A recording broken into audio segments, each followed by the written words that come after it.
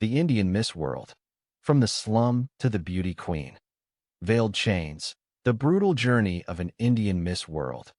Below is a concise but comprehensive summary of the key social critiques embedded in the novel, The Indian Miss World. The points are drawn directly from the novel's framing and commentary sections and presented analytically, focusing on systems rather than sensational detail.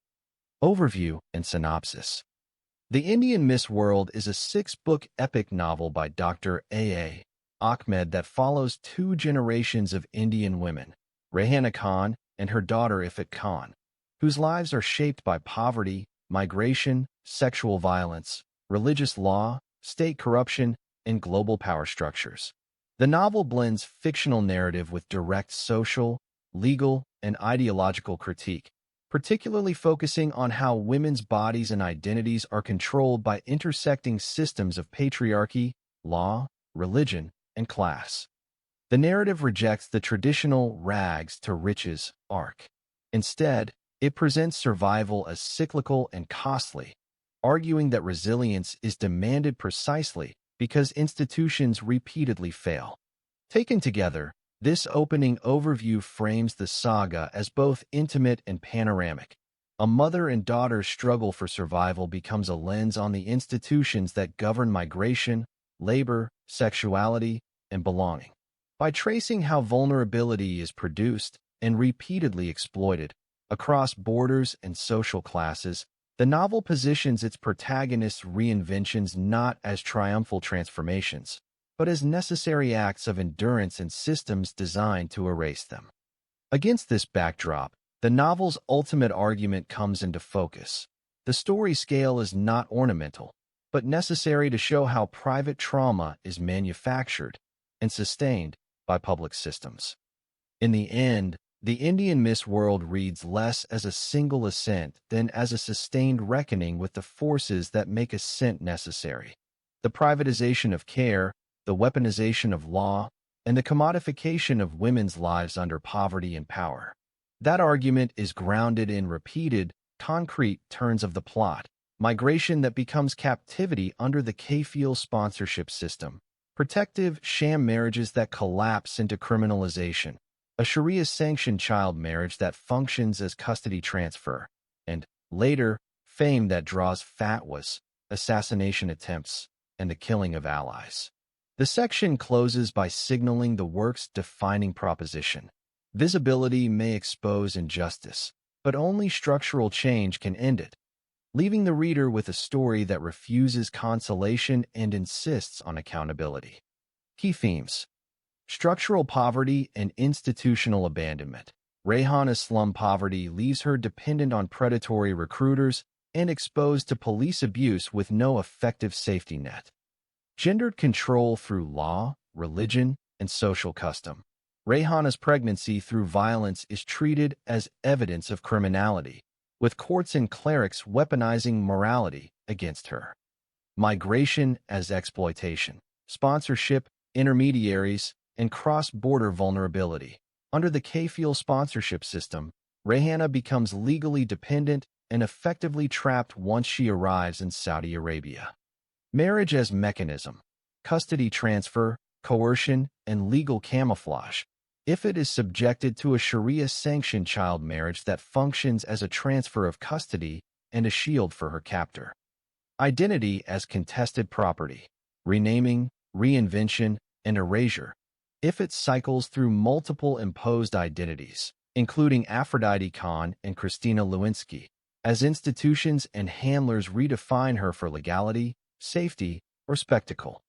Visibility and backlash. Fame as exposure, risk, and religious retaliation. After winning Miss World and speaking against child marriage, if it faces fatwas, assassination attempts, and the killing of allies. Justice versus survival. Accountability delayed, partial, or denied. Even when exposure brings consequences for some abusers, restitution and verdicts arrive late and cannot restore childhood, safety, or identity. Structural overview and central characters. The saga unfolds across 6 interconnected books. Rehana Khan. a poor Indian Muslim widow from the slums of Bombay, whose attempt to escape poverty through migration leads to escalating exploitation, false accusations, imprisonment, and a death sentence under Sharia law. Ifat Khan, Rayhana's daughter, whose childhood is erased through forced marriage and captivity. She later assumes multiple identities: Aphrodite Krishna Khan, Amrita Khan, Christina Fernandez, Pooja Patel, and Christina Lewinsky, as she navigates fame, exile, and trauma. Sheikh Ahmed, a wealthy, elderly Saudi man who sponsors Rayhana's migration and later becomes Ifat's husband and captor, symbolizing wealth-backed religious and legal impunity. Jamal Khan, Rayhana's lover, an honest poor boy whose life is destroyed by false criminal accusations engineered by corrupt authorities. Book-by-book plot summary. Book 1, Poverty, Migration, and Betrayal. Rayhana lives in extreme poverty in Bombay after her husband's death. Desperate to provide for her daughter, she is recruited by a corrupt labor agency promising safe overseas work. Instead, she encounters sexual harassment, police brutality, and fabricated criminal cases. Her lover Jamal is falsely accused, tortured, and imprisoned, while Rayhana is pushed into migration as her only remaining option. Book 2, Saudi Arabia, Sponsorship and Servitude. In Saudi Arabia, Rayhana enters the kafil sponsorship system, which renders her legally dependent and powerless. She is abused by authorities, sold between households, coerced into sham marriages, and sexually exploited. When she becomes pregnant through rape, the legal system treats her pregnancy as proof of criminality. She is sentenced to imprisonment followed by death by stoning, with execution delayed only because of childbirth. Book 3, Ifat Khan, Child Marriage and Captivity. While Rayhana is imprisoned, her daughter Ifat, still a child, is placed under Sheikh Ahmed's control and forcibly married to him through Sharia-sanctioned mechanisms. Ifat is moved across Saudi Arabia, Eritrea, and Iran, kept in captivity, denied education, and stripped of identity. International pressure briefly surfaces, but fails to dismantle the structures protecting her abuser. Book 4, Escape, Return, and Public Exposure.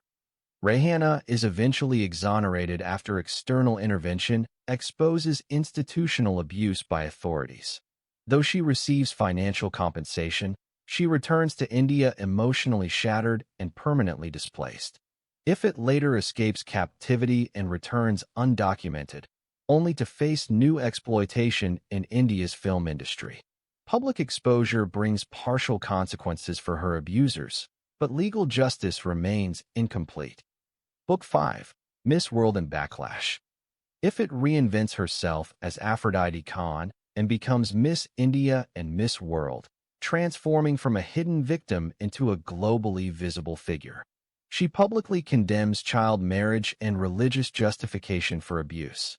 Her visibility provokes violent backlash, fatwas, terrorism, assassination attempts, and the murder of allies.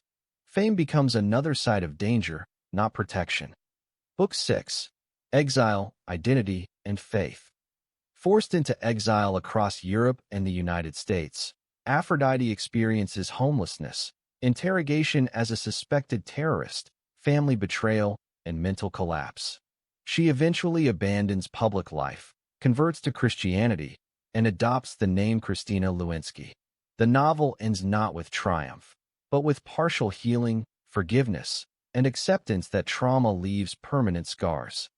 Core themes and social critique. The novel advances several sustained critiques. Poverty as structural violence.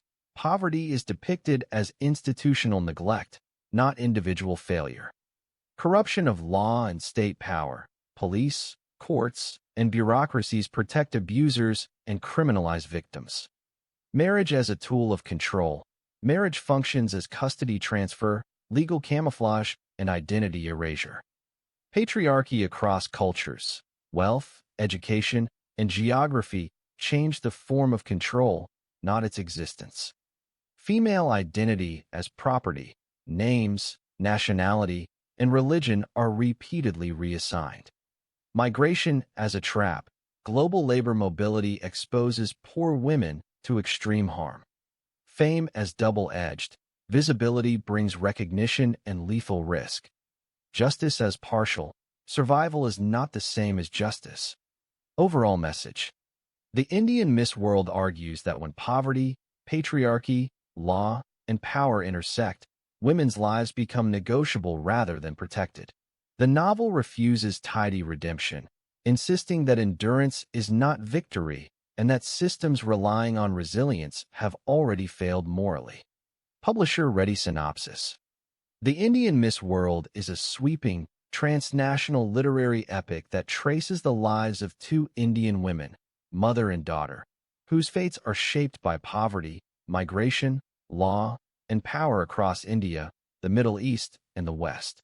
Blending fiction with sharp social critique, the novel exposes how institutions meant to protect instead become mechanisms of control, and how survival itself can demand repeated reinvention. The story begins in the slums of Bombay, where Rehana Khan, a poor Muslim widow, struggles to raise her daughter after being pushed to society's margins. When desperation drives her to seek work abroad, she is pulled into a system of corruption and false promises. What begins as an attempt at dignity and security quickly turns into entrapment. Through migration intermediaries, police, and employers, Rehana encounters a world in which poverty erases protection and truth holds little value against power. Her brief experience of love offers hope, but that hope is crushed by fabricated accusations and institutional betrayal. Rehana's migration to Saudi Arabia marks a turning point. Under the Kafil sponsorship system, she is rendered legally invisible, dependent, disposable, and unprotected. Domestic servitude becomes confinement. Law becomes punishment rather than refuge. Her body and identity are rewritten by others, and when she becomes pregnant through violence, the very evidence of her victimization is used to condemn her. Rehana's fate is sealed not by wrongdoing, but by her position at the intersection of gender, poverty, and law. While Rehana is imprisoned, the narrative shifts to her daughter, Ifat Khan, whose childhood is abruptly erased. Claimed through legal and religious mechanisms, Ifat is forced into marriage and transferred across borders, moving from country to country with no voice, education, or recognized identity. Her captivity is bureaucratic rather than chaotic, precisely regulated, normalized, and hidden behind legality. International concern flickers briefly, but meaningful intervention fails, revealing how easily systems absorb outrage without change. Years later, Ifat escapes and returns to India traumatized and undocumented. Freedom, however, does not bring safety. Instead, she encounters new forms of exploitation, this time through visibility. Media, cinema, and public fascination replicate old patterns under modern guises. When exposure finally brings consequences for some of her abusers, justice remains incomplete. Punishment is selective, delayed, and incapable of restoring what was taken. Reinventing herself as Aphrodite Khan, Ifat rises to international prominence, ultimately crowned Miss World. Her transformation from captive to global icon appears, at first, to fulfill a narrative of triumph. Yet fame proves to be another side of danger. By publicly condemning child marriage and religious justification for abuse, she becomes a religious target. Threats, violence, and assassinations follow, forcing her once again into flight. The final movement of the novel takes place in exile across Europe and the United States. Stripped of spectacle and protection alike, Aphrodite undergoes psychological collapse, familial betrayal, and repeated attempts to reclaim control over her body and future. She ultimately abandons public life, adopts a final identity, and turns inward in search of healing. The novel closes not with redemption, but with survival, honest, scarred, and incomplete. Across its six-book structure, the Indian Miss World dismantles familiar myths that migration equals opportunity, that marriage guarantees protection, that fame ensures freedom, or that justice arrives when truth is revealed. Instead, it argues that when poverty, patriarchy, and institutional power converge, women's lives become negotiable rather than protected. Epic in scope and polemical in intent, the novel is both a human story and a systemic indictment. It insists that resilience, though admirable, is not a virtue society should demand, and that survival, however extraordinary, is not the same as justice. Key social critiques in the Indian Miss World. 1. Poverty is structural violence. The novel portrays extreme poverty in urban India not as misfortune, but as institutionalized neglect. Slum life is depicted as a condition where survival replaces citizenship and where women and children are especially vulnerable to exploitation. Poverty is shown to strip people of legal protection, dignity, and meaningful choice, making them easy targets for traffickers, corrupt officials, and predatory employers.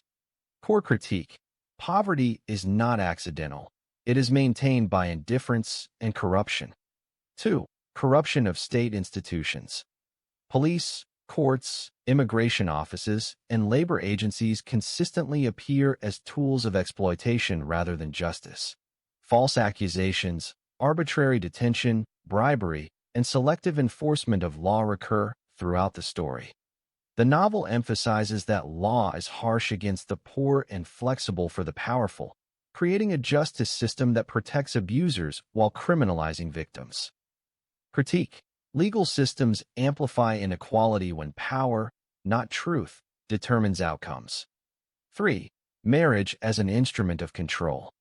Across generations, marriage is depicted less as a personal relationship and more as a legal and social mechanism used to transfer custody, regulate women's movement, legitimize exploitation, silence dissent. The novel critiques how marriage, especially when combined with religious, cultural, or economic pressure, can function as a tool of domination rather than protection. Critique: institutions meant to protect women can instead be used to control them. 4. Patriarchy across cultures and classes. The story presents patriarchy as systemic and adaptive, not confined to one country or religion. Whether operating through poverty, religious authority, elite wealth, or public prestige, male-dominated power structures repeatedly subordinate women's autonomy. Importantly, the novel shows that status and education do not eliminate patriarchal control, they merely change its form. Critique: patriarchy survives by reshaping itself within every social order. 5. Female identity as contested property. Women in the novel are repeatedly defined by employers, guardians, husbands, families, media narratives. Names, citizenship, religion, and reputation are reassigned over time. The novel argues that women's identities are often treated as transferable assets rather than personal truths. Critique: control over identity is central to control over women. 6. Migration without protection. Migration is depicted as a modern trap for the poor rather than an opportunity. Workers, especially women, move across borders without rights, safeguards, or recourse. Sponsorship systems and labor intermediaries are portrayed as extensions of feudal dependency, not gateways to opportunity. Critique: global labor mobility benefits states and elites while exposing migrants to severe harm. 7. Fame and visibility as double-edged swords. Public success brings recognition, but also new forms of control and danger. Visibility exposes women to religious backlash, moral policing, violence, manipulation by elites. The novel challenges the assumption that fame equals freedom, portraying it instead as another arena where power seeks ownership. Critique: visibility does not guarantee safety. It often increases risk. 8. Justice as partial and conditional. While moments of legal vindication occur, they arrive late and rarely restore what was lost. Compensation does not replace childhood, identity, or peace of mind. The novel resists neat redemption arcs, insisting that survival is not the same as justice. Critique: systems may correct errors without repairing harm. Overall message: the Indian Miss World presents a unified social critique. When poverty, patriarchy, law, and power intersect, women's lives become sites of negotiation rather than subjects of rights. The novel ultimately argues that resilience is admirable, but reliance on resilience is itself a moral failure of society. Overview: The Indian Miss World is a sprawling, multi-book epic novel by Dr. A. Ahmed that follows the life of Rayhana Khan and her daughter Ifat Khan, later Aphrodite/Amrita/Christina. Two Indian Muslim females whose lives are shaped by poverty, migration, sexual violence, religious law, corruption, and global power structures. The novel blends fictional narrative with explicit social, legal, and religious critique, particularly of patriarchy, migration systems, and Islamic laws practiced in India and the Middle East. The story is not a conventional rags to riches tale. Instead, it portrays survival through repeated cycles of exploitation, temporary rescue, renewed victimization, and contested liberation. Part 1. Rayhana Khan, Poverty, Migration, and Betrayal. Rayhana Khan begins as a beautiful poor Indian Muslim widow living in the slums of Bombay with her young daughter, Ifat. Trapped by poverty and lacking social protection, Rayhana is recruited through a corrupt labor agency run by Muhammad Khan, who promises her decent employment abroad. Instead, Rayhana encounters systemic abuse, sexual harassment, and exploitation by recruiters, police corruption and custodial abuse, false criminal accusations against her lover Jamal Khan, an honest but impoverished Indian man. Jamal and Rayhana share a genuine love, but poverty, institutional corruption, and religious prejudice destroy their future together. Jamal is falsely accused of rape and robbery, tortured, imprisoned, and ultimately sentenced to long-term hard labor. His family collapses into destitution, prostitution, and death. Part 2. Saudi Arabia, Sponsorship, Servitude, and Law. Rayhana eventually travels to Saudi Arabia under the kafil sponsorship system sponsored by Sheikh Ahmed, a wealthy, elderly Saudi. What appears to be rescue becomes another form of captivity. Rayhana is detained without documents, assaulted by authorities, sold and resold between households, subjected to surveillance, coercion, and sexual exploitation. Sheikh Ahmed, while sometimes protective, treats Rayhana as property rather than a person. To protect her from his own family and legal risk, he arranges sham marriages, manipulating Islamic legal loopholes. These actions ultimately entangle Rayhana in accusations of polyandry and prostitution, crimes punishable under Saudi law. Rayhana is imprisoned, abused, and later sentenced to stoning, a sentence delayed by pregnancy and childbirth. Part 3. Ifat Khan, Child Marriage and Captivity. While Rayhana is imprisoned, her daughter Ifat, still a child, is left in Sheikh Ahmed's custody. Sheikh Ahmed arranges a Sharia-compliant child marriage between himself and Ifat in another jurisdiction. Ifat spends years in captivity across Saudi Arabia, Eritrea, and Iran, deprived of education, freedom, and identity. Her childhood is erased. The narrative emphasizes how religious legality, bureaucracy, and male guardianship enable sexual exploitation without consequence. An American human rights activist, Shama Ahmed, investigates the case but is murdered. International pressure briefly surfaces but ultimately fails to hold perpetrators accountable. Part 4. Escape, Return, and Public Exposure. Years later, Rayhana is exonerated after evidence reveals abuse by authorities rather than criminal guilt. She receives financial compensation but returns to India emotionally destroyed, unable to recover her past life. Ifat eventually escapes captivity. She re-enters India undocumented, traumatized, and psychologically arrested in development. Through a chain of unlikely events, she becomes associated with Bollywood figures, is exploited again by film industry predators, is blackmailed, framed, and imprisoned, suffering public humiliation through leaked abuse footage. Yet exposure also brings reckoning. Her abusers face public disgrace or death, though legal justice remains incomplete. Part 5. Aphrodite Khan, Miss World and Blasphemy.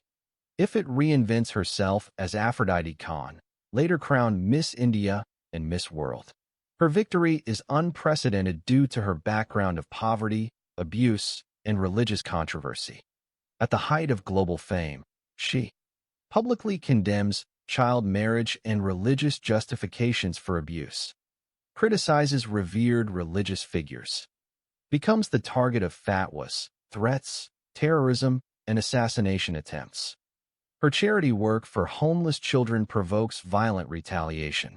Friends, relatives, and allies are murdered or assaulted. She and her adoptive Hindu mother Rani Krishna flee India. Part 6.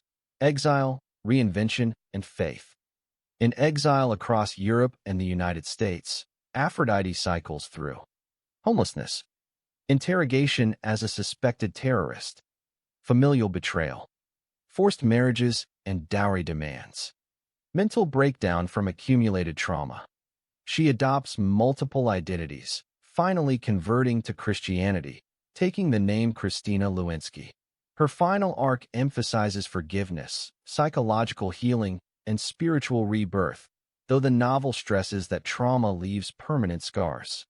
Major themes: female bodily control through law and religion, corruption and migration, police, courts, and media, child marriage and sexual slavery, intersection of poverty, gender, and religious authority, fame as both shield and weapon, trauma, resilience, and fractured identity. Conclusion: The Indian Miss World is not merely a novel, but a polemic epic, blending fiction with documentation, personal testimony, and ideological critique. It traces the journey from slum to crown, insisting that survival does not erase violation, and that justice, when it arrives, is partial and costly. Below is a book-by-book breakdown of the Indian Miss World saga. Book 1. The Arab Sugar Daddy and the Beautiful Indian Girl. Focus: Rehana Khan. Core narrative: poverty, migration, betrayal. Rehana Khan, a poor Indian Muslim widow living in the slums of Bombay, struggles to provide for her daughter Ifat. With no social safety net, she is recruited by a corrupt manpower agency that promises dignified overseas employment. Instead, Rehana is subjected to systemic exploitation, sexual harassment, police abuse, and legal corruption.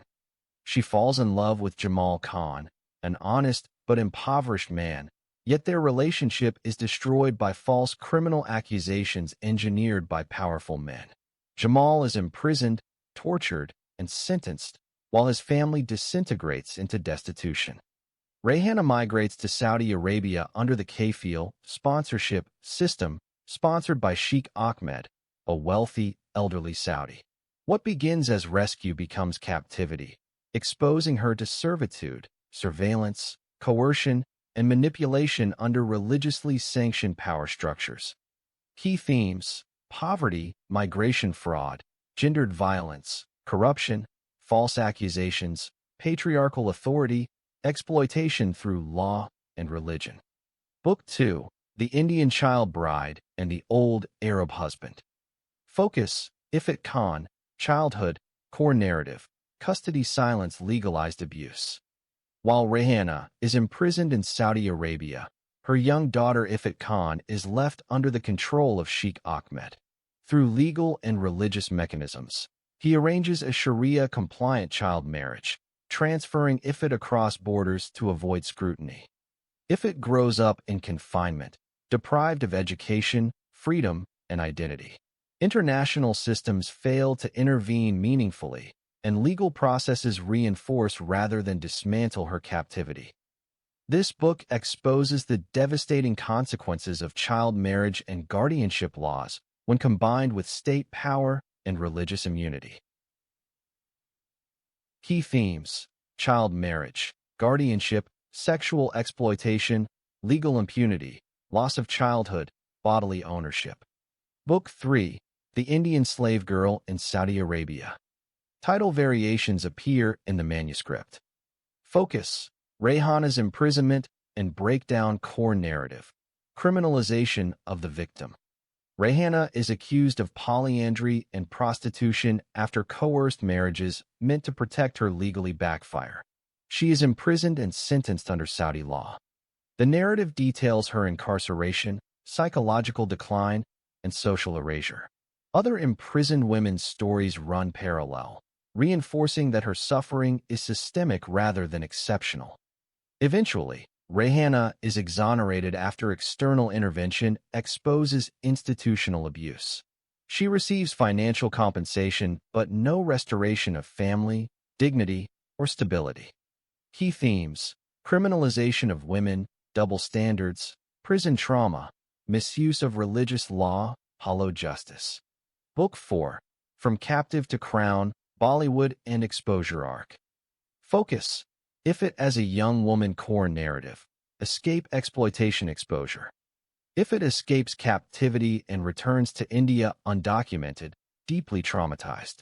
Instead of refuge, she encounters new forms of exploitation, particularly within the film industry and media. She is manipulated, framed, publicly shamed, and imprisoned. However, exposure through media also initiates partial consequences for her abusers. Justice remains inconsistent, but silence is broken. This book marks Ifit's transition from total victimhood to public visibility. Key themes: media power, public scandal, victim blaming, exploitation through fame, identity reconstruction. Book 5: Miss World Under Threat. Focus: Aphrodite Khan core narrative, triumph backlash terrorism. Reinvented as Aphrodite Khan, Ifit wins Miss India and Miss World, becoming a global symbol of survival. She publicly denounces child marriage and religious justifications for abuse. Her visibility invites violent retaliation, threats, fatwas, bombings, assassinations, and the murder of those close to her. Philanthropy and advocacy make her a religious target rather than a protected icon. This book contrasts global celebration with the cost of dissent. Key themes: fame as danger, religious extremism, free speech, philanthropy, Islamic violence. Book 6: Exile, Faith, and Fractured Identity. Focus: Christina Lewinsky, Final Identity, Core Narrative, Flight Collapse, Spiritual Rebirth. Aphrodite flees India into exile across Europe and the United States. There she faces homelessness, suspicion, familial betrayal, forced marriage attempts, and immense psychological deterioration. Eventually, she abandons public life, converts to Christianity, and adopts the name Christina Lewinsky. Healing is portrayed as partial, trauma never erased, only survived. The narrative ends not with triumph, but with survival, forgiveness, and personal faith outside ideological systems. Key themes: trauma recovery, identity fragmentation, exile, religion versus spirituality, imperfect healing. Series-wide through line. Across all 6 books, the saga charts. Generational female suffering. Systems that protect perpetrators. Survival without romanticization. Justice as partial and costly. Identity as something repeatedly taken and rebuilt. Below is an organized list of the main characters in the novel grouped by narrative importance and generation. The descriptions reflect only what is explicitly presented in the text and recurring across the 6-book saga. Central protagonists. Rayhana Khan, the primary protagonist through the early books. A poor Indian Muslim widow and mother of Ifit. Experiences poverty, migration fraud, police corruption, sexual exploitation, imprisonment, and false convictions in both India and Saudi Arabia. Her life anchors the first half of the saga and establishes its core themes of injustice and survival. Ifit Khan, Rayhana's daughter and the central protagonist of the later books.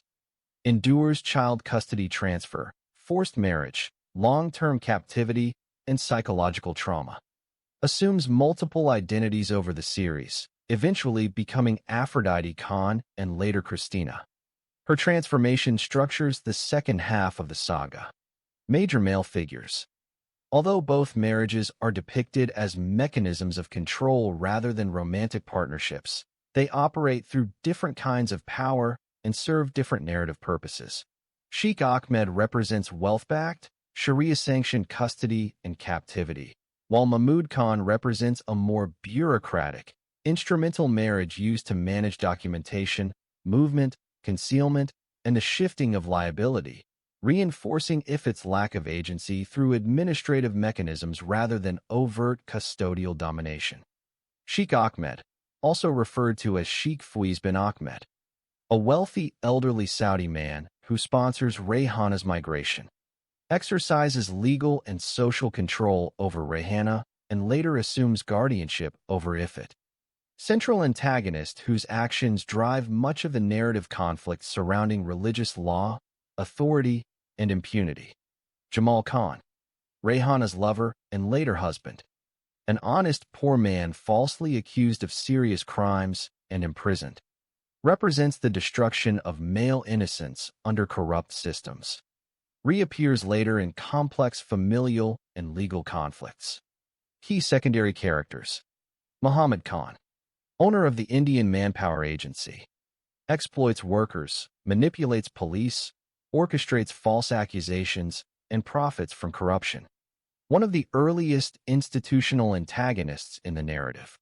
Babakar Alawar, a Sudanese student and translator in India, acts as an intermediary for documents, visas, and communication. Represents migrants trapped between racial and bureaucratic oppression.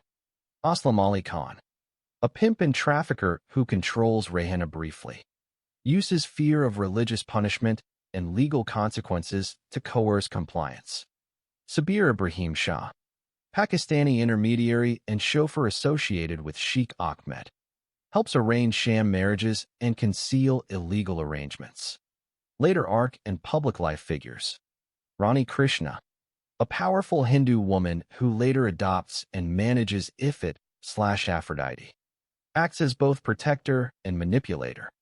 Central to later conflicts involving inheritance, marriage, and control. Rahul Patel, Rani Krishna's nephew, pursues marriage for inheritance, status, and control. Embodies opportunism within family structures. Michael Lewinsky, an American young man who becomes romantically involved with Ifit/Christina in later books, associated with her final spiritual and emotional recovery arc. Identity transformations, same character. These are not separate people, but narrative identities of the same protagonist. Ifit Khan original identity. Aphrodite Khan public figure/Miss World. Pooja Patel/Amrita Khan transitional identities. Christina Lewinsky final spiritual identity. Summary note. The novel employs a large cast, but the entire saga revolves around two women across generations, Rayhana Khan and Ifit Khan, while male and institutional characters largely function as mechanisms of power, abuse, or limited rescue. Below is a clear, chronological tracing of Ifit Khan's life journey, focusing on how her marriages intersect with her identity, legal status, and agency over time. Ifit Khan, life journey through marriage, identity, and survival. Ifit Khan's life, as depicted in the Indian Miss World saga, is structured around a sequence of marriages that function less as personal relationships and more as social, legal, and religious mechanisms. Each marriage marks a new phase of displacement, a shift in authority, and a redefinition of who controls her body, name, and future. Rather than forming a linear path toward stability, Ifit's marriages reveal a pattern. Marriage is repeatedly used to contain, move, silence, legitimize, and later monetize her existence, until she slowly begins to reclaim choice. 1. Childhood, marriage as guardianship and erasure. Islamic marriage to Sheikh Ahmed. Ifit's life changes irreversibly while she is still a child, when she is placed under the authority of Sheikh Ahmed, a powerful elderly Saudi man. This marriage is presented within the story as legally sanctioned by religious and guardianship structures rather than by consent. At this stage, Ifit has no legal or social personhood of her own. Her marriage serves to transfer ownership and responsibility, not companionship. She is moved across borders, beyond the reach of her mother or any protective authority. Narrative function. This marriage establishes the novel's core argument, that lawful marriage can be used to erase childhood, identity, and autonomy, while remaining fully legal within certain systems. It defines Ifit first not as a person, but as a dependent object of custody. 2. Early adolescence. Islamic marriage as legal utility. Marriage to Mahmud Khan. Documentation. Border movement.t. Liability and concealment. Here, marriage is neither stable nor emotionally framed. It exists to shift accountability, preserve secrecy, maintain control while avoiding scrutiny. Narrative function. This stage shows how marriage operates as a flexible administrative tool, especially for vulnerable people without citizenship, education, or advocates.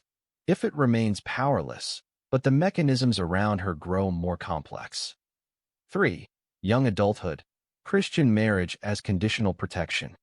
Marriage to Bruno Fernandes. Christina's marriage to Bruno Fernandes occurs later, in the Indian context, and carries the appearance of legitimacy. Civil law. Religious arrangement. Social adaptation. Unlike earlier marriages, this one offers temporary legal safety rather than outright captivity. However, protection is conditional, linked to status, dependent on compliance. Emotionally empty. Narrative function. This marriage exposes a central irony of the novel. Indian systems can reproduce control, especially over traumatized migrants. The form of oppression changes, but dependency remains. 4. Escape to America. Love marriage as social repair. Marriage to Uncle Jimmy, Jamal Khan. Ifit's relationship with Uncle Jimmy emerges in a context of shared trauma, protection, and survival. It is framed socially as a rehabilitative bond, a shelter from instability, a morally ambiguous but socially rationalized union. Unlike earlier marriages, this one is not imposed by global power, exists within familiar cultural ties, offers emotional attachment. However, it is deeply controversial and legally vulnerable. Narrative function. This phase questions whether safety and affection can exist without full agency. The novel does not romanticize the relationship, but uses it to show how damaged systems force damaged choices. 5. Public life. Hindu marriage as strategy and control. Proposed/pressured marriage to Rahul Patel. By the time Ifit becomes a public figure, Miss India/Miss World, marriage reappears not as survival, but as strategy. With Rahul Patel, marriage is framed around inheritance, wealth management, family prestige, reputation control. Ifit's body and name now carry economic value. Marriage is proposed as a means to appropriate that value, legitimize access to her assets, reassert patriarchal authority in elite form. Narrative function. This stage demonstrates that power adapts. Where religion and custody once dominated, now capital and class exert control. 6. Later life. Christian marriage as choice and recovery. Marriage to Michael Lewinsky. Only in the final phase of the saga does Ifit experience a marriage rooted in mutual consent, recognition of trauma, emotional companionship, legal equality. Her relationship with Michael Lewinsky coincides with withdrawal from public spectacle, a shift towards spiritual and psychological healing, acceptance that recovery is partial, not total. Narrative function. This marriage reframes marriage itself from a weapon of control into a space of negotiated humanity.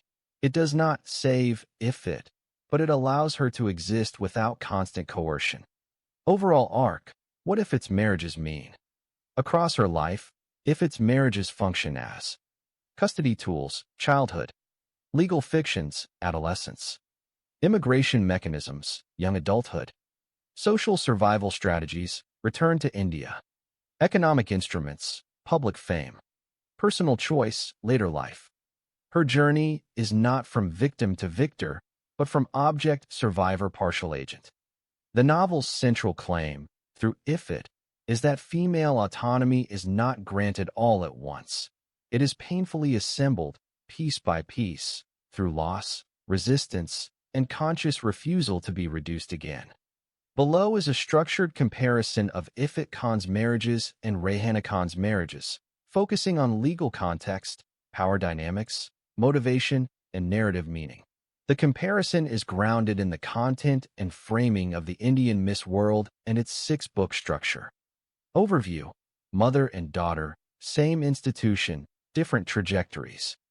Both Rayhana Khan and Ifit Khan experience marriage primarily as a social and legal institution imposed by power, rather than as a personal choice. However, their marital journeys differ in timing, degree of agency, and ultimate trajectory. Rayhana's marriages occur mostly in adulthood, shaped by poverty, migration, and fear. Ifit's marriages begin in childhood, shaped by custody, guardianship, law, and later fame. Marriage functions differently for each, but in both cases, it is a mechanism of control before it becomes, even partially, a site of choice. 1. Entry into marriage, a site of choice. Rayhana Khan enters marriage as an adult woman, already a widow and mother. Choices are constrained by economic desperation, lack of protection, and migration fraud. Marriage is often presented to her as the only alternative to legal punishment or social ruin. Ifit Khan enters marriage as a child, without legal capacity or consent. Marriage is imposed as a form of guardianship transfer, sanctioned by religious and legal systems. Functions as a custodial decision, not a personal or economic one. Key difference: Rayhana is coerced by circumstance. Ifit is absorbed by structure. 2. Legal and social frameworks. Aspect: Rayhana. Ifit. Initial marital context: informal, deceptive, or coerced adult arrangements. Formally sanctioned child marriage. Legal framing: often ambiguous or manipulated. Explicitly lawful within presented religious systems. Mobility: migration-driven, India left Ritero, Saudi Arabia. Custody-driven, cross-border containment. Rayhana's marriages are legally fragile, frequently used against her, accusations of polyandry. Ifit's marriages are legally fortified, shielding those in power rather than the child. 3. Power dynamics. Rayhana. Power lies with employers, sponsors, police, religious intermediaries. Marriage is used to silence her, restrict movement, create legal vulnerability. Yet Rayhana retains internal resistance and emotional awareness of coercion. Ifit. Power lies with guardians, elder men, families, later, elites and institutions. Marriage governs where she lives, who claims her, how her identity is recorded. Ifit's early marriages erase agency entirely, replacing it with custody and documentation. 4. Marriage as survival versus strategy. Rayhana's marriages function primarily as survival mechanisms. Shelter, avoidance of punishment, hope of stability. Even when protective, they backfire legally and socially. Marriage compounds her vulnerability rather than resolving it. Ifit's marriages evolve over time. Custody and containment, childhood. Bureaucratic utility, adolescence. Conditional protection, young adulthood. Economic and reputational strategy, public life. Personal choice, later life. Key distinction: Rayhana remains trapped in marriage as survival. Ifit eventually confronts marriage as negotiation. 5. Relationship to identity. Rayhana. Identity remains fixed. Poor, Muslim, mother, migrant. Marriage does not change who society sees, only how she is punished. Ifit, identity transforms repeatedly. Ifit Khan, Aphrodite Khan, Amrita/Pooja, Christina. Marriage repeatedly rebrands her nationality, religion, and social positioning. Marriage for Ifit is not just relational, it is identity-producing. 6. In states. Rayhana Khan. Marriage never becomes a stable or empowering institution. Her arc emphasizes endurance and sacrifice, including relinquishing personal happiness for her child's perceived safety. She exits the narrative as a survivor, not a beneficiary of marriage. Ifit Khan. Marriage eventually becomes consensual and emotionally reciprocal. Final union is framed as chosen, equal, healing, though not redemptive. Her arc suggests partial reclamation, not restoration. Thematic conclusion. Rayhana's marriages illustrate how adult women are crushed by poverty plus law plus patriarchy operating together. Ifit's marriages illustrate how systems adapt across a lifespan, from religion to capitalism, to control the same female body in different ways. Together, they show that marriage is not inherently protective in the novel. It is a tool whose effect depends entirely on who controls it.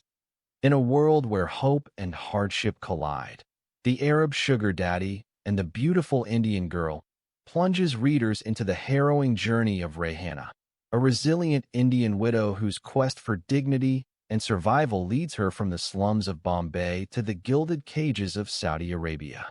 Through Rayhana's eyes, the novel exposes the raw realities of poverty, migration, and the relentless exploitation of women trapped between patriarchal tradition and religious law. With unflinching detail and provocative social critique, Dr. Ahmed crafts a story that is as much an indictment of systemic injustice as it is a testament to the endurance of the human spirit. This is not just a tale of love and betrayal. It is a powerful exploration of agency, oppression, and the price women pay for daring to dream beyond their circumstances. Here is a concise summary of the Arab sugar daddy and the beautiful Indian girl. The novel follows Rayhana, a poor Indian Muslim widow who is lured by the promise of a better life to work as a maid in Saudi Arabia for a wealthy, older Saudi man, Sheikh Ahmed. Rayhana faces exploitation, sexual abuse, and corruption both in India and Saudi Arabia, including rape by police and blackmail by her employer's family. She develops a genuine romantic relationship with Jamal, an honest Indian man, but circumstances force her to migrate. In Saudi Arabia, Rayhana is further abused, blackmailed, and forced into sham marriages, ultimately being accused of polyandry and sentenced to prison and stoning under Sharia law. The novel also tells parallel stories of other women facing similar fates, and includes extensive criticism of Islamic law, gender roles, and the treatment of women in Muslim societies. The author, Dr. Ahmed, uses the narrative to deliver strong criticism and highlight the plight of women under religious and patriarchal oppression. The book is explicit and intended for mature readers, with themes of poverty, migration, sexual violence, and social injustice. Here's a focused summary of Rayhana's character based on the novel. Rayhana's character. Key points. Background. Rayhana is a poor, beautiful Indian Muslim woman living in a slum, responsible for her children and elderly relatives after her husband's suicide. Resilience. Despite extreme poverty, loss, and hardship, she shows remarkable strength and determination to provide for her family. Naivety and hope. Rayhana is depicted as naive about the world outside her slum, yet she is hopeful and dreams of a better life for her children. Victim of exploitation.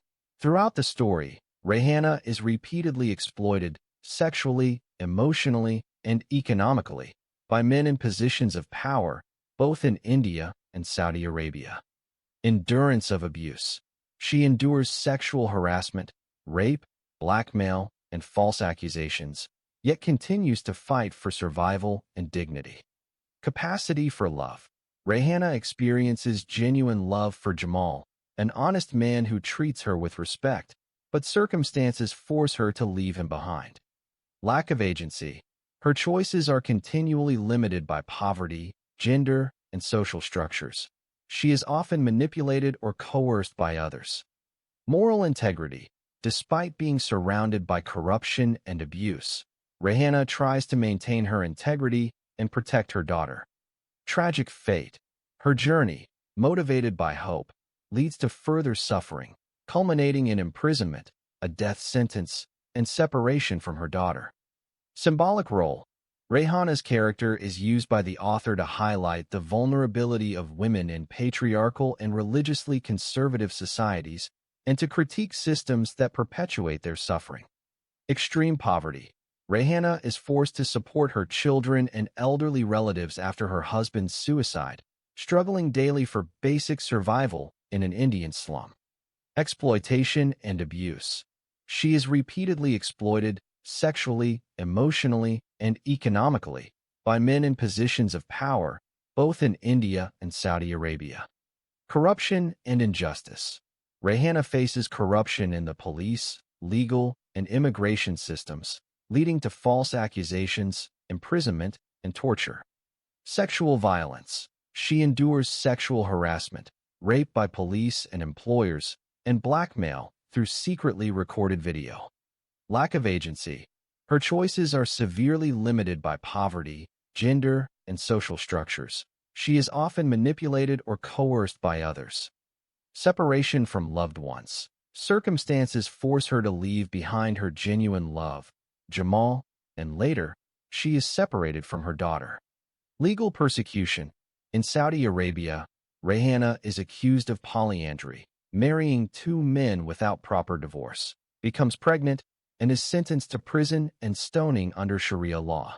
Social stigma and isolation. She is stigmatized as a bad woman and faces isolation, both in her home country and abroad. Endurance and survival. Despite all hardships, Rayhana continues to fight for her dignity and the well-being of her daughter, showing resilience in the face of overwhelming adversity. General overview. The novel is written by Dr. Ahmed and is the first in a series of 6 books. It tells a one-sided love story between a wealthy old Saudi man, Sheikh Ahmed, and a poor, beautiful Indian girl, Rayhana. The story is set in India and Saudi Arabia, exploring themes of poverty, gender, religion, exploitation, and abuse. Main plot points. Rayhana's background. Rayhana is a poor Indian Muslim woman living in a slum with her children and elderly relatives. Her husband dies by suicide after becoming disabled. Struggles of poverty. The novel describes the harsh realities of slum life in India, including lack of food, sanitation, and opportunities. Seeking opportunity. After her husband's death, Rayhana seeks work in the homes of the rich Indians and dreams of a better life for her family. Encounter with Sheikh Ahmed. Rayhana meets Sheikh Ahmed, a wealthy Saudi man, in Bombay. He mistakes her for a prostitute but learns she is seeking a work visa. Visa and migration. Sheikh Ahmed offers Rayhana a visa and job as a maid in Saudi Arabia, covering all expenses for her and her daughter. Travel agency exploitation. The process of obtaining documents exposes Rayhana to further exploitation and sexual harassment at the hands of the travel agency owner and staff. Love triangle. Rayhana develops a mutual romantic relationship with Jamal, a young, honest employee at the agency, but circumstances force her to continue with her plan to go to Saudi Arabia. Corruption and betrayal. The travel agency owner and others conspire, leading to confusion, lost documents, and false accusations. Imprisonment and abuse. Rayhana and Jamal are falsely accused of terrorism and endure police brutality, torture, and imprisonment in India. Release and aftermath. After months in jail, they are acquitted, but their lives are shattered. Rayhana's family suffers greatly during her absence. Rayhana's journey to Saudi Arabia. Despite setbacks, Rayhana and her daughter eventually travel to Saudi Arabia, but without proper documents. Abuse in Saudi Arabia. Upon arrival, Rayhana and her daughter are abused by Saudi police, and Rayhana is raped. Life as a maid. Rayhana becomes a maid in Sheikh Ahmed's household, facing harsh treatment from his wife and sexual exploitation by the family's sons. Blackmail and further abuse. Rayhana is blackmailed with secretly recorded videos and repeatedly raped by the sons. Pseudo-marriage. To protect herself, Rayhana enters a sham marriage with the family's Pakistani chauffeur, orchestrated by Sheikh Ahmed. Legal trouble. Rayhana is arrested for polyandry, marrying two men without proper divorce, becomes pregnant, and is sentenced to prison and eventual stoning under Sharia law. Parallel stories. The novel also tells the story of another woman, Sakina, who is stoned to death for adultery in Saudi Arabia. Religious and social critique. The author uses the narrative to critique Islamic law, gender roles, and the treatment of women in Muslim societies. Author's perspective. Dr. Ahmed, a former Muslim turned Christian, includes lengthy commentary on Islam, its history, and its impact on society, especially regarding women's rights and violence. Themes and motifs. Poverty and social injustice. The cycle of poverty and lack of opportunity for the poor in India. Religious critique.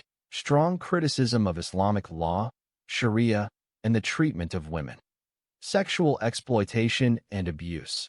Repeated instances of sexual violence, blackmail, and exploitation of women and children. Corruption. Widespread corruption in police, legal, and immigration systems in both India and Saudi Arabia. Gender and power. The vulnerability of women in patriarchal societies and their lack of agency. Migration and disillusionment. The false promise of a better life abroad, leading to further abuse and tragedy. Main characters. Rayhana Khan. The protagonist, a poor, beautiful Indian Muslim widow living in a slum. Faces extreme poverty, exploitation, sexual abuse, and injustice. Struggles to support her children and elderly relatives after her husband's suicide. Endures abuse in both India and Saudi Arabia, ultimately becoming a symbol of female suffering and resilience. Sheikh Ahmed, Faiz bin Ahmed. A wealthy, older Saudi man who becomes obsessed with Rayhana. Offers Rayhana a job as a maid in Saudi Arabia, but his intentions are exploitative. Represents patriarchal power, religious hypocrisy, and the abuse of wealth and status. Jamal Khan. An honest, young Indian Muslim man who works at the travel agency. Develops a genuine romantic relationship with Rayhana. Faces false accusations, imprisonment, and personal tragedy due to his involvement with Rayhana. Mrs. Ahmed Mastora. Sheikh Ahmed's fourth wife. Strict, jealous, and harsh towards Rayhana, fearing her beauty and influence over the men in the household. Represents the internalized oppression and rivalry among women in patriarchal societies. Sabir Ibrahim Shah. Sheikh Ahmed's Pakistani chauffeur. Becomes involved in a sham marriage with Rayhana, orchestrated by Sheikh Ahmed. It is manipulated and ultimately victimized by the power dynamics in the household. Aslam Ali Khan. An Indian Muslim pimp from Hyderabad. Marries Rayhana on paper and sells her as a maid/sex slave in Saudi Arabia. Embodies the exploitation and trafficking of vulnerable women. Ifat Khan. Rayhana's young daughter. Her mother accompanied her throughout the ordeal, witnessing and suffering from the consequences of adult actions. Mrs. Ahmed's sons, Khalid and Tariq. Teenage sons of Sheikh Ahmed's fourth wife. Exploit and abuse Rayhana, furthering her victimization. Sakina.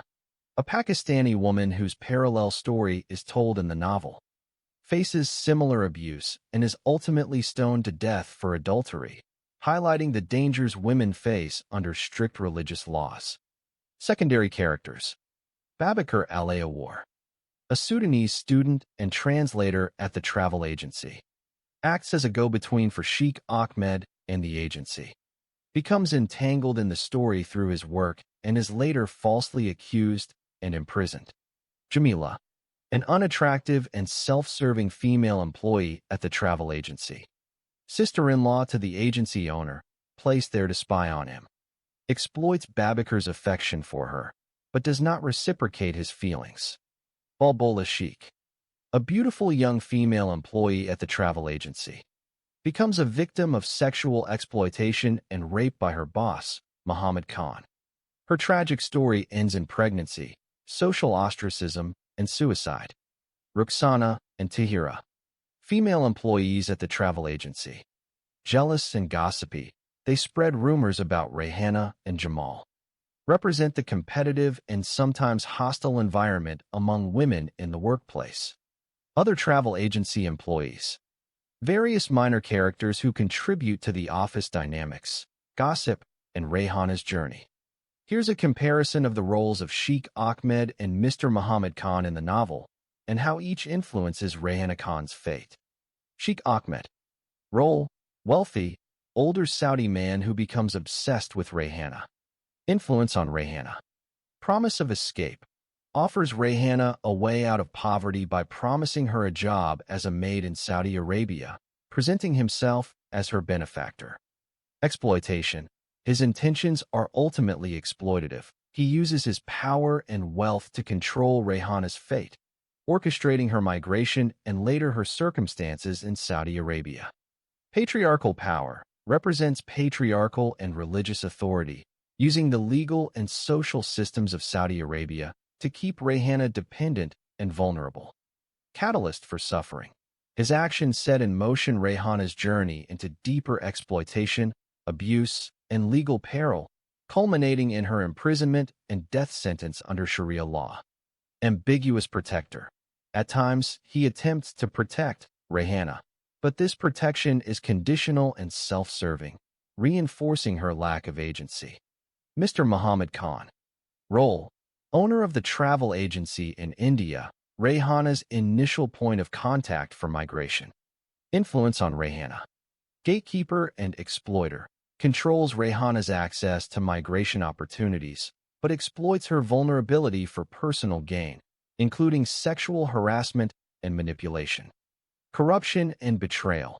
Involved in corrupt practices, document manipulation, and betrayal, which lead to Rayhana's false accusations, imprisonment, and further victimization. Facilitator of abuse. His actions directly expose Rayhana to further abuse by delaying, complicating, or sabotaging her migration process, and by colluding with others who exploit her. Instrument of social injustice. Embodies the systemic corruption and misogyny of the environment Rayhana is trapped in, reinforcing her powerlessness and isolation. Comparative influence on Rayhana Khan. Both men use their positions of power to control and exploit Rayhana, though in different contexts, Sheikh Ahmed in Saudi Arabia, Mr. Muhammad Khan in India. Sheikh Ahmed's influence is global and personally orchestrates Rayhana's journey and her fate abroad, motivated by obsession and entitlement. Mr. Muhammad Khan's influence is local and bureaucratic. He manipulates Rayhana's opportunities and exposes her to systemic abuse, motivated by greed and self-interest.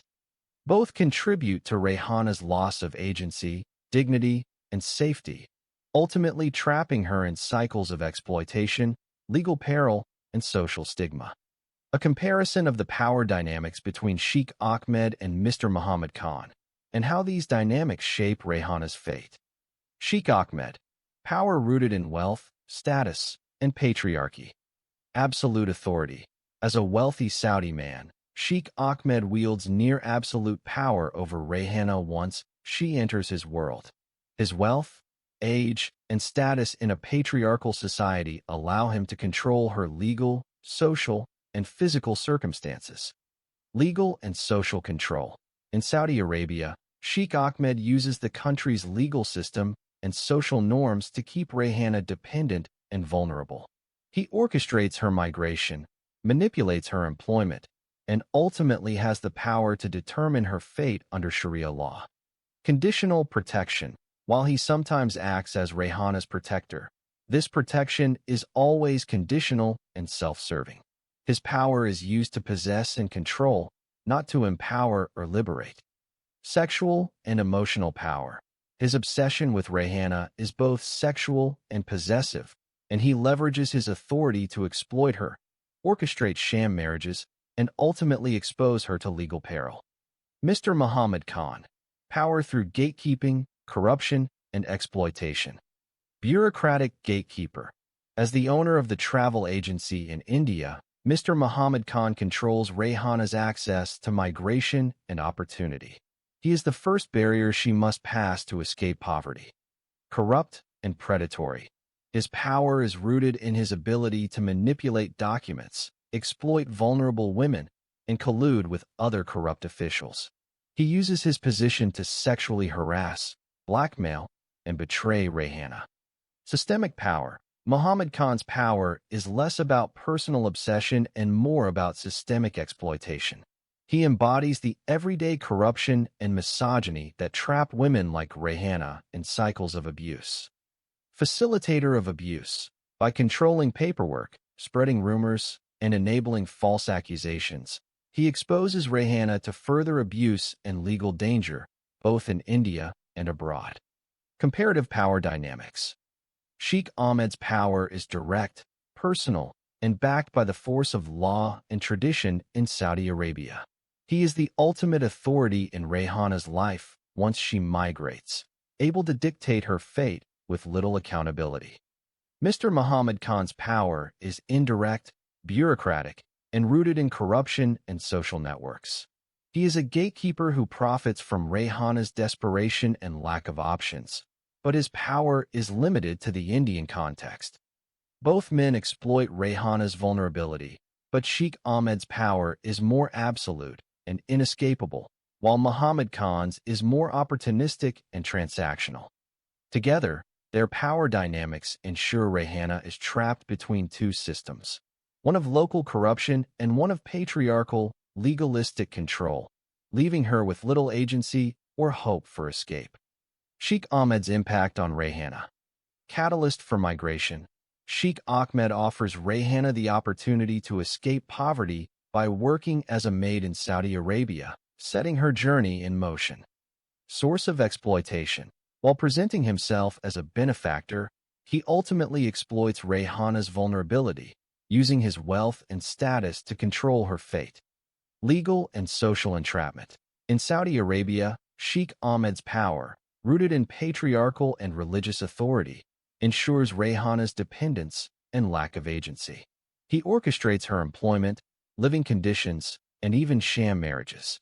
Trigger for abuse. His actions expose Rayhana to further abuse, including sexual exploitation by his family members and legal persecution under Sharia law. Ambiguous protector. At times, he attempts to protect Rayhana, but this protection is conditional and self-serving, reinforcing her powerlessness. Mr. Muhammad Khan's impact on Rayhana. Gatekeeper to opportunity. As the owner of the travel agency, Mr. Muhammad Khan controls Rayhana's access to migration and the possibility of a better life. Agent of corruption. He exploits Rayhana's desperation for personal gain, subjecting her to sexual harassment, manipulation, and bureaucratic obstacles. Facilitator of injustice. His corrupt practices lead to lost documents, false accusations, and Rayhana's wrongful imprisonment in India. Enabler of further abuse. By colluding with other exploiters and failing to protect Rayhana, he exposes her to additional dangers both before and after her migration. Comparative impact. Both men exploit Rayhana's vulnerability, but in different ways and contexts. Sheikh Ahmed's impact is more direct, personal, and absolute, trapping Rayhana in a cycle of dependency and abuse in Saudi Arabia. Mr. Muhammad Khan's impact is more bureaucratic and opportunistic, using his position as a gatekeeper in India to manipulate and profit from Rayhana's desperation. Together, their actions strip Rayhana of agency, dignity, and safety, ensuring she remains trapped between systems of local corruption and patriarchal, legalistic control. Their combined influence leads to Rayhana's ultimate downfall: imprisonment, social stigma, and a death sentence, despite her resilience and hope for a better life. Balbola Sheikh is a beautiful young female employee at the travel agency where much of Rayhana's story unfolds. Her life becomes a tragic example of the exploitation and vulnerability faced by women in the novel. Sexual exploitation. Balbola is targeted and raped by her boss, Mr. Muhammad Khan, who abuses his position of power over her. Pregnancy and social ostracism. As a result of the rape, Balbola becomes pregnant. In her conservative society, this leads to severe social stigma and isolation. Lack of support. She receives no support from her workplace or community. Instead, she is shamed and blamed for her situation. Despair and suicide. Overwhelmed by shame, isolation, and the impossibility of her situation, Balbola ultimately takes her own life. Aftermath. Her suicide is treated as a scandal, and her story is used to further highlight the dangers and injustices faced by women who are victimized and then abandoned by the very systems meant to protect them. Balbola's tragedy serves as a powerful indictment of the systemic abuse, misogyny, and lack of justice for women in both the workplace and society at large, as depicted in the novel. Balbola's fate in The Arab Sugar Daddy and The Beautiful Indian Girl is deeply tragic. Sexual exploitation. Balbola, a beautiful young employee at the travel agency, is raped by her boss, Mr. Muhammad Khan. Pregnancy and social stigma. As a result of the rape, she becomes pregnant. In her conservative society, this leads to severe shame, isolation, and the loss of her fiancé. Loss of support. She is blamed and ostracized by her community and workplace, receiving no help or compassion. Despair and suicide. Overwhelmed by her situation and unable to see a way out, Balbola ultimately takes her own life by suicide. Aftermath. Her death is treated as a scandal, and her story is used to highlight the dangers and injustices faced by women who are victimized and then abandoned by the very systems meant to protect them. Balbola's fate serves as a powerful example of how systemic abuse, misogyny, and lack of justice can destroy vulnerable women's lives in the world depicted by the novel. Consequences of Balbola's tragedy. Personal destruction. Balbola's rape, unwanted pregnancy, and social ostracism drive her to despair and ultimately to suicide, ending her young life in tragedy. Social stigma. Her pregnancy and victimization are met not with compassion, but with blame and shame from her community, highlighting the harsh judgment faced by women in similar situations. Loss of support. Balbola receives no help from her workplace, family, or society. Instead, she is abandoned and left to suffer alone, underscoring the lack of safety nets for vulnerable women. Family hardship. After her suicide, her family is left in greater poverty and distress, with her mother and siblings facing homelessness and further social marginalization. Cycle of exploitation. Balbola's fate exemplifies how systemic abuse and misogyny perpetuate cycles of exploitation, as her story is not unique, but part of a broader pattern affecting many women in the novel. Warning to others. Her death serves as a cautionary tale within the community, reinforcing fear and silence among other women who might otherwise seek help or speak out. Highlighting injustice. The novel uses Balbola's tragedy to indict the systems, legal, social, and cultural, that fail to protect women and instead punish them for their victimization. Balbola's story is a powerful example of how sexual violence, social stigma, and institutional neglect can combine to destroy lives and perpetuate injustice. Balbola's tragedy has a significant emotional and cautionary impact on Rayhana in the novel. Warning and fear. Balbola's fate, being raped by her boss, becoming pregnant, ostracized, and ultimately driven to suicide, serves as a stark warning to Rayhana about the dangers women like them face in environments controlled by predatory men and corrupt systems. It reinforces Rayhana's fears about her own vulnerability as a poor, unprotected woman. Sense of isolation. Seeing Balbola abandoned and blamed by her workplace and community, Rayhana becomes even more aware of her own lack of support and the risks of being stigmatized or left alone if she is victimized. Emotional distress. Balbola's suicide and the lack of justice for her deeply disturb Rayhana, adding to her anxiety and sense of hopelessness about her own future and the future of other women in similar positions. Solidarity and sorrow.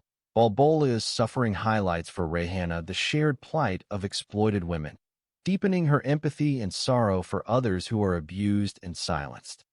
Motivation for survival. Witnessing Balbola's end may also strengthen Rayhana's determination to endure and protect her daughter, even as she realizes how precarious her own safety and dignity are. In summary, Balbola's tragedy is a powerful reminder to Rayhana of the dangers she faces, the cruelty of the systems around her, and the importance of resilience, but it also intensifies her fear, isolation, and emotional pain. Rayhana struggles. Extreme poverty. Rayhana is forced to support her children and elderly relatives after her husband's suicide, struggling daily for basic survival in an Indian slum. Exploitation and abuse.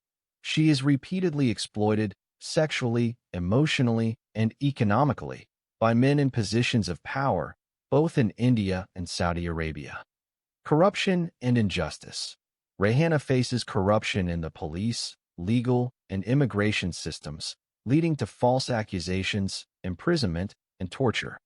Sexual violence. She endures sexual harassment, rape by police and employers, and blackmail through secretly recorded videos.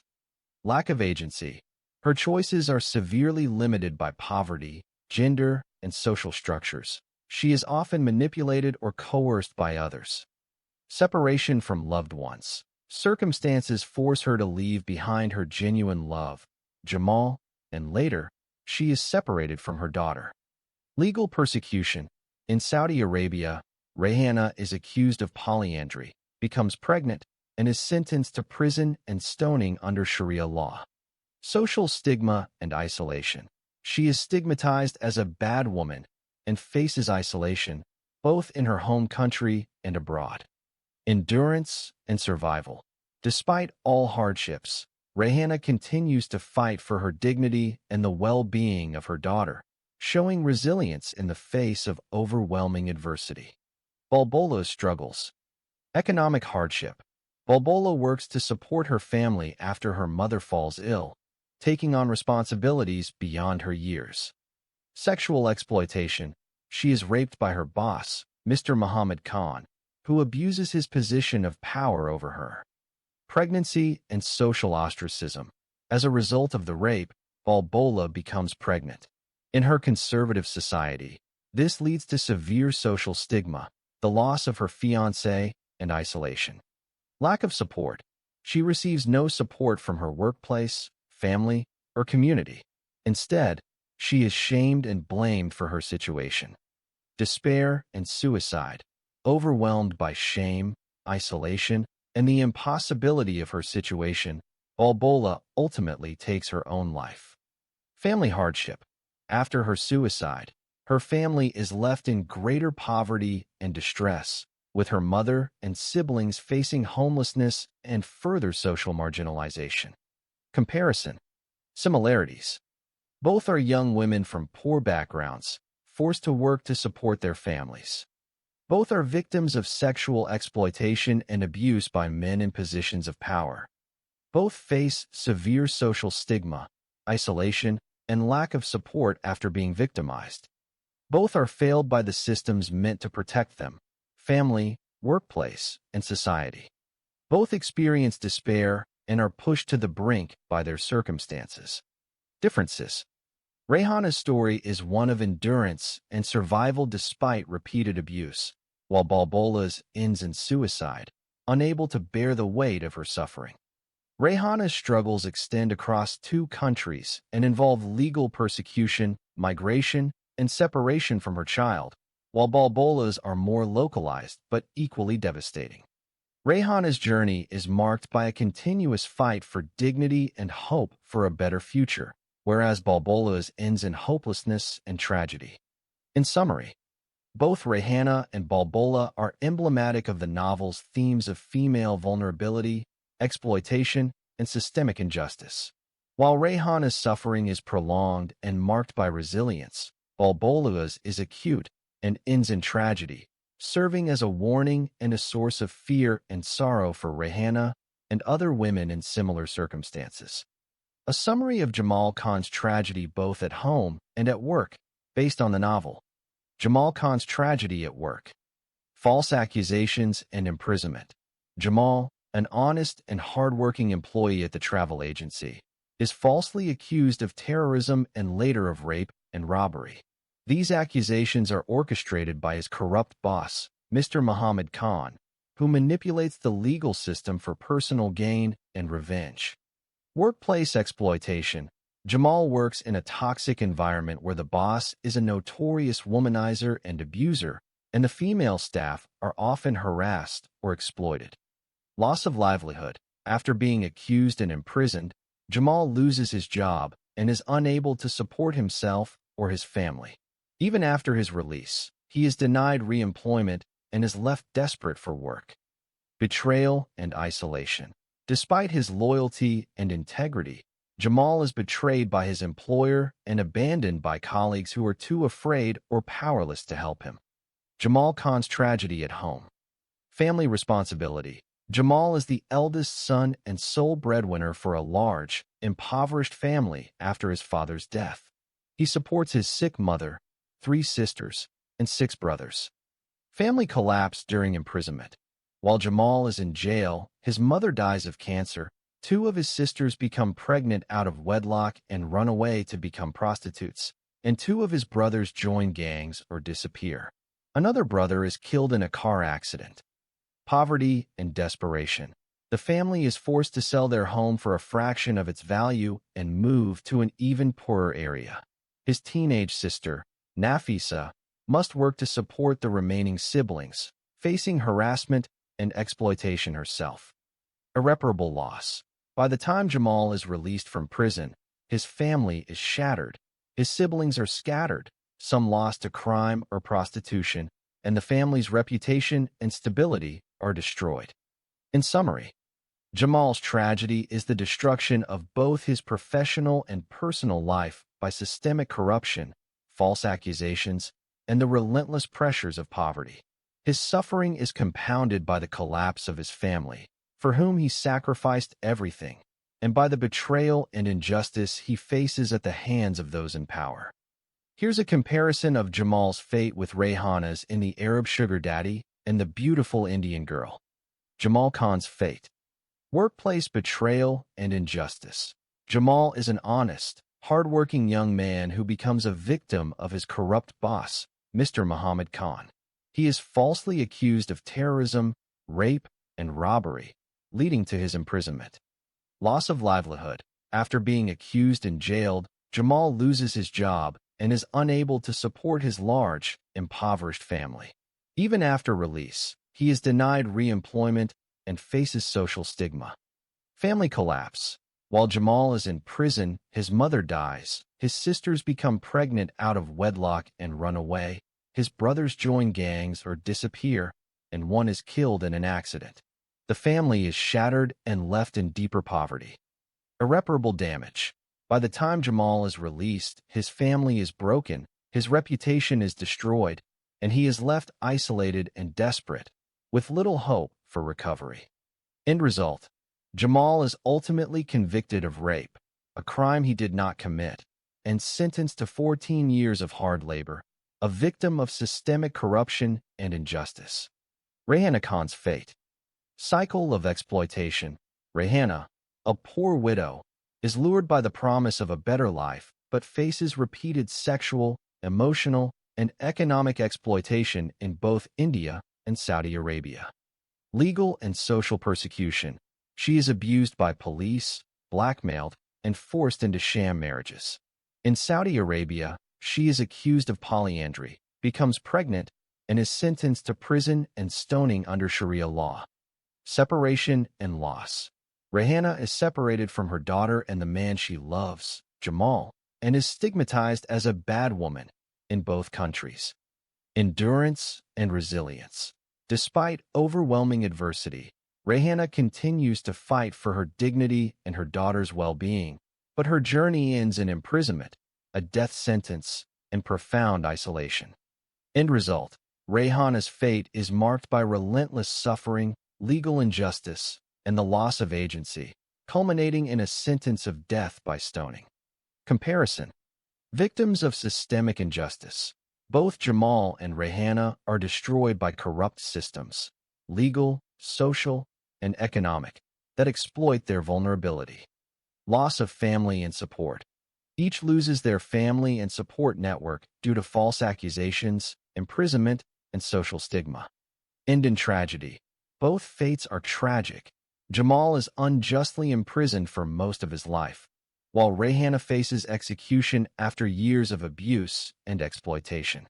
Resilience versus despair. Rayhana's story is marked by resilience and a continuous fight for dignity, while Jamal's is characterized by despair and the collapse of everything he tried to protect. Gendered suffering. Rayhana's suffering is compounded by gender-based violence and patriarchal oppression, while Jamal's is rooted in his role as a provider and the destruction of his family. In summary, both Jamal and Rayhana are emblematic of the novel's themes of exploitation, injustice, and the crushing weight of poverty and corruption. Their intertwined fates highlight how systemic abuse can destroy lives, regardless of gender, but also how women like Rayhana face additional layers of vulnerability and violence. Here's a comparison of the story of Rayhana and the story of Christy as depicted in The Arab Sugar Daddy and The Beautiful Indian Girl. Rayhana's story. Background. Rayhana is a poor, beautiful Indian Muslim widow living in a slum, responsible for her children and elderly relatives after her husband's suicide. Motivation. Driven by hope for a better life for her children, she seeks work abroad and is lured by the promise of a maid's job in Saudi Arabia. Journey. Rayhana faces repeated exploitation, sexual abuse, and corruption both in India and Saudi Arabia. She is manipulated by men in power, including Sheikh Ahmed and Mr. Muhammad Khan. Suffering. She endures sexual harassment, rape, blackmail, false accusations, and is ultimately accused of polyandry and sentenced to prison and stoning under Sharia law. Agency. Rayhana's choices are severely limited by poverty, gender, and social structures. She is often manipulated or coerced by others. Outcome.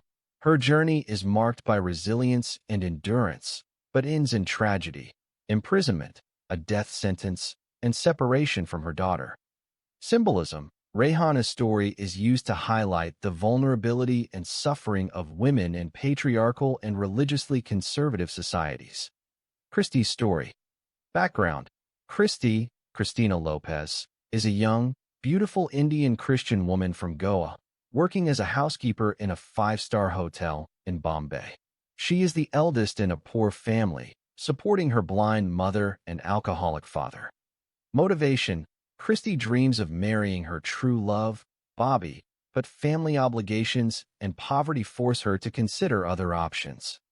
Journey. Sheikh Ahmed, a wealthy Saudi man, falls in love with Christy and offers her family wealth in exchange for marriage.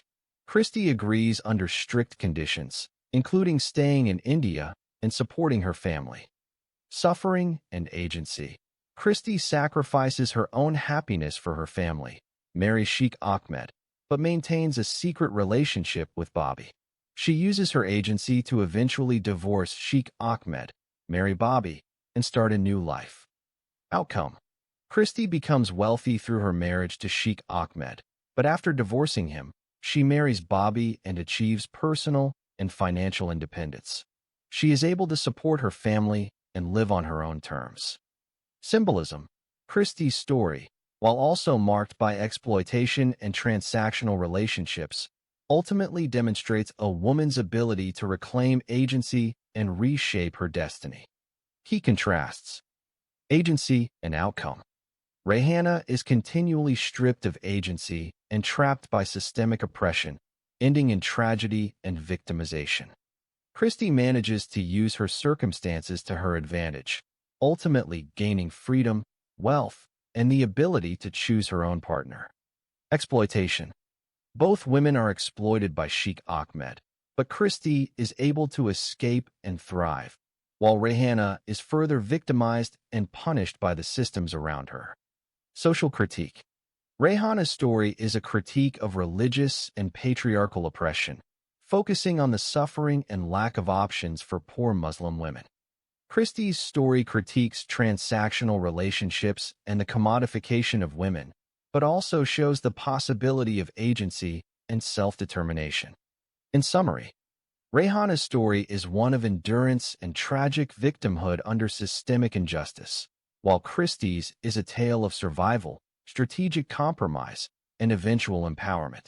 Both stories expose the exploitation of women, but only Christie is able to break free and shape her own fate. Here's a comparison of Rayhana's and Christie's relationships with Sheikh Ahmed, based on the document. Rayhana's relationship with Sheikh Ahmed. Power imbalance. Rayhana is a poor, vulnerable widow who meets Sheikh Ahmed while desperately seeking a way out of poverty. Sheikh Ahmed, a wealthy Saudi man, offers her a job as a maid in Saudi Arabia, but his intentions are ultimately exploitative. Lack of agency. Rayhana's relationship with Sheikh Ahmed is marked by her lack of power and choice. She is manipulated, coerced, and ultimately controlled by him and the systems he represents. Exploitation.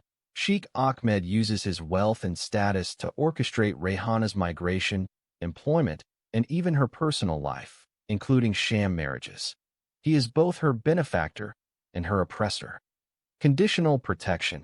At times, Sheikh Ahmed tries to protect Rayhana, but this protection is always self-serving and reinforces her dependence and lack of agency. Tragic outcome.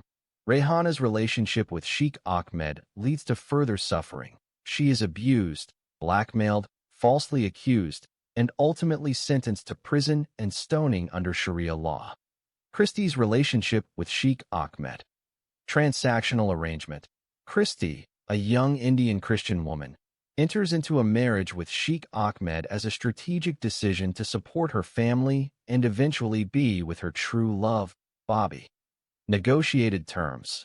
Unlike Rayhana, Christie sets clear conditions for her relationship with Sheikh Ahmed. She will remain in India, support her family, and maintain a degree of independence. Agency and strategy. Christie uses her relationship with Sheikh Ahmed to her advantage. She leverages his wealth to secure her family's future, and after fulfilling her obligations, she divorces him and marries Bobby, the man she truly loves. Empowerment. Christie's relationship with Sheikh Ahmed, while also exploitative, ultimately empowers her. She gains wealth, independence, and the ability to choose her own path. Positive outcome. Christie's story ends with her achieving personal and financial independence, supporting her family, and living on her own terms. Key differences. Agency. Rayhana is continually stripped of agency and trapped by Sheikh Ahmed's power, while Christie negotiates her own terms and ultimately reclaims her agency. Outcome. Rayhana's relationship with Sheikh Ahmed leads to tragedy and victimization. Christie's leads to empowerment and a new life. Nature of relationship. Rayhana's relationship is marked by exploitation and dependency. Christie's is transactional but strategic, allowing her to escape and thrive. Emotional connection. Sheikh Ahmed is obsessed with both women, but while Rayhana is a victim of his obsession, Christie uses his feelings and resources to achieve her own goals. In summary, Rayhana's relationship with Sheikh Ahmed is defined by exploitation, powerlessness, and tragedy, while Christie's is characterized by negotiation, agency, and eventual empowerment. Both women are exploited, but only Christie is able to turn the relationship to her advantage and escape. Here's how Sheikh Ahmed influences each woman, Rayhana and Christie, in the novel. Sheikh Ahmed's influence on Rayhana. Promise of escape. Sheikh Ahmed offers Rayhana a way out of poverty by promising her a job as a maid in Saudi Arabia, presenting himself as her benefactor. Exploitation and control. Once Rayhana accepts, Sheikh Ahmed uses his wealth, status, and the patriarchal legal system to control her fate.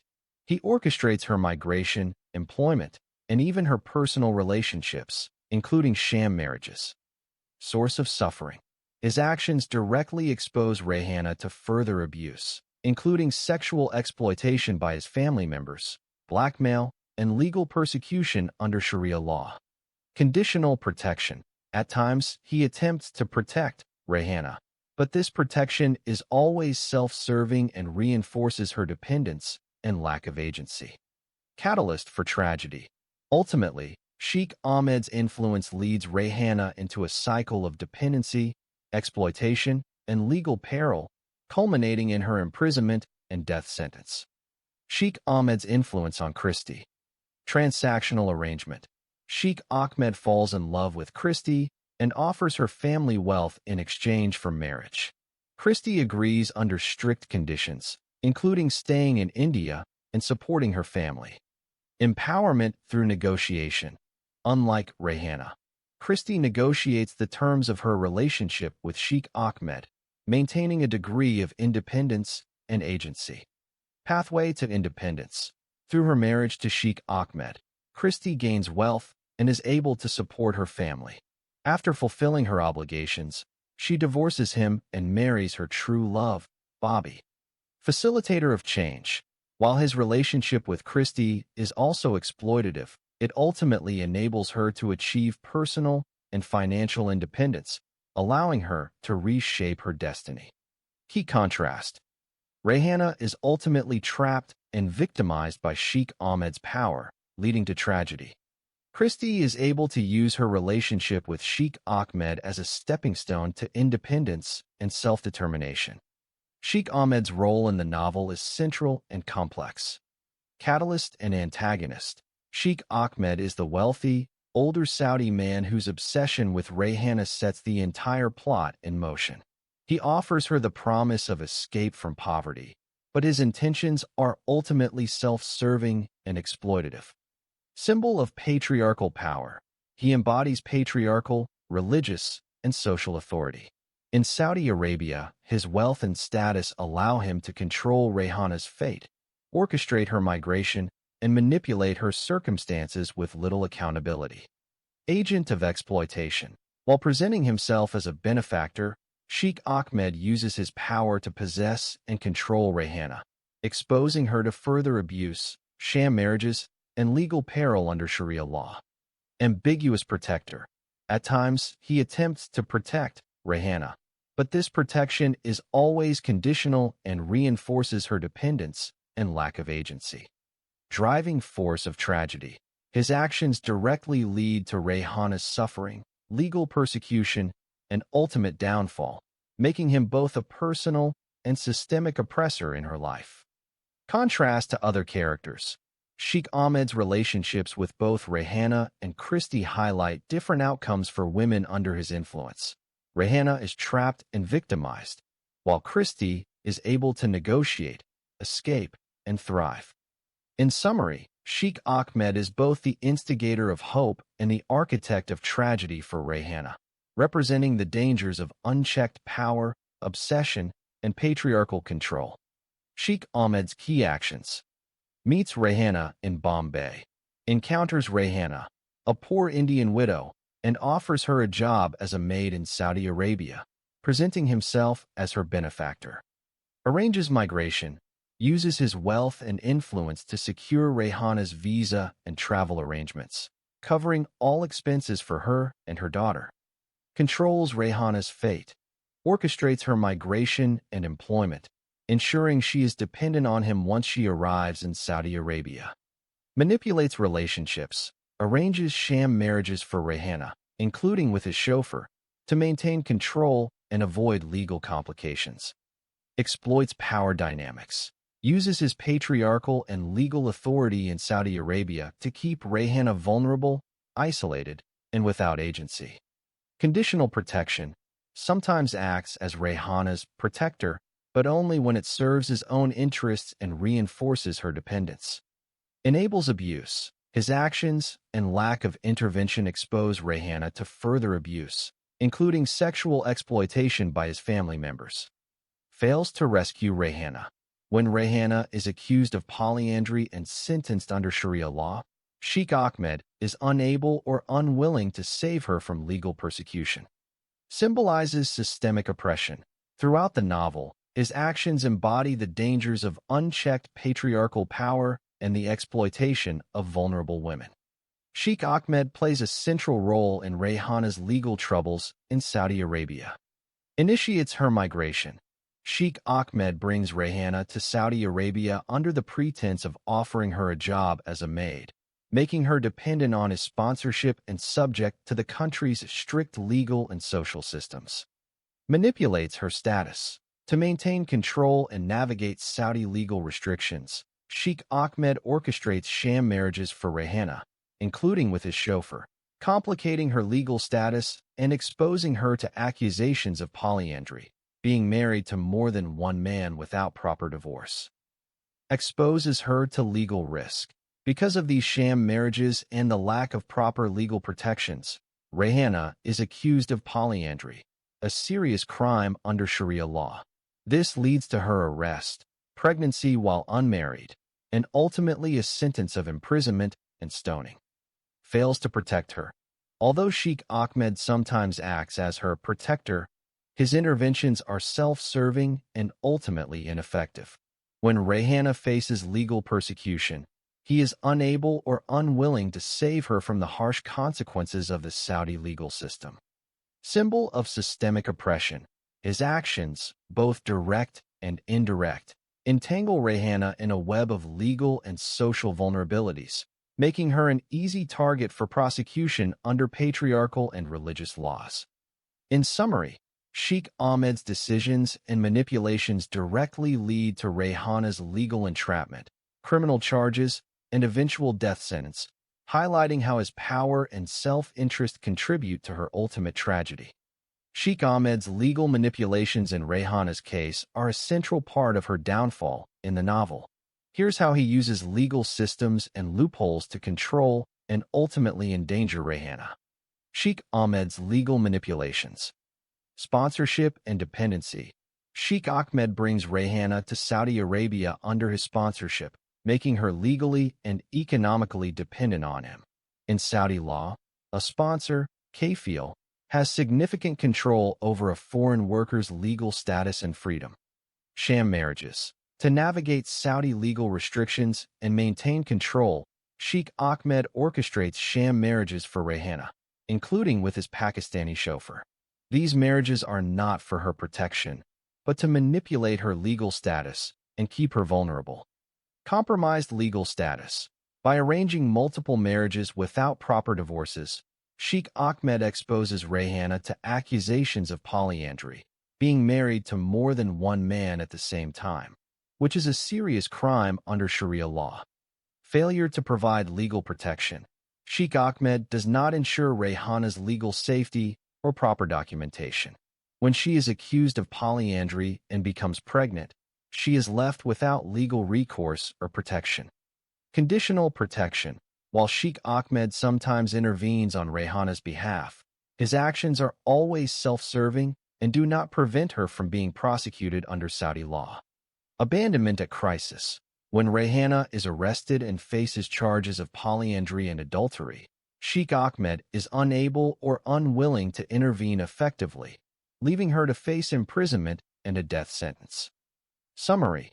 Sheikh Ahmed's legal manipulations, using sponsorship, orchestrating sham marriages, and failing to protect Rayhana from legal risks, directly lead to her prosecution and ultimate tragedy. His actions demonstrate how power and legal systems can be weaponized to control and endanger vulnerable individuals, especially women in patriarchal societies. Below is a comparative character-by-character analysis of Muhammad Khan's abuse of his female employees, grounded only in what is explicitly shown or described in The Arab Sugar Daddy and The Beautiful Indian Girl. This comparison shows how the same abuser uses different methods depending on the woman's position, vulnerability, and resistance, revealing a deliberate pattern rather than isolated misconduct. Muhammad Khan's abuse, a comparative analysis. 1. Core pattern of abuse, shared across all women. Before comparing individuals, it is important to establish what remains constant in Muhammad Khan's behavior.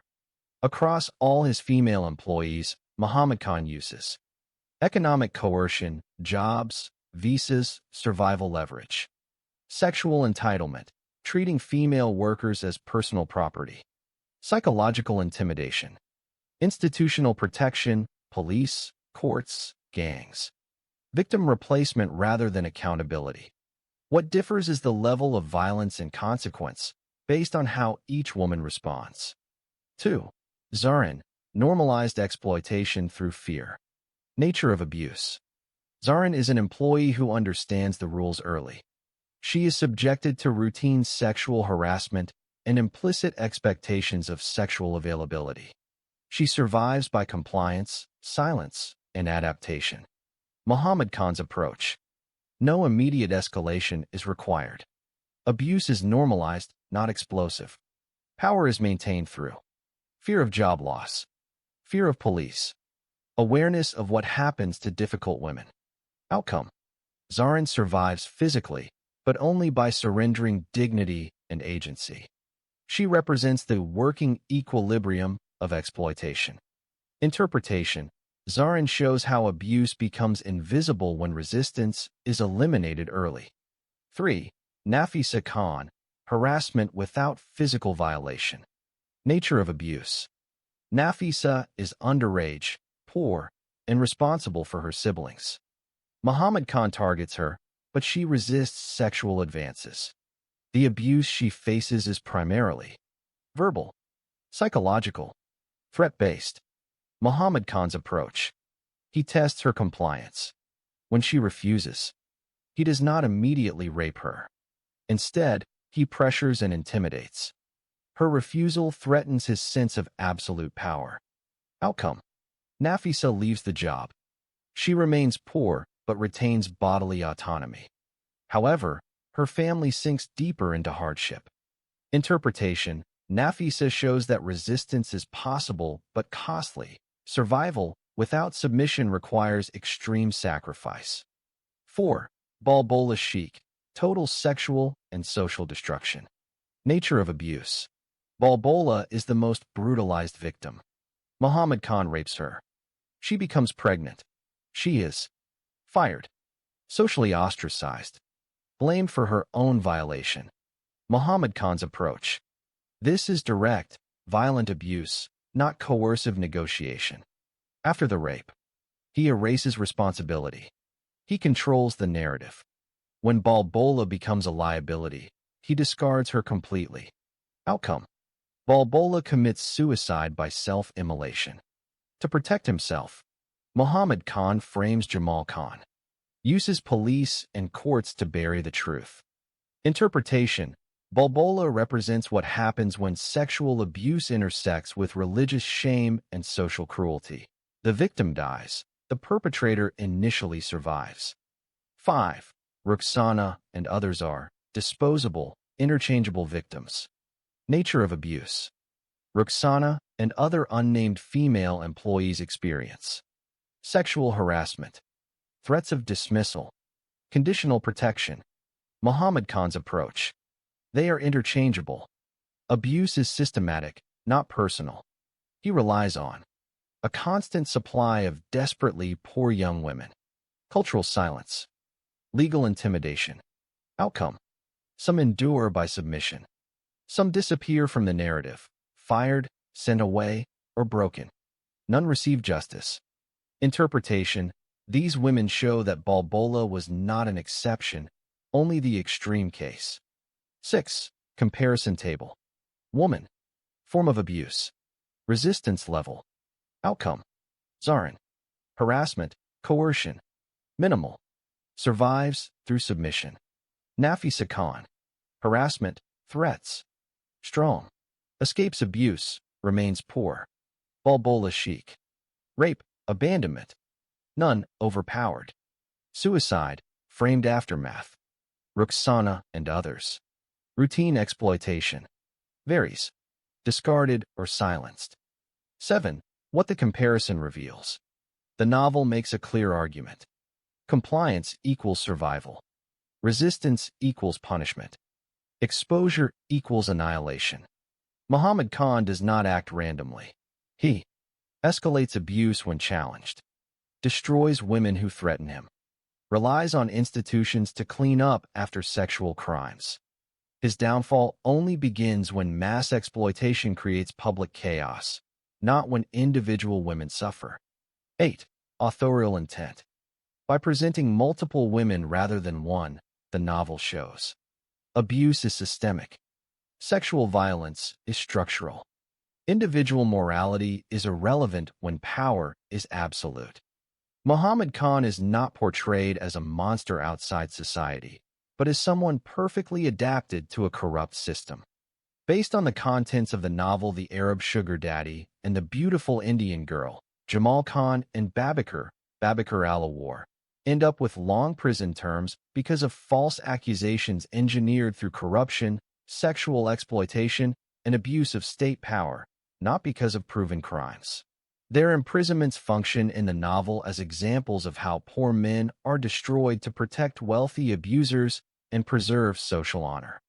Below is a clear, source-grounded explanation, separating how it happened from why it happened. 1. Jamal Khan. How he ended up in prison. How? Jamal Khan is a poor but honest Indian Muslim man and the genuine lover of Rayhana. He works under Muhammad Khan, a powerful and corrupt travel agency owner who routinely sexually exploits female employees and bribes police and courts. A young employee, Bulbula Sheikh, is raped by Muhammad Khan, becomes pregnant, and is later ostracized and fired. Overwhelmed by shame and social rejection, Bulbula commits suicide by self-immolation. To shield himself from exposure, Muhammad Khan frames Jamal for rape and robbery and falsely connects him to Bulbula's death. Police torture Jamal, force a confession, and fabricate evidence. Courts accept the police narrative without investigation. Jamal is convicted and sentenced to 14 years in prison for crimes he did not commit. Why? Jamal is poor, powerless, and expendable. He becomes a scapegoat too. Protecting a wealthy offender. Preserve institutional corruption. Silence a sexual crime scandal. The legal system in the novel punishes poverty, not guilt. 2. Babakar Alawar. How he ended up in prison. How? Babakar Alawar is a poor Sudanese student in India. He acts as an intermediary, helping Rayhana obtain passports, visas, and tickets after being abandoned by powerful men. This places him in direct conflict with Muhammad Khan, who wants control over Rayhana, resents Babakar for interfering. Muhammad Khan retaliates by hiring thugs, bribing officials, falsely accusing Babakar of drug smuggling. Babakar is arrested, tortured, denied due process. He faces a potential life sentence under fabricated charges. Why? Babakar is a foreign black African, poor and socially isolated. He has no legal protection and is seen as disposable. His role in helping Rayhana threatens corrupt power structures. The accusation serves as punishment for defiance, not a response to crime. 3. What their stories represent in the novel. The imprisonments of Jamal Khan and Babakar are deliberate narrative devices used to show corruption of police and courts, weaponization of rape accusations, class-based justice, racial discrimination, criminalization of innocence, protection of powerful sexual predators. The novel repeatedly emphasizes that truth is irrelevant where money, status, and patriarchy dominate the legal system. In short, character, real crime, framed for Reason, justice. Jamal Khan. None.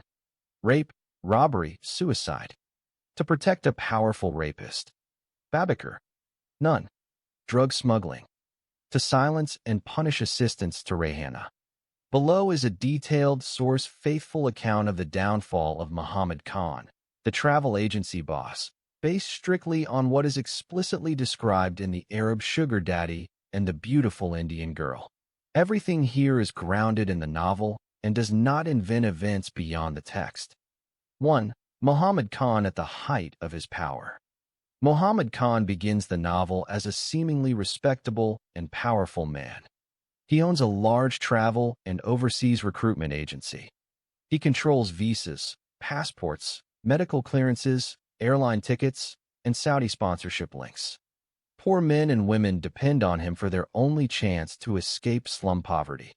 He maintains close relationships with police officers, immigration officials, court clerks, doctors, and criminal gangs, Gandas. His power rests on bribery, intimidation, and sexual coercion rather than legality.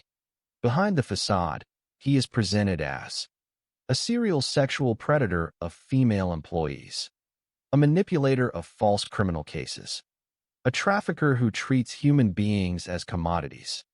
This corrupt base is crucial because every stage of his downfall comes from the same system he abused. 2. The first crack, sexual crimes, and Balbola Sheikh. Muhammad Khan's decline begins with Balbola Sheikh, a young female employee. He rapes Balbola inside his own office. She becomes pregnant. Rather than taking responsibility, he fires her, allows her to be socially ostracized, ensures she is blamed for immorality. Balbola loses her job, her fiancé, all social protection. Under social and religious pressure, Balbola commits suicide by self-immolation. Instead of triggering justice, her death triggers Muhammad Khan's first major crime cover-up. He uses police and false witnesses to frame Jamal Khan for rape and robbery. Jamal is tortured and sentenced to 14 years in prison. This act temporarily protects Muhammad Khan, but it starts the moral and structural erosion of his empire. 3. Retaliation spreads, framing Babakar. Muhammad Khan's paranoia grows when Babakar, a Sudanese student, helps Rayhana escape his control. Babakar assists with passports, visas, and money transfers. This undermines Muhammad Khan's authority and profits. Muhammad Khan responds by hiring thugs, bribing officials, accusing Babakar of drug smuggling. Babakar is arrested and tortured, facing life imprisonment. At this stage, the novel shows Muhammad Khan as deeply unstable, desperate to silence anyone who interferes, increasingly violent, relying more heavily on intimidation rather than business skill. 4. The turning point, the Saudi nurse recruitment scam. The true collapse begins with Muhammad Khan's largest business operation, the scam. He promises Saudi nursing jobs to thousands of Indian women. Each nurse pays a huge recruitment fee. He massively overbooks and mismanages. Visas, medical clearances, Saudi sponsorship slots. The consequences: only a fraction of candidates can be placed. Hundreds realize they've been cheated. The agency becomes surrounded by angry crowds. A violent riot breaks out. The disaster. According to the novel, a stampede occurs. Dozens of nurses and volunteers die. Hundreds are hospitalized. Police are forced to intervene publicly. This moment matters because corruption can no longer stay hidden. Media attention explodes. Bribes no longer work at scale. 5. Total collapse of the business. After the riot, the travel agency is destroyed. His office is vandalized. Operations are shut down. His Saudi connections abandon him. Former allies disappear. Crucially, the same institutions he once controlled now protect themselves by cutting him loose. The system turns on its own creature. 6. Psychological breakdown and public ruin. The novel explicitly states that Muhammad Khan, suffering a severe mental breakdown, is hospitalized, is declared insane. This is not presented as redemption, but as collapse under the weight of accumulated crimes. By the end, he has no business, no authority, no protection, no credibility. His fall is quiet, humiliating, and complete. 7. Why his downfall matters thematically. Muhammad Khan is not punished by moral awakening or legal justice. Instead, the novel shows systemic corruption eats itself. Exploiters survive until scale and greed make collapse inevitable. Victims die or suffer, while perpetrators fall only when they threaten public order. His insanity symbolizes the psychological cost of absolute corruption, the impossibility of sustaining power built entirely on abuse. 8. Final state of Muhammad Khan. By the end of the Arab sugar daddy and the beautiful Indian girl, he is ruined. He is exposed. He is institutionally abandoned. He is mentally broken. But importantly, he is not morally redeemed. His victims are not restored. Justice remains deeply incomplete. This unresolved imbalance is a deliberate authorial choice. Below is a clear, step-by-step explanation of how and why the mass recruitment interviews for Indian nurses collapse into chaos and completely ruin the business of Muhammad Khan, grounded directly and explicitly in the Arab sugar daddy and the beautiful Indian girl. I separate how the chaos happens from why it happens, because the novel is very deliberate on both. 1. Background: what Muhammad Khan promises. Muhammad Khan organizes a mass recruitment drive for Indian nurses supposedly destined for Saudi Arabia. He promises direct Saudi hospital placements, high-paying nursing jobs, a so-called golden visa to Paradise Gate. Each nurse is required to pay 25,000 Indian rupees up front as an application fee. Agree to pay an additional 300,000 Indian rupees upon selection and visa issuance. The operation is framed as legal, prestigious, officially sanctioned by Saudi medical authorities. In reality, this is grossly misrepresented. 2. The reality: no interviews, no visas, no Saudi team. On the interview day, the truth emerges suddenly. No Saudi medical team arrives. No interviews are conducted. No Saudi visas exist. There is no actual recruitment program in place. Word spreads rapidly across the campus that there are neither interviews nor nurses' visas for Saudi Arabia. This realization is the critical trigger. 3. Immediate physical and emotional collapse. As the truth circulates, large numbers of nurses faint on the spot. Panic sweeps through lecture halls and corridors. People rush exits simultaneously. The crowd density becomes uncontrollable, leading to stampedes, nurses being trampled, bodies piling up without exit control. More than 500 injured nurses are admitted to nearby hospitals, many with severe injuries. 4. Death and public catastrophe. The collapse escalates into mass death. 79 nurses die. Around 40 volunteers and helpers also die. Deaths occur both on site and shortly after in emergency wards. This transforms the event from a failed interview into a national-scale disaster. 5. Violence directed at Muhammad Khan's agency. Once panic turns to clarity, anger erupts. Nurses and families realize they were systematically defrauded. Crowds attack the recruitment infrastructure itself. Stones are thrown at staff, new employees, volunteers, office property.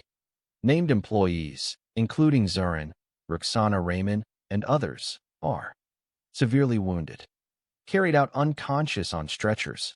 Classrooms and offices are smashed, set on fire, completely destroyed. 6. Why Muhammad Khan cannot contain the disaster. Previously, Muhammad Khan survived scandals by bribing police, framing scapegoats, silencing individual complainants. But this time, thousands of victims are involved. Dozens of deaths occur publicly.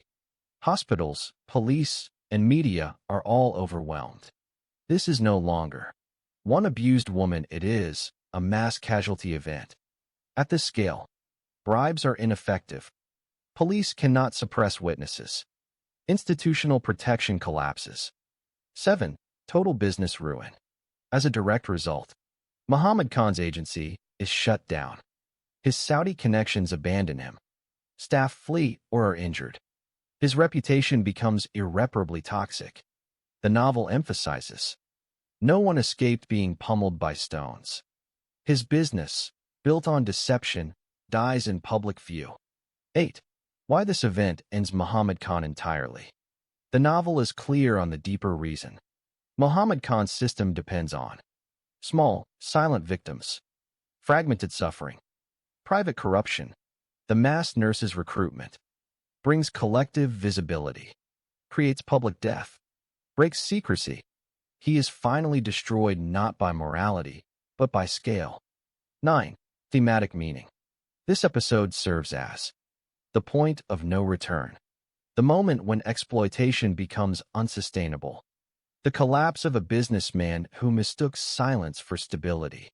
His downfall is not caused by a single crime, but by accumulated fraud exploding into public disaster. Provide a direct, grounded comparison between the mass recruitment collapse of the Indian nurses and Balbola Sheikh's silence tragedy, using only events and dynamics explicitly present in the Arab sugar daddy and the beautiful Indian girl. This comparison is crucial because the novel intentionally juxtaposes these two events to show how scale determines visibility, not innocence or suffering. 2 catastrophes, 1 system. Public collapse versus private erasure. Although both events are produced by the same man, Muhammad Khan, and the same corrupt system, they unfold very differently. 1. Nature of the crimes. Balbola Sheikh's tragedy. Crime. Individual sexual violence. Muhammad Khan rapes Balbola. Resulting pregnancy marks her as immoral rather than him as a criminal. The crime is private, gendered, easy to conceal. Nurses' recruitment collapse. Crime. Mass financial fraud. Thousands of nurses are deceived into paying large sums. Promised Saudi interviews and visas do not exist. The crime is collective, economic, impossible to hide once exposed. Key contrast. Balbola's crime injures one powerless woman. The nurse's scam injures thousands at once. 2. Visibility versus silence. Balbola, silence. Her rape is never officially investigated. She is fired and abandoned. Social and religious shame isolate her completely. Her suffering happens in private, without witnesses, without media. Her death by self-immolation is socially erased, not publicly reckoned with. Nurses, visibility. Chaos erupts in a public institution. Panic spreads instantly across buildings. Hundreds faint, stampedes occur. Hospitals overflow. Bodies pile up. News spreads like wildfire. The disaster is loud, physical, impossible to privatize. Key contrast. Balbola dies unseen. The nurses die in public view. 3. Scale as the turning point. Why Balbola's case is buried. Single victim. Poor. Female. Easily scapegoated. Muhammad Khan diverts blame by framing Jamal Khan. Using police and courts. The system absorbs the crime without disruption. Why the nurse's scam destroys him. Thousands of victims. Mixed genders and families involved. Death toll reaches dozens. Hundreds hospitalized. Property destroyed. Law enforcement and hospitals overwhelmed. At this scale, bribes stop working. Police cannot silence everyone. Institutions protect themselves by abandoning him. Key contrast. Injustice survives quietly at small scale, but breaks down when multiplied. 4. Forms of violence. Aspect. Balbola. Nurses. Type of harm. Sexual violence. Financial fraud, physical panic. Location. Office/private life. Public school campus. Immediate response. Blame the victim. Mass outrage. Institutional reaction. Cover-up. Breakdown. The novel shows that sexual violence is normalized, whereas economic fraud becomes intolerable once it kills publicly. 5 outcomes. Balbola's outcome. Suicide by self-immolation. No justice. No investigation. Her rapist continues his career. Her death is used to frame another man. She is destroyed. The system remains intact. Nurse's outcome. Dozens die. Hundreds injured. Riots break out. Offices are destroyed. Muhammad Khan's agency collapses. He suffers psychological breakdown and disappearance. The system sacrifices him to save itself. 6. Moral hierarchy exposed by the novel. The comparison exposes a brutal hierarchy. A raped poor woman disposable, silent, erased. Hundreds of injured professionals tragedy. Dozens of public deaths institutional crisis.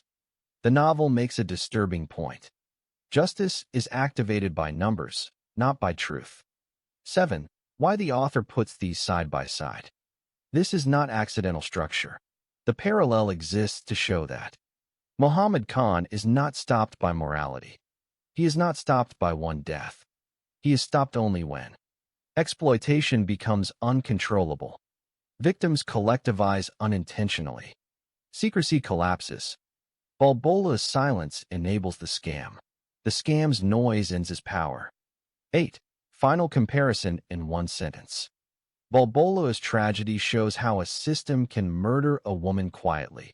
The nurse's collapse shows what happens when the same system murders too many people to stay quiet. Rehana's trip from India to Saudi Arabia.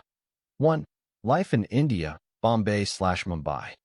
Rehana Khan is introduced as a poor Indian Muslim widow living in the slums of Bombay, responsible for 6 children and elderly relatives after her husband's suicide. She suffers sexual harassment, police corruption, and exploitation while trying to survive and secure work. 2. Decision to migrate. Rehana is persuaded to seek work abroad after being promised employment as a maid in Saudi Arabia under the sponsorship of Sheikh Ahmed, a wealthy Saudi man. The migration process is corrupt. Visa cost, approximately 500,000 rupees. Passports and documents manipulated by a predatory travel agency owner, Mr. Muhammad Khan. 3. Sabotage in India. Just before departure, Rehana's passports are burned. Her helper Babakar is framed on drug charges. Funds and documents are confiscated or stolen by corrupt police and hired thugs. Despite this, Rehana refuses to abandon the journey. 4. Departure from India. Rehana and her daughter Ifat manage to board a flight to Saudi Arabia without passports, aided by chance encounters and systemic chaos at the airport. During the flight, they are suspected of terrorism, publicly humiliated and strip-searched, eventually allowed the journey to continue. 5. Arrival in Saudi Arabia, Jeddah. Upon landing, Rehana and Ifat are detained for lacking passports. Authorities shift responsibility between offices. They are imprisoned in Jeddah Women's Jail as undocumented migrants. 6. Transfer and assault. After release from jail custody, 2 Saudi policemen abandon Rehana and Ifat in the desert. Rehana is brutally raped. Ifat narrowly escapes sexual assault. Both are left for dead but survive. 7. Rescue and forced settlement. A Bedouin family rescues them and saves their lives. Eventually, Rehana is reclaimed by Sheikh Ahmed, reinstalled as a maid in his household in Saudi Arabia. Her migration ends in domestic captivity rather than freedom.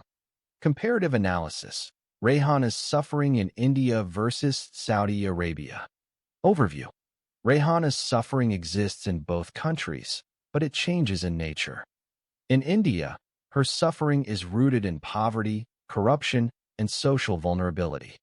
In Saudi Arabia, her suffering escalates into total bodily, legal, and sexual domination under state, household, and religious authority. The novel deliberately contrasts exploitation without absolute power, India, against exploitation backed by law and religion, Saudi Arabia. 1. Nature of suffering. Aspect. India. Saudi Arabia. Core problem. Poverty plus corruption. Absolute power plus legal/religious control. Degree of freedom. Limited but present. Virtually none. Ability to resist. Possible, though punished. Impossible without lethal consequences. Visibility of abuse. Informal, hidden. Systemic and institutional. 2. Rehana's suffering in India. A. Economic and social exploitation. Rehana lives in extreme poverty as a widow supporting children and elderly relatives. She is forced into dependency on corrupt men, police, travel agents, employers. Migration becomes a desperate survival strategy, not a choice. Her suffering is structural, driven by poverty and class. B. Sexual violence and harassment. She is sexually harassed and raped by police officers. Sexual abuse is used as a tool of intimidation and silence, not law. Victim blaming and stigma isolate her, but rape itself is still recognized as a crime, even if justice fails. Violence is criminal but not legally justified. C. Corruption and betrayal. Police fabricate cases, torture suspects, steal documents. Her passport and visa are destroyed, sabotaging her future. Middlemen exploit her desperation but must operate covertly, fearing exposure. Power is exercised illegally, through corruption rather than authority. D. Emotional suffering. She retains hope, love, Jamal, and maternal purpose. India represents pain with possibility, broken but not sealed. 3. Rehana's suffering in Saudi Arabia. A. Total loss of autonomy. Rehana becomes a legal object, an undocumented migrant, sponsored servant, sexual commodity. Every aspect of her life, movement, marriage, sexuality, is controlled by men and the state. Her suffering is absolute, not circumstantial. B. Sexual violence is power, not crime. She is raped by Saudi policemen and later by members of Sheikh Ahmed's household. These acts carry no legal consequences for the perpetrators. Sexual abuse is normalized inside the household and hidden behind honor and authority. Rape becomes impunity-backed violence, not deviation. C. Slavery-like conditions. Locked in rooms, overworked, filmed naked, blackmailed. Used simultaneously as maid, concubine, and bargaining object. Forced into sham marriages to conceal male crimes and protect male honor. Her body becomes a managed asset. D. Legalized punishment of the victim. Accused of polyandry and prostitution, not rape. Pregnancy, from rape, becomes evidence against her. Sentenced to imprisonment followed by stoning to death after childbirth. The law formalizes her destruction. 4. Psychological and existential contrast. In India, Rehana is afraid, but still human. She dreams, resists, plans, loves.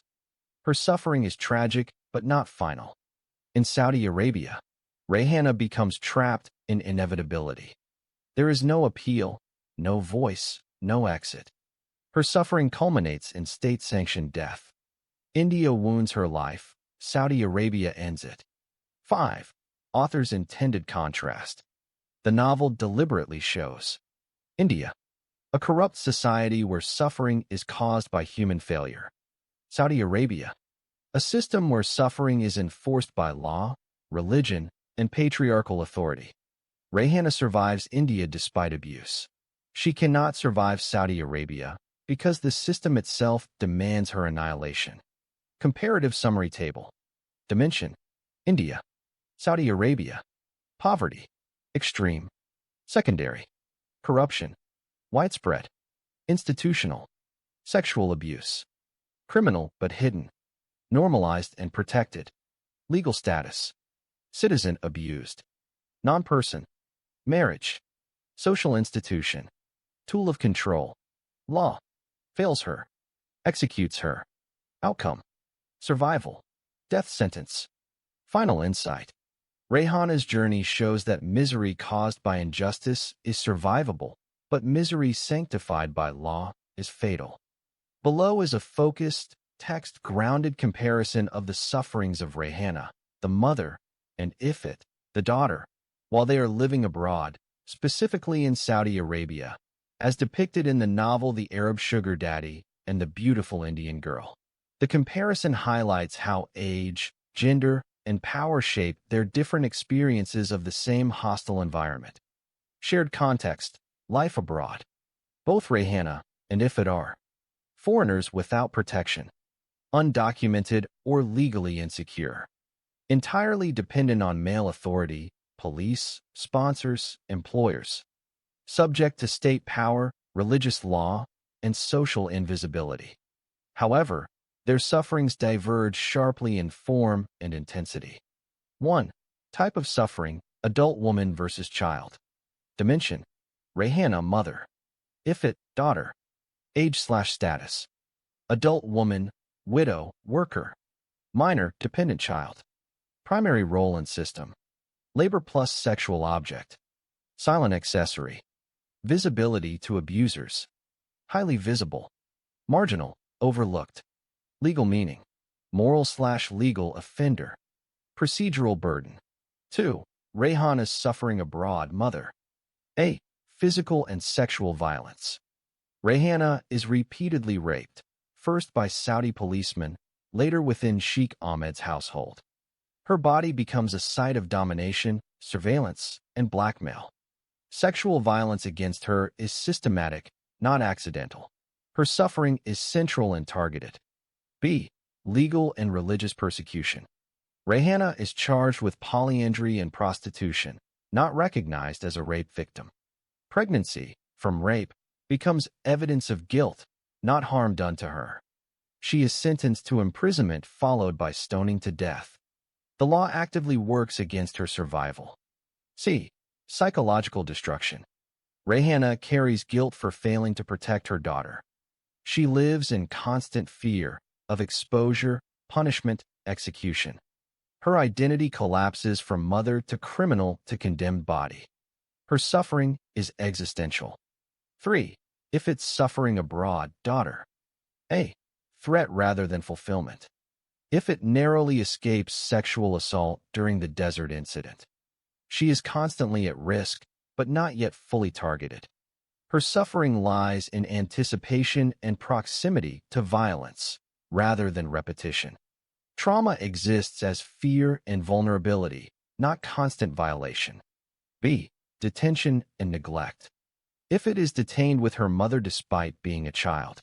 She lacks legal agency, voice, or advocacy.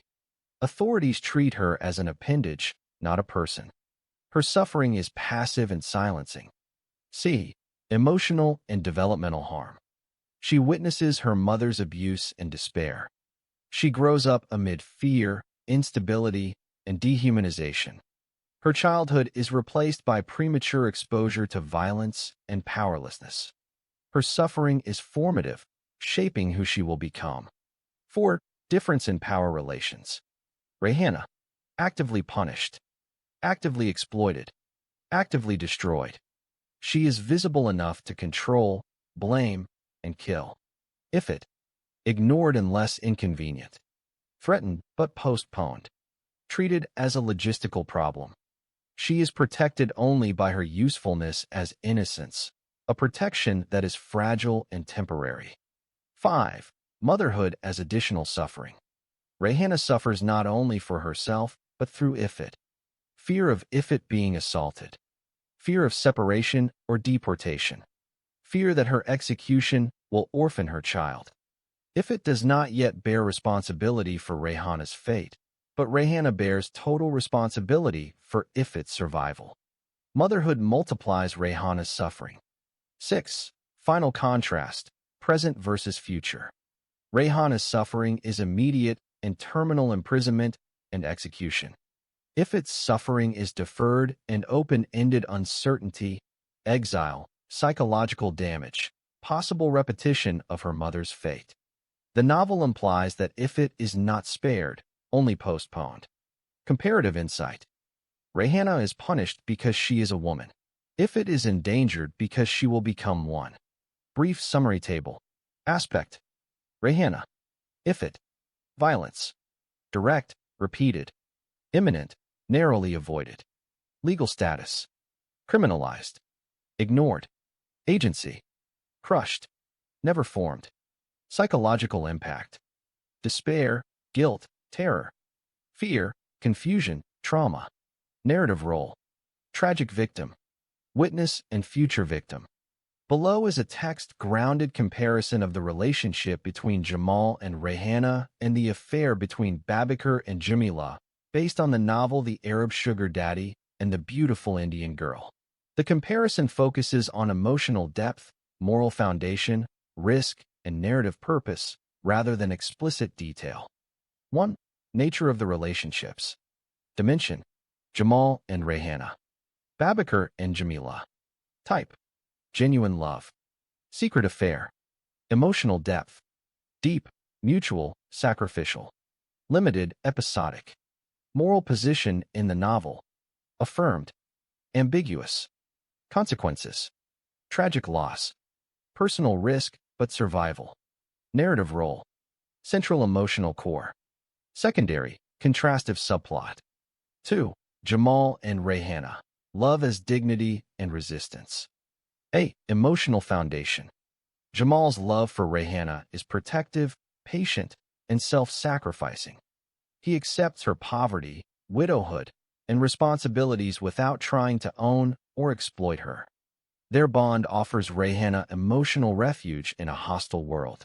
Love here is portrayed as moral recognition, seeing Rayhana as a full human being. B. Social and economic reality. Their relationship exists under constant pressure, poverty, social judgment, and corruption. Jamal lacks power but offers integrity, refusing to profit from Rayhana's vulnerability. Love becomes a liability, making both more vulnerable to betrayal and punishment. The novel frames their love as pure but unsustainable in an unjust society. See outcome. Jamal is falsely accused, imprisoned, and loses everything. Rayhana is forced abroad, ending their relationship permanently. Their love fails not morally, but structurally. The world does not allow it to survive. Love here is tragic and elevating, not shameful. 3. Babakar and Jamila. Affair as substitution and escape. A. Emotional scope. Babakar and Jamila's relationship is born out of loneliness, displacement, and proximity. It provides comfort rather than commitment, relief rather than transformation. There is affection, but little indication of lifelong devotion. The affair functions as emotional survival, not transcendence. B. Moral ambiguity. Their relationship occurs outside formal or social sanction. It carries risk and secrecy, but lacks the moral weight the novel grants Jamal, Rayhana. Neither partner sacrifices their future entirely for the other. The affair is understandable, but not idealized. C. Consequences. Babakar is later punished severely, but not for love itself, rather through religious and criminal manipulation. Jamila fades from the narrative without catastrophic loss. The affair does not define their identities or fate. The cost is individual and limited, not existential. 4. Key contrast. Love versus substitution. Jamal and Rayhana. Love is transformative, requires sacrifice, leads to destruction by injustice, carries moral gravity. Babakar and Jamila. Affection is situational, requires discretion, not sacrifice, offers temporary relief, carries narrative modesty. The novel uses this contrast to show two ways people cope with oppression. One by holding on to principle, the other by adapting emotionally to survive. 5. Gender and power dynamics. Rayhana's love with Jamal endangers her because she is a woman in a system that punishes female attachment. Jamila's affair remains less scrutinized and less punished. Jamal pays dearly for loving Rayhana. Babakar's punishment arises from external religious forces, not intimacy itself. Love involving female vulnerability is treated more harshly than male companionship. 6. Symbolic meaning in the novel. Relationship symbolizes Jamal and Rayhana. Human love is crushed by injustice. Babakar and Jamila. Temporary refuge in exile. The author clearly positions Jamal and Rayhana's love as the ethical heart of the novel, while Babakar and Jamila's affair serves as a realistic but lesser counterpoint. Final comparative insight. Jamal and Rayhana love each other as a moral choice. Babakar and Jamila are together as a coping mechanism. One love asks for everything and loses it. The other asks for little and survives. Here is a concise, clear summary of the problems Rayhana faces on the plane while flying from Bombay to Jeddah. While Rayhana's flight is supposed to mark a hopeful escape from poverty, it becomes another stage of humiliation, fear, and vulnerability. 1. Traveling without valid documents. No Indian passports. Rayhana boards the flight without a passport or proper travel documents due to sabotage and corruption on the Indian side. This makes her immediately suspect and powerless, unable to defend herself legally. She knows she could be detained, deported, or arrested at any moment. 2. Suspicion of terrorism. During the flight, Rayhana and her daughter Ifit are suspected of being terrorists. The suspicion arises from racial, religious, and documentary profiling. They are treated as a security threat rather than passengers. 3. Public humiliation. Rayhana is singled out in front of other passengers. She is subjected to verbal abuse, intimidation, and demeaning treatment. The incident strips her of dignity and reinforces her sense of being unwanted and criminalized. 4. Intrusive searches. Rayhana is strip-searched during the flight ordeal. The search is coercive and degrading, carried out without compassion or explanation. She has no way to refuse or protest. 5. Fear for her daughter.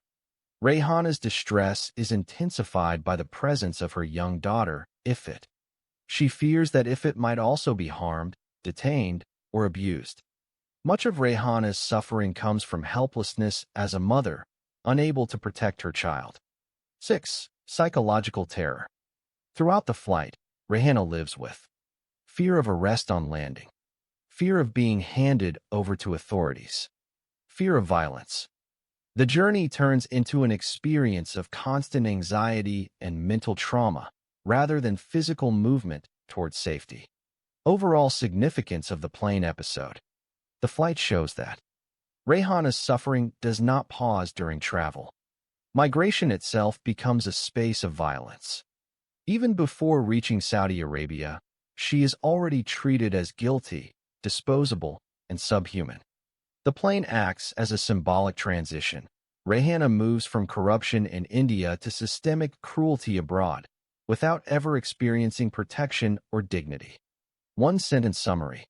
On the plane from Bombay to Jeddah, Rayhana faces suspicion, humiliation, invasive searches, and psychological terror, turning what should be a journey of hope into another episode of abuse and powerlessness. How Rayhana Khan and her daughter Ifit managed to fly from Bombay to Jeddah without their Indian passports, and what are the consequences? Below is a strictly source-grounded explanation based only on what is explicitly stated in the novel The Indian Miss World. How Rayhana Khan and Ifit flew from Bombay to Jeddah without passports. What the text explicitly states. The novel repeatedly affirms two uncontested facts. Rayhana Khan's Indian passport and her daughter Ifit's passport were confiscated and disappeared while in Bombay police custody. Rayhana and her daughter nevertheless arrived at Jeddah International Airport without passports and were immediately detained by Saudi authorities. Importantly, the novel does not describe the procedural mechanism by which they were allowed to board the aircraft without passports. The text simply establishes that they departed Bombay and arrived in Jeddah despite lacking passports. According to the narrative, Their Saudi visas and airline tickets had already been issued. Their Indian passports were no longer in their possession. They arrived in Jeddah as undocumented foreign passengers. Consequences of flying without passports. The consequences are described in detail and explicitly. 1. Immediate arrest at Jeddah International Airport. Upon arrival, Rayhana and Ifit are arrested at the airport. They are classified as illegal foreign entrants. They are placed in custody at the airport police lockup. 2. Detention and separation from legal protection.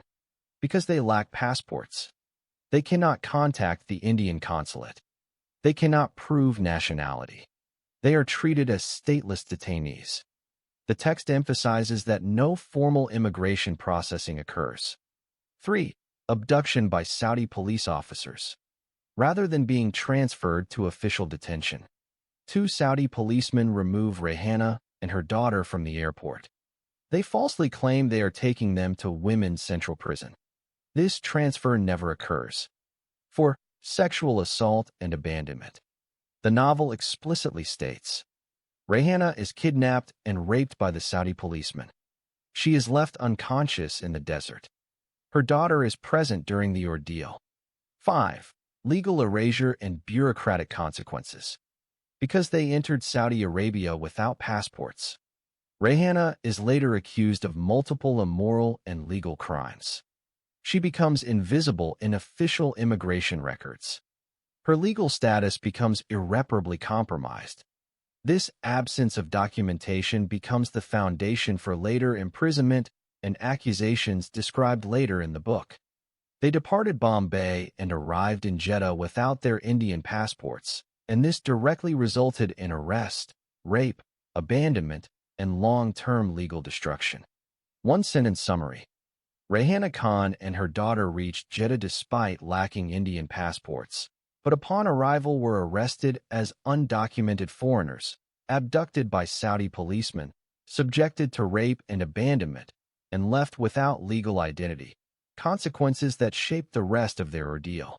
What is the process by which Rayhana and her daughter are saved in the Saudi Arabian desert? Below is a careful, source-grounded explanation based only on what the Indian Miss World explicitly states about how Rayhana Khan and her daughter Ifit are rescued in the Saudi desert. I will not infer or romanticize events beyond the text. How Rayhana Khan and Ifit are rescued in the Saudi desert. 1. Abandonment after assault. The novel states that 2 Saudi police officers kidnapped, raped, and severely beat Rayhana Khan, rendering her unconscious. Believing she was dying or dead, they abandoned her and her small daughter in the Sahara Desert and returned to the city. 2. Survival due to her child's presence. The text emphasizes that Rayhana did not die largely because her daughter Ifit remained with her and did not abandon her unconscious body. The daughter's presence is described as a key factor in her survival. 3. Discovery by kind Bedouins. After being left in the desert, Rayhana and her daughter are found by Saudi Bedouins described in the text as kind and compassionate. These Bedouins rescue them from the desert, take them into their tent, provide shelter, protection, and basic care. The text explicitly states that without the Bedouins, Rayhana would have died and been buried by shifting desert sands. 4. 1 month of protection. Rayhana and Ifit live for about 1 month with the Bedouins in their tent. During this period, they recover enough to survive. They remain hidden from authorities. They are fed and sheltered despite having no documents or legal status. The novel presents this period as a rare moment of human compassion. 5. Journey back to the city. After approximately a month, the Bedouins take Rayhana and her daughter to the city, where Rayhana becomes homeless and vulnerable again. This marks the end of their desert rescue and the beginning of further hardships. What the text does not specify, the novel does not describe. Who first spotted them in the desert? The medical care provided. Exact distances or time frames beyond about a month. Any involvement by police, hospitals, or official agencies in the rescue. All rescue actions are attributed solely to ordinary Bedouins acting humanely. One-sentence summary.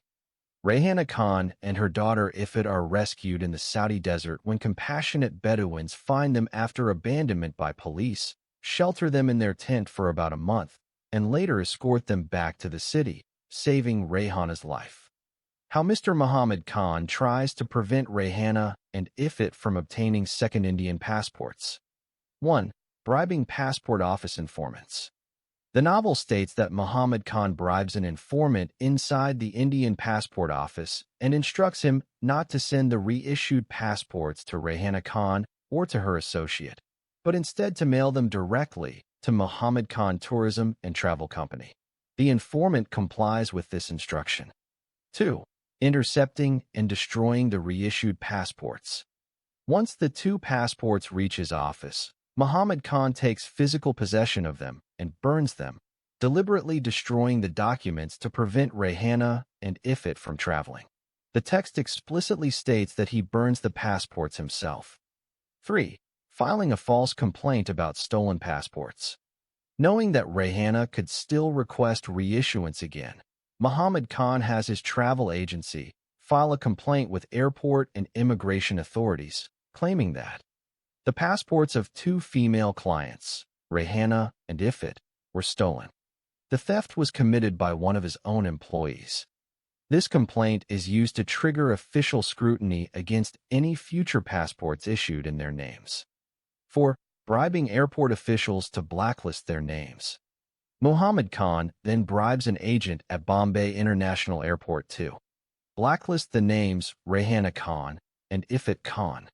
Ensure that if any travelers appear using passports issued under those names, they will be immediately arrested, jailed, and accused of forgery and theft.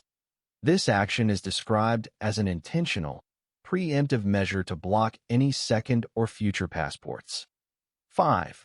Monitoring and sabotaging reapplication efforts.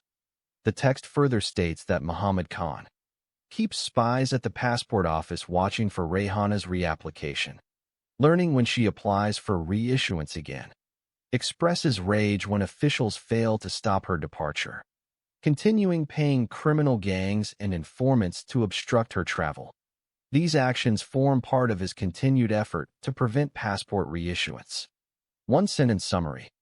Mr. Muhammad Khan prevents Rayhana and her daughter from obtaining second Indian passports by bribing passport office informants, intercepting and burning reissued passports, filing false theft complaints, blacklisting their names at Bombay International Airport, and using spies and criminal networks to sabotage all reapplication efforts. What led to Rayhana Khan being taken into police custody during her trip from Bombay to Jeddah? In the Indian Miss World narrative, Rayhana Khan is arrested by the Bombay police on the very day she was supposed to travel from Bombay to Jeddah because she is falsely accused and deliberately framed by corrupt local police and intermediaries. The reasons are clearly laid out in the text and are not related to any genuine crime on her part.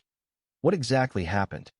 According to the novel, the arrest occurs due to a combination of systemic abuse, corruption, and false criminal charges, specifically confiscation of travel documents. When Rayhana arrives to travel, the police seize her passport, visa, airline tickets, and money, effectively preventing her departure to Jeddah. The police refuse to believe that a Saudi employer lawfully sponsored her travel and employment as a maid. Forced confessions under torture. Rayhana is detained, brutally beaten, and coerced into signing confessions for crimes she did not commit. These confessions are extracted through physical abuse and intimidation. Fabricated criminal charges. The police falsely accuse her of running a prostitution ring catering to wealthy Arab men, theft from employers' homes, murder of a wealthy employer. None of these accusations are supported by evidence. They exist solely to justify her detention and extort money. Suspicion over passport address. Because Rayhana lives in a slum and has no formal address, the travel agency listed another address on her passport application. The police exploit this technicality to further accuse her of fraud, despite knowing that slum dwellers often have no registered addresses. The real motive behind the arrest. The novel makes it clear that the arrest is not about law enforcement, but about extortion and bribery, punishing a poor, vulnerable woman, preventing her legal migration, maintaining control by corrupt police officials. Rayhana is treated as a criminal purely because she is poor, female, and without protection, while those with power and money are left untouched. Summary in one sentence. Rayhana Khan is arrested on the day of her planned travel from Bombay to Jeddah because corrupt Bombay police falsely accuse her of serious crimes, confiscating her documents, and violently force confessions in order to extort and control her, not because of any real criminal act. Below are the documented consequences of Rayhana Khan's arrest, as they are explicitly described in the Indian Miss World. Consequences of Rayhana Khan's arrest. 1. Severe physical abuse and trauma. After her arrest, Rayhana is brutally beaten while in police custody, to the point that she is described as being close to death. Her young daughter is also physically assaulted, slapped, and kicked during the detention. 2. Forced false confessions. While detained, Rayhana is coerced under violence and intimidation into confessing to multiple crimes she did not commit. These confessions are not voluntary and are obtained through physical abuse. 3. Fabricated criminal charges. As a direct consequence of the arrest, Rayhana is falsely charged with serious crimes, including participation in a prostitution ring serving wealthy Arab men, theft from wealthy employers, murder of an employer. The narrative states these accusations are false and unsupported by evidence. 4. Confiscation of all travel documents and money. The police seize her passport, visa, airline tickets, and cash. This prevents her from traveling to Jeddah and leaves her financially destitute. The confiscation directly halts her legal migration and employment plans. 5. Loss and misuse of her passport. The text states that Rayhana's passport is never properly returned and is later stolen and unlawfully sold, allowing another woman to travel under her identity. This leads to international complications, including arrests and invalidation of her documents. 6. Long-term legal and bureaucratic consequences. Because of the arrest and document theft, Rayhana must reapply for new passports multiple times. Her name becomes associated with fraud and forgery alerts. She remains vulnerable to rearrest, blackmail, and further abuse. These consequences persist well beyond the initial detention. 7. Increased vulnerability to future exploitation. The arrest leaves Rayhana more unprotected than before, forcing her to rely on third parties for financial help and document recovery. The text explicitly links this vulnerability to later abuses and violations she suffers. One-sentence summary. Rayhana Khan's arrest results in violent abuse, forced false confessions, fabricated criminal charges, confiscation and theft of her travel documents, long-term legal obstacles, and heightened vulnerability to further exploitation and violence. A brutal sexual assault in the Sahara Desert of Arabia. A few days after the day of their arrival, 2 Saudi policemen came and took the detained Indian mother and her daughter out of the airport's small lockup. They handcuffed Rayhana's hands behind her back, but her daughter's hands were not placed in handcuffs. Only when her hands have been handcuffed does Rayhana understand that she is in trouble. She asked the 2 police officers why they were arresting her, but she did not get an answer because none of them could understand Hindi. The 2 Saudi policemen could only speak Arabic. Then, Rayhana tried to show them their Saudi visas, but they just ignored her official papers, took them inside their police car, drove out of the international airport, and headed toward the crowded city of Jeddah. While the police car is building up speed and traveling through the bustling streets of the city, Rayhana is looking at the people who are walking on the pavement. The first sight that caught her attention was the 2 kinds of human creatures that were walking along the streets. She recognized the men from their white clothes and their long beards. During the 3 weeks of her honeymoon in downtown Bombay with her handsome lover, She saw many of Kalaba's foreign visitors dressed up in that fashion. She even recollected that her Saudi sponsor wore the same strange clothing. The long jilbab that each man was wearing appeared to her to be like a woman's nightgown. She could see the men's private parts through slightly transparent clothing. She also saw some small turbans on their heads which looked like adult diapers. The other types of human creatures she saw were women. If human society is not made up of men and women, she would not have known that those fully concealed creatures are human beings. Each woman is fully covered from head to foot by a black burqa. For Rayhana, those women look like black ghosts or scary vampires. She is worried that her Saudi sponsor might force her to put that black bag over her head and use it to conceal her entire body. She is scared that if he made her wrap up her entire body like that, she might not be able to breathe and die a slow death due to suffocation. Rayhana ignored the strange-looking human beings and began to take in the view of the beautiful tall buildings. She was surprised when she could not see any slums, shacks, or any other types of poverty-stricken houses. Once again, she reminded herself Allah has blessed the people of His holy land because they are so righteous and worship Him from their hearts.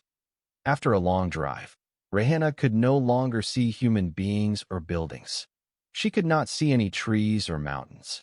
Wherever she looked, she saw the empty sands of the deserted wasteland. Rayhana thought that if she is in the hands of the Bombay police in India in such a deserted and empty place, they would rape her first and then kill her. She remembered how the Indian police had beaten her and abused her in jail. She thanked Allah that she had been arrested by Muslim police officers. She thought that she and her daughter were safe in the hands of these most righteous city policemen who fear the highest Allah and His gracious Prophet Muhammad. When her eyes could not find anything else to see, Rayhana began to doze off, and finally, she fell into a deep sleep. While she was sleeping inside the police car, she began to snore. She is so exhausted from her long trip from India to the Holy Land, and the long time she had spent with her daughter in that small police lockup at the Jeddah International Airport. Her daughter fell asleep as soon as the police car left the international airport and entered the city streets. For some time, the lovely Rayhana and her cute daughter Ifit fell asleep like two innocent female babies sleeping on the laps of their father and mother. The peaceful sleep of the lovely Indian maid was violently interrupted when the rough hand of a man shook her head and woke her up. She has found one of the two Saudi policemen sitting so close to her. She became extremely scared when she discovered that a man was sitting near her in the back seat until his body was touching her. Before she fell asleep, her daughter was sitting by her side. She tried to move away from the Saudi policeman, but she could not because she was hemmed in by the car door and his body. She spoke to him in Hindi and told him to move away from her. The Arab policeman does not pay any attention to what she is saying to him and begins to touch her body lustfully. She began to tremble, and her body was stunned by fright.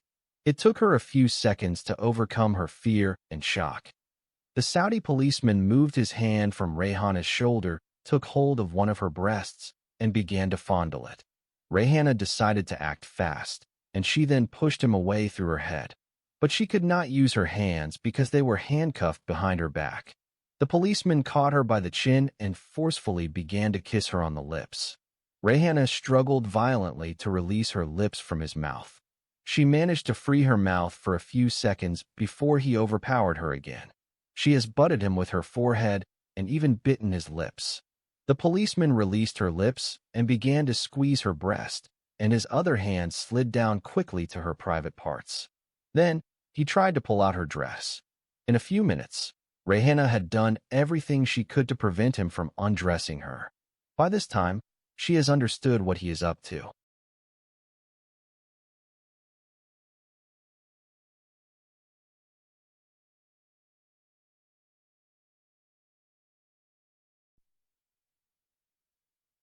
While she is struggling to free herself from the policeman who is trying to rape her, Rayhana suddenly heard her small daughter begin to cry and call her mother for help.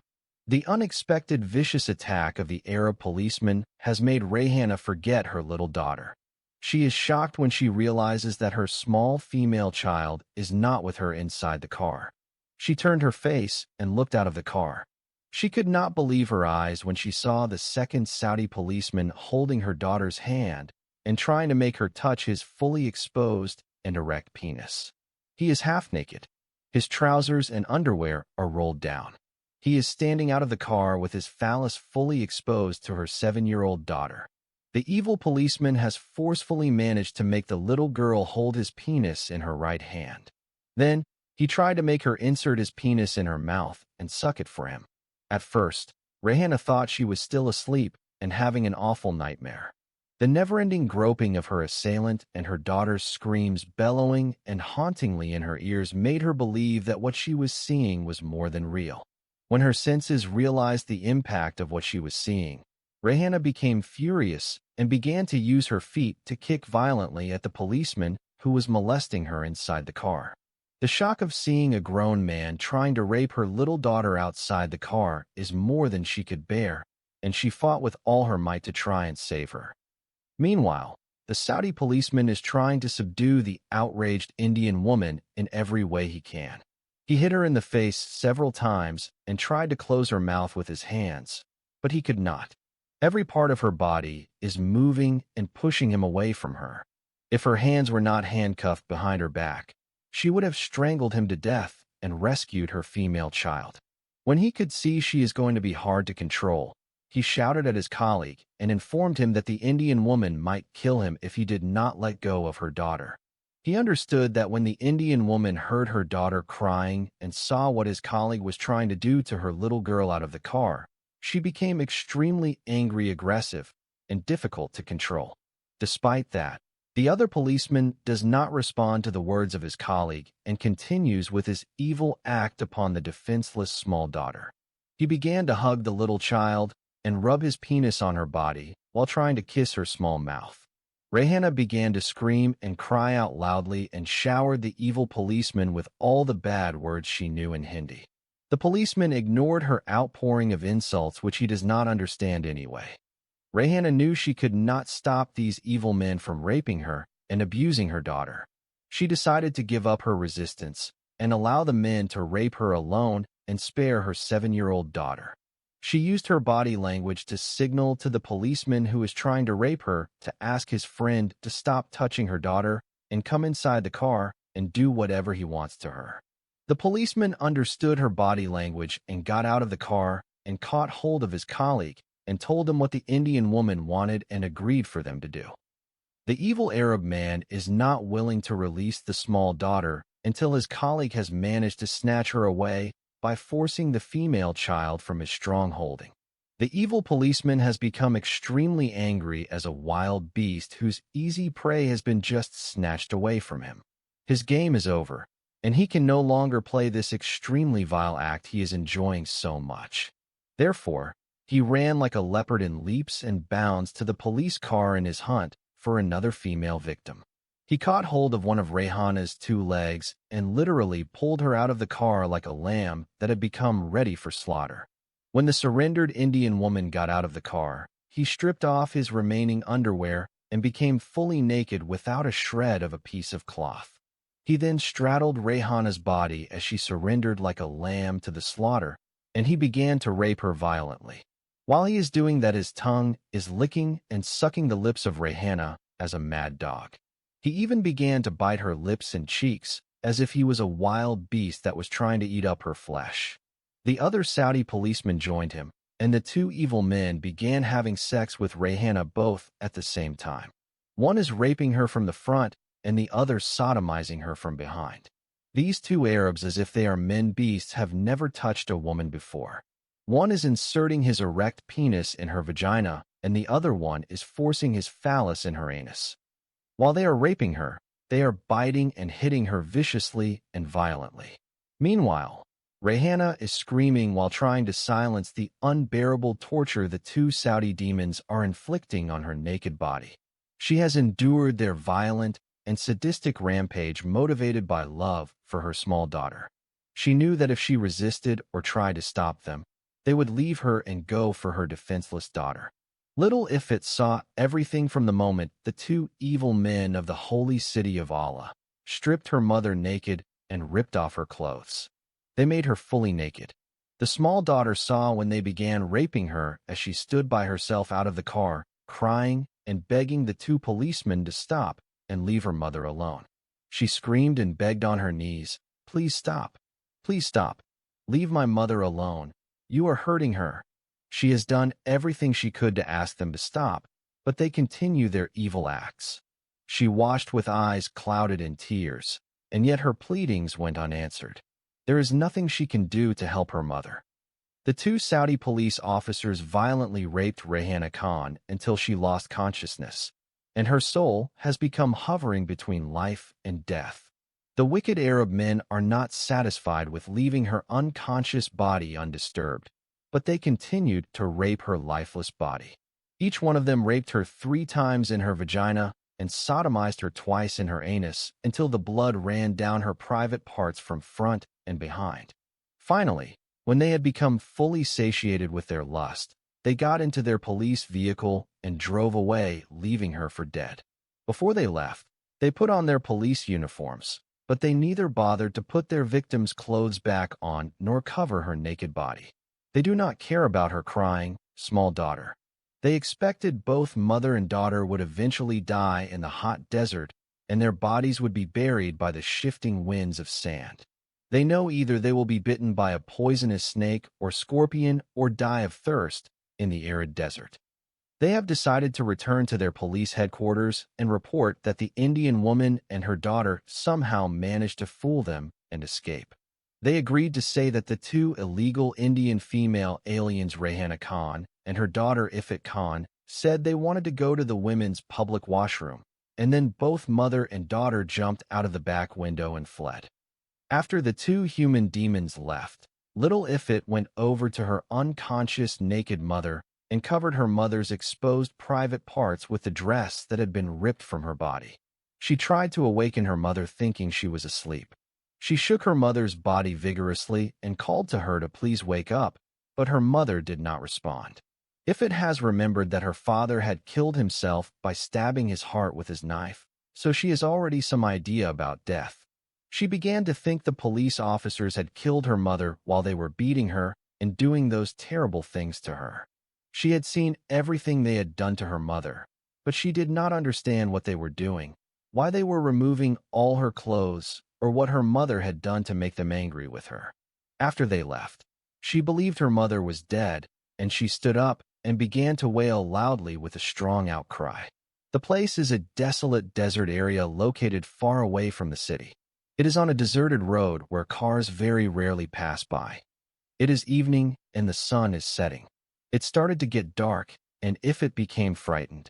She has no idea what to do, and she is afraid to leave her dead mother to go in search of help. Ifrit was sitting beside her mother where she cried and cried until she almost lost her voice. Finally, she fell asleep on her mother's body. It started to become cold within a couple of hours after the sun went down. The chill shook Rayhana out of her long-deadened state of unconsciousness. She forced herself awake. She is in horrific pain radiating from every part of her body. She then remembered what had happened to her, and she moved quietly so as not to wake up her daughter. She moved her daughter's head slowly from her lap and strained to get up on her knees. She tried to stand, but she could not.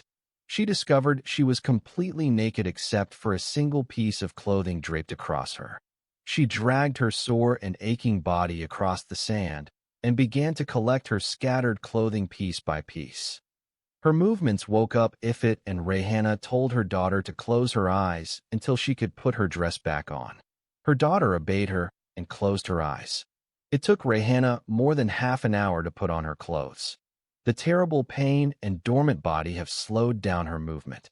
Then she told her daughter to open her eyes. Ifrit stood up and ran to her mother and hugged her. She felt so relieved when she saw that her mother had come back to life. Rayhana knows that Ifrit has seen everything those evil policemen have done to her. She remembered hearing Ifrit's tender voice screaming and crying for her while those vicious animals tore her apart and ripped off her clothes. While they were stripping her naked in front of her small female child, She felt as if they were skinning her alive. They had removed her handcuffs and stripped every piece of clothing off her body. She could not resist or try to protect her honor.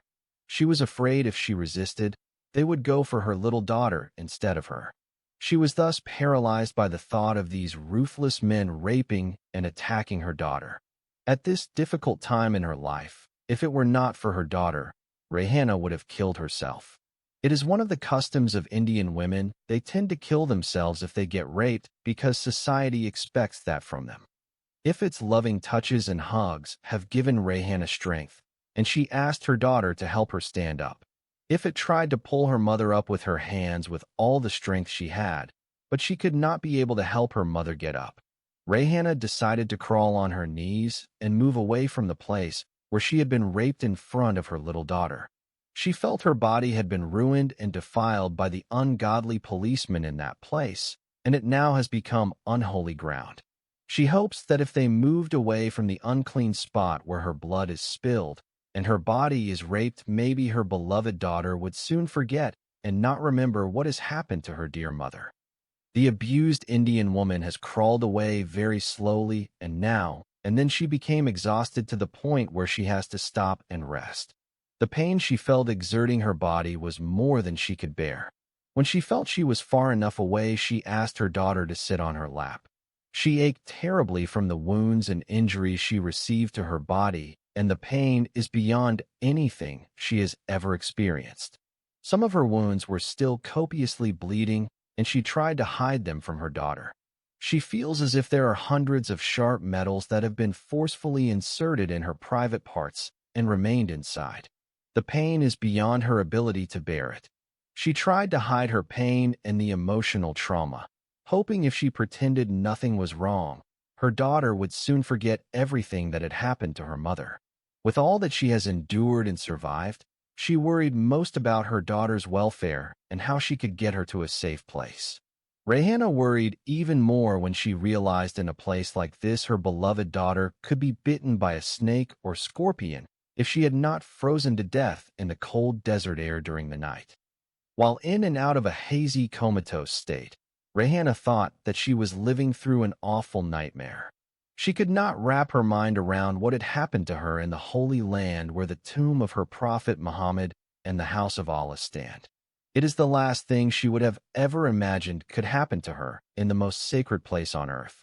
Her scanty knowledge of Islam has made her believe that Jeddah is Mecca's city whereupon reigned the house of Allah and Medina city, where the tomb of her prophet Muhammad was laid to rest. As a matter of fact, from Jeddah to Mecca, it will take around 1.5 hours to drive a distance of 80 kilometers. It is the most crowded road in the world. Over 3 million pilgrims travel every year on that single highway. If Rayhana had had any knowledge or warning that this terrible thing was going to happen to her in such a holy Muslim land, she would have never come. Of course, for that matter, no mother in the world would ever dream of her 7-year young daughter witnessing such a brutal rape.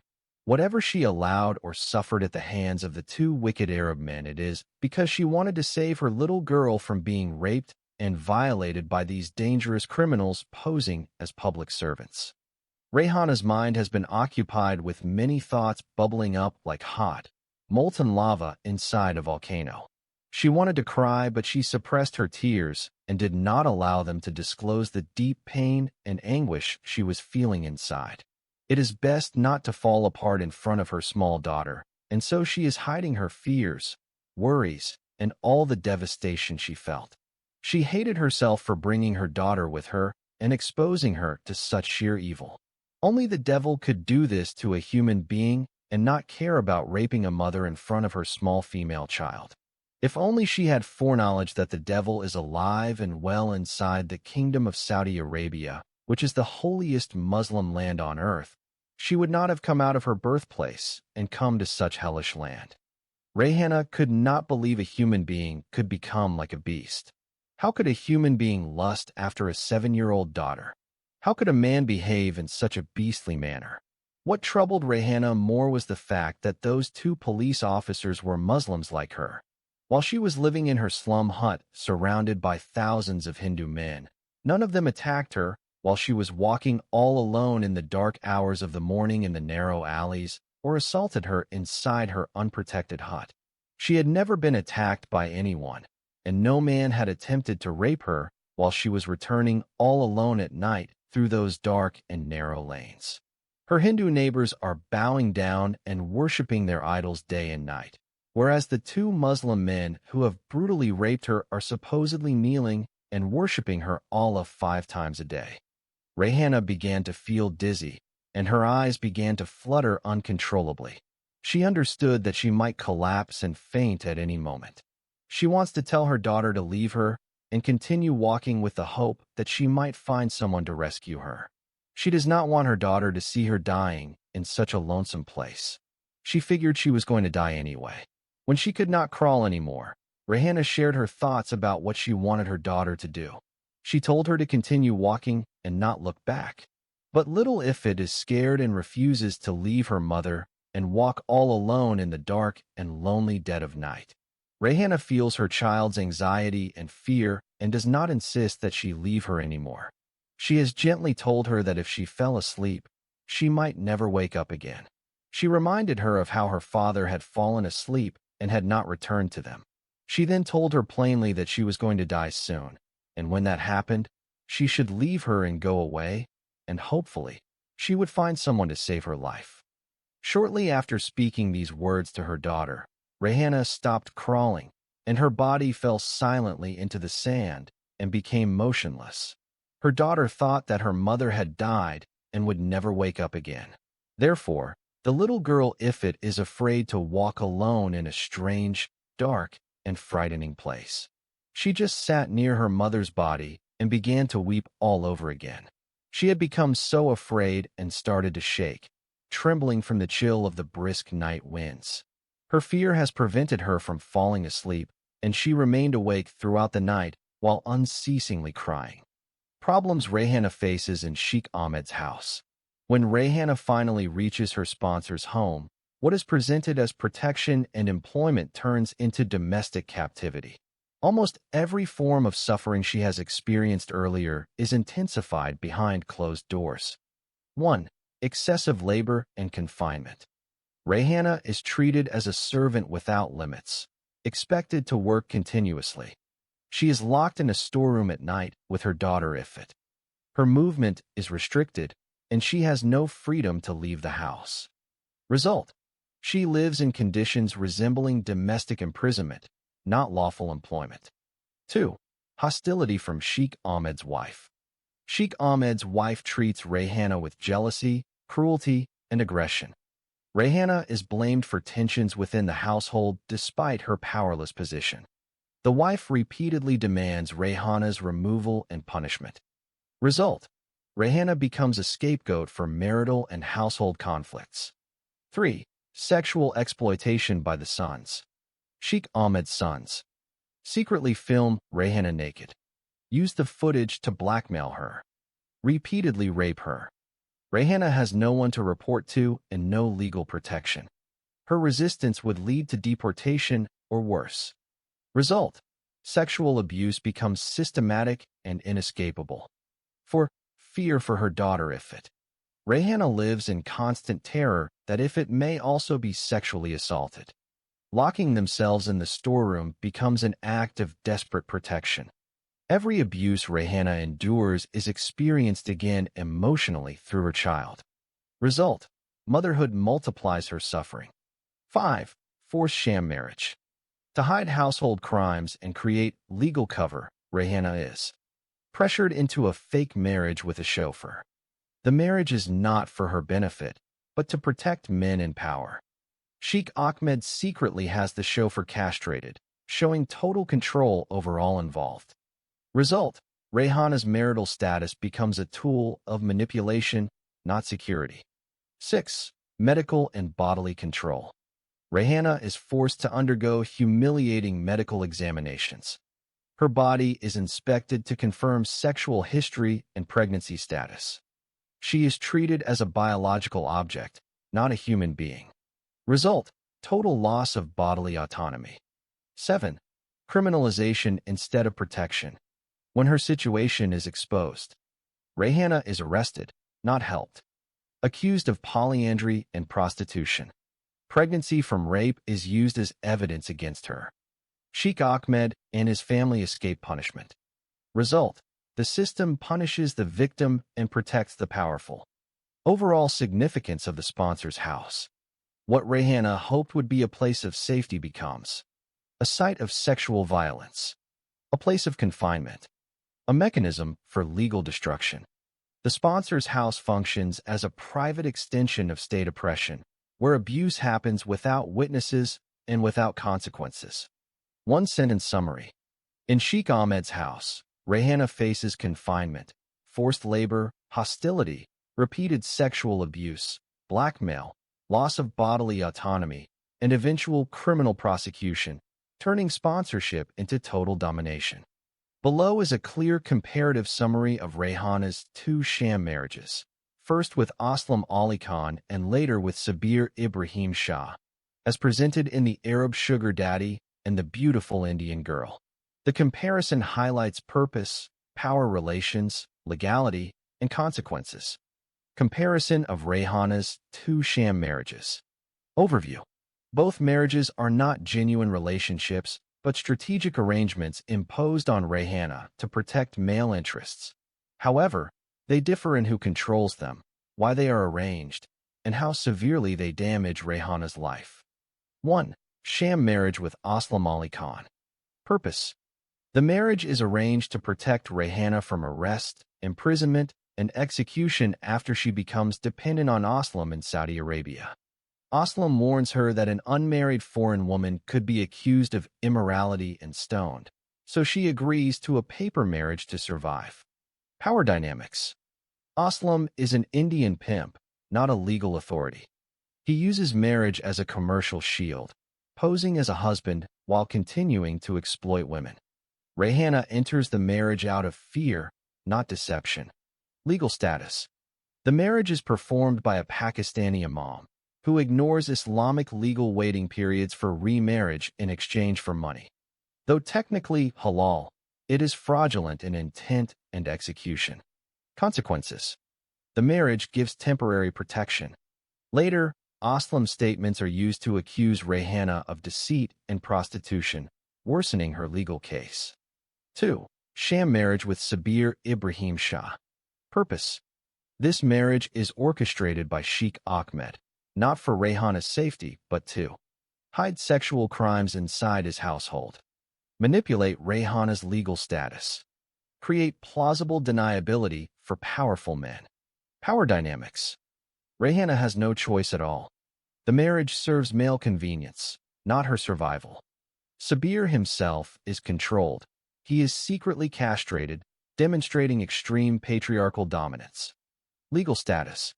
This second marriage occurs without proper divorce from the first. The same imam conducts both marriages, knowingly ignoring Islamic law. The overlapping marriages become official evidence of polyandry under Sharia law. Consequences. This marriage directly leads to Rayhana's arrest, conviction for polyandry, sentence of 3 years in prison followed by stoning to death. 3. Direct comparison table. Aspect. Marriage to Aslam. Marriage to Sabir. Who arranged it? Aslam himself. Sheikh Ahmed. Rayhana's choice. Fear-driven consent. No consent. Purpose. Temporary protection. Legal manipulation. Legality. Fraudulent but shielding. Self-incriminating. Benefit to Rayhana. Short-term survival. None. Long-term impact. Indirect harm. Direct death sentence. 4. Overall significance. The first sham marriage is a desperate act of survival in a hostile system. The second sham marriage is a weaponized legal trap engineered by those in power. Together, they demonstrate how marriage, meant to offer security, becomes a mechanism of destruction. One-sentence comparative insight. Rayhana's marriage to Aslam is a fragile shield against immediate danger, while her marriage to Sabir is a calculated snare that transforms that shield into evidence used to destroy her. The role of the kafil system in Rayhana's suffering. In the novel, the kafil, sponsorship, system is a central structural mechanism that enables and amplifies Rayhana's exploitation and suffering in Saudi Arabia. Rather than a single act of cruelty, the system functions as a legal framework that strips Rayhana of autonomy and protection while granting overwhelming power to her sponsors and employers. 1. Total legal dependence on the sponsor. The document explicitly portrays the Kafil system as making Rayhana legally invisible without a sponsor. Upon arrival in Saudi Arabia, Rayhana lacks independent legal standing. Her residency, movement, employment, and survival depend entirely on the approval of a male sponsor, Kafil. This dependence prevents her from seeking help, reporting abuse, or changing employers without punishment.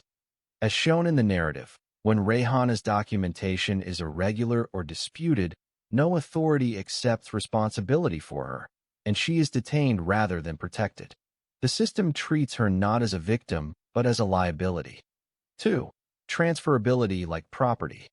The novel depicts Rayhana being handed over, sold, or reassigned between men, pimps, husbands, and employers without her consent. Within the Kafil system, this transfer is normalized. Rayhana is sold into a sham marriage, passed from one sponsor to another, forced into domestic and sexual servitude. The system allows sponsors to exercise ownership-like control, a condition the text directly likens to slavery, noting that maids' bodies and labor are treated as lawful possessions. 3. Facilitation of sexual exploitation. The Kafil system enables sexual abuse by making sponsors legally untouchable, discrediting the testimony of foreign women, criminalizing the victim rather than the perpetrator. Rayhana cannot prove rape, coercion, or exploitation because female migrant testimony carries little or no legal weight, especially against Saudi men. When Rayhana becomes pregnant, the system presumes guilt, adultery, or prostitution, rather than investigating abuse. Her inability to refuse sex, escape abuse, or report crimes is directly tied to her status as a sponsored maid. 4. Criminalization of victimhood. Under the Kafil framework, Rayhana's lack of freedom becomes evidence against her. She is arrested and prosecuted for illegal entry, polyandry, pregnancy outside recognized marital legitimacy. The system converts structural captivity into criminal behavior, leaving Rayhana legally responsible for conditions she did not control. Her sponsors are interrogated and released, while Rayhana faces imprisonment and stoning. 5. Absence of exit or redress. The document shows that Rayhana has no lawful escape route. She cannot leave the country freely. She cannot change sponsors. She cannot work independently. She cannot access neutral legal protection. Even when her suffering becomes public and media covered, the system does not offer justice, only punishment. The Kafil structure ensures that power flows upward to male sponsors and the state, while accountability flows downward to the most vulnerable person. Summary. In the narrative, the Kafil system is not a background detail but a primary engine of Rayhana's suffering. It removes her legal agency, enables sexual and labor exploitation, treats her as transferable property, criminalizes her victimization, prevents escape, protection, or justice. Rayhana's tragedy is presented not as the result of individual cruelty alone, but as the predictable outcome of a system designed to control, silence, and dispose of women like her. Persecutions of Rayhana by Mrs. Ahmed, Mastora. The document records the following clearly stated actions by Mrs. Ahmed against Rayhana. Hostile reaction upon discovering Rayhana's presence. Mrs. Ahmed, Mastora, reacts with intense anger when she learns about Rayhana's situation and her husband's involvement with her. She openly insults Sheikh Ahmed and expresses outrage directed at Rayhana's presence in the household. Demand for Rayhana's removal from the household. Mrs. Ahmed demands that Rayhana be expelled/removed, treating her as a moral and social threat to her marriage and family honor. This demand is firm and confrontational. Public humiliation and rejection. Mrs. Ahmed's outburst occurs in front of family members. Her reaction reinforces Rayhana's status as an unwanted, stigmatized outsider within the household. Although the sons temporarily defend Rayhana, Mrs. Ahmed's hostility contributes to Rayhana's vulnerability and isolation. Withdrawal and destabilization of Rayhana's protection by storming off after failing to control the situation. Mrs. Ahmed destabilizes Rayhana's already fragile position, increasing the likelihood that Rayhana will be expelled or handed over to authorities or other abusers later in the narrative. Important limitations from the source. The document does not state that Mrs. Ahmed physically assaults Rayhana. The document does not attribute Rayhana's later rape, imprisonment, forced marriages, or legal punishment directly to Mrs. Ahmed. Mrs. Ahmed's persecution is social, emotional, and positional, not judicial or violent. The primary perpetrators of Rayhana's extreme suffering are Saudi police, pimps, employers, the kafil system, and Sharia courts, not Mrs. Ahmed. Summary, accurate to the text. Mrs. Ahmed persecutes Rayhana through hostile rejection, humiliation, and demands for expulsion, reinforcing Rayhana's marginalization as a poor foreign woman and accelerating her removal from any remaining domestic safety. But she is not depicted as a direct physical abuser in the narrative. Excerpts from the text. Rayhana and her daughter followed the skinny Arab woman while the Pakistani driver remained stationary in his place. The Saudi woman stopped, turned her back, and shouted at the chauffeur to come with them. She treats him as if he is her slave and not her husband's foreign chauffeur. Following a few steps behind the tall Arab woman, Rayhana began to admire the beauty of the large house. As they passed through the opulent rooms, Rayhana hoped that she and her daughter might be given one of those rooms to stay in. They continued to walk until they reached the last room. Entering the room, Rayhana recognized the room as the kitchen. Mrs. Ahmed stood in the middle of the kitchen and put her hands on her waist. She pivoted around to face Rayhana and began listing her instructions when she discovered something about her new maid, which had escaped her observation earlier. "Where were you both before you came here?" shouted the Arab woman angrily.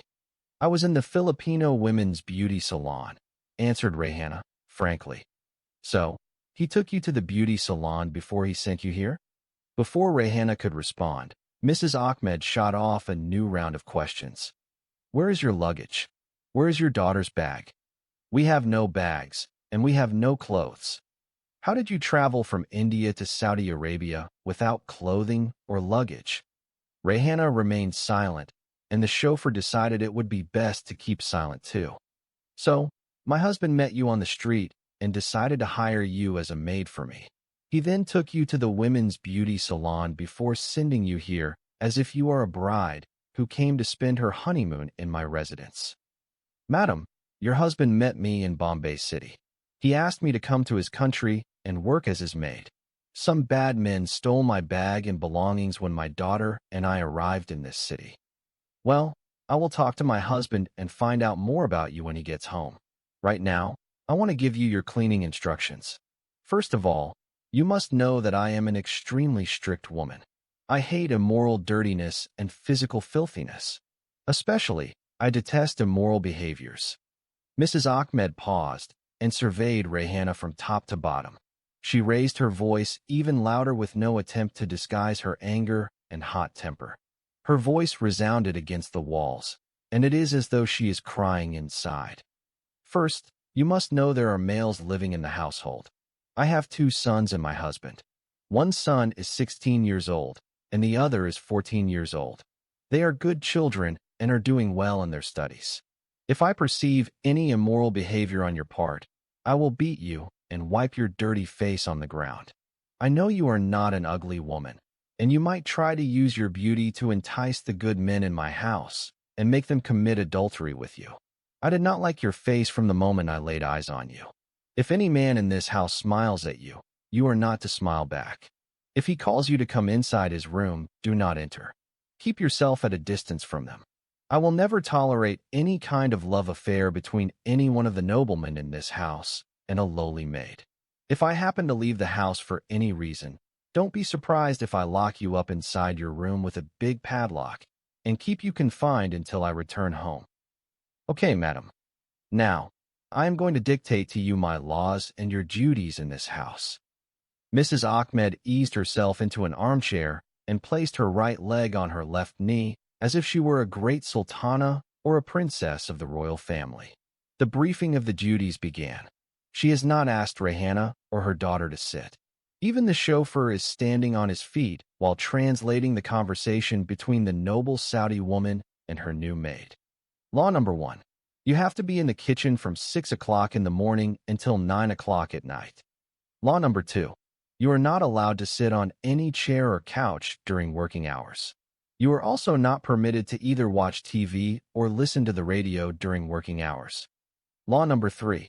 You have to cook and prepare breakfast, lunch, and dinner, wash the clothes, bed sheets, pillow covers, and tablecloths.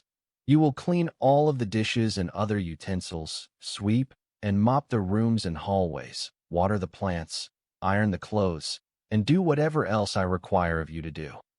The Pakistani driver returned after 5 days, and the noble Arab woman Mrs. Ahmed called him to the kitchen and told him to translate for her what she was going to say to her Indian maid. She then supplemented her strict laws and rules and list of many heavy and hard chores for the Indian maid. Whatever she could not impart to Rayhana during his absence, she more than made up for. She insulted her in front of the chauffeur, telling him not to leave one word out that she was saying. She told him to tell Rayhana that she is a dirty, filthy animal and behaves as if she came straight from out of the jungle of India. Rayhana cried as the chauffeur translated all the revilement, filthy insult words, and derogatory remarks from the Cobra mistress. The noble Arab woman felt pleased with the great distress she was able to inflict on her maid, and now that her goal was accomplished, Mrs. Ahmed dismissed the Pakistani driver. She remained for some time with Rayhana in the kitchen and forced her to do as many unnecessary hard chores as possible. The noble, holy, deeply moral, and strict Arab Muslim woman then abruptly marched out of the kitchen and left without telling her maid what to do next. Rayhana knows that if the evil Saudi woman came back and found her sitting with her daughter in the kitchen doing nothing, she would shout at her and might even assault her physically and beat her up in front of her daughter if it. Therefore, she decided to go to the other rooms and start cleaning them all over again. She just wants to be busy doing something. She has already cleaned up all the rooms and hallways. She told her daughter to sit and wait for her in the kitchen. It is one of the new rules she learned that day through the Pakistani translator that her daughter is not to follow her from place to place all over the house. When the mother is not working in the kitchen, the daughter has to put it there and do some work too. The Cobra woman never showed any compassion toward the little girl, if it either. She detests her the same way she hates her mother. She did not give her any of her son's old toys to play with, or buy her any dolls. She did not promise or suggest she should go to school to get an education like her privileged noble sons. She even forced her to do menial tasks. When her mother left, Ifit sat on the floor of the kitchen, folded her legs, and began to look blankly at the empty walls. With nothing to do to amuse herself, she hugged her legs and rocked back and forth waiting for her mother to return to her. Rayhana began her work down one of the long hallways. She thought that there was no one else in the house except Mrs. Ahmed. She expected that the always angry and strict Arab woman would be resting in her bedroom. Therefore, the maid has decided to clean every room except the room of the mother lion. She knows that if she dared step foot inside the Cobra lioness bedroom without her permission and oversight, she would be scolded and mercilessly beaten up. The Cobra woman had already told her never to step foot inside her sacred bedroom without her permission or when she is not there. However, she gave her permission to enter all the other rooms in the house. She expressly told her to keep herself away from the rooms of her teenage sons when they were at home. She said she believes in the Arabic saying, "Keep the female away from the male as you keep the egg away from the stone." But if the righteous woman of Allah came to know the egg had already been broken by the stones of her teenage sons, then she might have killed her maid who had enticed her good noble sons and caused them to commit adultery with her in the night. If she has seen the porn video of Rayhana, she might have beaten her and then handed her over to the police authority and gotten her stoned to death. Rayhana spent a short time cleaning the hallway, and then she began with the other rooms. She began with Khalid's room first. When Rayhana stepped inside Khalid's room, she remembered how the two juvenile boys had come to the storage room at night and showed her a porn video of her nude inside the women's bathroom and her naughty behavior while she was alone. Rayhana does not like the situation she has put herself in, but she is powerless to do anything about it. She hopes that the goodman of the house, who had spent a lot of money on her and her daughter, might intervene and stop his wife from treating her so badly and prevent his sons from continuously blackmailing and raping her. She has not seen her sponsor since the day he brought her to his house. She was surprised when the Pakistani chauffeur returned without her Saudi sponsor. She held her tongue, deciding not to ask him where his kafil was.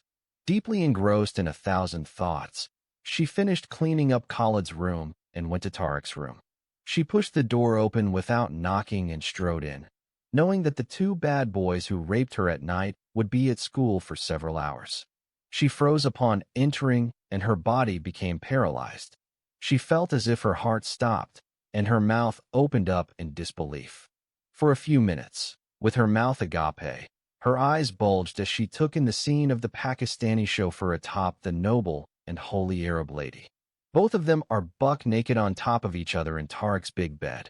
She averted her eyes in another direction and is met with a porn movie splashing across a 65-inch LCD TV screen. Her eyes have seen a young white girl sucking and licking a big phallus of a white guy. Both are completely buck naked, just like the Saudi wife and the Pakistani man. She could even see the black pubic hair of the fully visible and exposed. Even the pussy of the white girl is open and red. Her big breasts are like two small white soccer balls. She has extra-large buttocks, but the Saudi wife has no pubic hair on her exposed private parts. She has neither big boobs nor large buttocks. Her naked, skinny body is flat from the front and from behind, as if she is a man. In the meantime, rooted to the floor, the astonished maid could neither advance nor retreat. She is shaking, sweating, and breathing loudly as if her soul might come out of her body at any second. The strict Saudi wife, Mrs. Ahmed, has seen her first.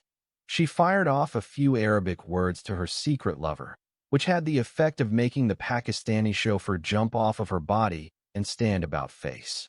Rayhana closed her eyes when she saw his male organ like a big stick shooting up in front of him. The greatly astonished maid has expected two things to happen to her now. Either the Pakistani would run towards her, catch her by the neck and strangle her to death, or the Cobra woman would shout at her and kick her along with her daughter out of the house. As she gradually opened up her tightly squeezed eyes, nothing could have prepared her for the pleading faces of the two adulterers begging her for mercy. In the awkward silence that followed, with no violence, direct or implied, she counted her good fortune, turned on her heels, and fled for her life. She ran to the kitchen and sat near her daughter. Hugging her, she waited to see what their destiny had in store for them both. Shortly thereafter, the personal driver of Sheikh Ahmed came into the kitchen. Clothed, he looked vastly different. For the first time, Rayhana came to know his name, Sabir Ibrahim Shah. Everyone in the family calls him Rafiq, and she thought it was his real name.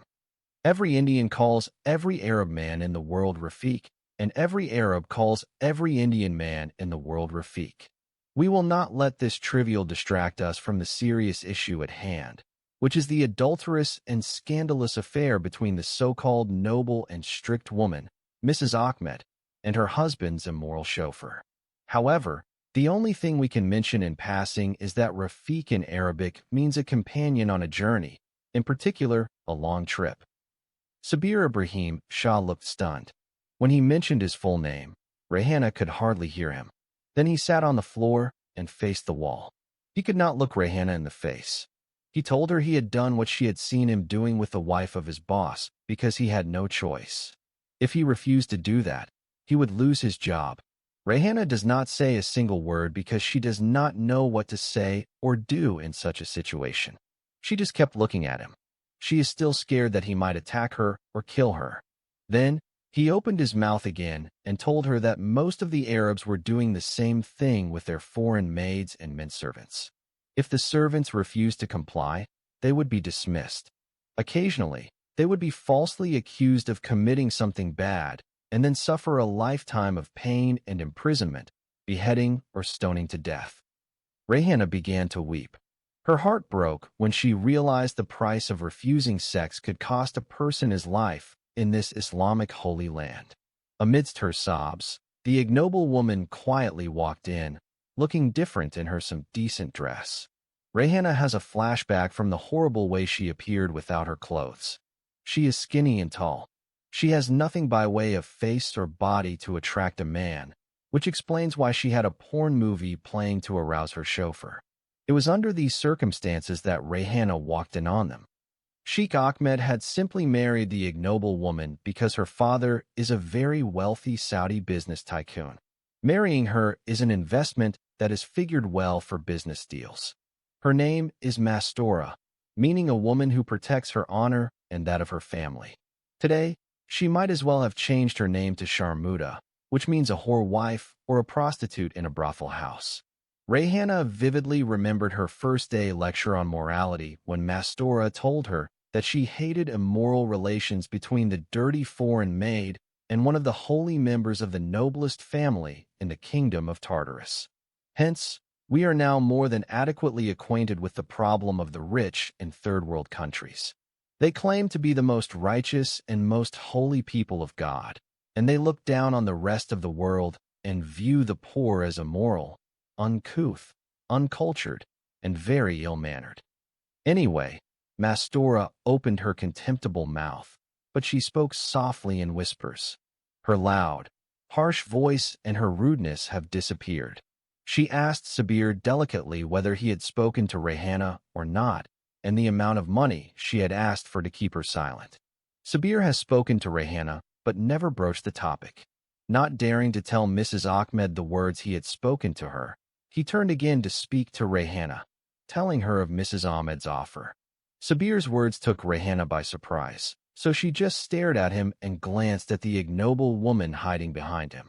Of course, Rayhana has no clue that Mrs. Ahmed would be stoned to death in Saudi Arabia for such a transgression she has done with the foreign driver of her husband. Seeing Rayhana keeping silent, the Pakistani driver made up her mind for her and told Maksura that the Indian maid had agreed to keep her lips sealed and would gratefully accept whatever money she was offered. I renamed Mrs. Ahmed Maksura because of her pitiful condition. She is a lioness and strutted around like the most moral woman on the face of the earth, and suddenly she has been broken with her pride in pieces. Maksura in Arabic means a broken female who got caught and exposed for what she is. With trembling hands, Mrs. Ahmed took her checkbook from her pocket, quickly wrote out a check, and put it in Rayhana's hand. Rayhana looked at the paper that the ignoble woman gave her without knowing what it represented. Sabir explained to her in Urdu that Mrs. Ahmed had given her a check, and he could take her to the bank and open an account for her. Mrs. Ahmed decided to sweeten the deal, telling her secret lover to take Rayhana Khan and her daughter, Ifit, to the nearest bank to open an account for her and assist her in making the deposit. After that, she told him to take them to the super mall and let them buy whatever clothes they wanted and whatever dolls Ifit wished to have. He could then have the bills brought to her for reimbursement, and she would gladly pay for everything. Below is a comparative, text-faithful analysis of Rayhana's suffering set against other major characters, based strictly on what is stated in the Arab sugar daddy and the beautiful Indian girl. The comparison focuses on degree, nature, agency, and outcome of suffering. 1. Rayhana versus Christy, the Christian Indian woman. Similarities. Both are poor Indian women who enter relationships with wealthy Saudi men. Both face migration-related vulnerability and cultural isolation. Both are subject to objectification by powerful men. Key differences. Aspect. Rayhana. Christy. Religion and legal status. Muslim. Fully governed by Sharia expectations. Christian. Outside Islamic moral jurisdiction. Agency. Minimal, coerced repeatedly. High, negotiates terms. Sexual autonomy. Denied, retained. Outcome. Prison, stoning sentence. Divorce, independence. Interpretation. Christie's suffering is strategic and temporary. Rayhana's is total and irreversible. The text uses Christie to demonstrate that negotiation is possible only when legal and religious systems do not criminalize the woman's existence. 2. Rayhana versus Balboa, the agency employee. Similarities. Both are sexually exploited by men in power. Both lack institutional protection. Both are silenced and discredited when abused. Key differences. Aspect. Rayhana. Balboa. Location of suffering. India and Saudi Arabia. India only. Legal framing. Criminalized as immoral. Framed indirectly. Response to trauma. Endures and survives, physically. Self-immolation. Symbolic role. Systemic victim. Cautionary parallel. Interpretation. Balboa's suicide exposes the fatal cost of shame and silencing, while Rayhana's survival allows the narrative to explore prolonged, institutional cruelty rather than a single tragic endpoint. 3. Rayhana versus Sakina, the Pakistani woman stoned. Similarities. Both accused of sexual transgression. Both denied meaningful defense. Both judged under Sharia law. Both reduced to symbols of moral disorder. Key differences. Aspect. Rayhana. Sakina. Narrative function. Central protagonist. Parallel cautionary case. Crime. Polyandry/prostitution, alleged. Adultery. Outcome. Sentenced, awaiting execution. Executed, stoned. Interpretation. Sakina serves as Rayhana's possible future. Her execution confirms that Rayhana's punishment is not speculative but procedurally real within the system depicted. 4. Rayhana versus Jamal Khan. Similarities. Both were falsely accused. Both were tortured and imprisoned. Both impoverished and stigmatized. Key differences. Aspect. Rayhana. Jamal. Gender. Female. Male. Sexualized punishment. Yes. No. Post-prison future. Increasing vulnerability. Limited recovery. Family consequences. Child endangered. Siblings destroyed. Interpretation. Jamal suffers grave injustice, but Rayhana's suffering is gender-specific, bodily, and ongoing. The text presents sexual control as the extra penalty imposed on women. 5.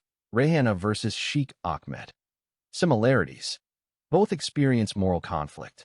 Both face public scandal. Key differences. Aspect. Rayhana. Sheikh Ahmed. Power. None. Absolute. Consequences. Prison, death sentence. Emotional regret. Ability to exit. None. Always. Interpretation. Sheikh Ahmed's suffering is emotional and voluntary. Rayhana's is physical, legal, and imposed. The contrast underscores how power converts suffering into reflection rather than punishment. Overall comparative conclusion.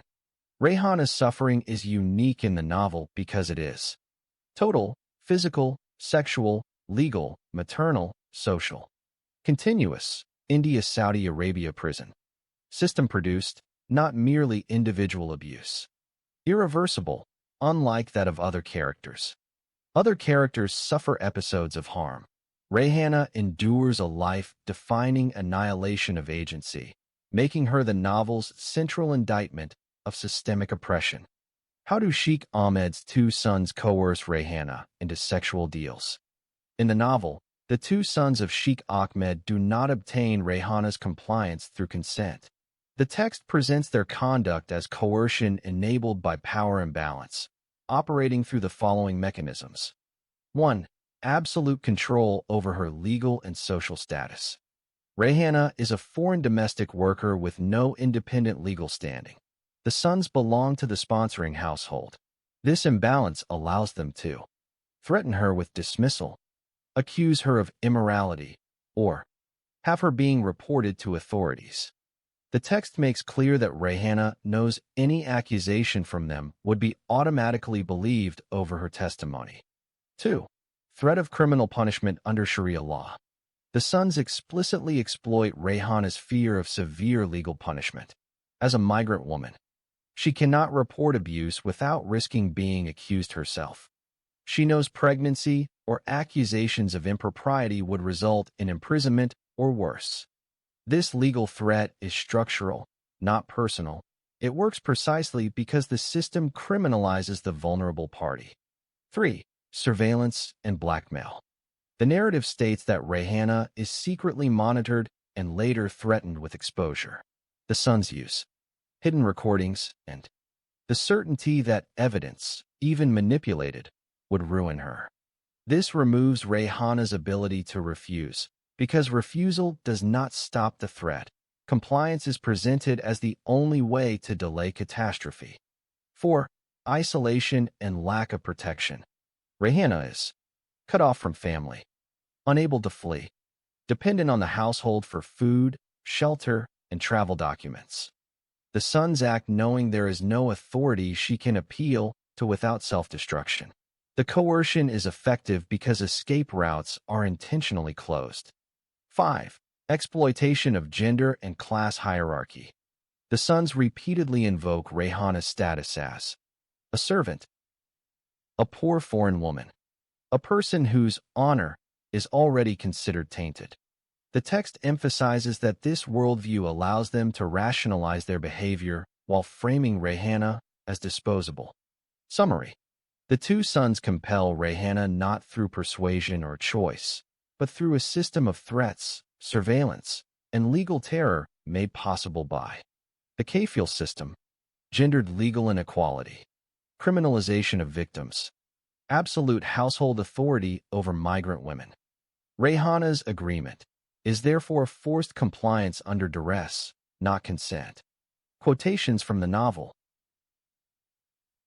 As soon as the Cobra woman went out of the washroom, Rayhana told Ifrit to wait in the kitchen until she finished her bath, and then she was going to give her bath too. When little Ifrit left the women's bathroom, the 22-year-old Rayhana removed all of her clothes and stood bare naked. When she stripped off all her clothes, she walked toward the mirror and looked at her image. She began to turn around and look at her reflection in the mirror. She felt pleased with the full figure standing before her and the shapeliness of her naked body. Rayhana has never seen such a huge, full-sized mirror before. For the first time, she could see her entire body, and she liked it. She felt shy and covered her face with her hands. Then she remembered her bath. She walked toward the tub and looked at it. She had never seen a tub except in an Indian movie she had watched with the love of her life, the handsome Jamal Khan, at the Eros movie theater in downtown Bombay. In the movie, she saw the beautiful Indian heroine taking a bath in a tub, and that gave her some idea of what she is supposed to do while she is bathing herself in the house of her Arab masters.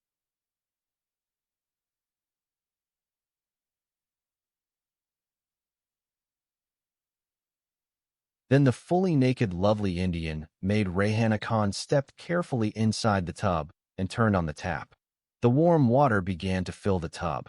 While the water was running, she started to check all the perfumes and makeup bottles on the shelves. She opened each bottle and smelled its scent. Each one she liked. Each one she sprayed some of it on her naked body and long hair. After that, she picked up something that looked like soap powder and emptied half of it into the water.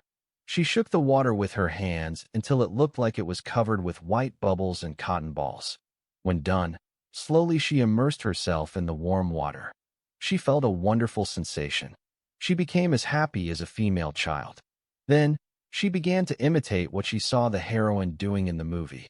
She stretched her legs, lifted them, and brought them down again. She lifted her legs again and opened them. She separated her legs as wide as she could. She enjoyed the slight pain she felt in the area around her private parts. She has done this exercise many times until she could not do it anymore. Then, she began to play with her hands and breasts. She held her two breasts with both her hands, jingled them, and fondled them. Rayhana has become naughty and stood up while naked and did many naughty things. With soap suds covering parts of her body, she went to the mirror and began to dance and tease her image. She even fought against her image in the mirror as if she were in a boxing fight. She turned around and began to dance with her backside facing the mirror. Then the sexy girl Rayhana bent forward, looked at the mirror, shook her large backside, and teased the imaginary audience who thought they were looking at her big buttocks on the big silver screen at a movie theater. After that, she turned around and showed them her pussy that is covered by her black pubic hair. She then stuck out her tongue and teased them again. She told them, "None of you can get my sexy pussy and enjoy having sex with me except my handsome lover Jamal when he marries me." She sang and told them, "No touching, but only seeing." This is an Indian song in a Bollywood great hit movie which is called My Name is Sheila. In that wonderful movie, the beautiful and sexy film actress Katrina Kaif sang and danced in it.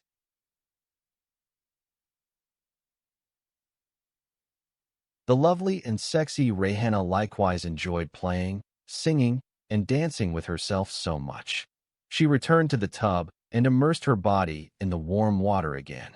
This time, she began to paddle the water with her legs as if she was swimming. She learned that from the Indian movie too. Then, she began to throw the soap suds up into the air. After playing inside the tub for a long time, Rayhana remembered she had to wash her clothes. She came out of the tub and went to the sink with the smaller mirror. She filled the sink with water and began to wash her clothes piece by piece. She first washed her top dress, and then she cleaned her underdress too. After that, she took her pink bra and washed it, and lastly, she washed her small red underwear. When she finished washing her underwear, the naughty young Indian woman hung her wet clothes on the curtain rod above the tub. She knows that she has to wait inside the women's washroom until her clothes are dried up. Once again, she began to dance and repeat her naughtiness all over again.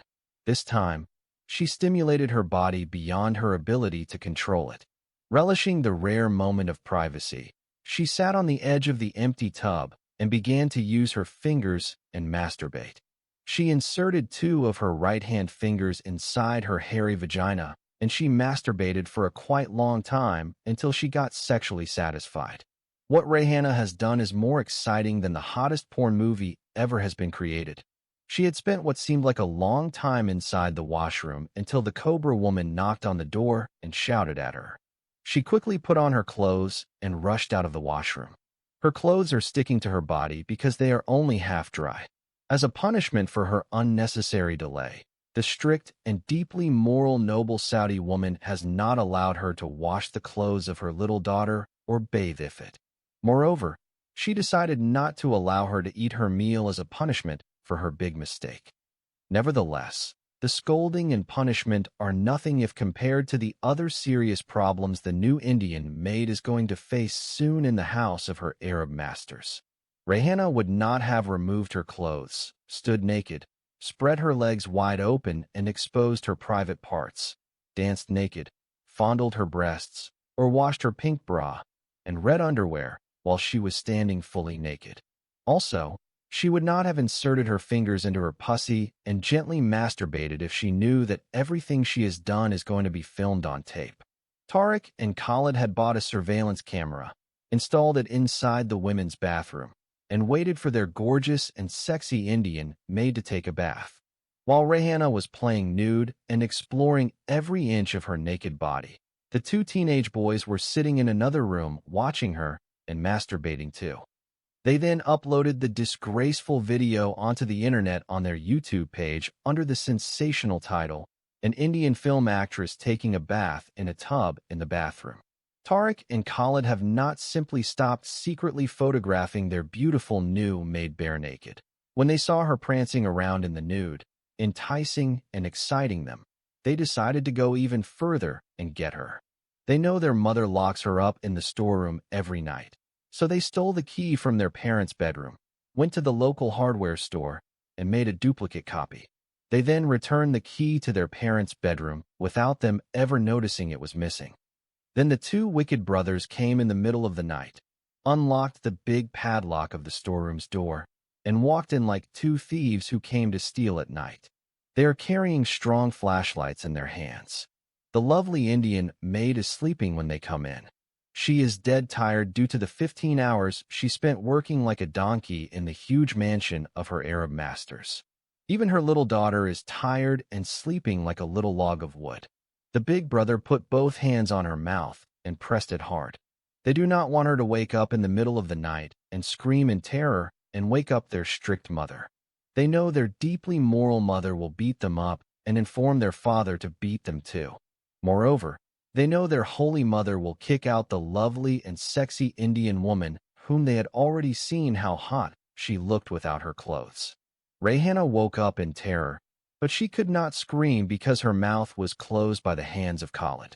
Then, the smaller brother opened his iPad and showed her a porn video of her dancing and masturbating in the bathroom of the strict mother.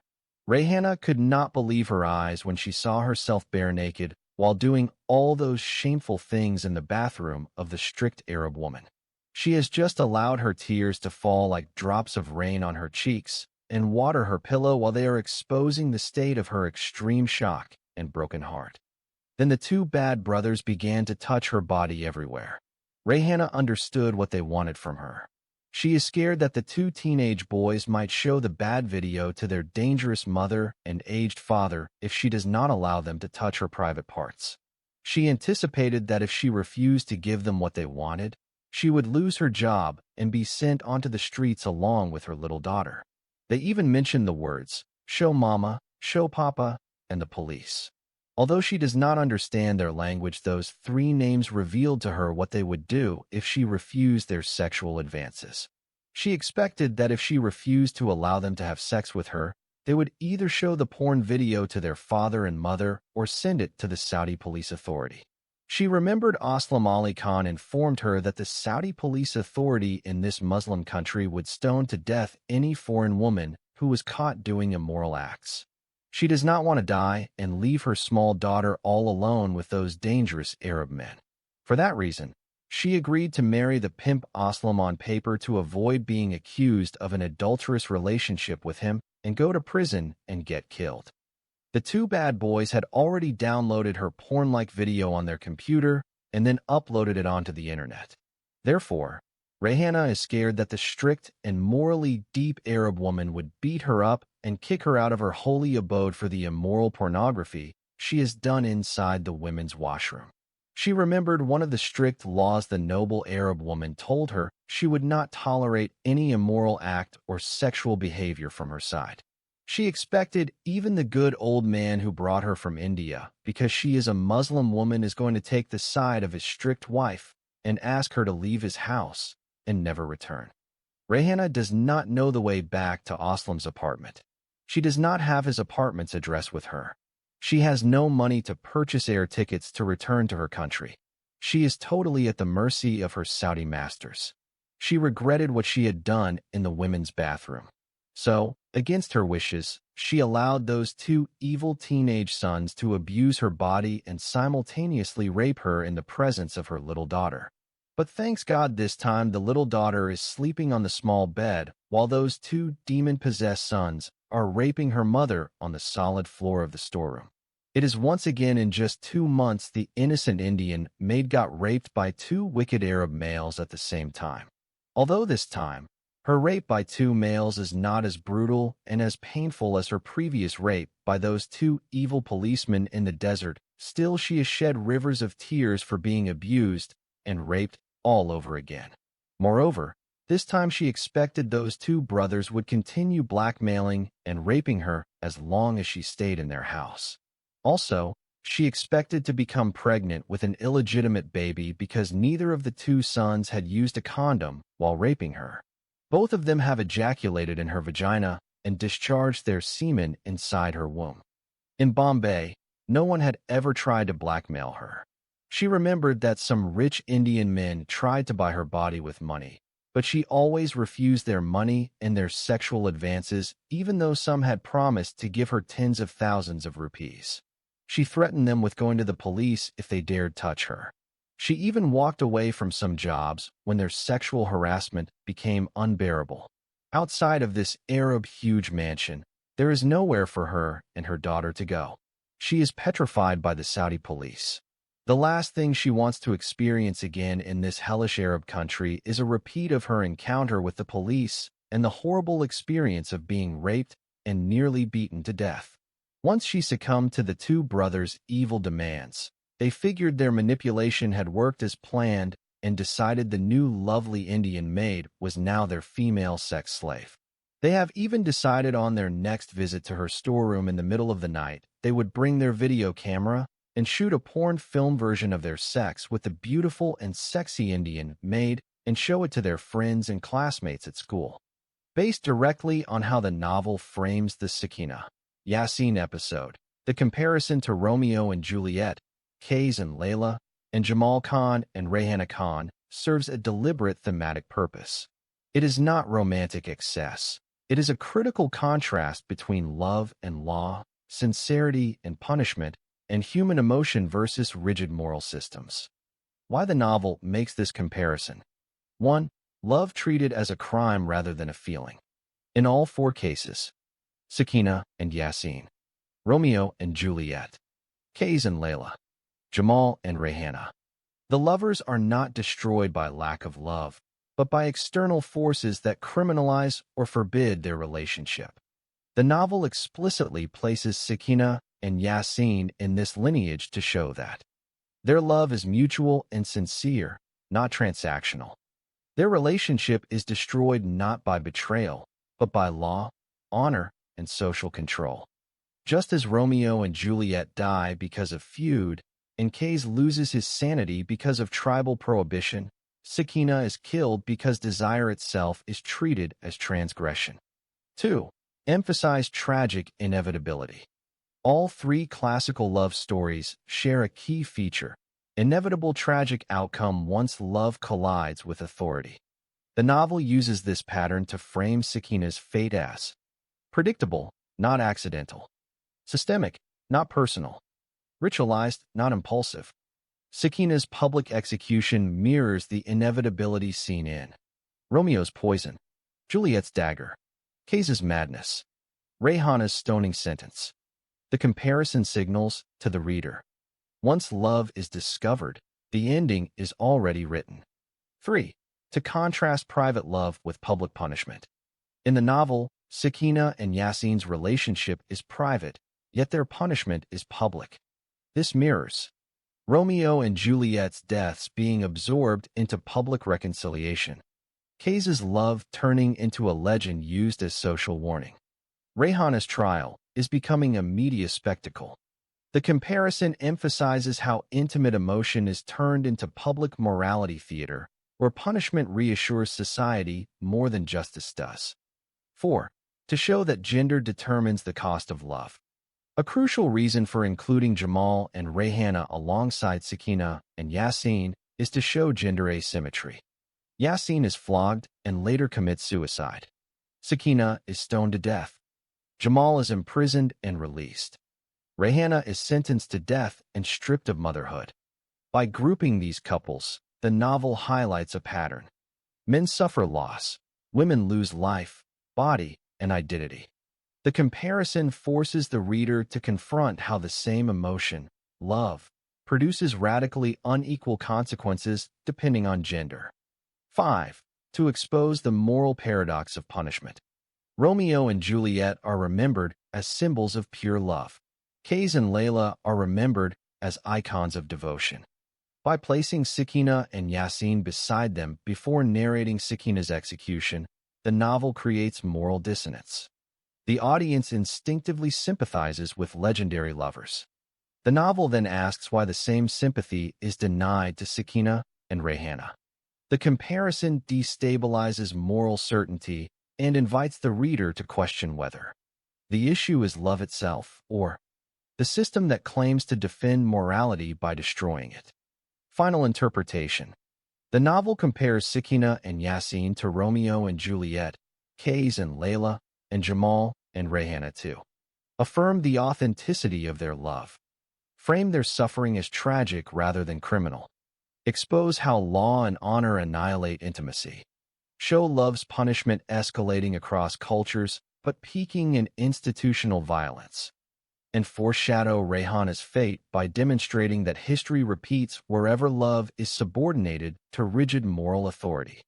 In short, the comparison transforms Sakina's execution from an isolated event into a universal tragedy, indicting not lovers, but the systems that fear them. Below is a clear comparison of the problems Rayhana faces in Saudi jail with those faced by the Pakistani girl Sakina, as portrayed in The Arab Sugar Daddy and The Beautiful Indian Girl. The comparison shows how both women suffer under the same legal, religious system, but in different circumstances and stages of punishment. Shared context: punishment under Sharia law. Both Rayhana and Sakina are women accused of sexual immorality, tried in Saudi Sharia courts, punished as offenders rather than victims, denied meaningful legal defense, used as examples to enforce moral control over women. However, their experiences differ in location, prison versus public punishment, legal framing, and emotional focus. 1. Rayhana's problems in Saudi jail. A. Imprisonment under death sentence. Rayhana is sentenced to 3 years in prison, followed by stoning to death after childbirth and nursing. Jail is not corrective or protective. It is a waiting room for execution. Her punishment is postponed only because of pregnancy, not mercy.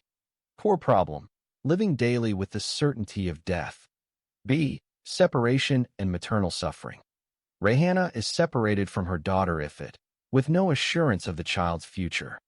Her imprisonment is intensified by maternal anguish, guilt, and fear for Ifit's safety.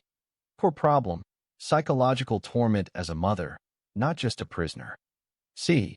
Criminalization of victimhood. Rayhana was raped, but rape is disregarded. Pregnancy from rape becomes evidence of guilt. Jail reinforces her identity as a criminal woman, not a victim. Core problem: total erasure of justice and truth. D. Prolonged psychological torture. Unlike immediate execution, Rayhana endures daily fear, hopeless waiting, social erasure.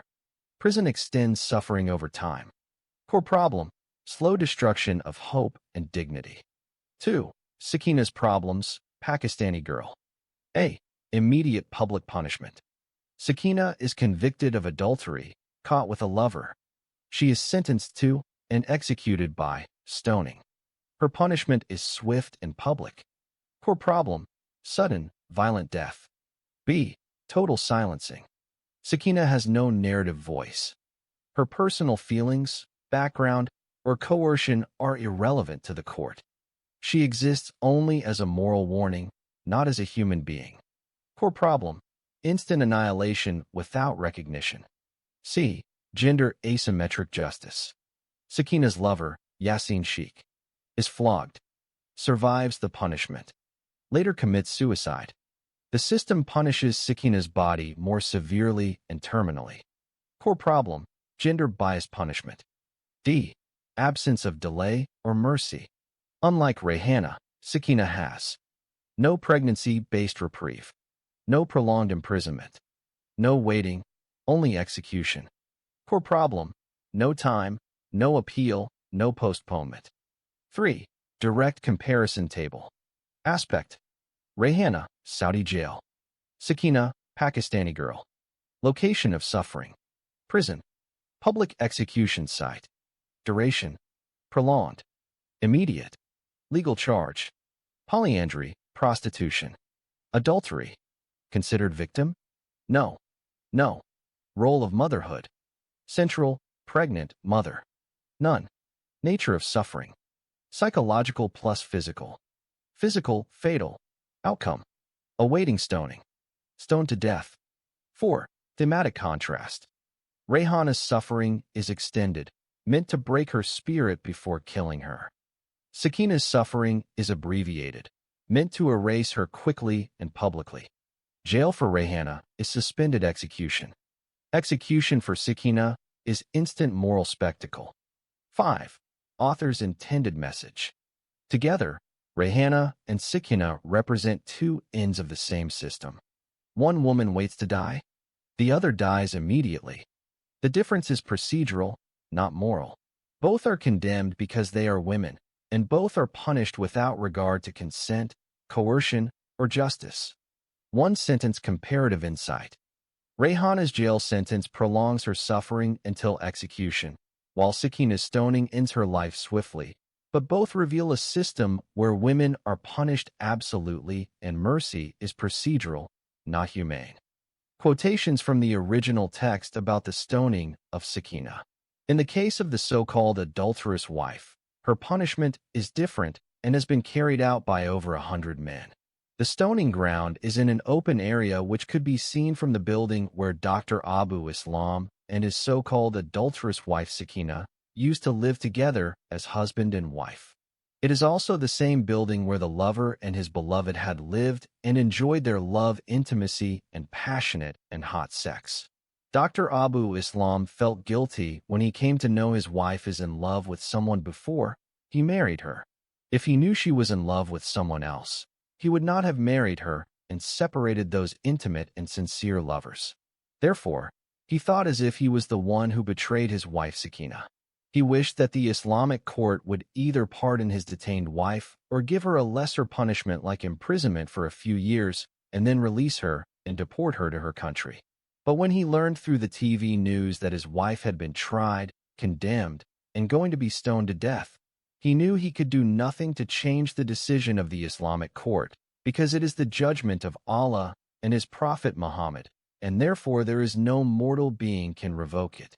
Even the king of the Kingdom of Saudi Arabia cannot cancel it. Despite that, he decided to approach the Sharia court and inform the judge who passed the stoning judgment that he was ready to forgive his cheating wife and take her back if she was ready to repent, break up her unacceptable friendship with her lover, and apologize to her husband. Although Dr. Abu Islam expected that the court would not accept his forgiveness and pardoning of his wife, still he followed the dictating of his conscience and went and talked to the Sharia court authority. The Sharia court did not only reject his appeal, but published it in the newspapers. When his Pakistani community came to know through the media that Dr. Abu Islam forgave his adulterous wife and wanted to take her back, they hated him with more bitterness. They considered him to be the most useless and cowardly Muslim man who ever existed. The Pakistani ambassador in Riyadh City said in a TV interview that Dr. Abu Islam and his adulterous wife Sakina are stigmas on the bright face of Pakistan. He further said that any Pakistani man in his place would not hesitate for a second to slay his unfaithful wife on honor killing. Instead, that shameless doctor went and begged the Sharia court to stop carrying the judgment of Allah on his adulterous cousin sister, and without shame, he wanted to take her back in his apartment as a wife. The Pakistani consul of the consulate in Jeddah City has demanded that the Sharia court should also pass the death sentence on the adulterous man Yasin Sheikh and stone him beside his adulterous girlfriend Sakina. Otherwise, he should be extradited to his country Pakistan so that he would be stoned to death at the Karachi International Airport by the Pakistani angry Muslim men and women. Shortly after the Islamic court rejected the appeal of the dejected husband, the date of the stoning of his wife was announced through all media channels in the Kingdom of Saudi Arabia. It has been scheduled to take place on a Friday at noontime after the public congregational prayer. Every Pakistani man in Jeddah decided to attend and participate in the stoning to show his condemnation of that disgraceful act that one of the Pakistani women did while she is lawfully married to another man. Pakistani women vowed that they would take part in the stoning if the Saudi police authority would allow them to do so. But their requests have been rejected on a religious basis, and only their husbands, brothers, and sons could join the other faithful Muslims after the Friday prayer and stone the condemned adulterous woman. Around 12:45 p.m., the execution ground is crowded with men dressed in white garments, and all of them have long beards and somber and angry faces. They are males, big as well as small. Even male children have been brought there by their fathers or big brothers. They looked like monsters and worshippers of Lucifer. None of them appeared as a holy man who was worshipping a true and living deity. There are with them their small male children who are dressed up in their traditional clothes, which look like pajamas and appear like little white demons just like their devilish fathers and brothers. None of those kids is smiling or have a childlike face. They also look like small, angry, evil spirits. Shortly after the gathering of the so-called faithful men and children of Allah, the condemned adulterous woman was brought by a police car. She is handcuffed and her legs are securely fastened by chains. She is dressed up in a black abaya and niqab that covers her entire body. When they dragged her out of the car, she was shaking and screaming and calling for help. She is begging the Saudi police officers to spare her life. None of them seemed to heed her crying and pleading. A couple of policemen dragged her like an animal until they brought her to the middle of the crowd. There is already a hole that has been dug for her burial. Then the Arab policeman forcibly inserted her resisting body inside that hole. Some men came and buried her until her neck. Only her neck and head are visible while the rest of her body is completely buried underground. It is 48 degrees Celsius when the poor Sakina has been buried up to her neck in the hot sand of the Sahara Desert. The heat of the sun and the hot sand scorched her body, causing 75% second-degree burns to her flesh, and she was screaming louder and louder. Underneath the black abaya, she is sweating and burning like steam boiling inside a tea kettle. It might have been more tolerable to put her in a furnace than to bury her in the hot sand. They do not need to stone her to death, for if they had left her just 1 hour in the hot, dry ground, she would have been cooked alive instead. After that, her face was uncovered so that everyone could see her. She is also expected to see those people who have gathered around her stone her to death. Those policemen forcefully tore the black niqab from her face.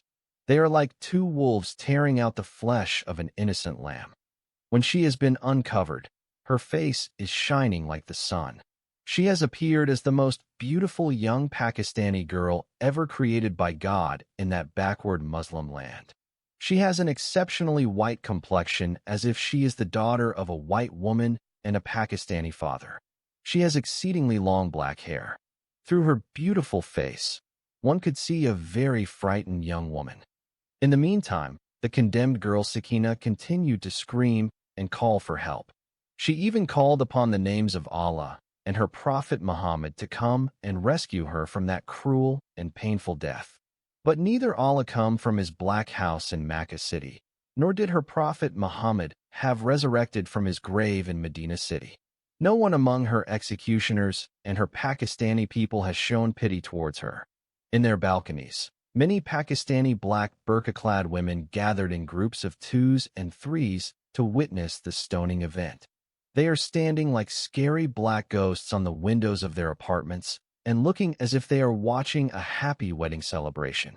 Some of them are using long-range observation binoculars to see the stoning. None of them seem to pity the victim girl. Even their small underage girls have been made to watch such brutal stoning.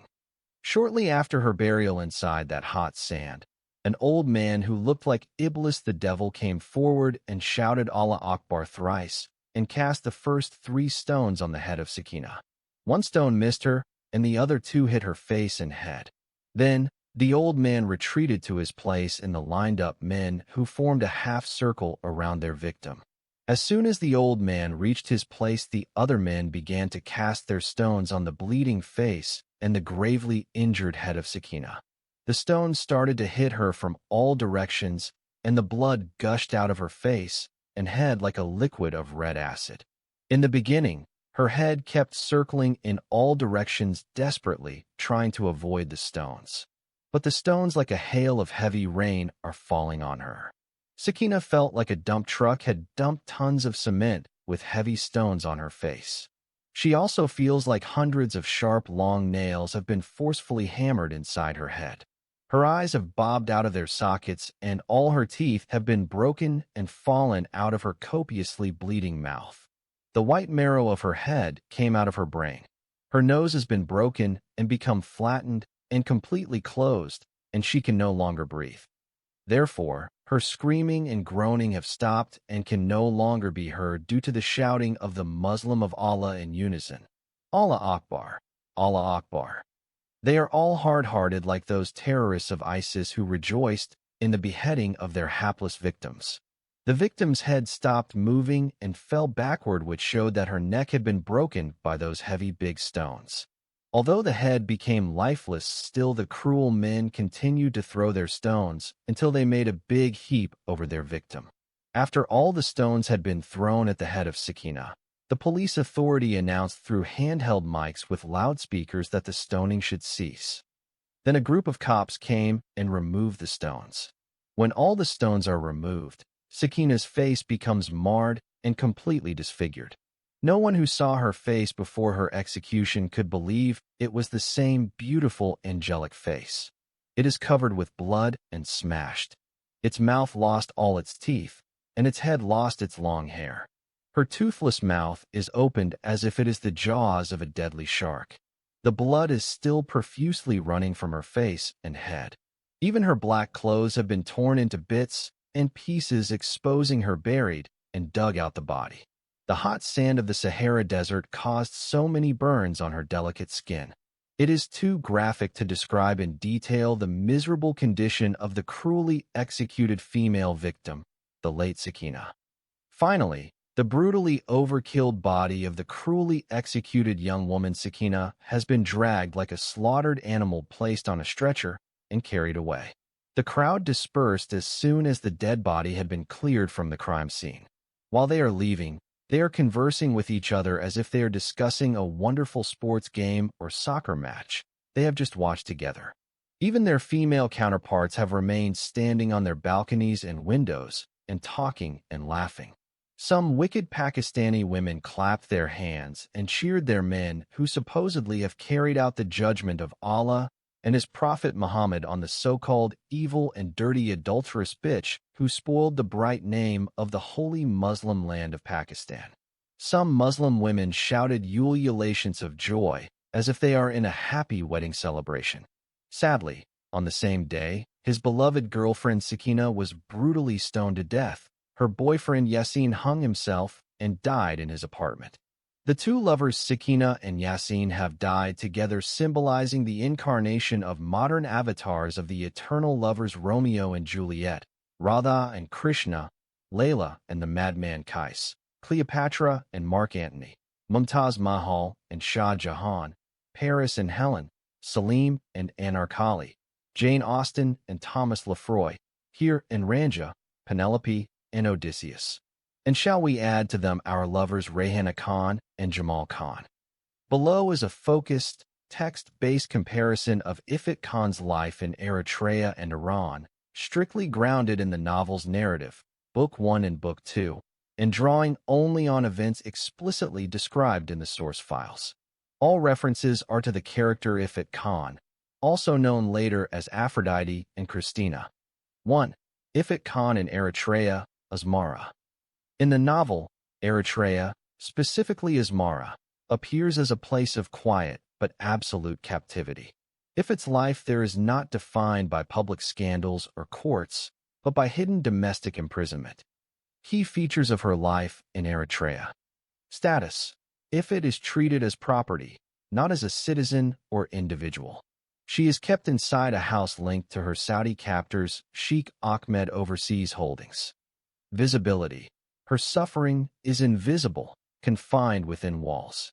There is no police intervention, no court, no public witnesses. Abuse exists off-record. Power dynamics. Authority is exercised through ownership and silence, not formal law. The captor's lineage and wealth protect the crime. Psychological condition. Eritrea represents static trauma, years of fear, isolation, and learned helplessness without overt confrontation or escape attempts. Symbolically, Eritrea functions as a sealed cage, a place where abuse continues uninterrupted because no one looks inside. 2. Ifrit Khan in Iran, Tehran. By contrast, Iran, particularly Tehran, is portrayed as active, violent, and overtly sadistic. Here, Ifrit's imprisonment becomes ongoing terror rather than hidden captivity. Key features of her life in Iran. Status. Ifrit is held by Sheikh Ahmed. She is not merely confined, but consciously brutalized. Nature of abuse. Abuse is ritualized and sadistic, described as systematic torture rather than coerced marriage. Pain itself becomes the captor's gratification. Visibility and terror. Unlike Eritrea's silence, Iran involves constant fear, surveillance, and psychological breakdown. The threat is continuous and explicit. Psychological impact. Tehran marks the collapse phase, where trauma intensifies, identity fractures, and long-term mental damage accelerates. Symbolically, Iran represents an open torture chamber, where violence is deliberate, repetitive, and intended to destroy the victim's will. 3. Direct comparison table. Aspect. Eritrea Asmara. Iran, Tehran. Type of control. Hidden domestic captivity. Active sadistic imprisonment. Visibility. Secret, private. Ongoing, intense. Authority. Wealth and inheritance. Power, violence, fear. Abuse style. Enduring, silent. Repetitive, torturous. Psychological effect. Numb endurance. Mental collapse. Symbolic role. Cage. Torture chamber. 4. Overall interpretation. The novel deliberately contrasts these two locations to show two forms of total domination. Eritrea shows how abuse survives through silence, property, and neglect. Iran shows how abuse escalates through ideology, power, and cruelty. Together, they explain why Ifrit Khan's later breakdown is cumulative, not sudden. Her trauma is layered across geographies, regimes, and methods of control. Quotations from the novel. There is an evil practice among the Arabs called Mufakazat al-Sigar, loosely translated as the practice of thighing on small children. There is no proper English translation for this practice, simply because it is not a Western norm. The thigh is the part in humans between the hip and the knee. The nearest evil act to the practicing thighing on children in English would probably be child molesting. However, practicing thighing on children is infinitely eviler than child molesting. It is done by an adult man to a child with the sanction of religion. Now let us see how it is practiced on a child and who began this evil practice.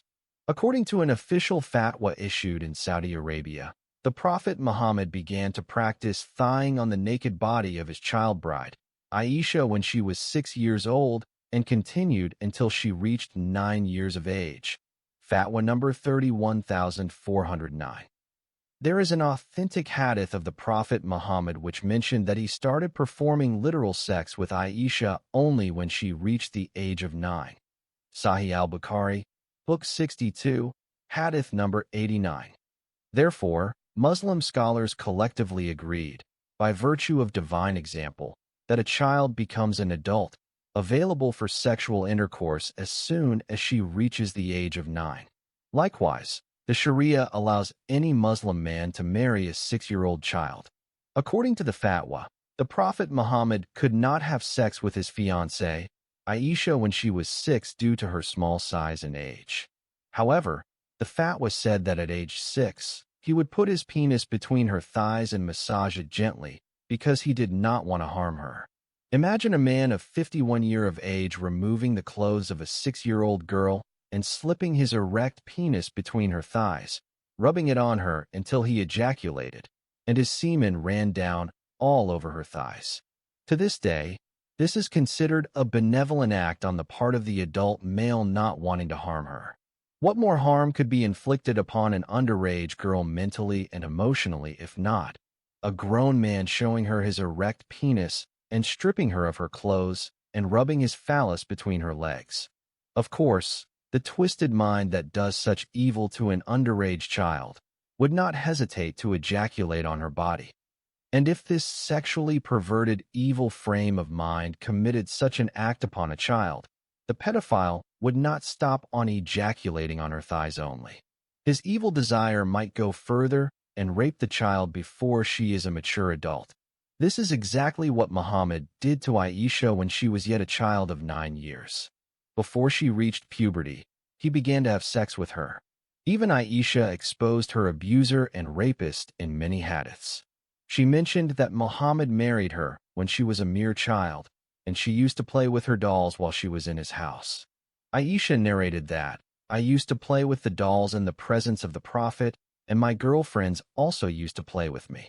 When Allah's apostle used to enter to us, they used to hide, but the Prophet would call them to join and play with me. Sahih al-Bukhari, Volume 8, Book 73, Hadith number 151. This hadith had been explained by the renowned Muslim explainer Fatih al-Bari. The playing with dolls and similar images is forbidden, but it was allowed for Aisha at that time, as she was a little girl, not yet reached the age of puberty. Fatih al-Bari Volume 13, page 143. Having proven that scandalous and evil marriage, let us now see what the modern fatwa said about the Prophet of Islam and his underage child bride, Aisha. Praise be to Allah, and peace be upon the one after whom there is no further prophet. After the Permanent Committee for the Scientific Research and Fatwas, Religious Divinely Guided Decrees, reviewed the question presented to the Grand Mufti Abu Abdullah Muhammad al-Shumari. The question was forwarded to the committee by the Grand Scholar of the Committee with reference number 1809 issued on 3/8/1421 Islamic calendar. The inquirer asked the following. It has become widespread these days, and especially during weddings, the habit of mufakazat al-sigar of small children. This Arabic phrase literally means placing the penis between the thighs of a child. In other words, it can be translated as placing the male phallus between the thighs of a child to get sexual pleasure.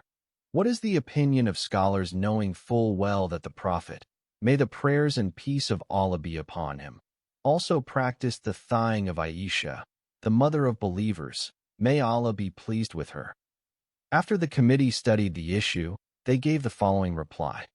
It has not been the practice of the Muslims throughout the centuries to resort to this unlawful practice that has come to our countries from pornographic movies al-Kofar, the Western infidels, and the other enemies of Islam sent to us. As for the Prophet, peace and prayers of Allah be upon him, thighing his fiancée Aisha. She was 6 years of age, and he could not have intercourse with her due to her small age. That is why the Prophet, peace and prayers of Allah be upon him, placed his penis between her thighs and massaged it lightly, as the Apostle of Allah had control of his penis, not like other believers. 2 quick observations about this immoral and evil fatwa. Firstly, the fatwa said the Prophet Muhammad had practiced child thighing on his fiancée Aisha and not his wife Aisha. That means he had sexually abused and molested Aisha before he married her. Secondly, the fatwa said Muslims learned to practice thighing of children from the pornographic movies the Western infidels create and send to the Muslim world. But then the fatwa contradicted itself when it said the Prophet Muhammad was the one who practiced thighing his fiancée, Aisha, because she was 6 years of age, and he could not have intercourse with her due to her small age. That is why the Prophet, peace and prayers of Allah be upon him, placed his penis between her thighs and massaged it lightly. That means Muslim men learn to practice the thighing of children from the example of the child abuser, the alleged prophet of God Muhammad, and not from the Western infidels and their pornographic movies. Muhammad and his child bride lived in the 7th century, and videos and pornographic movies are the inventions of the modern time in the 20th century. So, the Prophet Muhammad was the inventor, teacher, and true culprit of this evil crime against children and not the creation of the so-called Western infidels. Practicing thighing of children is practiced in many Arab and Muslim countries, notably in Saudi Arabia, Yemen, Iraq, Iran, and the other Gulf countries. These countries are notoriously known for this evil practice. According to the Bahraini women's rights activist, Ghada Jamshir, there are many more such immoral practices against children like al-tamachua bil al-mufakaza, pleasure from sexual contact with her thighs, al-tamata bil al-mukaba, pleasure from sexual contact with her breasts, al-tamata bil al-sajra, pleasure from sexual contact with a baby girl, al-tamata bil al-radiah, pleasure from sexual contact with a suckling. By Bahraini women's rights activist, Ghada Jamshir. The Islamic Sharia authorizes a grown-up man to marry even a 9-year-old child. It is quite common to see a man of 70 or 80 years of age marrying a child of 8 or 10 years. Recently, an 80-year-old Saudi man married a 10-year-old girl. On the wedding night, the child's private parts hemorrhaged so badly that they had to take her to the hospital. Another recent case was of a Yemeni man who raped his child bride on his first wedding night until she died. These are just a handful of the thousands of rapes of children that take place each year legalized by Islamic child marriage following the evil example of the Prophet Muhammad with his 9-year-old child bride, practicing thigh on the underage bride. When the little child Ifat Khan contracted in marriage to the 7-year-old Saudi man, she was over 7 years old, almost 8 years less a month. She has no idea what marriage is. She has not even been informed that she is to become the wife of Sheikh Ahmed. The Eritrean imam wrote the marriage contract, issued the certificate, received his money fees, and then left followed by the 2 male witnesses. As soon as the Eritrean imam and the witnesses left, the evil old man decided to imitate the example of his infallible and ungracious prophet Muhammad. He took his 7-year-old child bride to his bedroom and asked his Pakistani pimp to translate his first words to her. Through his interpreter, he told Ifat that she had become his wife. The underage bride could not understand what he meant by his wife. Then he told her that he was not going to harm her. He also told her that he was going to give her beautiful gifts if she agreed to remove her clothes and show him her underwear. Ifat refused. He added that he would give her beautiful Barbie dolls and golden ornaments. Therefore, he opened a cupboard and showed her some lovely dolls, golden necklaces, earrings, bangles, watches, dresses, and shoes. The child bride said she likes to have those beautiful dolls, ornaments, clothes, and shoes. She took them from his hands. While she is playing with the dolls and putting on her ornaments, the evil old man begins to touch her body and lustfully feels her up. Then he began to remove her dress. Ifat does not resist. She is scared that if she does not allow him to remove her clothes, he will take away the beautiful dolls and ornaments that he has given her. When he stripped her of her outer dress and left her in her underwear, the evil old man ordered his despicable pimp to go out and lock the bedroom from the outside. The old geezer has prepared himself. He has various kinds of chocolates, candies, and cookies. He also purchased lovely dolls, ornaments, dresses, and shoes. He bought some games too. He filled the cupboard with every kind of attractive gift tempting to a small child as Ifat. Then he began to coerce her with more tempting gifts. After she allowed him to remove her dress, he asked her to sit on his lap. When she refused to obey him, he showed her more dolls and chocolates. When she wanted to take them from his hands, he held them back. He used his arms to motion for her to come to sit on his lap, or he would not give them to her. The little girl Ifat obeyed him and sat on his lap.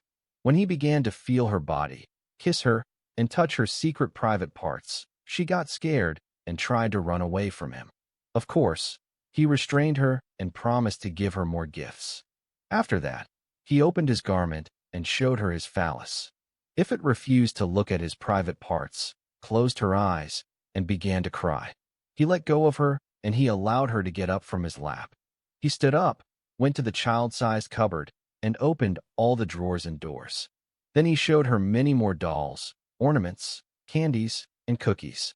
He waved his hand and invited her to come and select whatever she would like. Tempted by the beautiful gifts, Ifat went to the cupboard and began to grab whatever she liked. While she was bending over selecting all the fascinating and colorful gifts she had never seen before and would like to have, he came up from behind and began to practice the thigh on her. The little Indian girl Ifat could not understand what he was doing to her, so she just continued to explore the cupboard. That day the 7-year-old girl saw things she should not have seen at her age, and she was sexually abused the way no child should ever be. Only a dirty Arab pedophile would contemplate a scheme that culminates in the ruination of an underage girl's childhood. Little by little, the evil old man blackmailed Ifat until he had accomplished his first thigh of the innocent child and ejaculated all over her backside, and his semen ran down her thighs. Then he allowed her to collect her collection, go to the washroom, wash her body, and then play with her dolls. Sheikh Ahmed felt no guilt.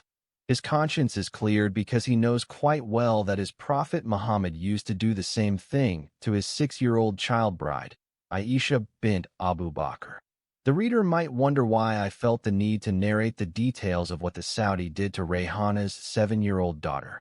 I wanted the reader to know and feel the pain that any underage girl who gets raped by a Muslim man would experience. While the evil pedophile act is condoned, even encouraged by the example of the Prophet Muhammad via the Quran in Surat Al-Talaq 65 verse 4. To this end, I showed how the old Saudi accomplished this abominable and abhorrent deed with a child who had no carnal knowledge and did not react, as there was no pain in the thigh. The girl Ifat Khan is still a child and not developed enough, neither physiologically nor psychologically for sex with an adult, much less one who is not inclined to be gentle. For her, it is simply a horrifying nightmare and unbearable torture. When the evil old man began to practice real sex and rape her, she felt like someone is inserting a knife in her private parts, a deep wound tearing her up inside while she screamed. Thawing was painless, and her young intuition already told her something was amiss. But a child's resolve will crumble when coerced day after day, occasion after occasion.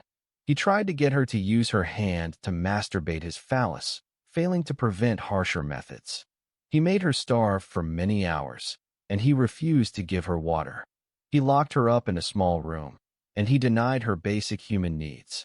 For more than 24 hours, he imprisoned her in a room with no lights or windows. She is not allowed to use a washroom and has to use the same room as a toilet. Up against what must be for a small child insurmountable odds and pressure, she agreed to do anything he willed. When she allowed him to use her hand to masturbate with him, he gave her food, cold drinks, and some pretty gifts. Every evil deviation that came into his dirty mind, he used it to satisfy his lust. What he did to her for 7 months did not only harm her physically, but it destroyed the child within. He replaced the innocence of a child with ugliness and shame that she would have to carry with her for the rest of her life. Below is a detailed, source-grounded account of Rayhana Khan's fate, based only on what is explicitly described in the novel The Arab Sugar Daddy and The Beautiful Indian Girl, Book 1 of the series. Separating what happens procedurally, what happens personally, and where the narrative ends, without adding events that are not in the text. 1. Rayhana's arrest and legal collapse. After being forced into multiple sham marriages in Saudi Arabia, Rayhana is arrested by Saudi authorities. The key facts used against her in court are explicitly stated in the novel. She possesses 2 valid marriage certificates issued within a short period. She is pregnant. She cannot prove legal divorce or rape under Sharia evidentiary standards. She entered Saudi Arabia illegally / without proper documentation. She is a foreign domestic worker, which the court treats as aggravating context. Under the court's interpretation of Sharia law, these facts establish polyandry, bigamy, zina, illicit sexual relations, professional prostitution, as labeled by the prosecutors. Her claims of rape, coercion, and exploitation are dismissed because the law, as described in the text, requires either for male eyewitnesses or a voluntary confession by the perpetrator. Neither exists in her case.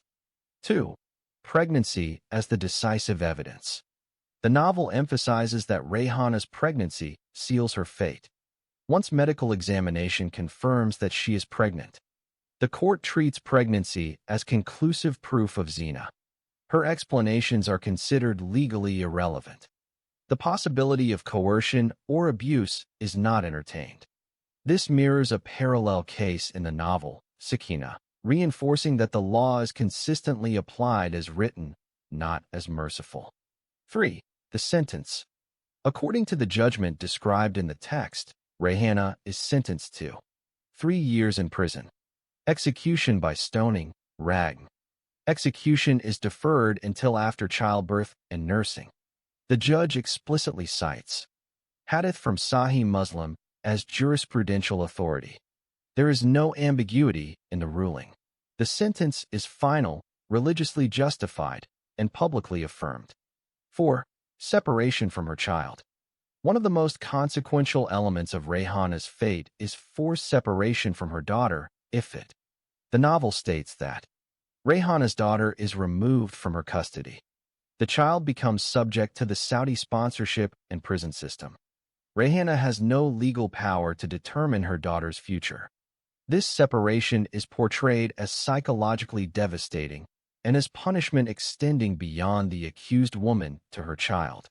5. Imprisonment and waiting for death. After sentencing, Rayhana is transferred to women's prison. She remains alive only because execution is postponed. Her existence becomes one of waiting, not for justice, but for the moment the law allows her death. The novel does not describe a dramatic prison break, appeal, or international intervention. Instead, it emphasizes silence, abandonment, ritualized inevitability. Her suffering becomes bureaucratic and routine. 6. Narrative closure. No escape, no reversal. Crucially, Rayhana does not escape. Her sentence is not overturned. No authority intervenes. No final rescue occurs in this volume. The story closes her arc with her imprisonment, her condemned status, and a shift in narrative attention to other tragedies. The author's intent is explicit. Rayhana's fate is meant to stand as an indictment, not a suspense device. 7. Authorial purpose of Rayhana's fate. Rayhana's end is used to demonstrate, within the novel, that innocence does not protect women under the system portrayed. Victimhood can be legally reclassified as criminality. Pregnancy transforms exploited women into evidence. Law functions as punishment, not investigation. Her fate contrasts with other characters who survive only through power, wealth, or manipulation, reinforcing that poverty plus gender equals disposability. 8. What the text does not say, important. The document does not state the exact date of execution, the detailed mechanics of Rayhana's stoning, the long-term fate of her child after her death. These omissions are deliberate. The novel ends Rayhana's story at the point where certainty has replaced hope. Summary, canonical. Rayhana Khan is sentenced to death by stoning under Saudi Sharia law. She is imprisoned, separated from her child, and awaits execution after childbirth. There is no escape, pardon, or rescue within the text of Book 1.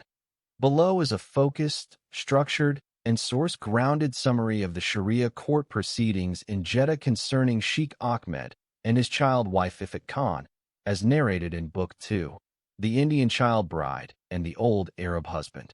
This summary is restricted to the Jeddah Sharia court trial on the validity of the marriage, not later proceedings in India or elsewhere. Context of the trial. The trial is convened in Jeddah after intense international pressure following the discovery that Sheikh Ahmed, a wealthy Saudi, had married Ifat Khan, an Indian child who had been taken out of Saudi Arabia and held abroad. The court is tasked with one narrow legal question. Is the marriage between Sheikh Ahmed and the minor Ifat Khan legally valid under Islamic Sharia? The trial does not concern rape, child abuse, kidnapping, or custodial welfare in secular terms. Instead, it is framed entirely within Sharia jurisprudence. Composition and procedure of the court. The trial is held before 5 religious judges in a Jeddah Sharia court. No lawyers are permitted, as advocacy is not recognized in classical Sharia courts. Proceedings take place in Arabic. International observers, including a CIA team, are allowed to be present without standing. The child, Ifat Khan, is physically brought before the court from detention. Sheikh Ahmed's defense. Sheikh Ahmed presents himself as a pious Muslim acting in accordance with divine law, relying on the following key claims. 1. Justification of child marriage. He argues that Islam permits marriage to prepubescent girls. He explicitly cites Surah Al-Tala 65, verse 4. the Sunnah of the Prophet Muhammad and his marriage to Aisha. He asserts that consummation before puberty is lawful, provided the marriage contract is valid. 2. Guardian consent, wali. Since Ifit is a minor virgin, her consent is not required under Sharia. Her mother cannot act as guardian. Sheikh Ahmed claims a male guardian was appointed to contract the marriage. He maintains this satisfies all legal requirements. 3. Jurisdictional maneuver. He admits the marriage did not occur in Saudi Arabia, but in another Muslim country.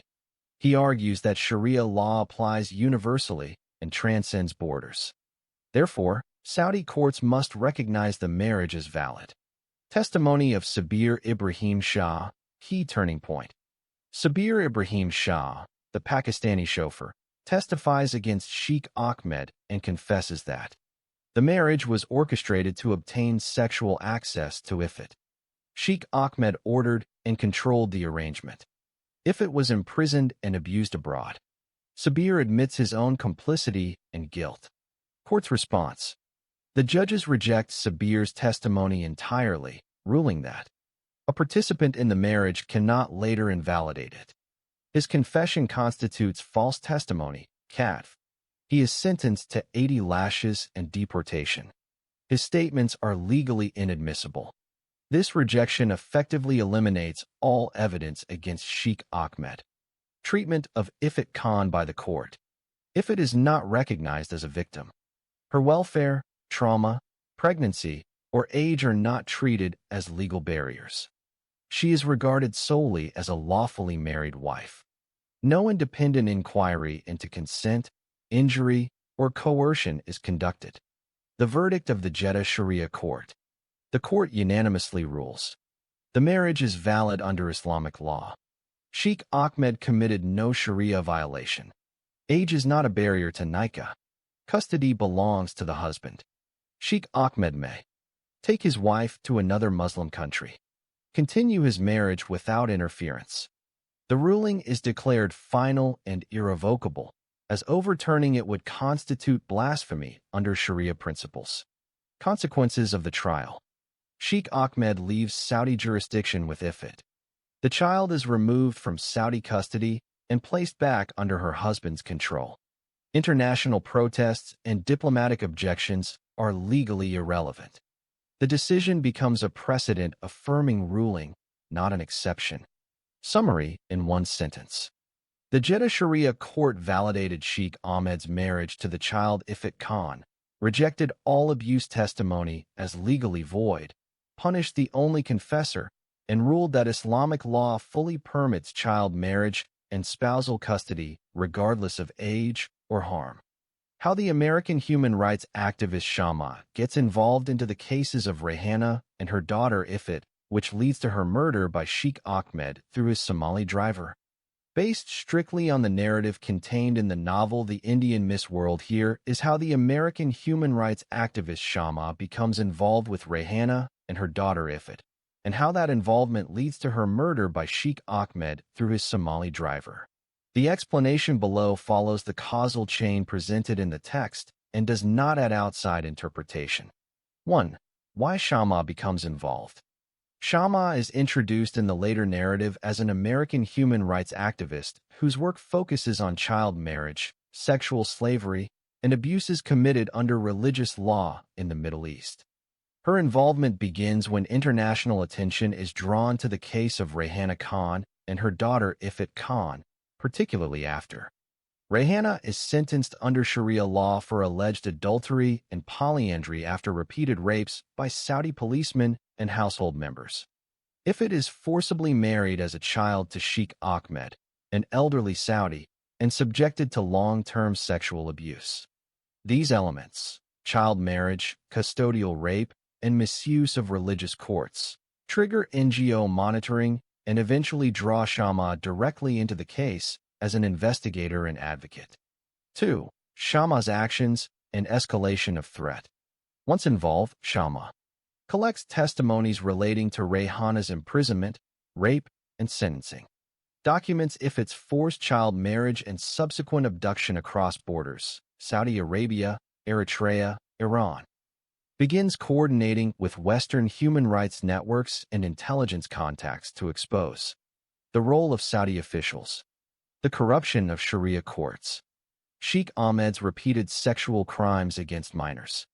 The narrative explicitly states that Shama's investigation moves beyond advocacy into active exposure, making her a direct threat to Sheikh Ahmed's freedom, wealth, and reputation. 3. Sheikh Ahmed's motive to kill Shama. Sheikh Ahmed is portrayed as a repeat offender is protected by money, political influence, and religious legal systems. Previously released or exonerated despite overwhelming evidence of abuse. Shama's work threatens to create international legal consequences, expose Saudi judicial complicity, and his ability to traffic or acquire child brides. According to the text, this makes Shama too dangerous to live. Sheikh Ahmed therefore chooses elimination rather than legal defense. 4. The method, murder through a Somali driver. The novel states that Sheikh Ahmed does not kill Shama directly. Instead, he orders her murder. The act is carried out by his Somali driver, using the distance of nationality and disposability to avoid direct implication. The driver functions as a deniable intermediary, a servant conditioned to obey, a tool within the broader system of exploitation that Sheikh Ahmed controls. Shama is assassinated before her findings can fully trigger international prosecution, effectively silencing one of the strongest external advocates for Rayhana and Ifit. 5. Narrative purpose of Shama's death. Within the structure of the novel, Shama's murder serves 3 functions. Demonstrates the global reach of impunity enjoyed by powerful abusers. Shows the lethal risk faced by human rights workers confronting religious and political systems. Reinforces the theme that law, morality, and justice collapse when power is shielded by ideology. Her death underscores that truth alone is not enough without enforceable justice. Summary in 1 sentence. Shama becomes involved by investigating Rayhana's sentencing and Ifit's forced child marriage, uncovers evidence that threatens Sheikh Ahmed's impunity under Sharia-backed corruption, and is therefore silenced through assassination ordered by Sheikh Ahmed and executed by his Somali driver. Based only on what is explicitly stated in the Indian Miss World, the CIA team becomes involved not to protect Rayhana or Ifit directly, but because the assassination crosses into U.S. national security and federal jurisdiction territory. The involvement is triggered by who the victim is and how the murder is connected to terrorism and international crimes. 1. Who was killed and why that matters. The murdered woman is the wife of the son of an American congressman. That single fact is decisive in the narrative. According to the text, she is a U.S. citizen, closely related to a sitting member of the U.S. Congress. Her killing immediately raises concerns of political intimidation, terrorist retaliation, foreign-linked criminal networks. Because of this status, the case cannot remain a local or state-level homicide. It automatically escalates to federal and intelligence-level attention. 2. Connection to the Rayhana, Ifit case. The document makes clear that the assassination is not random. The murdered woman had indirect but critical linkage to the broader scandal involving Rayhana's rape and sentencing under Sharia law, Ifit's child marriage and international trafficking, exposure of powerful Saudi figures, including Sheikh Ahmed, human rights investigations already drawing U.S. and international scrutiny. The killing occurs in the context of reprisal and silencing after advocacy and investigations, including Shama's earlier work, begin to threaten entrenched interests protected by money, religion, and cross-border influence. 3. Why the CIA, not just the FBI, steps in. In the narrative, CIA involvement is justified because the assassination is linked to foreign actors, is tied to international trafficking, religious extremism, and cross-border crimes. Suggests organized retaliation rather than domestic violence. risks becoming a terror-adjacent political and religious signal aimed at intimidating U.S. officials. The CIA is therefore depicted as investigating foreign sponsorship, coordination, or direction, tracing links back to Saudi power structures and accomplices, coordinating intelligence to determine whether the killing represents a warning, an act of transnational coercion, or part of a wider silencing campaign. This goes beyond ordinary law enforcement, placing the matter squarely in intelligence jurisdiction. 4. Narrative function of the CIA's involvement. Within the story, CIA entry serves three clear purposes. Signals escalation, the abuse of Rayhaneh, and if it is no longer a private or religious matter. Exposes international reach of the perpetrators. Crimes committed under religious cover now threaten Western political families. Demonstrates consequence thresholds. Systemic abuse is ignored until it touches power. Then the system reacts. The CIA's presence underscores the novel's theme that justice is activated by political proximity, not moral gravity. Why the CIA team fails to free the kidnapped and raped Indian child bride Ifat Khan from her so-called Saudi husband Sheikh Ahmed. Core reason: lawful status beats moral reality. In the narrative, the CIA does not fail because it lacks information or proof. It fails because Ifat's captivity is made legal under the sovereign and religious systems that recognize Sheikh Ahmed's authority. Once that happens, intelligence power hits a hard wall. 1. The marriage is declared lawful by Saudi authorities. A central obstacle in the story is that Sheikh Ahmed's marriage to Ifat is recognized by Saudi courts. It is framed as religiously valid under local family law. Saudi authorities therefore treat Ifat as a legal spouse, a dependent under her husband's authority. Because of this classification, Saudi officials reject the kidnapping claim outright and refuse cooperation. From the state's perspective, there is no crime to prosecute. 2. Sovereignty prevents extraction. The CIA is portrayed as uncovering evidence and verifying abuse, but Ifat is physically located within foreign jurisdictions. She is held under recognized marital custody. Any attempt to remove her would require local court approval or a diplomatic override that is never granted. The novel is explicit that the CIA cannot legally extract a person whom a sovereign state defines as lawfully married, no matter how morally abhorrent the situation. 3. Religious courts override external objections. Another major failure point shown in the text is that religious rulings take precedence over civil or international objections. Sharia-based judgments are treated as final and non-negotiable. Appeals to international conventions or Western legal standards are dismissed as cultural interference, religious hostility. As a result, intelligence findings are irrelevant once the case is sealed religiously. 4. Diplomatic cost is deemed too high. The novel explicitly frames the CIA's restraint as political, not investigative. Pressing the issue further risks diplomatic rupture, economic retaliation, escalation between states.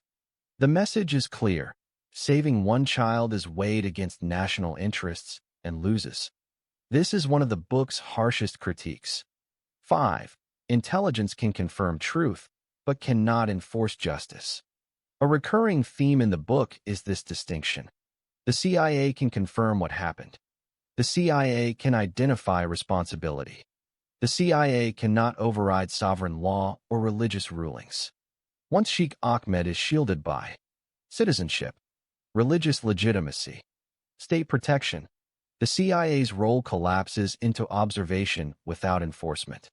Bottom line, the CIA fails to free Ifat Khan because her captivity is classified as a lawful marriage under Saudi religious and state authority, placing her beyond international jurisdiction and making any rescue diplomatically impossible despite intelligence confirmation of abuse. Below is a source-grounded explanation, based only on what is described or directly implied in the Indian Miss world of how the CIA confirms Sheikh Ahmed's involvement in the crimes surrounding Rehana Khan, Ifat Khan, and related assassinations. 1. Confirmation comes from pattern, not a single proof. The document makes clear that the CIA does not obtain a single smoking gun document. Instead, Sheikh Ahmed's involvement is confirmed through a convergence of independent indicators. Repeated crimes, consistent beneficiary, identical methods of silencing, common intermediaries. The intelligence conclusion is reached because every major abuse or murder ultimately protects or benefits Sheikh Ahmed, while no alternative perpetrator explains the full pattern. 2. Testimonies from survivors and witnesses. According to the narrative, CIA investigators collect and cross-verify Rehana Khan's testimony regarding abuse, forced marriages, false accusations, control exerted by Sheikh Ahmed's household, statements from intermediaries, servants, and facilitators who arrange marriages, transport victims, enforce confinement.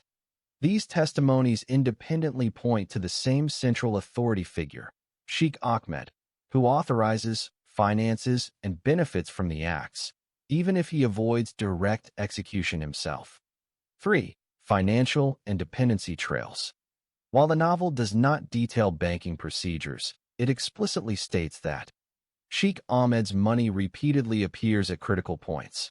To silence witnesses, to arrange marriages, to dispose of problems. Payments and protections match the timing of Shamma's assassination, transfers of Ifat, legal interventions in Saudi courts. From the CIA's perspective, this establishes command responsibility through financial control, even without a signed order. 4. Use of intermediaries as a consistent signature. A key confirmation factor is methodological consistency. Crimes are carried out by drivers, servants, religious brokers, peripheral actors who disappear or remain silent. Sheikh Ahmed never appears at the crime scene. The same structure is seen in Shamma's assassination, Ifat's confinement, silencing of other witnesses. CIA analysts treat this as a repeat operational signature, confirming leadership involvement even in the absence of direct action. 5. Motive analysis eliminates alternative explanations. The CIA confirms Sheikh Ahmed's involvement by asking a simple analytic question reflected in the text. Who loses if exposure succeeds, and who benefits if it fails? The answer is always the same. Shamma's investigation threatens Sheikh Ahmed. Shamma is killed. Legal exposure threatens Sheikh Ahmed. Courts intervene. Escape threatens Sheikh Ahmed if it is moved, hidden, or reclassified. No other figure has comparable motive, comparable reach, comparable ability to neutralize threats. This elimination logic is central to CIA confirmation in the narrative. 6. Internal acknowledgement versus public proof. Importantly, the document distinguishes between CIA internal certainty, public or judicial proof. The CIA is portrayed as reaching an internal conclusion that Sheikh Ahmed ordered or sanctioned the crimes. The system protecting him prevents prosecution. This is why later outcomes emphasize truth without justice, not investigative failure. One-sentence summary. The CIA confirms Sheikh Ahmed's involvement by aggregating survivor testimony, financial control, repeated use of intermediaries, and consistent beneficiary analysis, establishing command responsibility beyond reasonable intelligence doubt even though legal prosecution is blocked by sovereignty and religious authority. One-sentence answer. The CIA gets involved because the assassination targets a U.S. citizen directly connected to a sitting congressman and is tied to foreign-linked retaliation connected to the Rehana Ifat human rights case, elevating the crime from a homicide to an intelligence-level national security matter. Below is a more detailed, but still strictly text-grounded, explanation of how and why the CIA becomes involved. 1. Trigger event that forces CIA attention. The CIA's involvement is triggered by a religious assassination that crosses U.S. federal and intelligence thresholds, namely, the murder of the wife of the son of a sitting American congressman. The murder occurring in the context of international human rights exposure, not domestic crime. The killing being linked to attempts to silence investigations related to child marriage, sexual enslavement, abuse under Sharia courts, Saudi elites protected by money and religion. The document presents this as a qualitative escalation. Once a crime directly targets a congressional family, it is no longer treated as an isolated homicide. It becomes a matter of national security and foreign retaliation. 2. Why this is an intelligence case, not just criminal. The CIA becomes involved because the murder is not portrayed as a random act, but as politically consequential, foreign-linked, intended to intimidate or silence. The text establishes that the assassination is part of a pattern, not an anomaly. Shamma, the American human rights activist, was already murdered for pursuing the Rayhana Ifit case. This second killing confirms that external actors are willing to kill U.S. citizens on or near American soil to suppress exposure. At this point, the narrative frames the situation as a foreign power structure using murder to maintain impunity. That framing is what moves responsibility from traditional law enforcement into the intelligence sphere. 3. CIA mandate within the story. The document assigns the CIA 3 specific narrative functions, without detailing tradecraft. A. Tracing foreign responsibility. The CIA investigates whether the assassination was ordered, facilitated, or financed by foreign individuals. Connects back to Saudi elites, including Sheikh Ahmed. Represents organized suppression of testimony and exposure. The CIA's role is not described as prosecutorial, but investigative and intelligence gathering. B. Linking the murder to the Rayhana Ifit abuse network. The CIA connects the assassination, Shamma's earlier murder, Rayhana's sentencing and imprisonment, Ifit's child marriage and abduction. The narrative explicitly ties these events together as one continuous chain of crimes protected by religious courts, diplomatic shielding, financial corruption. This linkage is what converts a human rights story into an intelligence-level threat assessment. C. Determining limits of accountability. A crucial point in the novel is that even CIA involvement does not guarantee justice. The text states that evidence is uncovered, responsibility is identified, but Saudi perpetrators are ultimately released or protected. This is important. The CIA's involvement reveals truth, but does not necessarily enforce consequences, reinforcing the novel's thesis on power and impunity. 4. Why the CIA, specifically, not another agency? Within the narrative logic of the book, the CIA, not the FBI or State Department, is involved because the crimes span multiple countries. The perpetrators are foreign nationals embedded in protected systems. The acts resemble transnational intimidation, not ordinary criminal violence. Diplomatic sensitivity prevents straightforward prosecution. The CIA is portrayed as the only U.S. body capable of uncovering the full scope, even if enforcement is later obstructed. 5. What the CIA does not do important. The text is very clear on limitations.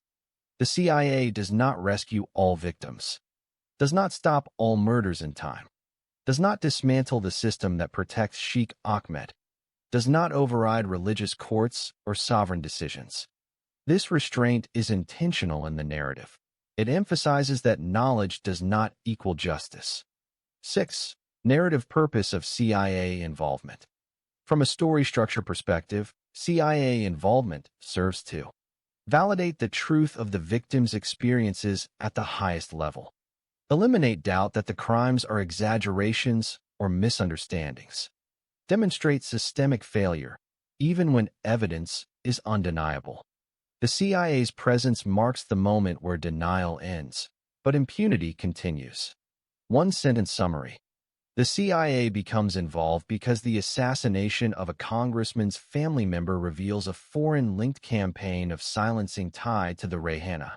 Ifad abuses, elevating the matter to national security intelligence while simultaneously exposing the limits of justice when religious and political power shield perpetrators. Based only on what is stated in the novel, the CIA team fails to legally prove that Sheikh Ahmed ordered the assassination of the American human activist Shama, because the case collapses at the level of evidence, jurisdiction, and protected power, not because the CIA doubts the truth. Below is a source-grounded explanation that follows the text closely and avoids adding procedures or speculation beyond what the novel itself presents. 1. The murder is carried out through layers of insulation. The document makes clear that Sheikh Ahmed never directly commits or publicly orders Shama's murder. Instead, the killing is executed by his Somali driver.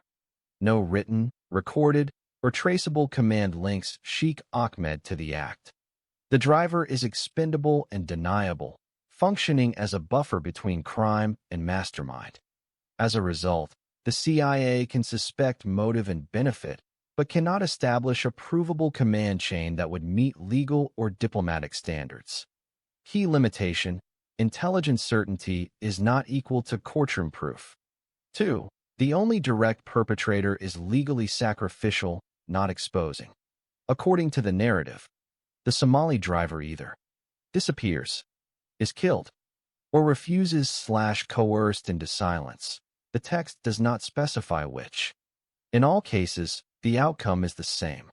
No live, reliable witness willing or able to testify against Sheikh Ahmed. No confession that survives scrutiny. No admissible testimony that links the order to the employer. This removes the single evidentiary bridge that could legally connect Sheikh Ahmed to Shama's murder. 3. Lack of forensic or documentary evidence.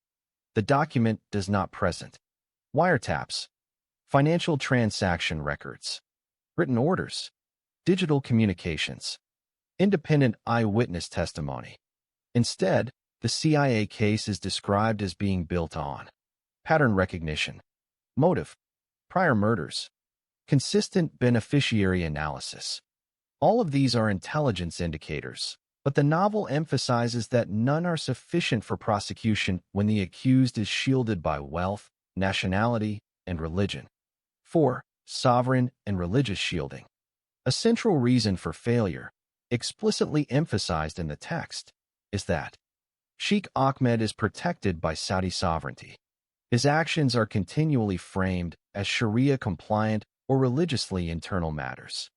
Cooperation from Saudi authorities is partial, delayed, or obstructed, even when the CIA uncovers sexual crimes, child marriage, false accusations, prior silencing of activists. The Saudi judicial and religious systems refuse extradition or prosecution, declaring either lack of evidence, religious legality, closed internal review. This creates an absolute enforcement barrier, regardless of intelligence findings. 5. Diplomatic consequences override justice. The novel states clearly that pursuing Sheikh Ahmed further would risk diplomatic fallout, economic retaliation, political conflict between states. As a result, intelligence findings are suppressed or sidelined. Sheikh Ahmed is released or left untouched. Justice is traded for stability. This is portrayed not as CIA failure of competence, but systemic religious refusal to act on truth. 6. Narrative point. Truth is known, justice is denied. One of the strongest thematic points made in the document is that the CIA does determine responsibility. The CIA knows Sheikh Ahmed ordered the murder, but knowledge does not translate into accountability. The CIA's failure is therefore not epistemic. They do not fail to understand what happened, but structural and religious. The novel explicitly presents this as proof of how power, money, religion, and borders defeat justice, even when truth is no longer in doubt. One-sentence answer. The CIA fails to prove Sheikh Ahmed ordered Shamma's assassination because the crime is executed through a deniable intermediary, lacks admissible evidence and witnesses, is shielded by Saudi sovereignty and religious courts, and is ultimately protected by diplomatic and political interests that prevent prosecution despite intelligence certainty. Below is a direct, side-by-side comparison of Sheikh Ahmed's Sharia trial concerning his child bride Ifat Khan and Rayhana Khan's Sharia persecution, based strictly on what is narrated in The Indian Child Bride and the Old Arab Husband, Book 2.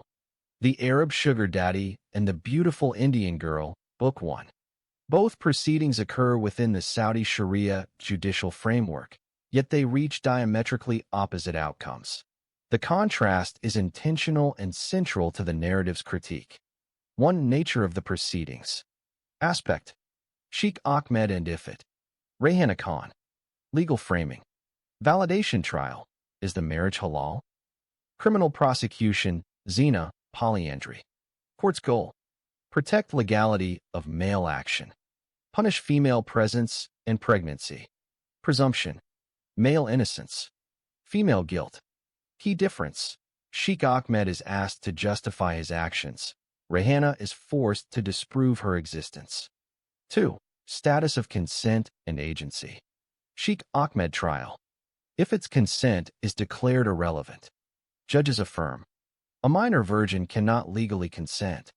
A guardian's signature is sufficient.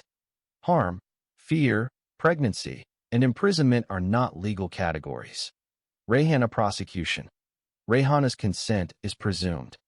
Her pregnancy is treated as conclusive proof of zina. Her verbal testimony of rape. Legally worthless without 4 male witnesses or confession. Inversion. The child's silence protects the man. The woman's voice condemns her. 3. Treatment of sexual violence claims. Issue. Sheikh Ahmed. Rayhana. Abuse allegations. Ignored or excluded. Rejected outright. Medical harm. Not examined.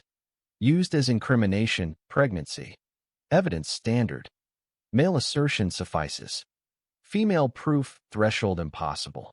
Rayhana's wounds and pregnancy become evidence against her, while Ifat's pregnancy strengthens the marriage's legitimacy.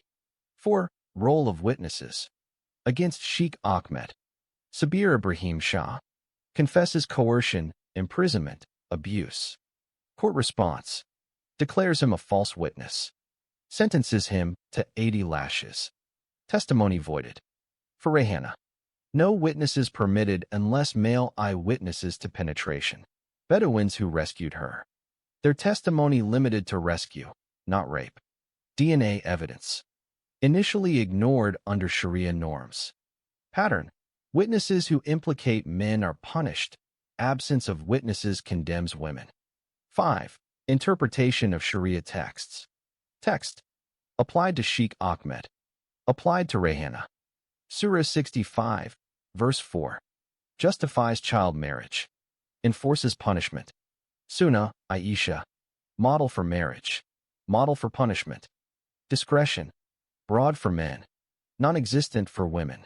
The same religious sources are protective shields for men and weapons against women. 6. Outcomes. Sheikh Ahmed. Marriage declared valid. Granted right to retain custody. Export child wife to another Muslim country. Leaves Saudi jurisdiction legally intact. Rayhana. Convicted of polyandry. Adultery. Sentenced to stoning to death. Later suspended by royal intervention, not Sharia mercy. Imprisoned, separated from children, publicly shamed. 7. Structural logic revealed by the comparison. What Sharia protects in the narrative. Male sexual access. Male authority. Male mobility. Male testimony. What Sharia punishes. Female survival. Female reproduction outside male control. Female speech. Female presence without protection. 8. Core contrast in one sentence. Sheikh Ahmed's trial demonstrates how Sharia law legitimizes male possession of children, while Rayhana Khan's persecution shows how the same law criminalizes women for surviving male violence.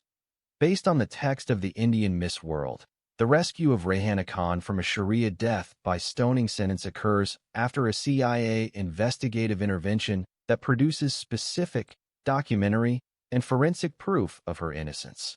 Below is an explanation of how the CIA team proved her innocence, exactly as described in the novel. How the CIA team proved Rayhana Khan innocent. 1. Establishing lawful entry and non-criminal intent.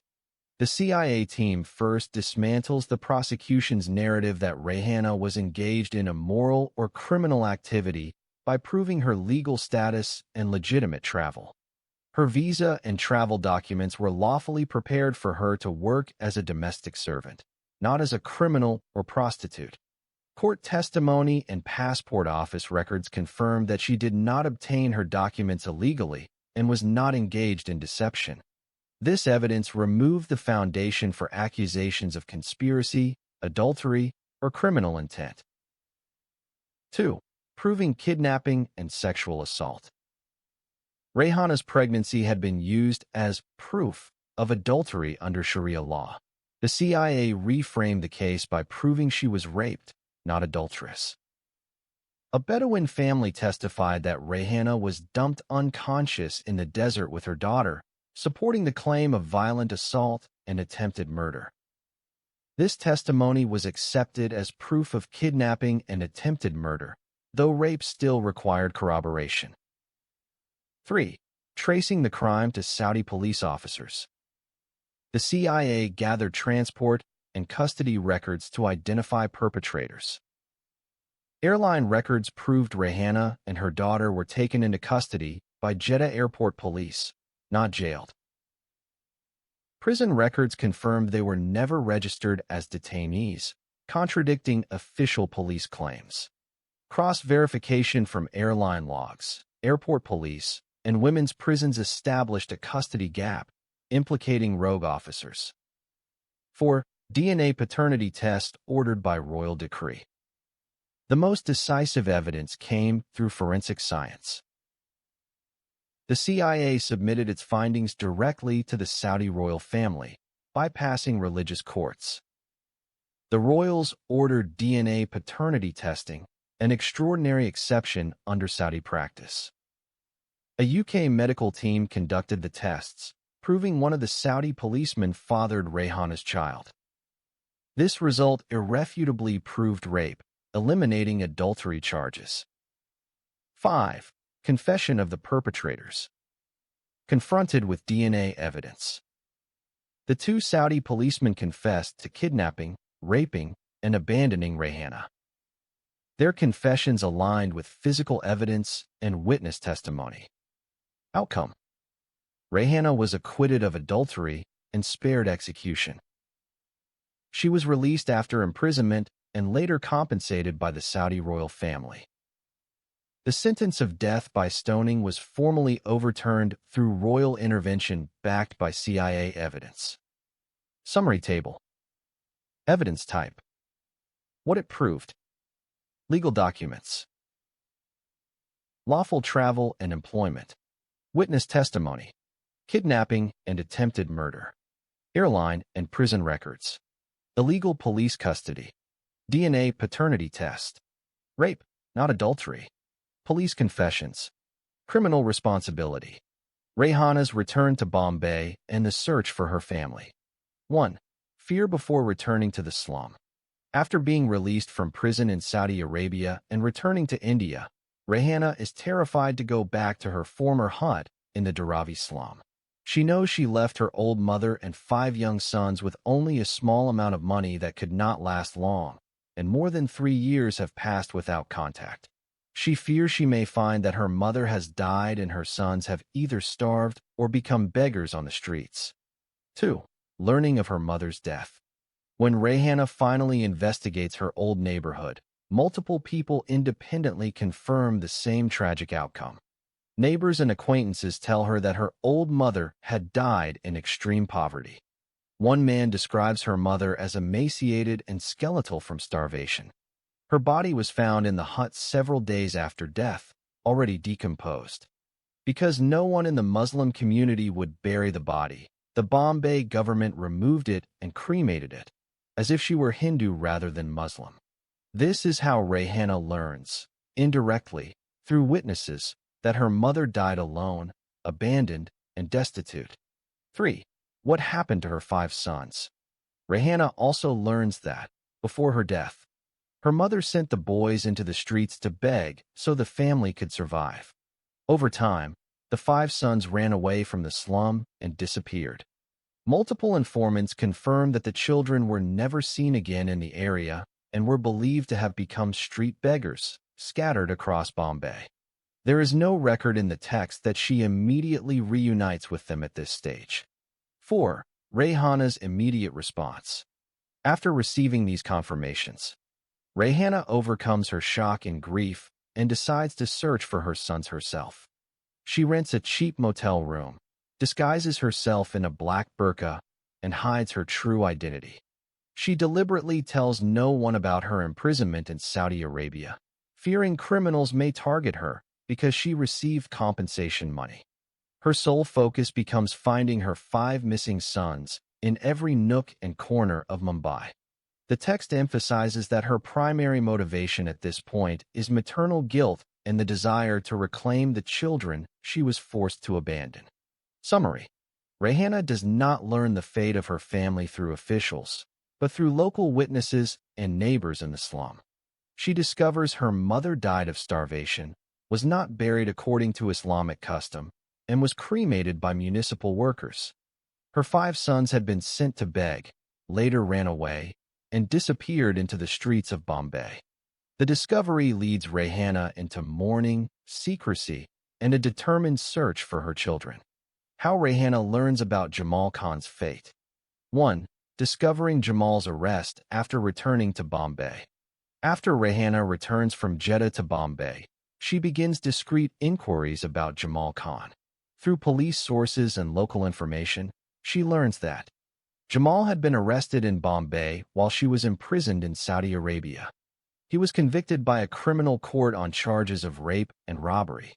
He was sentenced to a long prison term with hard labor at Thana Thane prison.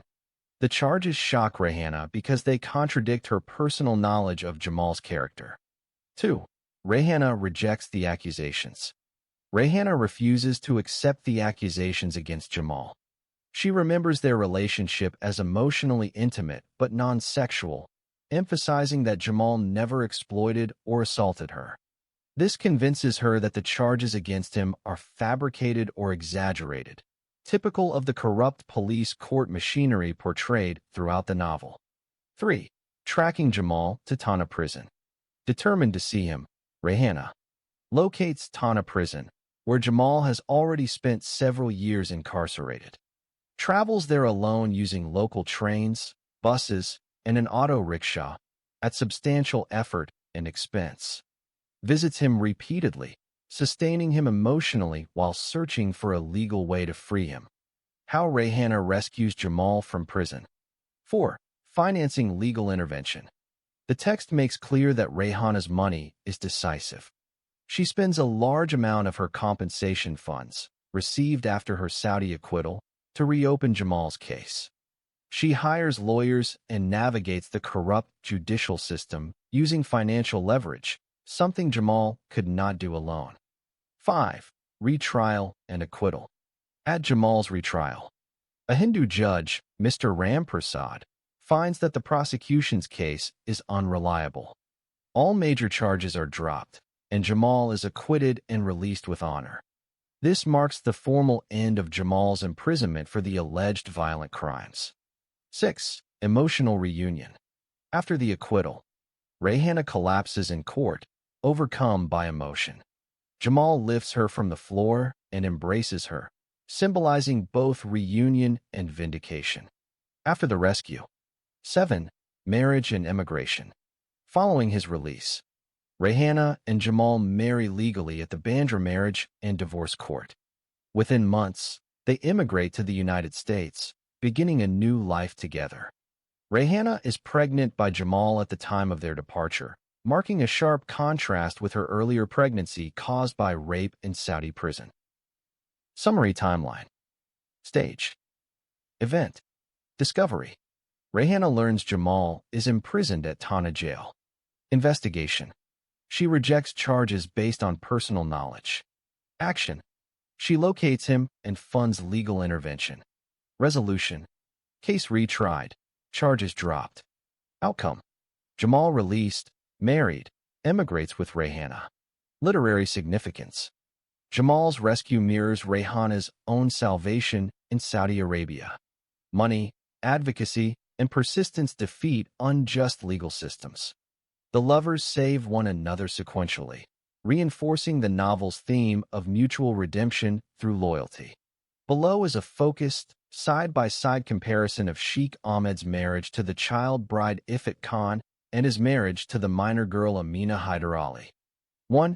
Age and circumstances at marriage. Marriage to Ifat Khan. Sheikh Ahmed marries Ifat Khan when she is 7 years old.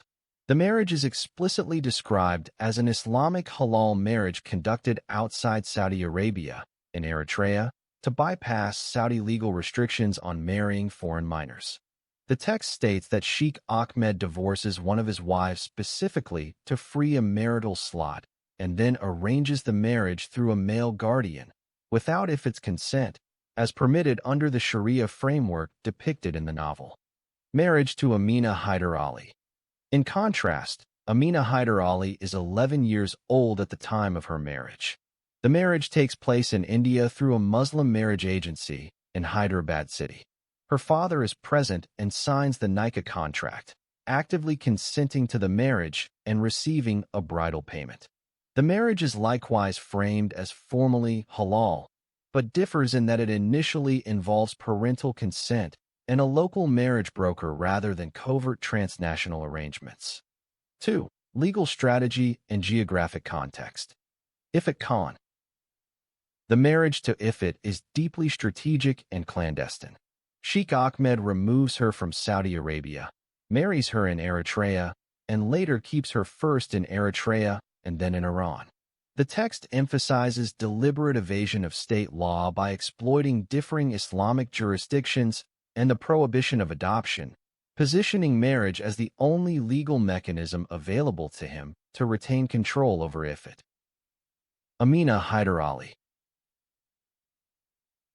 With Amina Hyder Ali, Sheikh Ahmed initially relies on India's internal corruption and forged or misleading documentation.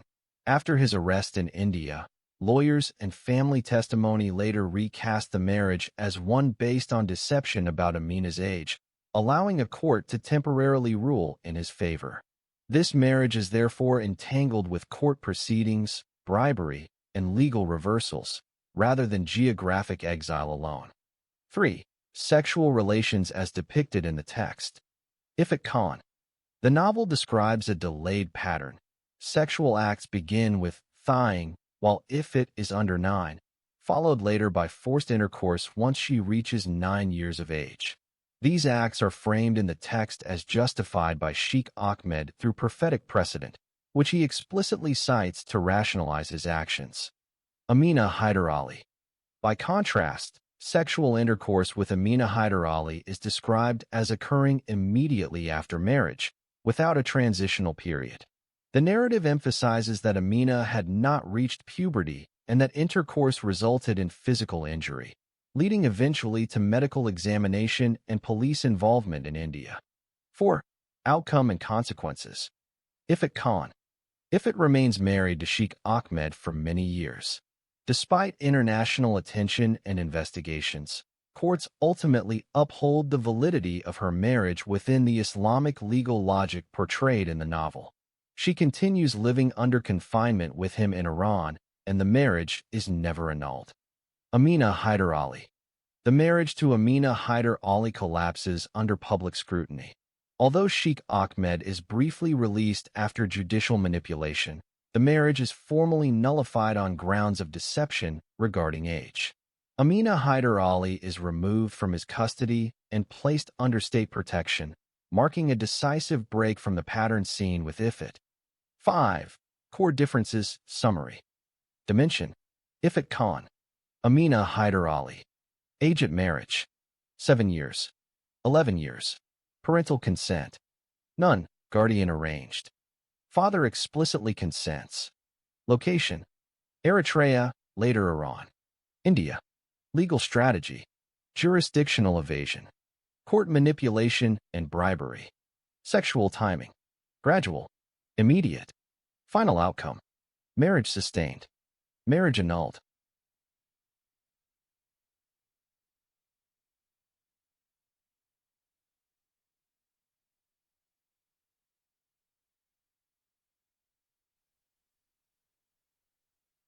Excerpts from the original text about the marriage of Sheikh Ahmed and Amina Hyder Ali. Sheikh Faiz bin Ahmed had not returned to India for 10 years. After his bad experience with his former Indian driver and business client, the dangerous lunatic man, Muhammad Khan, the old Saudi man made an oath with Allah by placing his right hand on a copy of his holy Quran and swearing that he would never go again to the land of the Hindu idolaters and Muslim beggars. He kept this solemn oath for 10 years. However, his lust for practicing thigh and sexual intercourse with children inevitably drew him back. His evil heart still resonates with the joy of practicing thigh and his old dick longing for similar experience of raping an underage girl like his child bride Ifat Khan. Someone in Tehran told him that there is a Muslim city in India called Hyderabad where there are Muslim marriage agencies. He was told those marriage agencies could supply him with a pretty little child bride as young as 8 or 9 years old.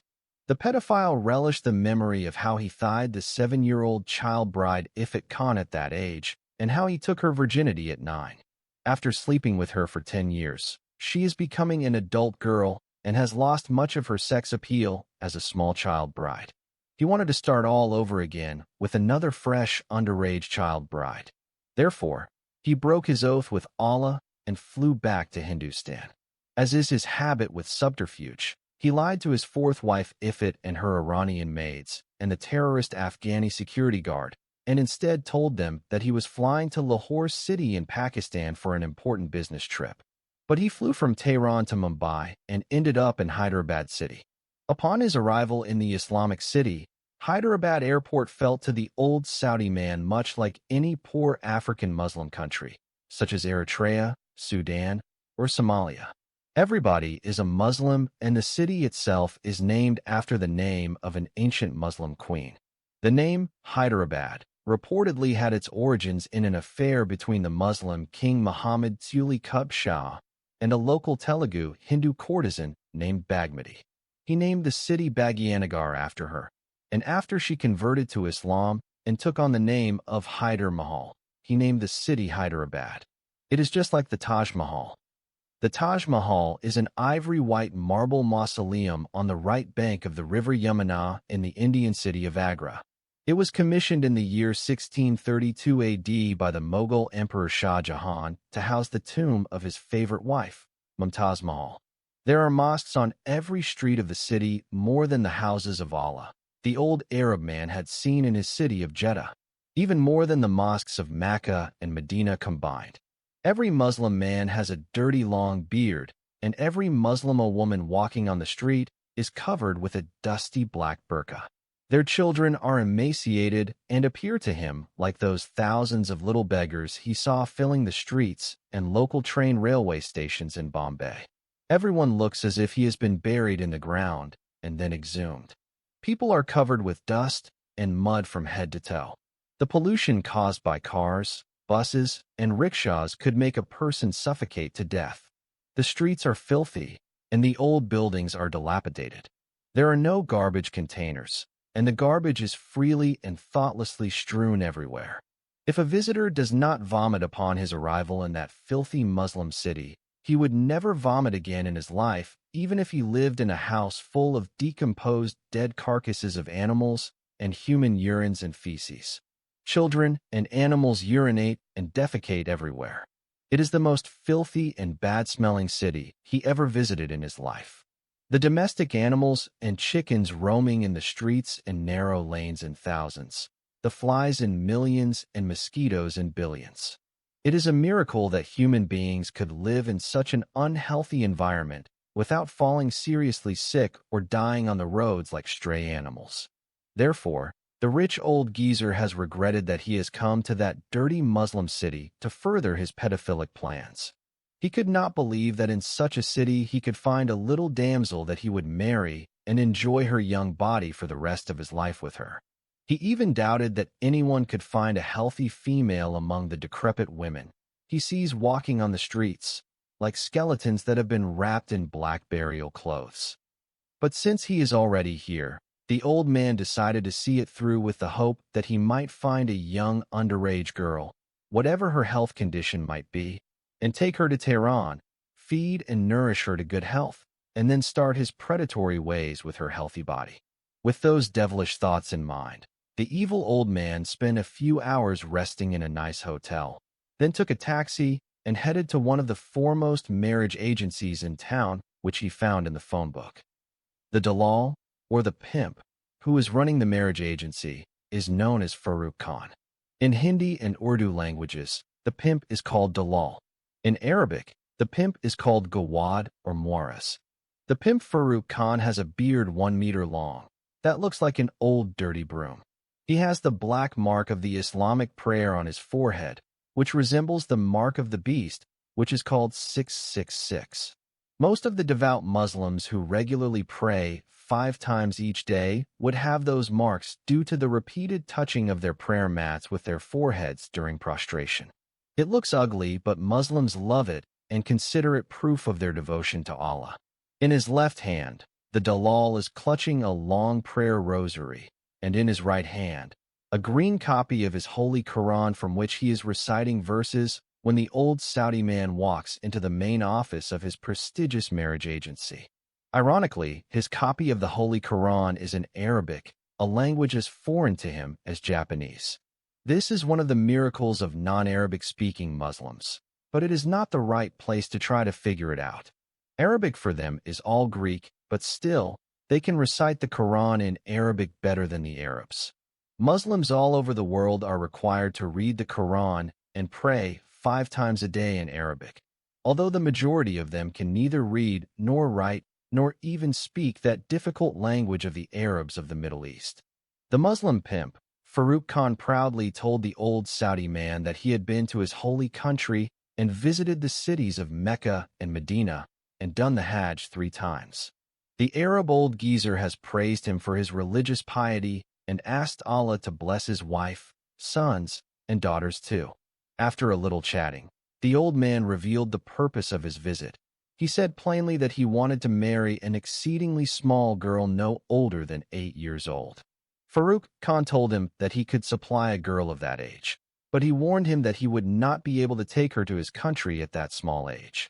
He said further that while he could forge a birth certificate for that age and through a bribe get an Indian passport issued to her as a 17-year-old maid, still the Bombay International Airport police would probably see right through it. A young child at that age would look small and childlike, befitting her age. For that reason, the pimp Farooq Khan advised the Saudi pedophile to go for a small girl who already has her first period but is still a virgin. But the old man said he would not accept a girl who had already started to menstruate. As an excuse, he said he would not trust such a girl, adding that anyone might have already stolen her virginity before him without his knowledge. Eager to retain his wealthy Saudi client, the Muslim pimp suggested that the old man should go for a 13-year-old girl who has not yet had her first period. The old man strongly rejected that suggestion and said that a 13-year-old girl would be too old for him. In no uncertain terms, he is not going to marry a child bride above 9 years of age. He reminded the Muslim pimp that is the ideal age his gracious prophet Muhammad had consummated his marriage with his beloved child bride, Aisha, and enjoyed her virginity before any other man touched her before him. After 2 hours of intense discussion and bantering, the two wicked men settled for an 11-year-old girl. When that critical issue of age is finally decided, it took another hour of haggling to decide on a wife's price or dowry they could both agree upon. All the nitty-gritty concluded, Farooq Khan took the old man to a room where he could pick up his preferred underage child bride. The so-called renowned and prestigious marriage agency has many rooms, each room designed for a specific age group of lovely child brides. In one particular room, the old Saudi man found 15 Indian Muslim girls aged 11. Those 15 little underage girls look like Barbie dolls dressed in burqas, but for the sake of the business, they have their faces uncovered. By the way, in some Muslim countries, Barbie dolls must by law have hijabs or niqabs. The pro-Sharia American Muslims are trying to push for the implementation of the same in the United States of America. The Saudi wealthy business tycoon demanded that all the 11-year-old girls should be stripped of their burqas so that he could make good his choice, and the pious pimp ordered all the little girls to come out of their Islamic ugly cocoons for the Saudi man, so he can make his proper selection. The small girls removed their black burqas and stood like dolls in their Indian salwar kameez. The old man demanded further that he wanted each underage girl to remove her salwar kameez and remain in her bra and underwear only. Farooq Khan rejected that demand because it is haram in Islam for the man to see the awara or nakedness of a girl who is not his wife yet. However, when the rich old man insisted on his demand and threatened to cancel the deal and withdraw his money, the pimp agreed to the haram situation for the sake of the big cash he has received. Some of the little girls said they would not strip in front of each other. They said they could do so one at a time and behind the modesty afforded by a curtain. The Muslim Indian pimp and the old Saudi man agreed to accommodate that moral demand. Then the dirty pedophile has been asked by the pious pimp to sit inside a small room much like a fitting room in a clothing store. After that, the 15 small girls are ordered by Mr. Farooq Khan to enter that fitting room one after another, strip off their salwar kameez, and stand half-naked in front of the old man. Then she can put their clothes back and come out.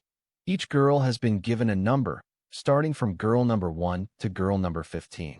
The old man has been told by Farooq Khan to write down the number of the girl that won his heart. The old man touched the body of each girl as if he were buying a lamb from the sheep market. His hands wandered between their breasts and buttocks and did not spare the faces and lips too. He managed to kiss and hug some of them, but some resisted and refused to allow him to do haram and fahisha with them before marriage. If any underage girl would have not resisted, the dirty old man would have raped her right there before marrying her. One child bit in his hand when he tried to insert it in her tiny pussy. Another child girl pushed him until he fell because he tried to sodomize her small ass through his exposed phallus. The wicked old man claimed to have made the wrong choices 3 times. So, each girl has been forced by the pimp to enter behind the curtain and strip off her clothes in front of the pedophile 3 times. Finally, girl number 13 is chosen to be the new underage child bride of the wealthy Saudi man Sheikh Faiz bin Ahmed. Her name is Amina Hyder Ali. As soon as he chose her, the old man took hold of her hand and began to walk her with him out of the fitting room, heading toward the door as if he bought a Jariya girl from the slave market at the time of the Prophet Muhammad. Farooq Khan stopped him and said to him he would not allow him to take her to his hotel unless the Islamic halal nikah contract is performed. He said further that he could not allow him to commit haram acts with the Muslim girl without marrying her. The old man said he had already paid her price, and by the agreement of the financial deal, she had become his right-hand possession or female sex slave. But the pious Indian dalal or pimp Mr. Farooq Khan said to the old geezer that he is running a marriage agency and not a slave trade for selling Indian girls to Arab men. Unwillingly, the old man agreed to perform the Islamic halal nikah contract. After that, the so-called righteous Muslim pimp sent one of his boys to the lucky chosen girl's parents to carry the good news to them and bring the father of the girl to sign the marriage contract of his daughter with her wealthy Saudi groom. In less than half an hour, a man came with the messenger of the good news. The newly arrived man looks like he has not eaten food for many days and died, and was buried in the ground, and his corpse has been exhumed from his grave as a zombie. Shortly after him, the mazoon or mullah of a nearby mosque is phoned and called in. The mazoon, who has a beard longer than that of the pimp, came with 2 adult male witnesses. Shortly after that, with the blessings of the father, the halal nikah contract between Sheikh Faiz bin Ahmed and Amina Hyder Ali was conducted according to the Sunnah of Allah and his beloved Prophet Muhammad. Then, and only then, has the old man been allowed to take his bride to his hotel. When the so-called halal marriage contract was conducted, the Indian child bride was 11 and her Arab groom was 80 years old. Before the newly wedded couple left the premises of that renowned Muslim marriage agency, the proprietor Farooq Khan took the aged groom aside and gave him a piece of good advice. He told him not to consume his nikah with the girl until they had safely reached his country. The word nikah in Sharia has various meanings. The most widely used means legal fornication with any number of female slaves, lawful adultery with 2, 3, or 4 women at the same time, legalized rape with underage children, and of course conventional marriage with 1 woman. But the old man thought that Farooq Khan wanted to trick him. Therefore, he rejected the advice and determined in his heart to consummate his marriage with his child bride on the very same day he married her and stole her virginity. He did that before a young Muslim man could kidnap her and elope with her, or a wicked Hindu policeman separated her from him. The wicked old geezer knew and understood that his new little underage child bride Amina Hyder Ali has already crossed the lawful prescribed age of 9 years for nikah, according to the Islamic Sharia. When they reached the hotel, the old geezer raped the little underage girl until she began to cry loudly. Since everyone in the hotel is a Muslim, and the hotel management has seen the marriage contract between the Muslim Arab man and the Muslim Indian girl, no one intervened or tried to save the girl from her rapist. From that day, the old man raped the 11-year-old girl and continued to rape her day and night until the marriage agency arranged her Indian passport. The old man already has a maid visa with him. So, 1 week from the day he came to the Muslim city, he took his new child bride to Hyderabad airport and headed to Tehran via Mumbai. Before she got married to the 80-year-old Saudi man, Amina was a virgin and had not yet had her menses. She was simply not ready in the slightest for sex. When the old man raped her on the day she was sold in marriage to him, she felt as if he was digging a hole inside her tiny vagina. She bled profusely and experienced unbearable pain. The old geezer used his money and bribed someone from the hotel, brought a corrupt Muslim female nurse, and treated the copiously bleeding private parts of his new child bride. He was scared if he took her to the hospital, the Hindu doctors and nurses might get him in trouble with the secular Indian law. On the following day, she experienced more pain than the first day. The old man caused many serious abrasions and deep cuts in her private parts. The dirty old geezer had even tried anal sex with his new child bride, but he could not be able to penetrate her tiny anus. His large phallus is too big to go through such a tiny hole, but he continued to rape her in her tiny vagina. Therefore, the second rape gave her more pain than the first one. Every day, the pain increased, and her torture did not diminish. As is his evil plans all along, the old man continued to rape her day and night until her travel papers have been completed. The underage girl Amina wished for death before the old man could take her to his Arab country and continue causing her anguish and torture. When her parents came to say goodbye to her at the Hyderabad airport, she begged them to take her away from the old man. Her father shouted at her and told her that he would cut her throat if she said that again.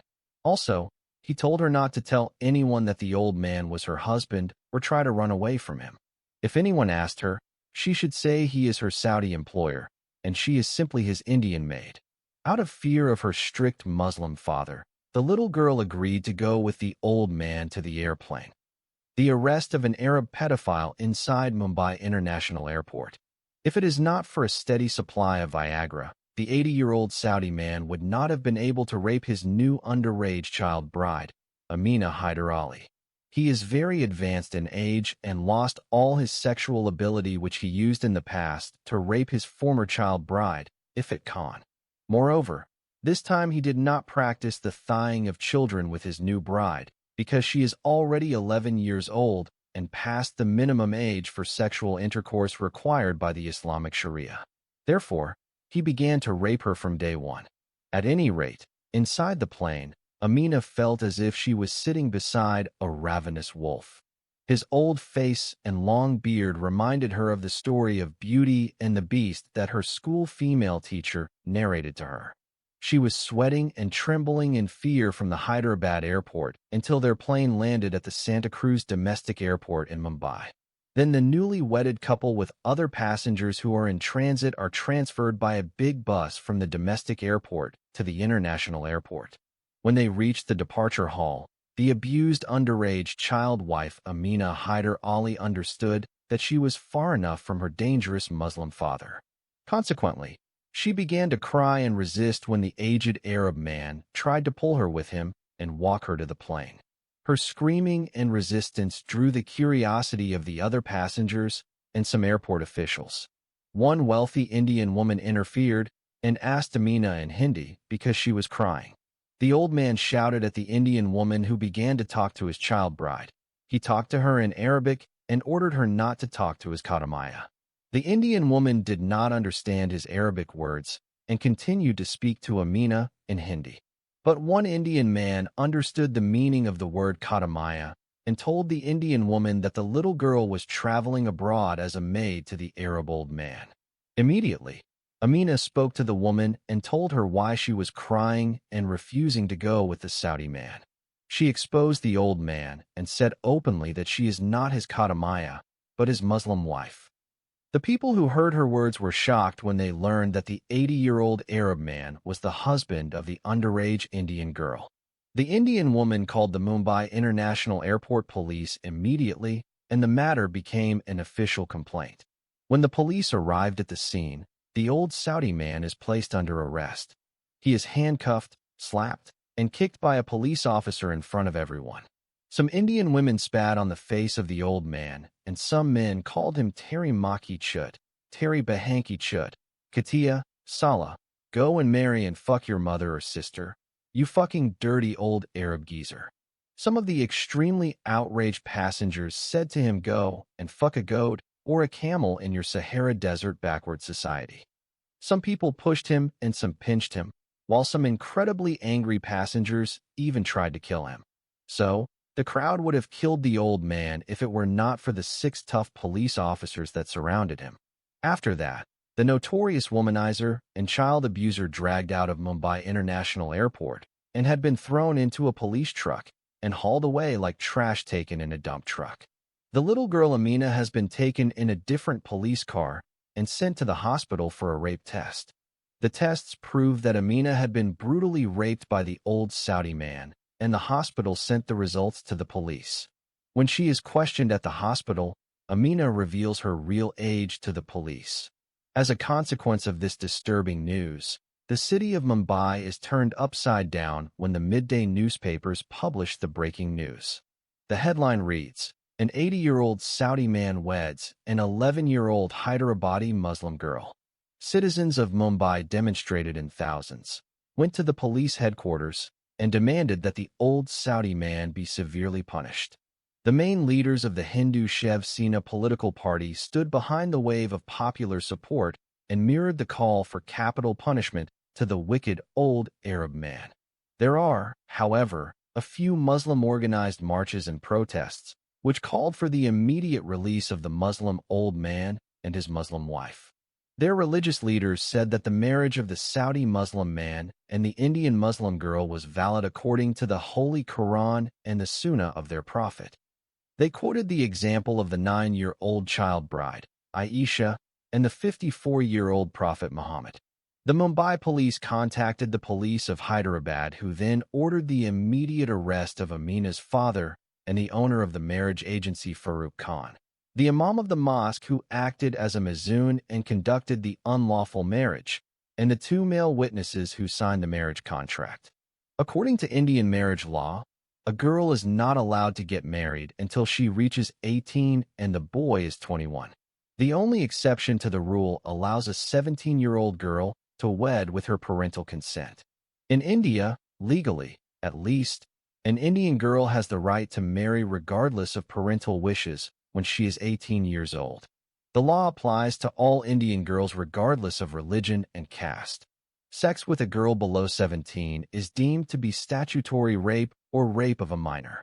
As provided for by the laws of the land, the old Saudi man has been arrested for rape, kidnap, and the attempt to smuggle as his female sex slave a minor Indian girl out of the country. Under the persuasive and harsh methods of interrogation of the Indian police, Sheikh Faiz bin Ahmed admitted that he contracted the little girl in marriage and slept with her for 7 days and 7 nights. However, he tried to justify his marriage because the marriage agency deceived him about the real age of the girl. He falsely claimed he had been told by the owner of the agency and the girl's father that Amina Hyder Ali was 17 years old when the marriage contract was conducted. The Mumbai police did not buy that line of justification, and they flogged the lying old geezer mercilessly until he spoke the truth. After his harsh interrogation, the old Saudi man has been placed on remand awaiting a dangerous trial. If he is convicted, he might be sent to the gallows and hanged to death. In the meantime, his victim Amina Hyder Ali has been placed under the care of the Maharashtra state government, which decided to place her in a foster home, awaiting adoptive parents who have been vetted by the government. Given the publicity generated by her sensitive case, the government has to deal, in 1 month alone, with 500,000 applications from wealthy Indian people all over the country who want to adopt Amina Hyder Ali as their adored daughter. Below is a clear, causal explanation grounded in the novel's own logic and legal settings for why Sheikh Ahmed's marriage to Amina Hyder Ali leads to his arrest and imprisonment in Bombay City, while his marriage to Ifat Khan leads to his release, with honor, in Jeddah City. The difference is not the acts themselves, but where the acts occur, which legal system judges them, and which law is treated as supreme in each place. The core reason in one sentence. Sheikh Ahmed goes to jail in Bombay because Indian secular criminal law overrides religious marriage claims, whereas he is released in Jeddah because Saudi Sharia law treats the same marriage acts as lawful and protected. Everything else flows from this. 1. Difference in legal systems, secular law versus Sharia law. India, Bombay, secular criminal jurisdiction. In India, state law is supreme, even over religious custom. Child marriage below the legal age is criminal. Sexual relations with a minor are treated as statutory rape, regardless of parental consent or religious ceremony. Religious, nikah, contracts have no immunity from criminal prosecution. Thus, when Sheikh Ahmed marries Amina Hyder Ali, age 11, in India and consummates the marriage, the act is legally classified as rape and child trafficking. He is arrested by airport police and jailed in Bombay. Courts initially detain him under Indian Penal Code provisions, not religious law. Even though a nikah took place, Indian law does not recognize child marriage as a defense. Saudi Arabia, Jeddah, Sharia-based judicial system. In Saudi Arabia, Sharia law is the law of the land. Marriage to a minor is explicitly permitted under Sharia as depicted in the novel. A husband's sexual rights over a wife, including a child wife, are treated as lawful. Consent of the child is not required. A valid nikah shields the husband from rape or kidnapping charges. When Sheikh Ahmed marries Ifat Khan, age 7, the marriage is validated legally under Sharia. Delay of intercourse until age 9 is presented as compliance with prophetic precedent. Courts treat the act as religiously lawful, not criminal. He is released with honor after questioning, despite international outrage. 2. Jurisdiction and location of the acts. Amina Hyder Ali's case. Crime committed inside India. Marriage arranged in Hyderabad. Sexual acts occur on Indian soil. Airport intervention happens before departure. Indian police and courts have full jurisdiction. Once a crime occurs within Indian territory, foreign religious norms do not apply. Ifat Khan's case. Acts externalized to Islamic jurisdictions. Sheikh Ahmed deliberately removes Ifat from Saudi Arabia, marries her in Eritrea, later keeps her in Iran, avoids secular states during marriage and consummation, operates entirely within Islamic legal environments. As a result, no secular court has jurisdiction. Sharia courts validate the marriage. Sexual acts are legally protected. 3. Role of the state versus religion. Aspect. Ifat Khan, Jeddah/Sharia. Amina Hyder Ali, Bombay/secular. Governing law. Islamic Sharia. Indian Penal Code. Age of bride. 7. 11. Consent required. No. Yes. Child marriage status. Legal. Criminal. Sex with minor. Lawful marital right. Statutory rape. Court outcome. Release with honor. Arrest and imprisonment. The same man, same behavior, but radically different legal treatment. 4. Why release with honor is possible in Jeddah. The phrase release with honor in the novel is not symbolic. It reflects institutional validation of Sheikh Ahmed's conduct, affirmation that he followed religious law, rejection of international or secular objections, moral authority of prophetic precedent outweighing human rights claims.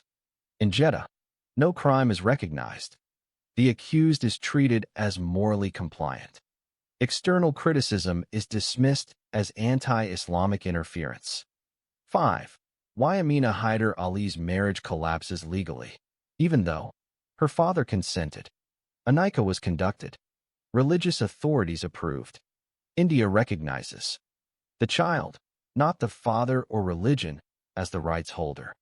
Age is a non-negotiable legal threshold. Sex below that age is rape, regardless of marriage. Thus, the marriage cannot protect Sheikh Ahmed, and the law treats him as a criminal trafficker and rapist. Final synthesis. The novel's answer is blunt. Child marriage is not one thing. It becomes either legal or criminal depending on which legal system you submit it to. Sharia law legalizes and protects Sheikh Ahmed. Indian secular law prosecutes and imprisons him. The contrast is intentional and central to the narrative's critique. Flashback from the original manuscript about the marriage of Sheikh Ahmed and Ifat Khan. The child bride Ifat Khan, age 9, is still a child and not developed enough, neither physiologically nor psychologically for sex with an adult, much less one who is not inclined to be gentle like Sheikh Ahmed. For her, it is simply a horrifying nightmare and unbearable torture. When the evil old man began to practice real sex and rape her, she felt like someone is inserting a knife in her private parts, a deep wound tearing her up inside while she screamed. Thawing was painless, and her young intuition already told her something was amiss. But a child's resolve will crumble when coerced day after day, occasion after occasion. He tried to get her to use her hand to masturbate his phallus, failing to prevent harsher methods. He made her starve for many hours, and he refused to give her water. He locked her up in a small room, and he denied her basic human needs. For more than 24 hours, he imprisoned her in a room with no lights or windows. She is not allowed to use a washroom and has to use the same room as a toilet. Up against what must be for a small child insurmountable odds and pressure, she agreed to do anything he willed. When she allowed him to use her hand to masturbate with him, he gave her food, cold drinks, and some pretty gifts. Every evil deviation that came into his dirty mind, he used it to satisfy his lust. What he did to her for 7 months did not only harm her physically, but it destroyed the child within. He replaced the innocence of a child with ugliness and shame that she would have to carry with her for the rest of her life.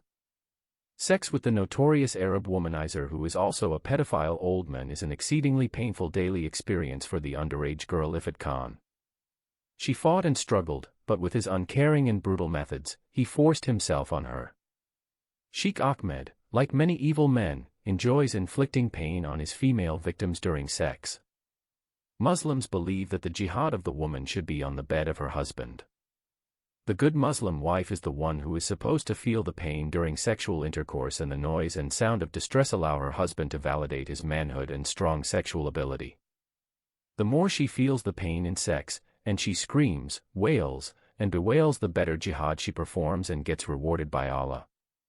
That is why Muslims in France pay huge sums of hard foreign currency to French doctors to have their wives made virgins again. A Muslim man in France is prepared to pay a French doctor $5,000 American to make his wife a virgin just like the time he married her. He enjoys penetrating her cunt and breaking her hymen over and over again.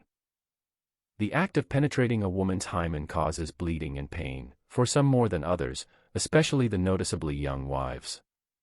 The evil and perverted is the mind of a husband who enjoys causing pain to his wife and seeing the blood running out of her vagina.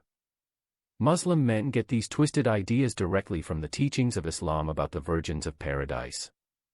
The Quran and Hadith simply state that the virgins of paradise remain virgins after intercourse. The Prophet was asked, "Do we have sex in paradise?" He answered, "Yes, by he who holds my soul in his hand, and it will be done daman, that is the intercourse done with such shove and disturbance. And when it is finished, she will return pure and virgin again," cited in Hack and Newton 1996, page 17. According to this hadith, either Allah would stitch the virgin's vagina immediately after she has lost her virginity by insertion of the male's penis, or he would recreate a new him and insert it in her pussy.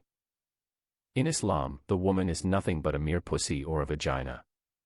The Prophet Muhammad said, "The woman is a wara. When she goes outside the house, the devil takes charge of her." Al-Tirmizi, Volume 2, page 65. According to this hadith, whenever the woman goes out of her house she will be possessed by demons. So, she is dangerous to society, and hence she should be imprisoned inside her house. There is no definition so widely used and accepted among Muslims for defining the woman than saying, "The woman is a wara." The term awara is defined in the Encyclopedia of Islam as the external genitals, especially of the female, cited in Hack and Newton 1996, page 5. So, to put it bluntly, a woman, from head to toe, is a big pussy.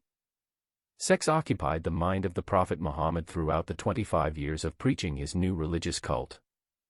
As if 72 virgins are not enough, every Muslim man is entitled to 100 young boys that the Quran describes as diamond-sparkling boys. There will circulate boys for them as if they are beautiful pearls well protected. Quran Surah Al-Tur 52, verse 24. The Quran describes the beautiful young boys as not getting a headache or bleeding. Some Muslim scholars hide the fact that the Quran has promised these 100 beautiful boys for sex and sodomy.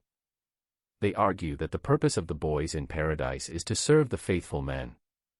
One may ask, if the beautiful boys are to serve the faithful Muslims only, why then does the Quran say that they would neither bleed nor have headaches? The Quran meant the beautiful young boys would not bleed during sex because there is no hymen to tear or break when the male penis is penetrating during sex with those pretty 100 boys. Sheikh Ahmed did not live for 7 months in Eritrea. He kept his Pakistani Kolam as a guard, to keep his child bride imprisoned in his Asmara house. Kolam means a male slave and Kadamaya means a female slave. No wonder the maid is called Kadamaya. African and Asian Muslims show high respect for their Arab masters or employers and look at them as superior to them, as if those Arabs are Brahmas and they are untouchable outcasts in Hindu society. The Muslim Arabs have been revered and exalted by non-Arab Muslims because the Prophet of Islam is an Arab. This stupidity led some black Africans like Sudanese, Somalians, and Mauritanians to claim that they were Arabs too. The Pakistani chauffeur is such a faithful and obedient slave to his Arab master. He is prepared to do anything to please him. Even if he asks him to bring his wife and sister for sexual entertainment to Sheikh Ahmed, the despicable Pakistani pimp will bring them to his Arab master. The old Saudi spends a few days every month with his imprisoned child bride and then returns to his country. He hired 4 Eritrean Kadamiat, maids for serving his child bride Ifat, 1 woman for cooking, 1 for cleaning the house, 1 for washing the laundry, and 1 for massaging and applying dilka and kamra on her body. The old geezer also kept a guard at the gate of his big mansion. This Eritrean guard, who looks like one of the terrorists of Boko Haram, has a licensed and fully loaded rifle. Whatever food his child bride desires and whatever clothes and dolls she wants to have been provided. She has become decked in gold and diamonds from head to toe. He treats her the same way he used to treat his former Indian bride, Christy. It is not hard to imagine the little bride Ifat feeling like a bird kept in a gilded cage. Since she had stepped foot inside the mansion, she had not been allowed to go outside the compound of the prison. It is a mansion but not a home, a palace of terror instead of a safe and loving environment. Many times, she begged Sabir to allow her to go outside and play in the grass with her dolls, but he refused. She cried and begged the lustful pedophile to take her to where her mother was, but he would sharply deny her request. He simply countered her pleas by telling her the Saudi police had taken her mother to a place extremely far away because she had done something awfully bad. He refused to tell her what her mother had done or when she was going to come back and get her. He does not like to talk about her mother, as much as Qais used to love his lovely Indian Layla. From the day she got arrested, he started to hate even hearing her real name, Rayhana. For several months, the evil Saudi thied and molested his Indian child bride. When she reached the age of 9, he began to prepare her for vaginal sex. He intends to teach her about sex, or at least the part she has to play before he would start raping her. He brought porn movies and forced her to watch them with him. She did not like them, but she agreed after going through another round of his starvation and imprisonment techniques. He made her understand what he wanted to do with her, by the example of the sex scenes in pornographic movies.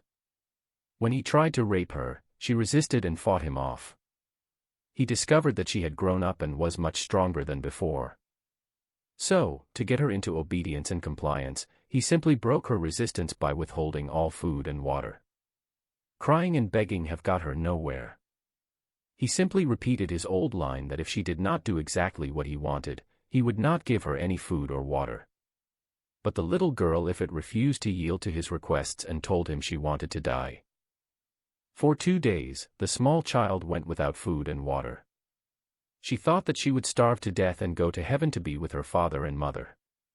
When her father committed suicide, she was told by her mother and grandmother that her father died and went to heaven and is living in a better place. She now believes that the same police officers who had beaten her mother and done all those terrible things to her had come back, taken her away, and this time killed her for Rayal. In her mind, it is simply better to die and go be with her parents, than continue living in the house of horrors with a nasty old man that made her do all those things she did not like to do. The vicious old geezer became extremely furious and continually struck her face and flogged her with a big whip. When he was done with his revenge beatings, he would lock her up in the darkroom again. The small girl Ifrit, or any other, is not capable of outmaneuvering the mind of a professional abuser. He simply resumed his methods, and he eventually got exactly what he wanted. On the 3rd day, Ifrit loses her strength and is no longer able to move around. While she is lying half-conscious, the old man came in and removed her dress and underwear, and began to rape her. She could not move a limb to stave him off. Sadly, her ability to feel pain is undiminished. The old man tried but could not penetrate her private parts, because she was just too underage. Not giving up, he used his finger to widen her vagina. His finger felt like a sharp metal rod forcing itself inside her. She wanted to cry, but her dried-up mouth and weak body could not scream out in pain. Only a steady flow of tears poured out of her eyes. Using the middle fingers to widen the private parts of underage girls or child wives is quite common in Arab countries. No matter how many times the old monster had tried repeatedly to penetrate the private parts of his underage child bride, he could not succeed. Those repeated attempts had given the small girl Ifrit continuing day and night nightmares and unbearable tortures and copious bleeding in her private parts. The wicked Arab man had even tried anal sex with his victim, but he could not succeed in that too. The old geezer has become very advanced in his years and has lost much of his vigor, but is determined to penetrate her by all means. He knows his fingers alone would not widen her vaginal canal, but he has brought many sex toys. He changed his fingering method and began to use a plastic penis. His new method worked, and he can insert half of the plastic penis inside the small girl's vagina. The blood ran out of his victim's vagina and turned everything around it red. She felt as if he was using a sharp knife and sewing her into 2 halves. The pain is unbearable. She lost consciousness. He did not bother to find out whether she had lost consciousness or had died. His lust has blinded him, and he decides to penetrate her even if she is already a corpse. He mounted her seemingly lifeless body and began to penetrate her. Finally, the wicked scum of a man by hook or by crook has been able to insert half of his male organ into his victim's bleeding vagina. Then he brutally raped her inside the copiously bleeding private parts until he has ejaculated, and his white semen mingled with her red blood. After that, he called his despicable Pakistani pimp and asked him to help him take his bride to the hospital. It is a quite common phenomenon in countries like Eritrea, Sudan, and Somalia for brides to be taken to the hospital on their first wedding night because of excessive bleeding. Hospitals consider such cases normal because of the widespread custom of female genital mutilation in the African Muslim lands. If a new bride is wheeled into a hospital with an injury due to sexual intercourse with her husband, it is not considered rape nor is it considered a serious case. In Ifit's case, she is taken to the intensive care unit because she is dehydrated and starved. She is fed through an IV in her veins. She remained in a coma for 3 days before she came back to life. The hospital did not consider her case criminal in nature and treated her until she recovered. After 5 days, Ifit is transferred back to her former prison. As soon as the hospital discharged Ifit Khan and she is brought back to the mansion of horror, the old man began to rape her again. This time, she felt the pain more than before. She felt more pain because she is fully conscious and the wounds in her private parts are still not fully healed. She screamed at the top of her voice and resisted, but she could not be able to stop him because her body was still weak. She felt terrible pain when his male organ began to press hard on the surface of her wounded tiny vagina. This time, it felt like salt poured on an open wound. She bit his shoulder and scratched his face with her nails. She hit his back with her fists and kicked his legs. Nothing she did could get him off her body or prevent him from forcing his penis into her undeveloped vagina. As he began to penetrate her, she fainted. As before, the old monster did not bother to find out why she stopped resisting and screaming. He just continued to press on until he had fully inserted his penis inside her vagina. This time, he did more damage and after he ejaculated, blood pooled around her body. For the second time, he called his Pakistani pimp and asked him to treat the child bride. This time, he decided not to take her to the hospital. He is afraid that she might be hospitalized again for a few days. He would not tolerate waiting until she got discharged. He wants to enjoy raping her no matter what her health condition. He just told his pimp to clean up the blood around her vagina and to apply to Dettol to stop the bleeding. The despicable Pakistani slave followed the orders of his Arab master and began cleaning her up and applying the Dettol. After that, he used chili water to revive the Indian child bride Ifit Khan. Below is a clear, story-focused explanation of how Ifit finds a Muslim lawyer for her imprisoned Arab husband, Sheikh Ahmed, and how that lawyer convinces her he can secure Sheikh Ahmed's release, with honor, strictly following the internal logic of the novel and its legal, social setting. 1. Why Ifit is told to find a Muslim lawyer. Once Sheikh Ahmed is imprisoned in Arthur Road Jail, Bombay, he immediately instructs Ifit on 3 non-negotiable points. Only a Muslim lawyer will represent him. Sheikh Ahmed believes that a Muslim lawyer will be sympathetic to Sharia-based justifications for child marriage, willing to cooperate in unofficial arrangements, bribes, influence, perjury, ideologically loyal to Islamic precedent over Indian secular law. The lawyer must be old and experienced. Age is equated with deep connections inside courts and police, knowledge of corruption pathways, willingness to get his hands dirty. Ifit must act only as a messenger, never as decision-maker. She is instructed not to question fees, legality, or morality. 2.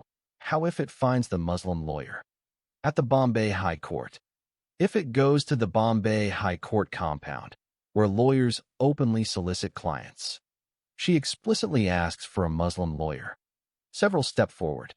She selects the oldest one, following Sheikh Ahmed's instruction. This lawyer is Sheikh Barkatullah, a Muslim advocate known for handling criminal cases through informal judicial influence rather than legal merit. 3.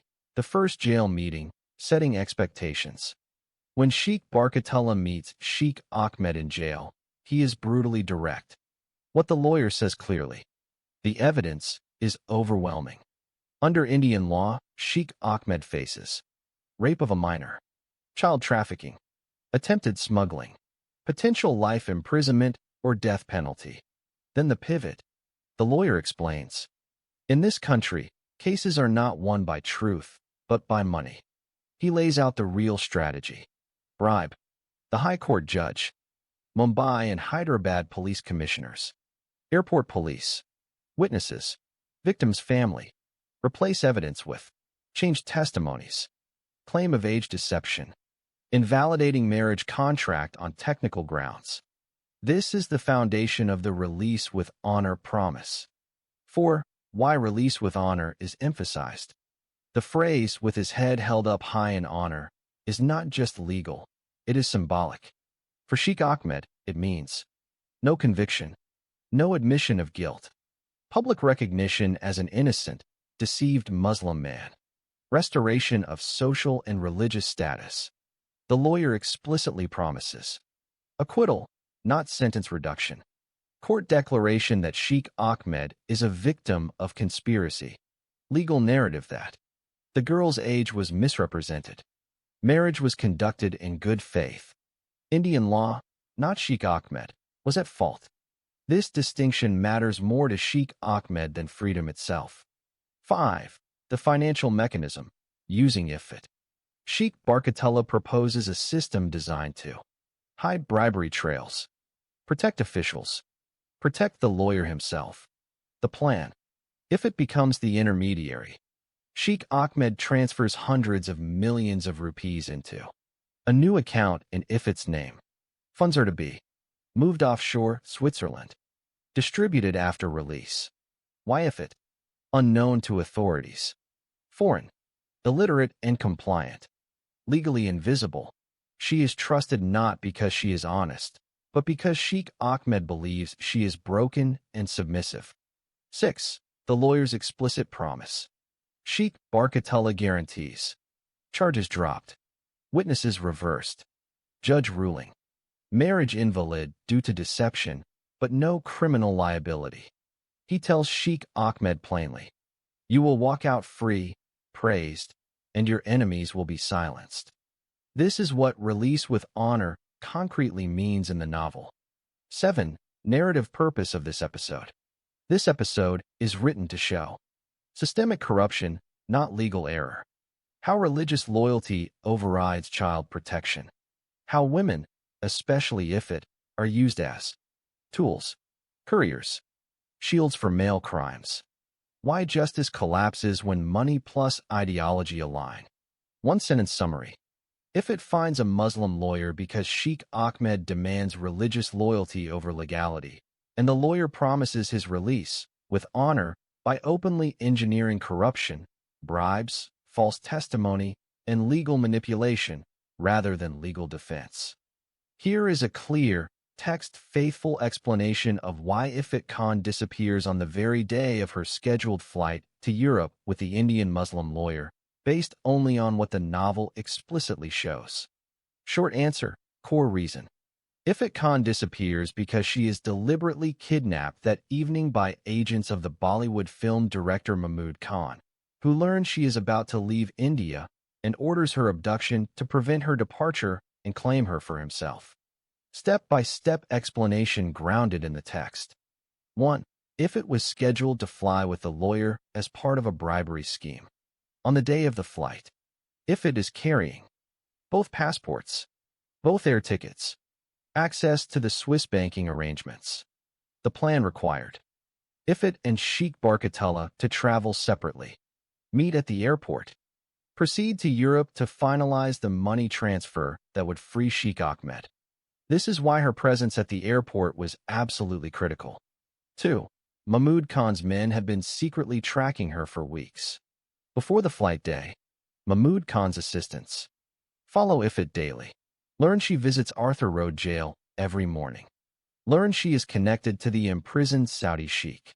Discover she has gone with a lawyer to Swiss consulate, Air India ticket office. They correctly conclude she is about to leave India permanently. This discovery triggers the kidnapping order. 3. The kidnapping happens minutes after the lawyer leaves her hotel. The text is very explicit here. After Sheikh Barkatullah leaves by taxi to attend a celebration, Minutes later, outside the cheap hotel, two men seize Ifit. One clamps her mouth. A third brings a waiting car. Bystanders assume she is a prostitute from the red light district.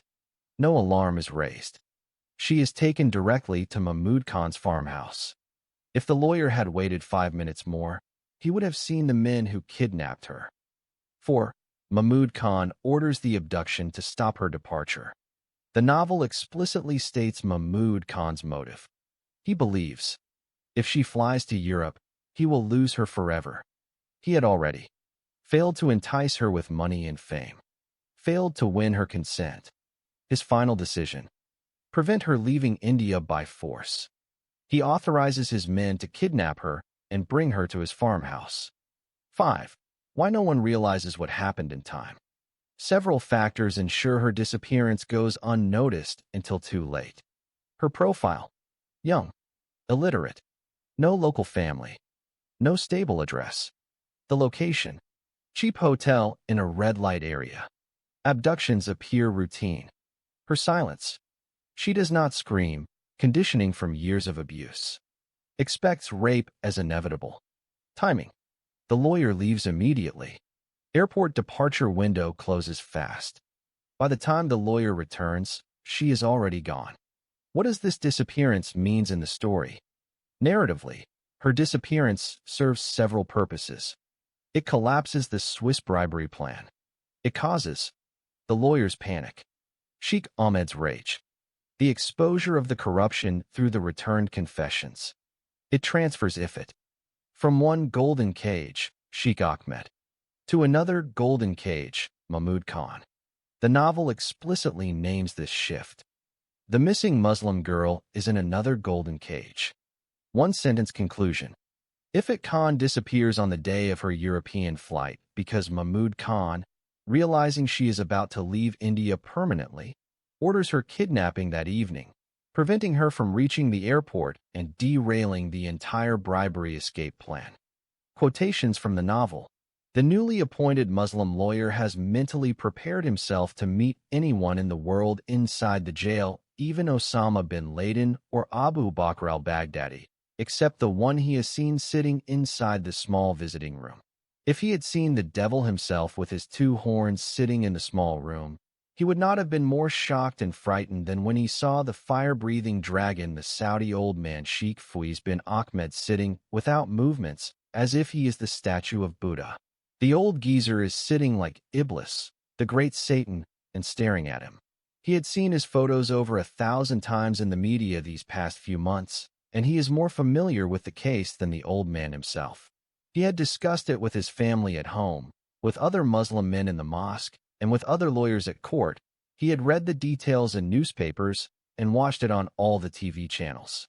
The Muslim lawyer at once knew and understood that he had just been dealt with a high-profile case.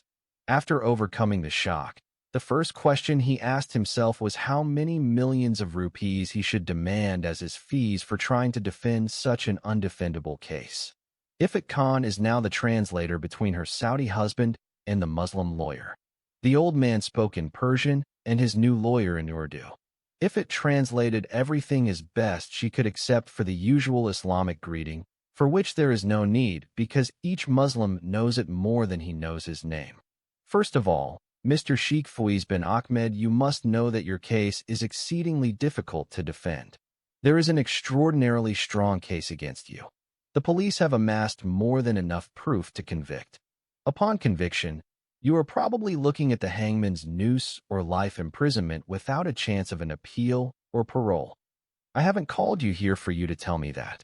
I want to know whether you will be able to release me from this accursed Hindu prison or not. You are a Muslim, and you must know that I have done nothing wrong. What I have done is in accordance with the Holy Quran and the blessed Sunnah of our gracious Prophet Muhammad. May the peace and prayers of Allah be upon him. I had married an 11-year-old Muslim girl, which is lawful in our blessed Sharia. For your kind information, in Surah Al-Talaq 65 verse 4, the Holy Quran allows every Muslim man to marry a girl before she reaches puberty. Even our gracious Prophet Muhammad had married our blessed mother, Aisha bint Abu Bakr when she was 6 years old and had sex with her when she was 9 years old.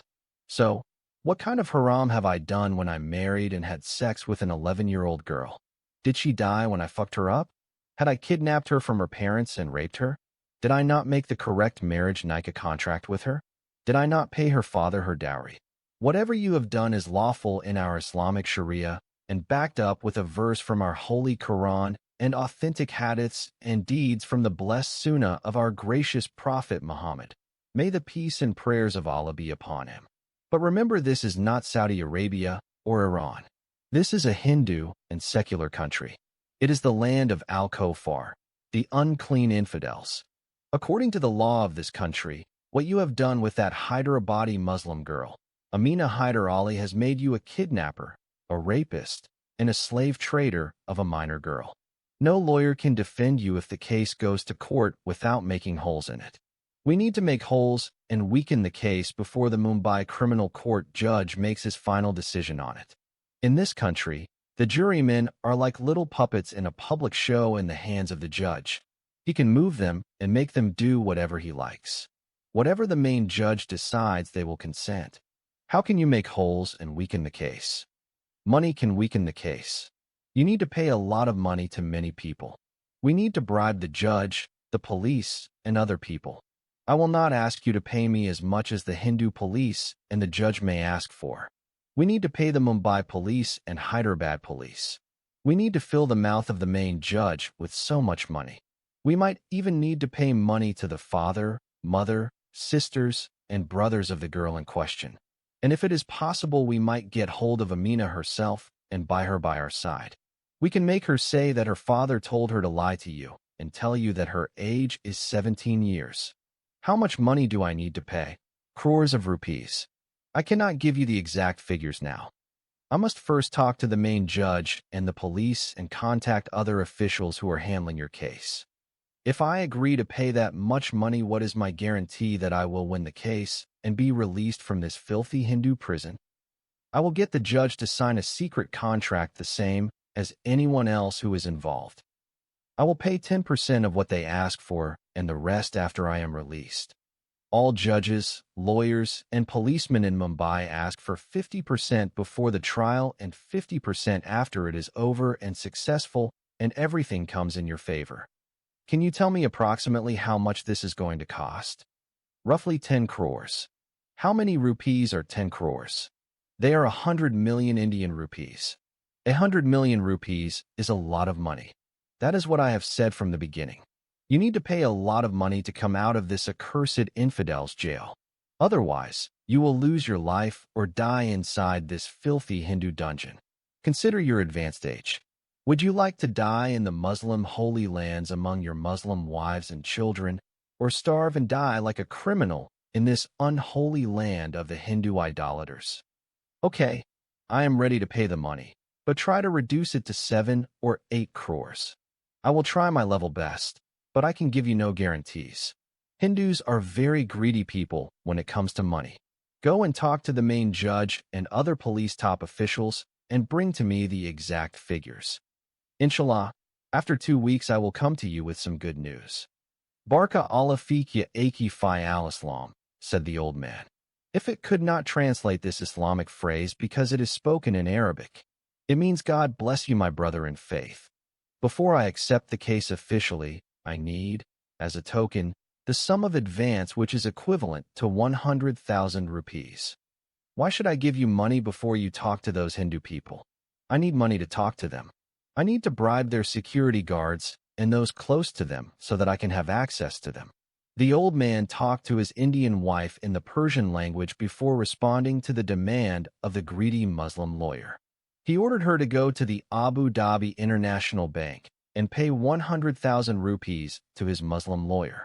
He said further that if the manager refused to issue the amount, then to tell him would tell someone from the bank to come and see him in prison.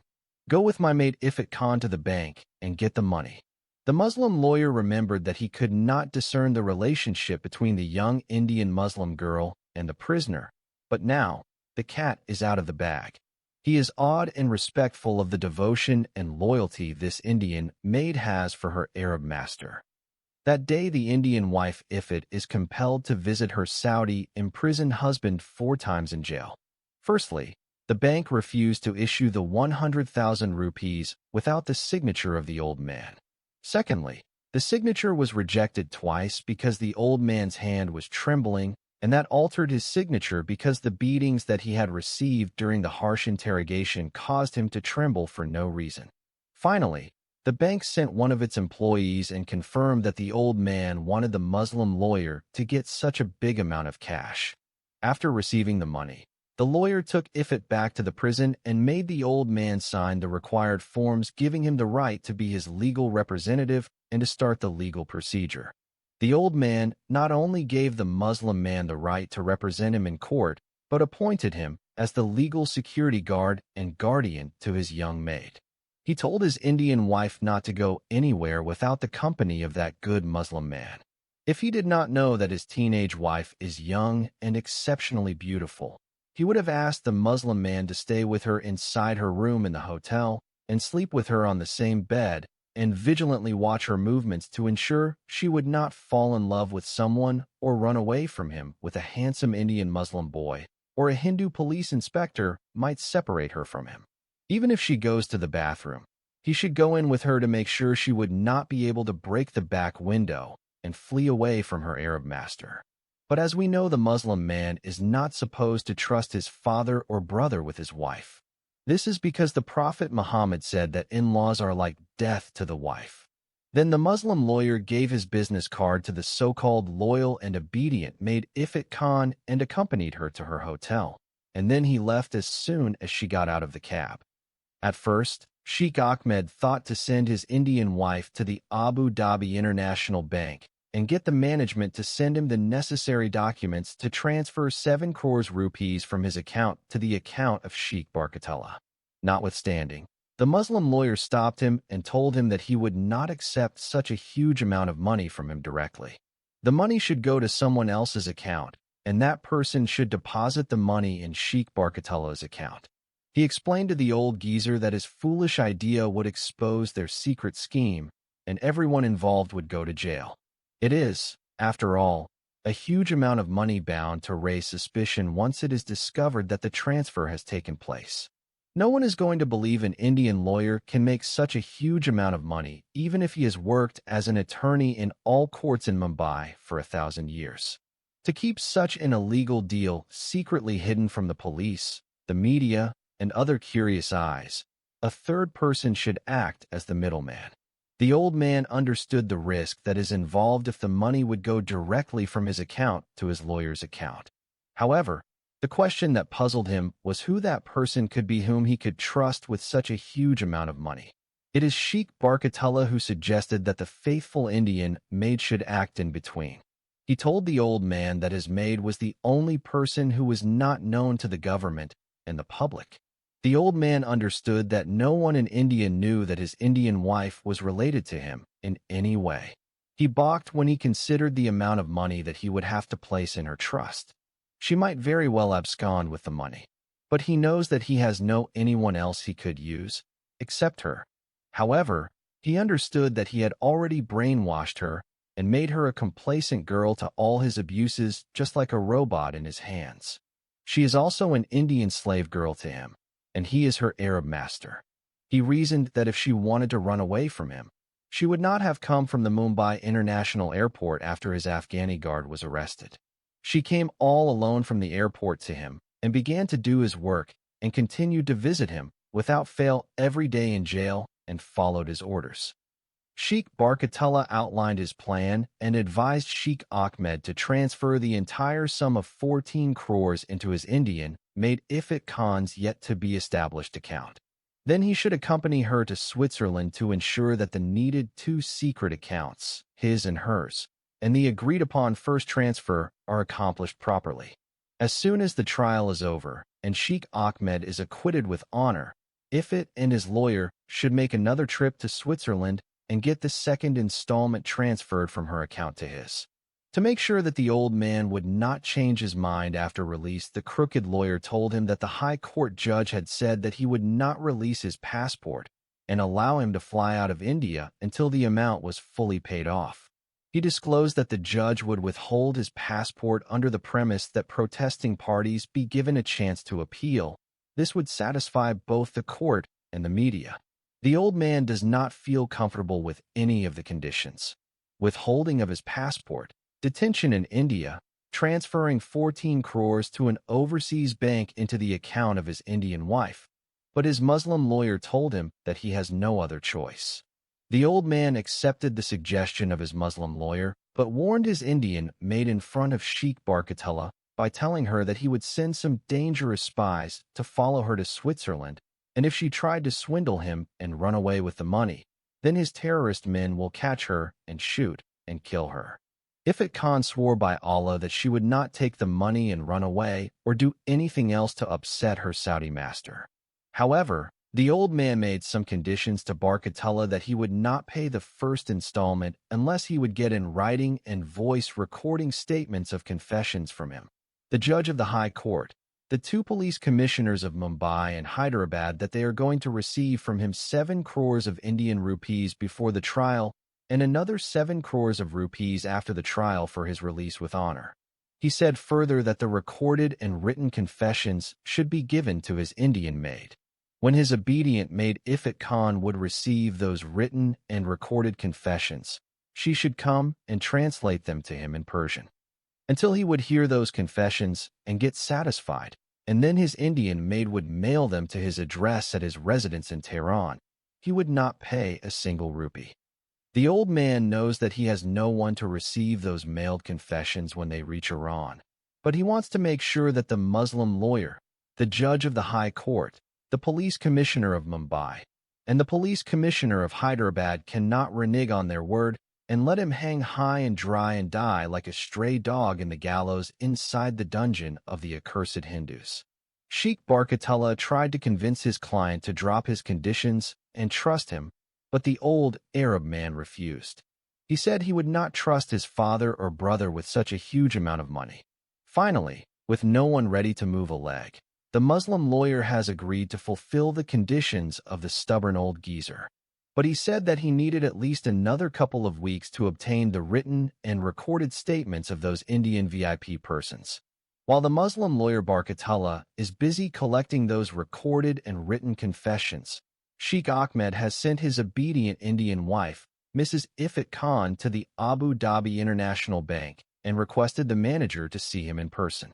When the manager visited the Saudi man in jail, he told him to create a second account for his Indian wife, Ifat Khan, and transfer from the former joint account 140 million Indian rupees to her new account.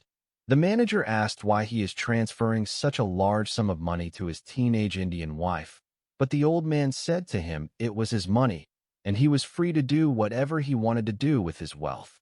The manager apologized to him for interfering in his personal affairs.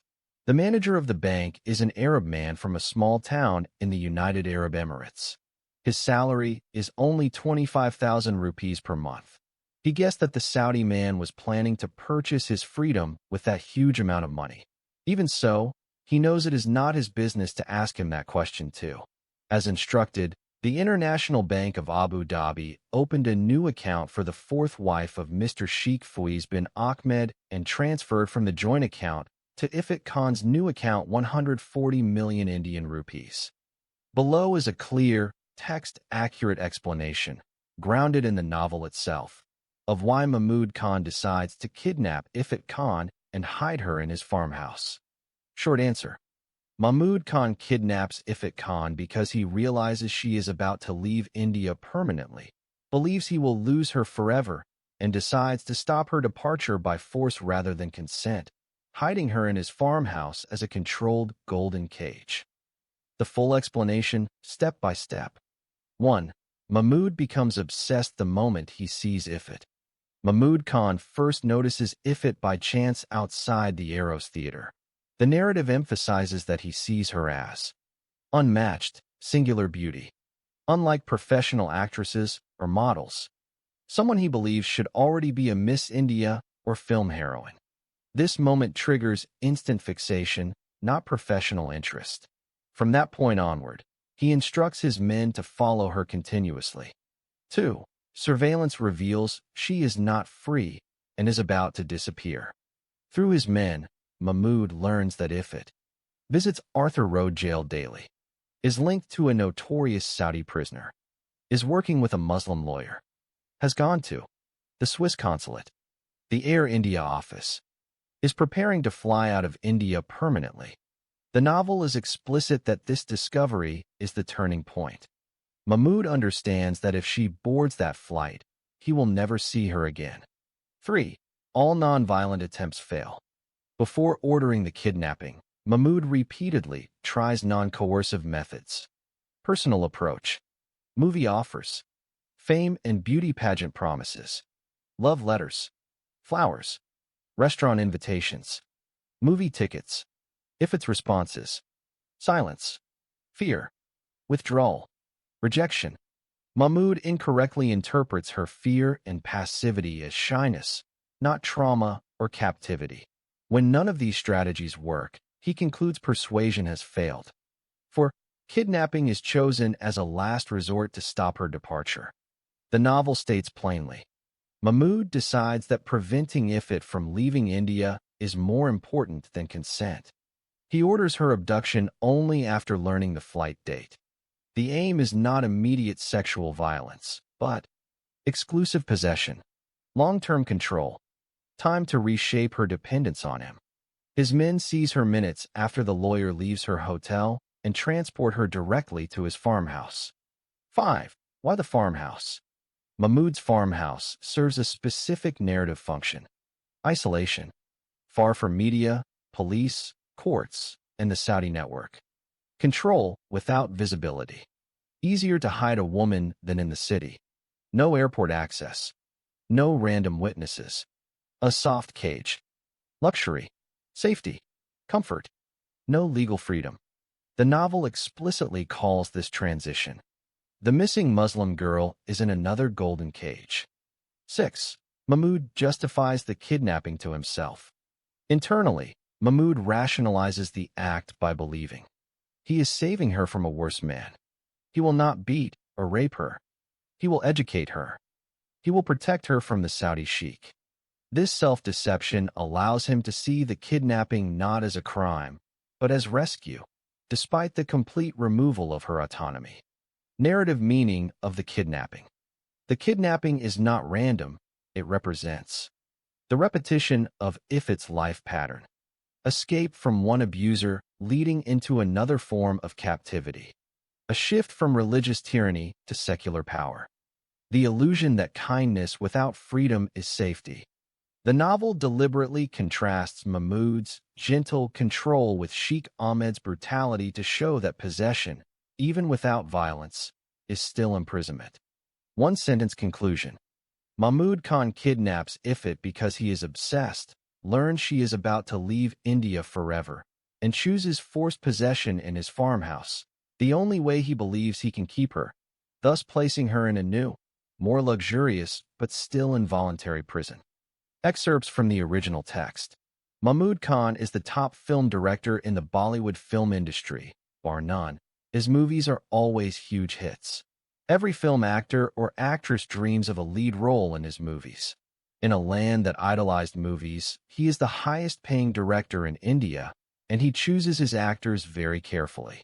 He would never give the main roles in his movies to beautiful new female actresses, but always targets high-profile girls such as Miss India, Miss World, or Miss Universe. His latest movie has featured the former Miss World, Priyanka Chopra, and the movie before that starred the former Miss Universe, Lara Dutta.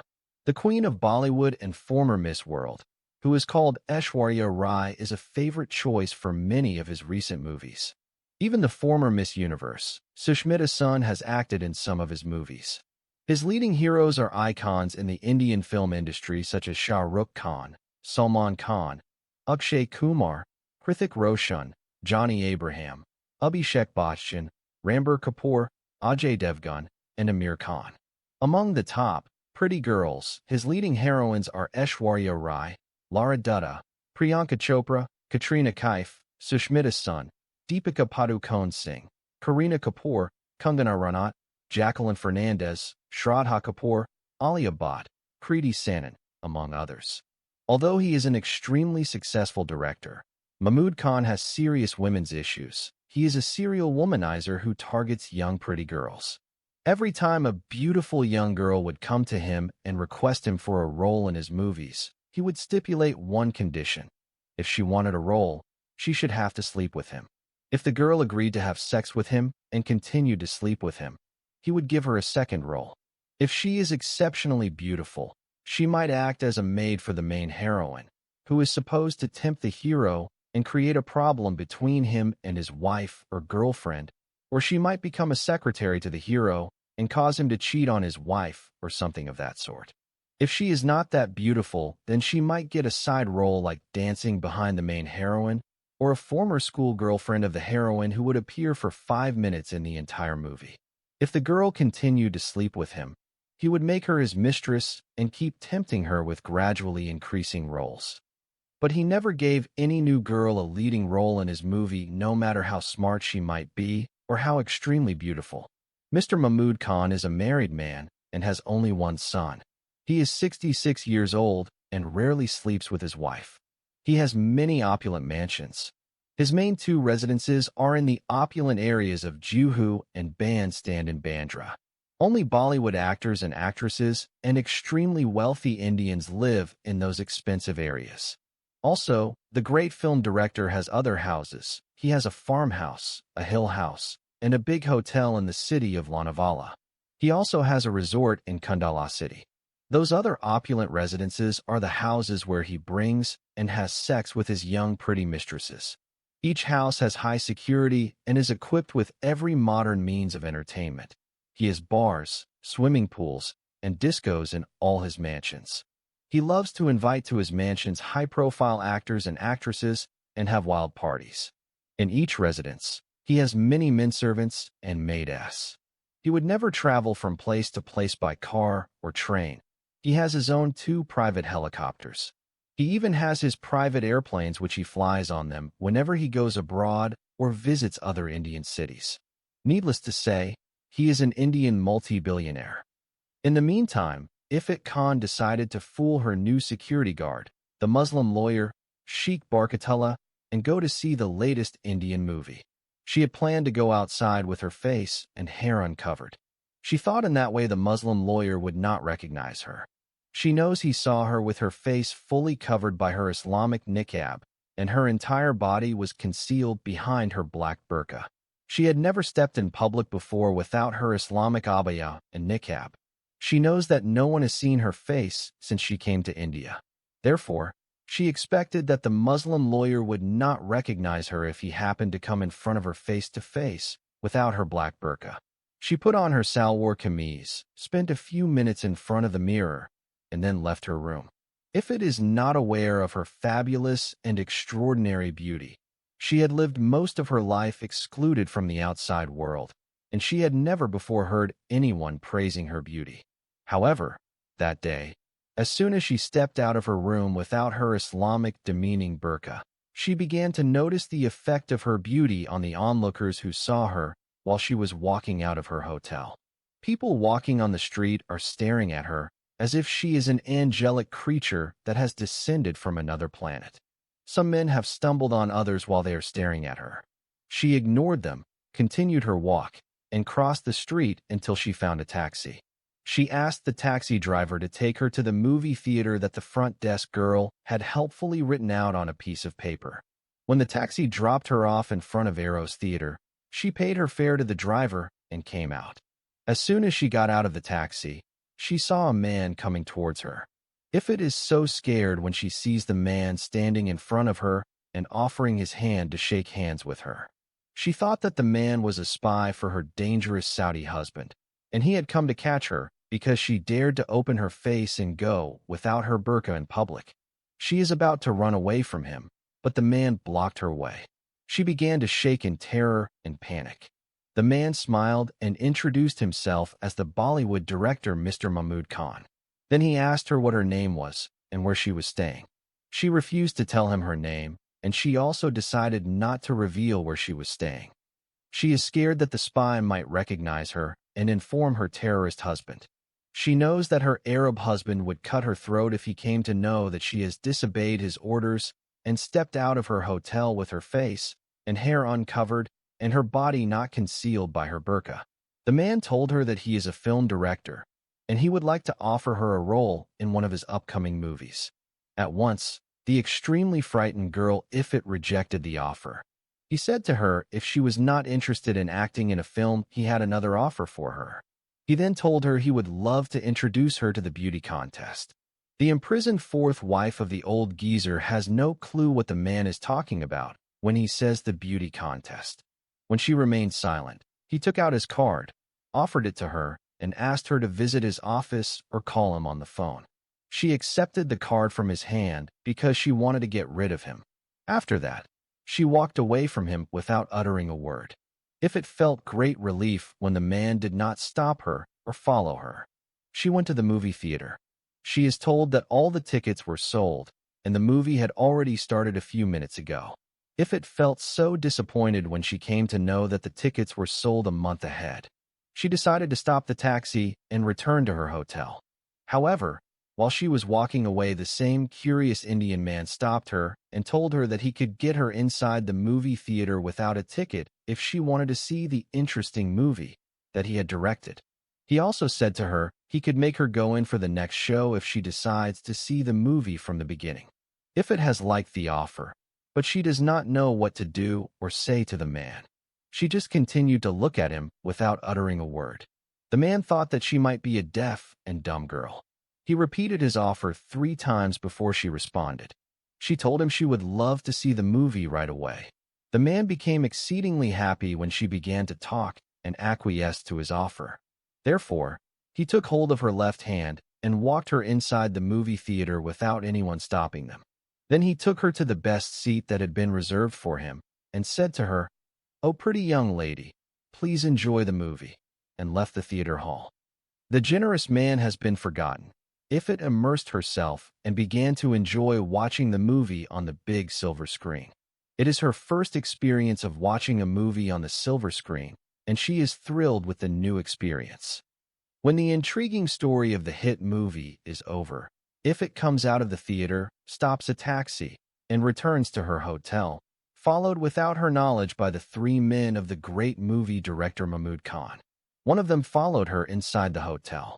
He showed his card to the front desk and asked them to tell him about the pretty young girl who had just walked in. He said that he had been sent by the famous movie director Mahmood Khan to talk to the girl and offer her a role in his next movie. He also said that he would love to know her name and from where she had come. The front desk girl became so excited when she realized that the secretary man of the well-renowned film director Mahmood Khan had come to their cheap and ugly hotel to offer a role to one of the hotel's female guests. She told him the beautiful girl was called Ifrit Khan and that she had recently come from Iran. When he requested her to call the girl and ask her to come and talk to him, the receptionist girl immediately picked up the phone receiver and dialed the room number of Ifrit Khan. When Ifrit responded to the call, she told her that someone would like to talk to her. Ifrit has become so frightened when she learns that a man has come to speak to her in person. She thought that someone had already informed her Saudi husband that she had gone out of the hotel with her face and hair uncovered and without the burqa concealing her body. She decided to deny that she ever stepped out of the hotel. She put on her black burqa, carefully concealed her face with a black niqab, and came down to meet the man. The secretary of the film director is shocked when he sees the girl in a black burqa, which makes her appear to him as a sudden manifestation of a scary female ghost. He asked her whether she was the same girl who had just come in a taxi from the Eros movie theater. The fourth wife of Sheikh Ahmed strongly denied it. The front desk girl became confused when Ifrit openly denied that she was the same girl. She knew that she was the one who went out without her burqa and just came in. She even handed over her room key to her when she came back. She is the very same girl who gave her the address of the Eros Theater and told her to go and watch the best movie in town. Regardless, the man of Mahmood Khan knew that she was the one and tried to talk to her about the movie offer. She told him she did not live in India. She came from a foreign country, and she would soon return to her country. For that reason, she is not interested in appearing in any movie. The secretary realized that the pretty girl had rejected his manager's offer, but he felt satisfied with the information he gathered about her so far. He apologized to Ifrit Khan and thanked her for her time. When he came out of the hotel, he phoned his boss and conveyed the information he had obtained about the extremely beautiful girl. Mahmud Khan is crushed when he comes to know that the beautiful girl is an NRI, which means a non-resident Indian girl who is living abroad and has just come as a visitor to her motherland. Nevertheless, he wanted to know more about her. He ordered his men to continue following her and find out why she was there in that cheap hotel and why she was staying in a dangerous and notorious area that was full of brothel houses. More importantly, he said he wants to know when she is planning on leaving the country. For 2 weeks, the spies of the great movie director Mahmud Khan relentlessly followed the beautiful girl Ifrit Khan just about everywhere that she went. They came to know that she goes every day early morning without a break to the Arthur Road jail to visit an 80-year-old Saudi man who has been arrested on charges of rape and kidnap of a minor Indian girl. She spends time with him and then goes to other places wherever he sends her to go and do work for him. Then the spies asked the jail guards to reveal the relationship between her and the Saudi old man. Of course, they paid the guards so much money to get some information about the young girl and the imprisoned old man. One of the guards said she was the Indian maid of the Arab man. Yet another suspected that the girl might be a secret mistress or concubine or even a real wife of the Arab old man. Mahmud Khan felt twisted up inside when he realized that the beautiful girl of the excellent and perfect form of beauty had become his obsession and adoration. She already had another man in her life. Worse than that, she might have already been involved in a sexual relationship with an 80-year-old Saudi man.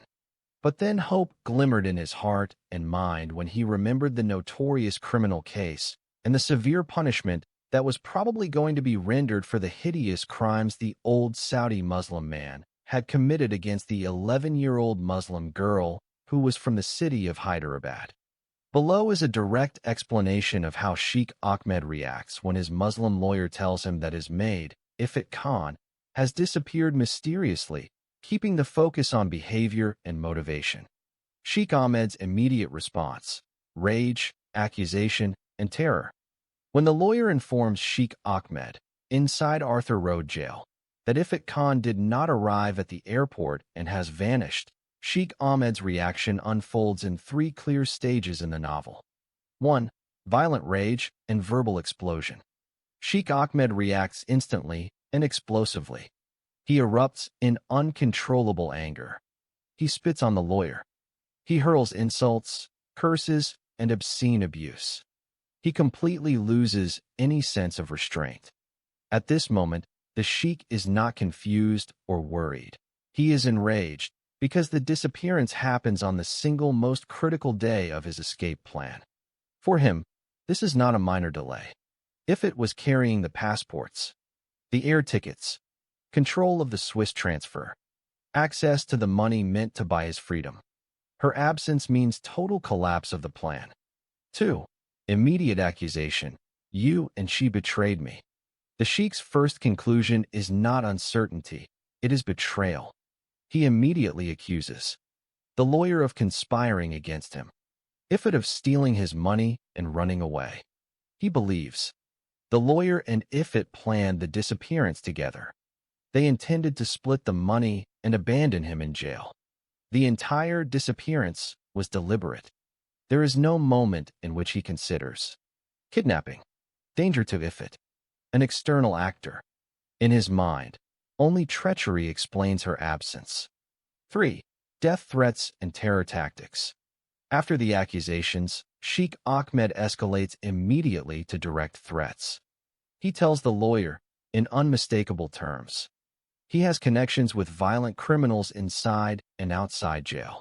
He will have the lawyer and his entire family killed. He will hunt down Ifrit, punish her, and kill her publicly if she is found. He gives the lawyer a deadline.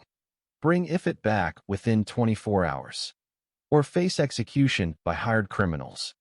This is not bluster in the novel. It is meant as credible intimidation, reflecting Sheikh Ahmed's belief that fear is the only effective instrument of control. 4. Why Sheikh Ahmed reacts this way, key insight. His reaction is so extreme because Ifit's disappearance threatens three things at once. His freedom without her, the bribery plan collapses. His wealth, the money, is now locked in accounts he cannot control alone.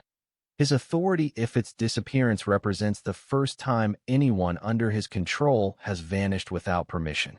To Sheikh Ahmed, her disappearance is not a loss. It is mutiny. One-sentence answer. When the lawyer tells Sheikh Ahmed that Ifit Khan has disappeared, Sheikh Ahmed explodes in rage, accuses the lawyer and Ifit of betrayal, spits and curses the lawyer, and issues immediate death threats, believing she has stolen his money and deliberately abandoned him to rot in jail. How Mahmud Khan blackmails his captive girl Ifit Khan and finally forces her to agree for his Islamic marriage deal. 1. Mahmud Khan gains total control over Ifit's situation. After kidnapping her, he isolates her completely from the outside world, controls her movement, communication, and safety, makes it clear that she cannot leave on her own. Even though he avoids immediate physical violence, he places her in absolute dependence, which becomes the foundation of the coercion. 2. He uses fear of Sheikh Ahmed as leverage. Mahmud knows that Ifit has been terrorized for years by Sheikh Ahmed. He exploits this fear deliberately by reminding her that Sheikh Ahmed is searching for her, telling her that if she is found, she will be punished or killed, emphasizing that only Mahmud's protection stands between her and that danger. This creates a false choice. Stay with Mahmud, or be returned to her former abuser. 3. He threatens exposure and prosecution indirectly. Mahmud also makes Ifit understand that authorities are looking for her disappearance. She could be accused as an accomplice in corruption and bribery. Her status as an undocumented, illiterate young woman leaves her legally helpless. While he does not overtly threaten police action, he lets the danger hang over her, reinforcing that she has no safe legal options. 4. He presents marriage as protection, not romance. Mahmud reframes the situation by offering a secret Islamic marriage as a shield against Sheikh Ahmed's claims, a way to legitimize her presence in his custody, a religiously respectable solution that avoids public scandal. Crucially, the proposal is not equal. It is presented as the only path to safety. 5. Gradual erosion of resistance. Mahmud does not demand immediate agreement. Instead, he waits while her fear increases, allows her to feel temporary safety and comfort, lets isolation and dependence do the work. Over time, Ifit concludes, incorrectly but understandably, that submission is survival. 6. Why she finally accepts. Ifit's agreement is not consent in a meaningful sense. It results from long-term trauma, fear of violent reprisals, isolation, lack of education or support, the belief that refusal will lead to worse harm. She accepts because she believes every alternative is more dangerous. What the episode means in the story. Narratively, this moment shows how coercion can exist without visible violence, how protection can be used as a tool of domination, how if it moves from one form of captivity to another, that a private marriage can function as legalized control, not safety. The novel treats this not as romance, but as another abuse of power wrapped in respectability. One-sentence summary. Mahmud Khan forces Ifit to accept a secret Islamic marriage by isolating her, exploiting her fear of her former abuser, implying legal and physical danger, and presenting marriage as her only means of protection, leaving her no real choice. Ifit's cycle of captivity, what it is. Ifit's story is not a sequence of unrelated abuses. It is written as a closed loop, a cycle that keeps reproducing itself under different men, settings, and justifications. The episode with Mahmud Khan completes that cycle because it shows that Even escape does not equal freedom when the structures of power remain unchanged. The 4 stages of Ifit's captivity cycle. The novel carefully repeats the same 4 stages every time Ifit changes hands. 1. Vulnerability. Ifit is always young, isolated, illiterate, without legal or family protection. Her vulnerability is the constant that makes every new captivity possible. 2. Rescue framed as benevolence. Each captor presents himself as a savior. Sheikh Ahmed claims to save her from poverty. Mahmud Khan claims to save her from Sheikh Ahmed. In every case, control is disguised as protection. Dependency is framed as care. This framing disarms resistance.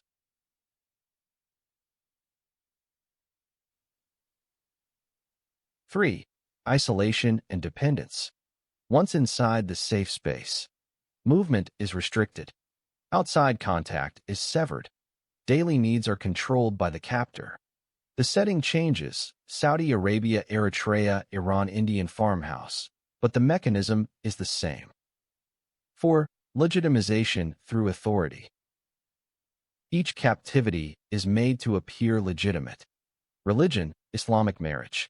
Wealth, law, influence, protection narrative. This is the final lock in the cycle.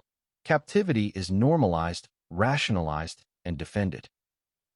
Why the Mahmud Khan episode is decisive. Before Mahmud Khan, Ifit's captivity was overtly brutal. With Mahmud, it becomes soft, polished, and deceptively humane. That contrast is deliberate. What changes? Less overt violence. More comfort. Promises of education. Promises of safety. What does not change? She cannot leave. She cannot refuse.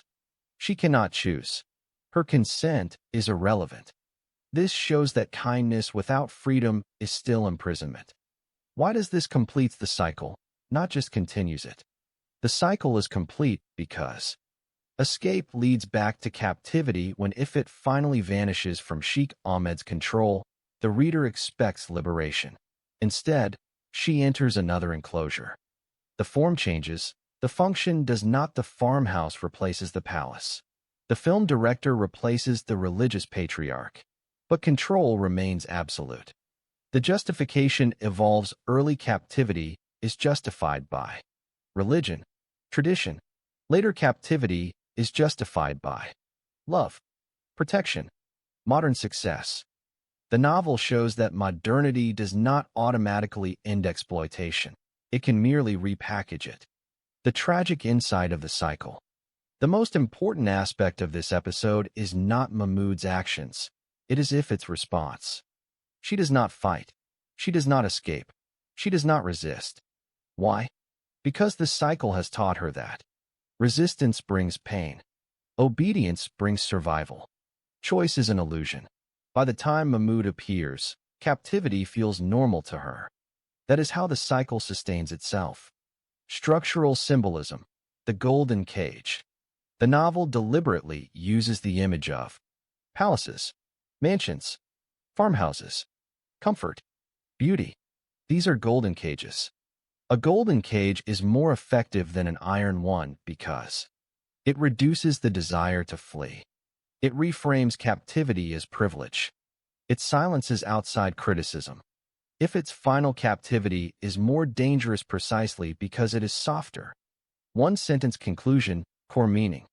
This episode completes Ifit's cycle of captivity by showing that even when she escapes an openly violent abuser, the social, legal, and psychological structures surrounding her funnel her back into a new form of confinement, making captivity her normal state rather than an exception.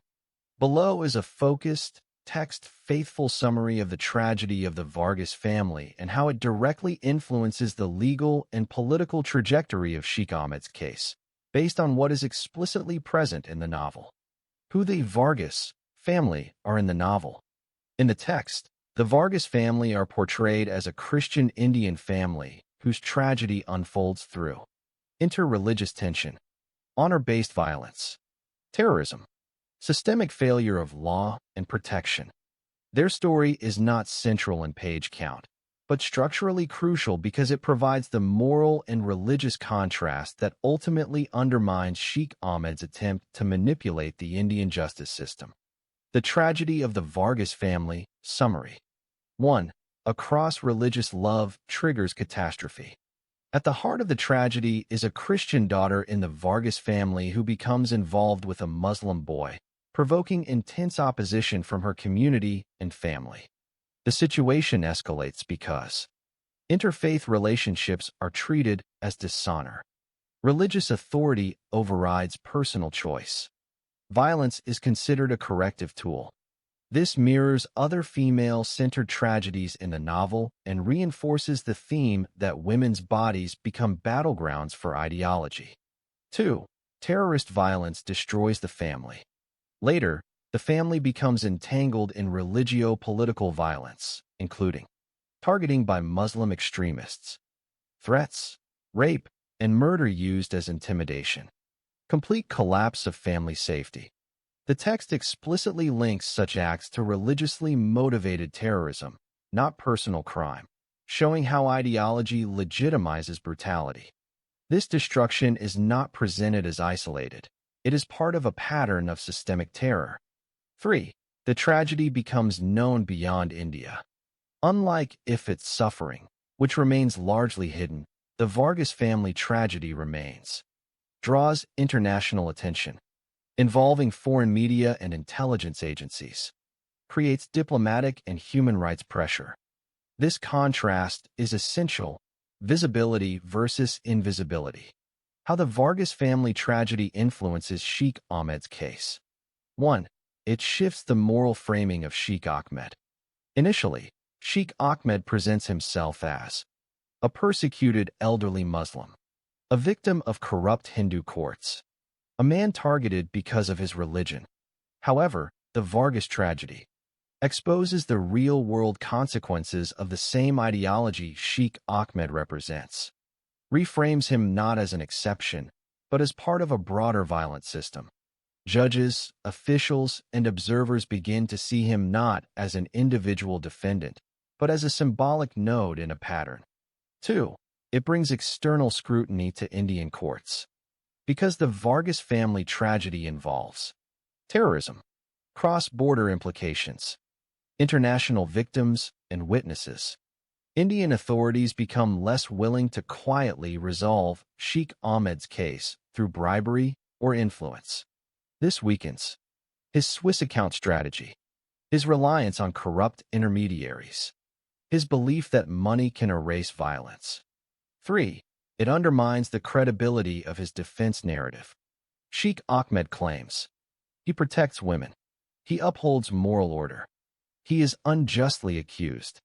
But the Vargas tragedy demonstrates that women under such systems are not protected, but sacrificed.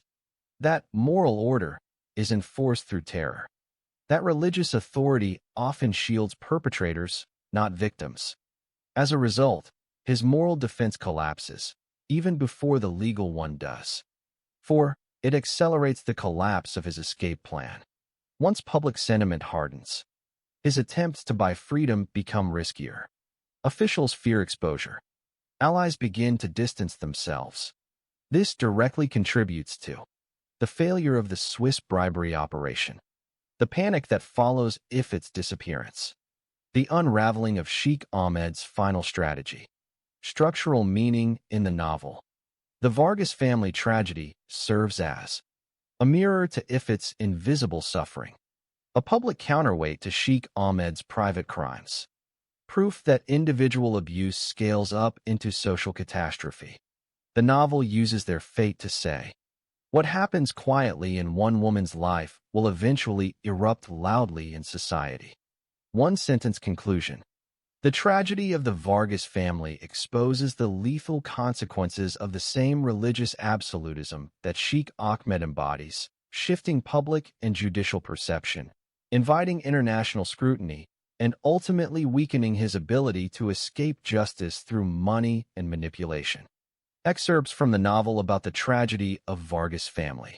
One of the most serious social problems that are facing India after the caste system and abject poverty is interfaith or intercaste marriage. It is also known as a mixed marriage. It is a marriage between lovers or partners professing different religions or castes. All major world religions, Judaism, Christianity, Islam, Hinduism, Buddhism, and Sikhism, prohibit mixed marriages. No Indian family will agree for their daughter or son to marry someone from a different religion or caste. If a Hindu boy falls in love with a Muslim girl, no Hindu pundit will agree to conduct their marriage. Likewise, no Muslim mazun or imam will agree to conduct a nikah, marriage, between a Muslim girl and a Hindu boy. The lovers will be left with the only choice they have available for them is to run away to a faraway city and live together without being married. Such relationships, which are called in the West common law partners or conjugal partners, are illegal and sometimes punishable by law. The hapless couple will have to face condemnation and fear from both of their respective societies. They may not find any property owner who will be willing to give them an apartment to rent. In addition, their children will not be admitted to any school because they will be considered bastards or illegitimate children. To solve this problem, the government of India adopted a new marriage system, which is called court marriage. Any couple not able to marry within the religious system could get married by the judge of the marriage court. While this is lawful, old habits die hard, and society is slow to accept such irreligious matrimonial relationships. In many cases, Muslim girls who defied their families and married their Hindu boyfriends were killed by their Muslim fathers or brothers. If they are not killed, they are considered outcasts, and their children are considered illegitimate bastards. This social problem is not confined to Muslims and Hindus only, but to other lovers from Christian, Buddhist, and Parsi devotions. Parsi is a distinct religious community in India. At the time of the Arab invasion of Persia, today Iran, the dominant religion of the region was Zoroastrianism. The Persians rebelled against the forced conversion to Islam by the Arab invaders for almost 200 years. After many failed attempts to free the country from Islamic domination, the Persians were forced to either pay heavy jizya or convert to Islam. If the Persian Zoroastrians refused to pay the jizya or convert to Islam, then they would be killed. During this time, many Persians who are now called Parsis in India rejected the three options and instead chose to take refuge by fleeing from Iran to India. One of the most famous situations of interfaith love affairs is the famous love story between a Muslim boy and his Christian girlfriend in the Borivali area at the northwestern end of the cosmopolitan city of Bombay. Real names are changed for privacy and protection. Muslims are the biggest minority in India while Christians are the smallest. There are 200 million Muslims to the 24 million Christians in India. Hindus number more than 950 million. This particular Christian girl fell in love with her Muslim male neighbor when she was noticeably young. Their affair started when she was 16. According to Indian law, she is still considered a minor. Her Muslim boyfriend is 21 years old. The girl's Christian father hates all Muslims and considers them to be two-legged animals. He pities their women, and he looks upon them as female victims. He believes that Muslims are the most dangerous of all creatures in the universe. He blames them for the terrorist attacks happening all over the world, and he believes their holy book to be a terrorist manual. The unwavering hatred of the Christian man, Mr. Joseph Vargas, toward Muslims is built on a strong foundation. He has a son and a daughter with his lovely wife, Susan. His son, Joshua, once held a particularly good job. At that time, Joshua worked at an import and export company in Nariman Point in downtown Mumbai. He earned a large salary of thousands of rupees per month. Every month, the son used to bring home 50,000 rupees. Mr. Vargas used to love his son to the point of worshipping him.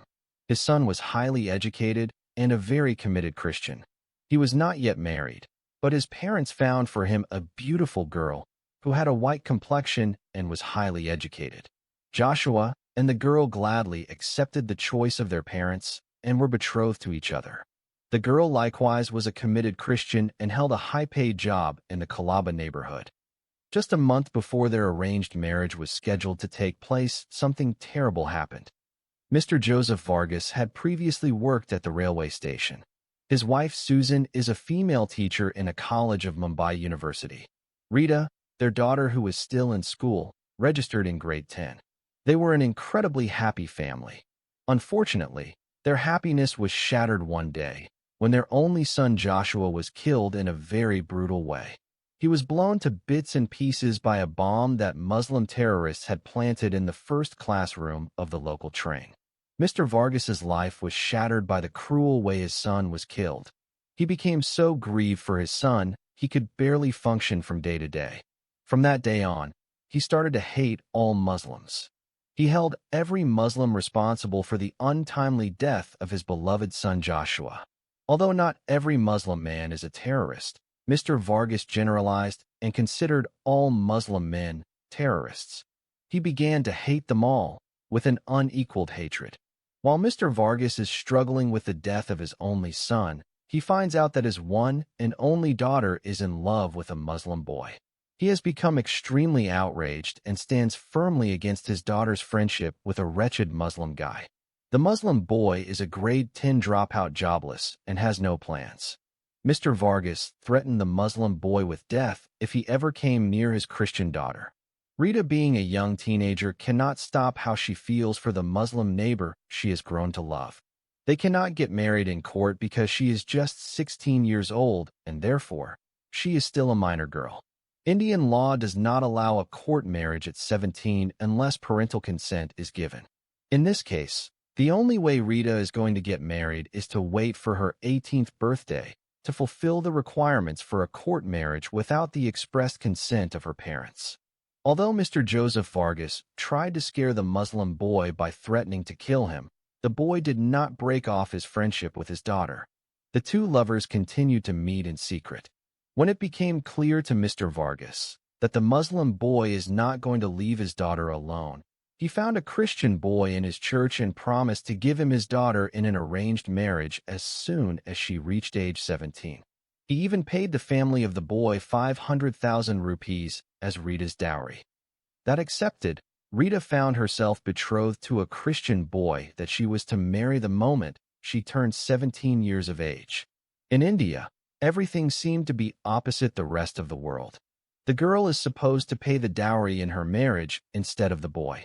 When a girl reaches a certain age, her parents will look for a boy and pay him a dowry to marry their daughter. This gives rise to another vile custom. Many married girls were burned alive by their in-laws. Some evil in-laws burned their daughter-in-law so that their son could find another girl to marry and receive another dowry from the daughter's parents. The victim is usually burned in the kitchen so that her husband and in-laws can say to the police that she died accidentally when the gas cylinder exploded on her. Sometimes, the family would tell the police their daughter-in-law committed suicide. When the Muslim lover came to know that the marriage of his Christian girlfriend was already arranged by her father, he did two things to block it. Firstly, he brainwashed his Christian girlfriend and made her accept Islam. He promised to take her to another city and marry her as a Muslim girl. The girl believed him and went with him to a nearby mosque, and she officially embraced Islam and received her conversion certificate from the imam. Then her Muslim lover changed her name from Rita to Rabia. Secondly, fearing that her conversion to Islam was not enough blockage, the Muslim lover impregnated his beloved Christian girlfriend on purpose. He normally used condoms, but this time he abstained from using one because he thought it would deter her parents from being able to go forward with the promised arranged marriage. He reasoned that if neither her conversion to Islam nor her pregnancy was able to stop her marriage to her Christian fiancé, he would kidnap her and run away with her to another city and marry her as a Muslim girl. Then the Muslim lover phoned the Christian fiancé of his girlfriend, informing him about his relationship with his fiancé and that she is carrying his child in her womb. He also informed him that Rita had embraced Islam and changed her name to Rabia. The Christian fiancé became extremely angry and therefore approached the father of his Christian fiancé and told him about the pregnancy of his daughter and her conversion to Islam, and he thereby broke the engagement. Indians are like the Arabs when it comes to the virtues of family. A girl who is engaged in premarital sex, even once, is no longer considered a marriageable girl. Even if the affair happened 10 years ago, it would haunt her for the rest of her life, as if she had a criminal record. It does not matter whether she has sex with her lover or not. She will be counted as a lost cause. Her parents can never find a boy to marry her, no matter how much dowry they offer to pay. Mr. and Mrs. Vargas have two options. They either allow their illegally pregnant daughter to marry her Muslim boyfriend or take the matter to court. If they decide to follow the first option, they have to wait for 6 months until their daughter reaches 17 and marry her to her Muslim lover. If they decide to punish the lover for statutory rape, then they can lodge a police complaint. The court might convict the lover of the rape of a minor and sentence him to at least 10 years in prison. The second option will punish their Muslim neighbor, but it will not repair the damage and humiliation they will suffer in their South Indian Christian community. They will never find again a Christian family from among their community that will be willing to allow their son to marry a girl who has been impregnated by a Masla or a Muslim boy. The word Masla is a racist term and used in India the same way the word Paki is used in the UK and Negro in the USA. The third problem the Vargas family has to come to terms with is how a Christian family brings up a bastard child in their South Indian Christian community in Mumbai. Legally, their daughter will not be allowed to abort the baby because she is still a minor. She could abort the baby if the case reached the courts, and it is proven that her Muslim boyfriend had impregnated her. If her boyfriend denied that he impregnated her, then the court has to wait until the child is born, and a DNA test will be carried out to determine paternity. Meanwhile, the scandal will permeate their entire neighborhood, and the parents have to deal with much embarrassment and humiliation in their Christian community. Considering all those problems, Mrs. Vargas suggested that they must allow their Christian daughter to marry her Muslim boyfriend. However, Mr. Vargas has other ulterior motives in mind. When his beloved son Joshua was blown up into smithereens inside the local train by a bomb blast planted by Muslim terrorists, he considered all Muslims in the world responsible for the cruel death of his beloved son. Likewise, when his only daughter has been impregnated on purpose by her Muslim lover, he felt she has been raped by all the Muslim men in the world. And more than that, his daughter's conversion to Islam is something that he can never come to terms with. He would rather wish she was dead and gone forever than bring stigma to her Christian family by becoming a Muslim girl. Consequently, Mr. Vargas decided to take revenge on the rapist of his daughter. He knows that if he kills him, he will make him suffer for a short time before he dies. He decided to punish him in such a way that he must suffer and feel the effects of his cruel revenge for the rest of his life. As the Muslim boy has impregnated his Christian daughter on purpose and convinced her to convert to Islam, spoiled her life, and destroyed the name of her parents, Mr. Vargas wants the rapist of his only daughter and the destroyer of his family to suffer the rest of his life, too.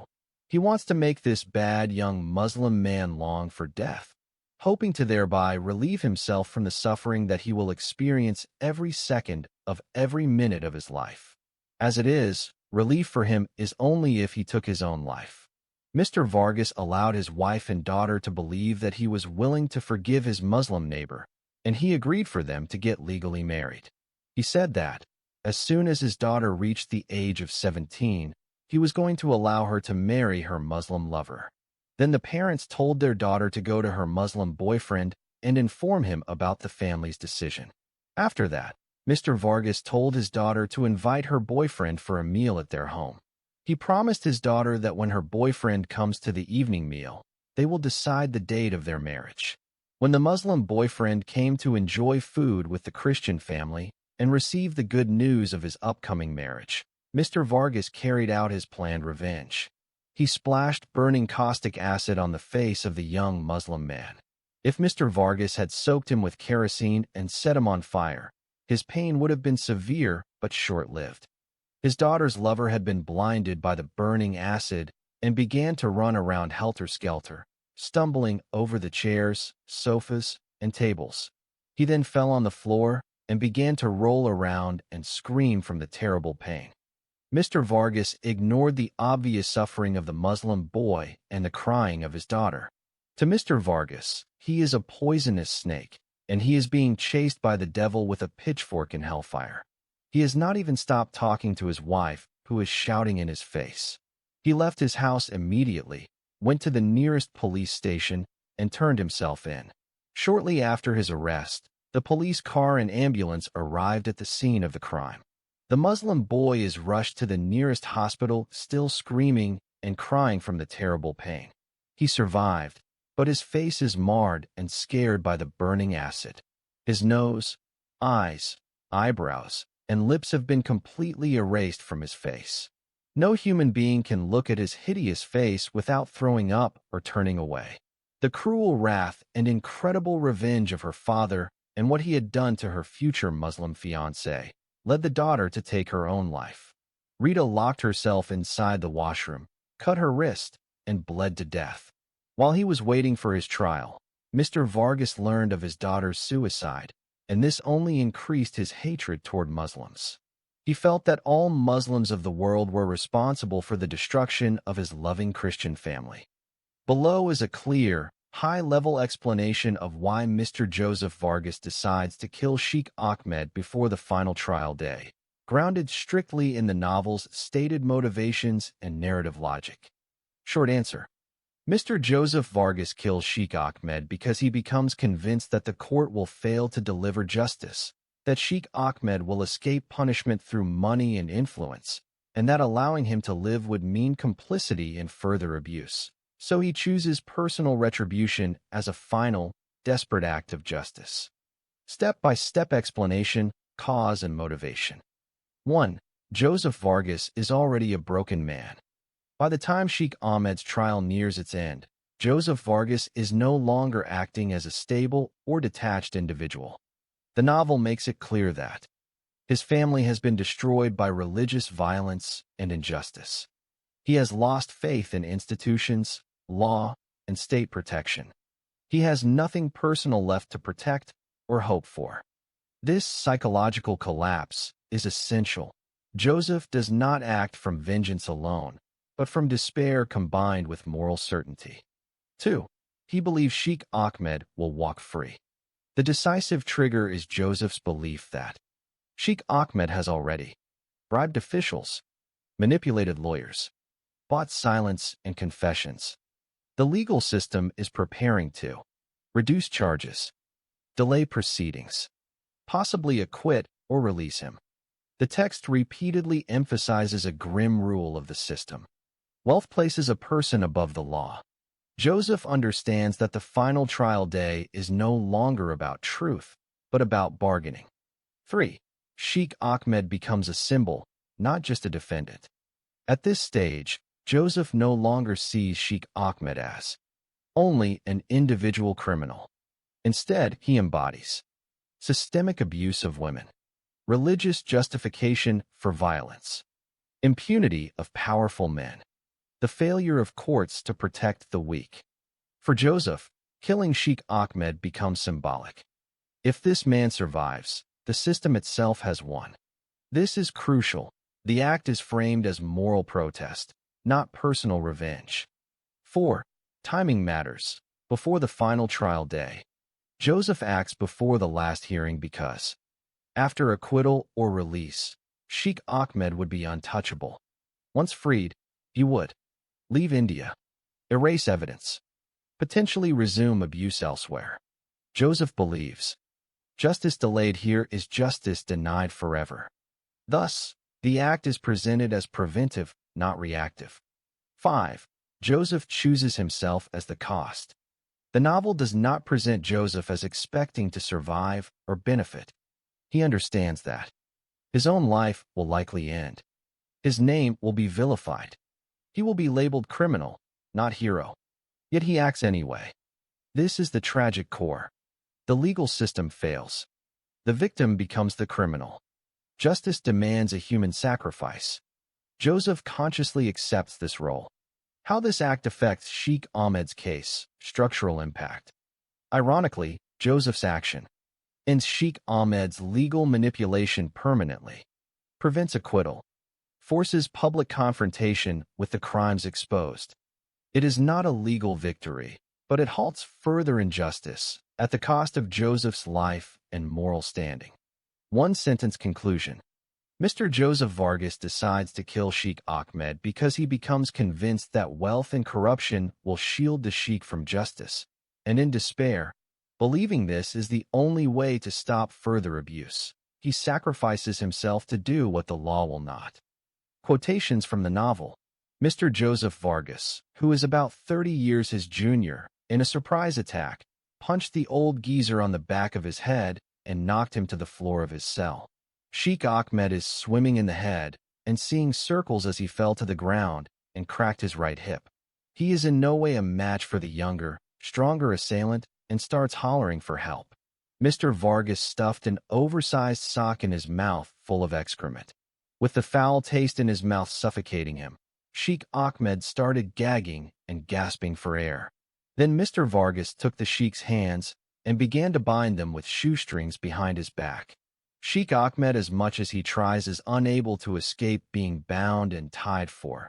He is completely immobilized due to his broken hip and the pain radiating throughout his body while he is choking on feces. With a homemade knife, Mr. Vargas cut off Sheikh Ahmed's dirty penis and testicles. The sheikh's torture is immeasurable as he screams in pure agony and harrowing pain and torment, but his screams are reduced to deep, muffled groans. With blood gushing from his mutilated genitals, Mr. Vargas removed the sock from the old man's mouth, and then squashed and spread it into his face and nose.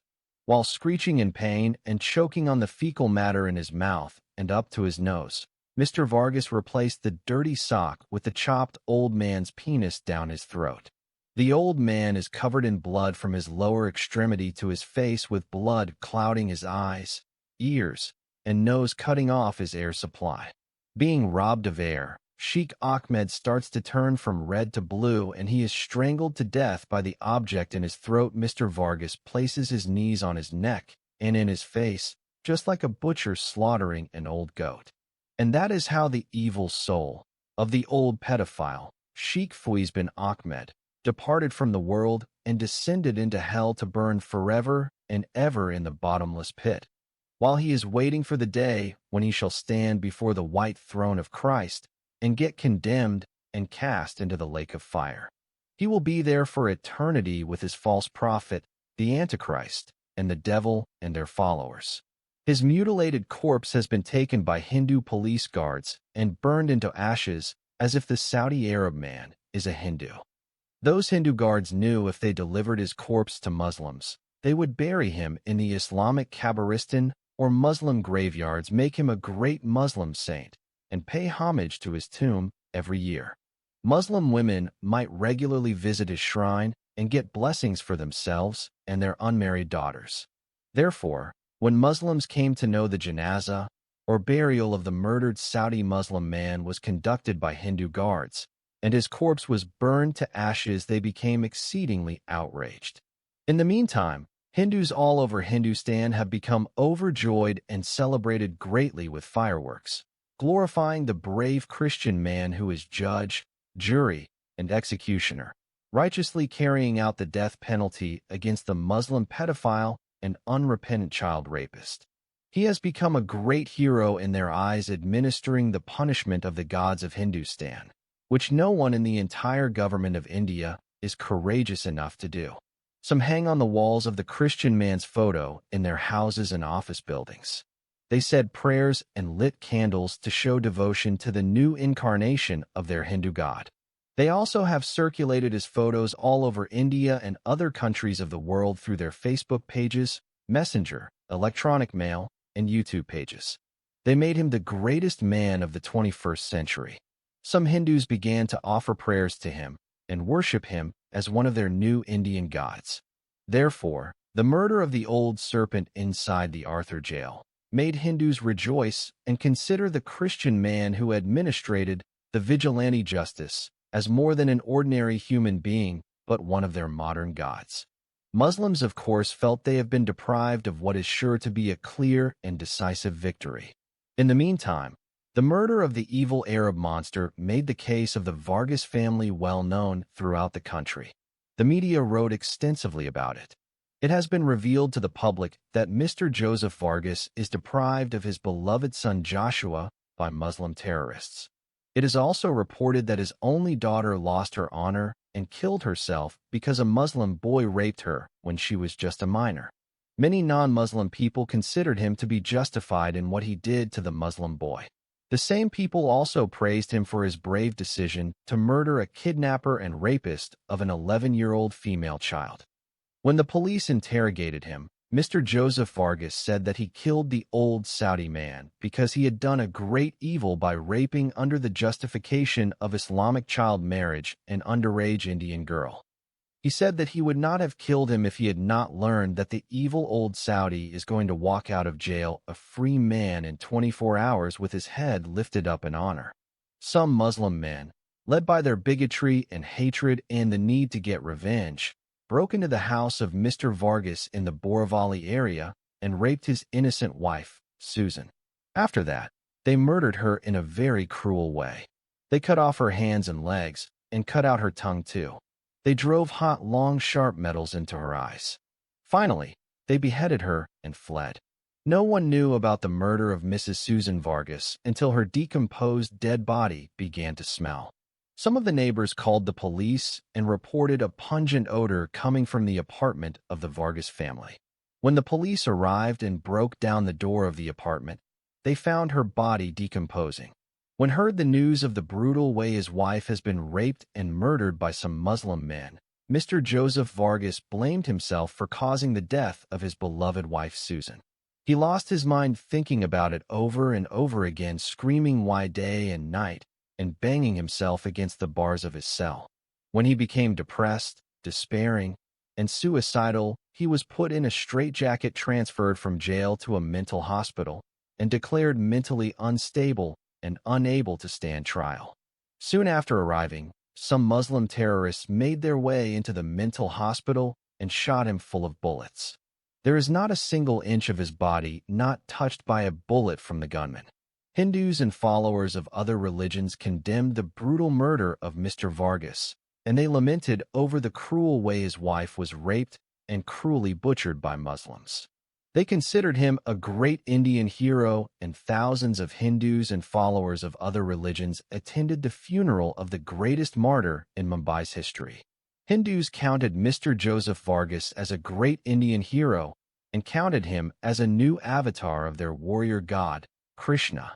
His tomb and his wife's shrine became a holy shrine for Hindus to visit every year, just like their sacred holy rivers Ganga and Yamuna. Below is a text-grounded explanation of how Hindus and Muslims react to the assassination of Sheikh Ahmed inside Bombay jail by Mr. Joseph Vargas. Reaction of Hindus. In the narrative, the Hindu response is largely celebratory and reverential.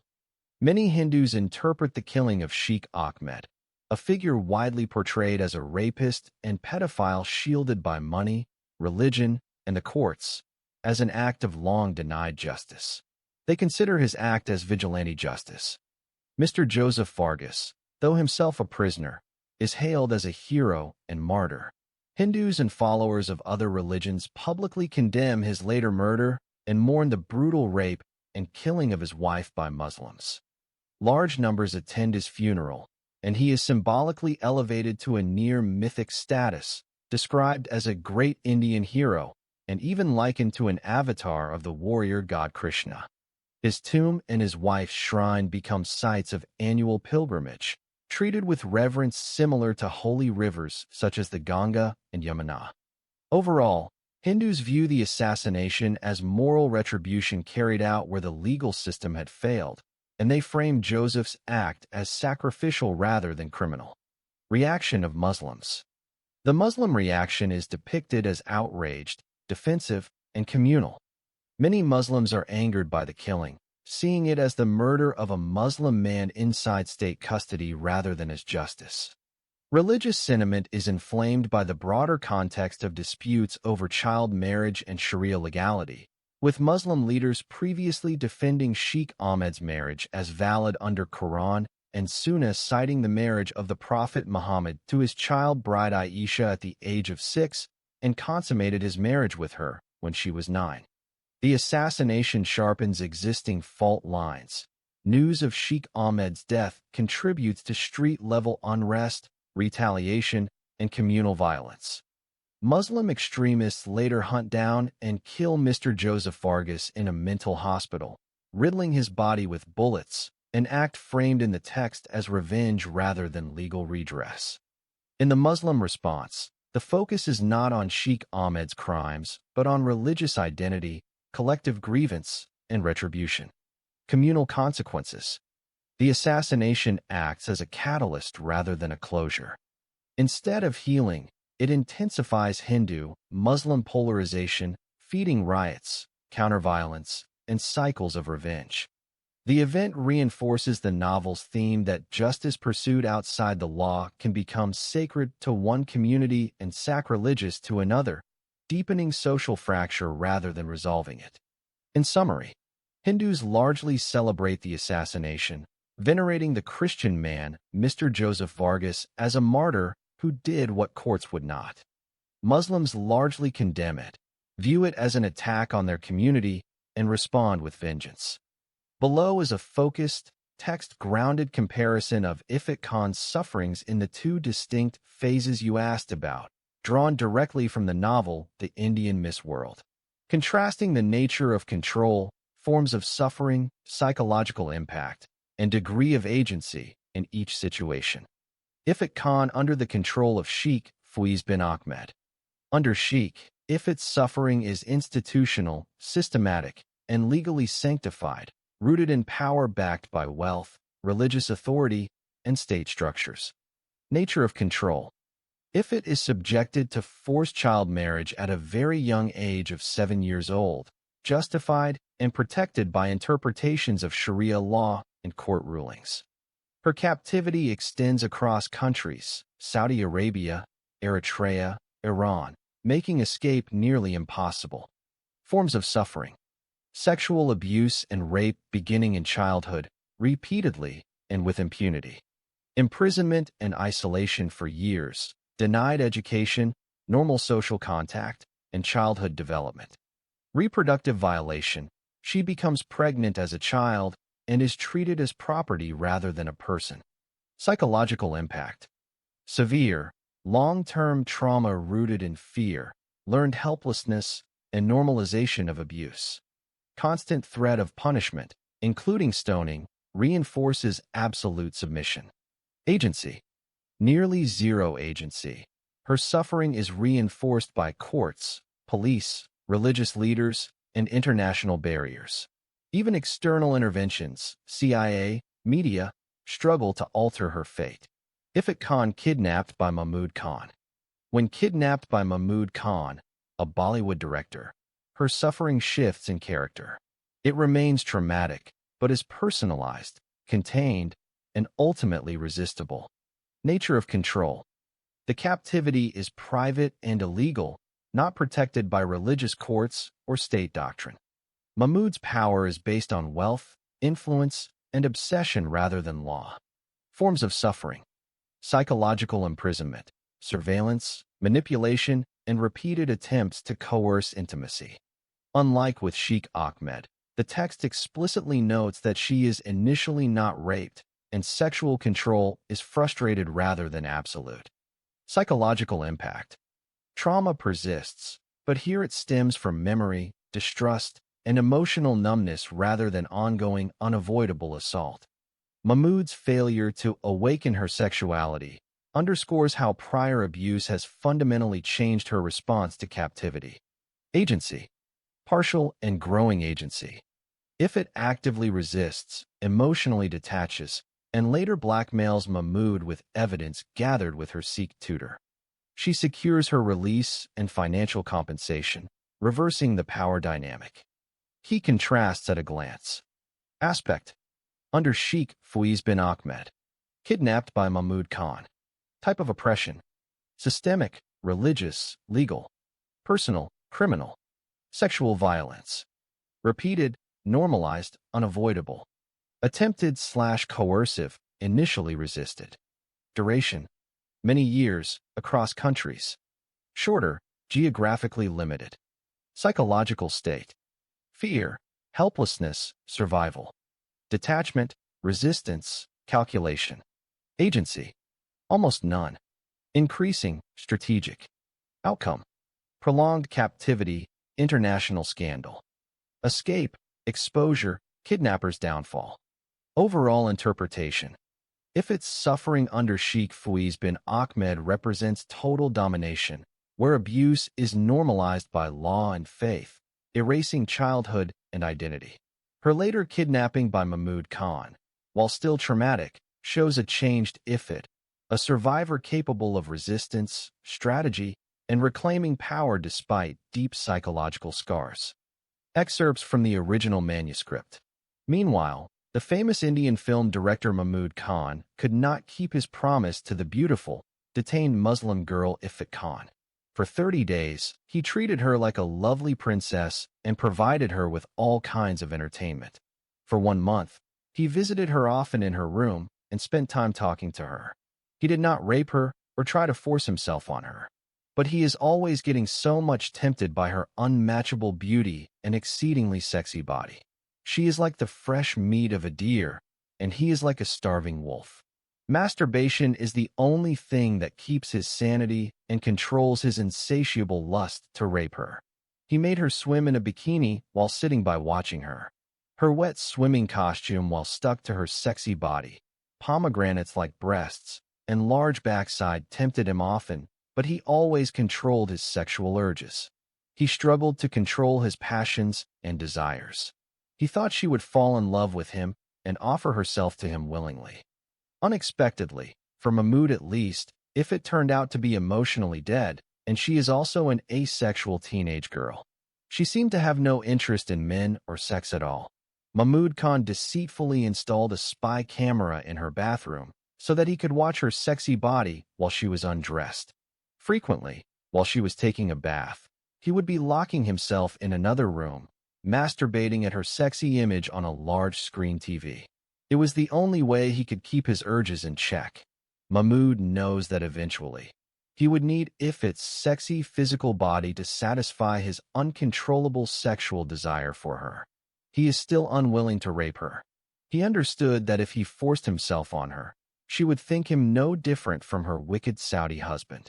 His sense of arrogance and pride would not allow her to equalize and identify him with that dirty Arab pedophile who is kept under lock and key and waiting for a dangerous trial. He has some confidence in his ability to attract women and have them fall at his feet. He wants her to fall in love with him and get into his bed of her own accord. As the days rolled by, he began to feel disappointed and frustrated. She seemed to him as if she had no heart or had no sexual feelings for any man. He observed her closely. Since the day his men kidnapped her and brought her to his farmhouse, he has not seen her masturbate. He kept 4 secret surveillance cameras in her bedroom and bathroom and videotaped her movements day and night. Mahmoud Khan decided he then had to induce a sexual desire for men in Ifat Khan. He changed all the Indian movies he kept in her bedroom and replaced them with hot pornographic movies that could cause the nun to disobey her lord and search for a man to fuck her up and satisfy her unsortable urges, or at least she would masturbate her virgin pussy and get self-gratification. He expects watching them would stir her sexuality and develop in her body a healthy desire for men. But that trick did not exactly work how he wanted it to. Looking at his surveillance tapes, Ifat seemed to be unhappy watching her first pornographic movie in his farmhouse. She could not watch it for more than a few minutes.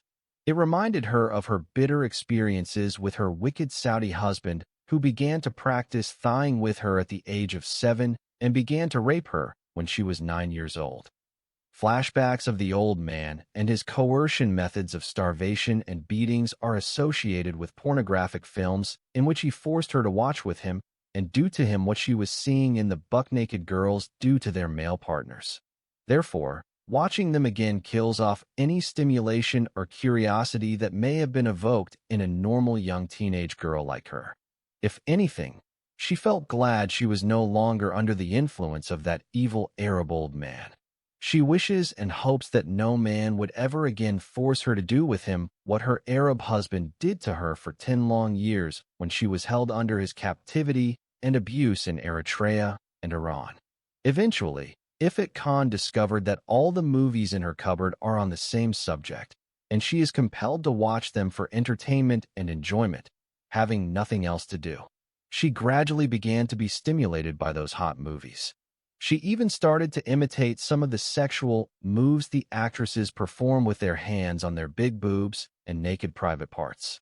Subsequently, little by little, Mahmoud awoke in Ifrit the concept of self-pleasure and opened her up to new possibilities.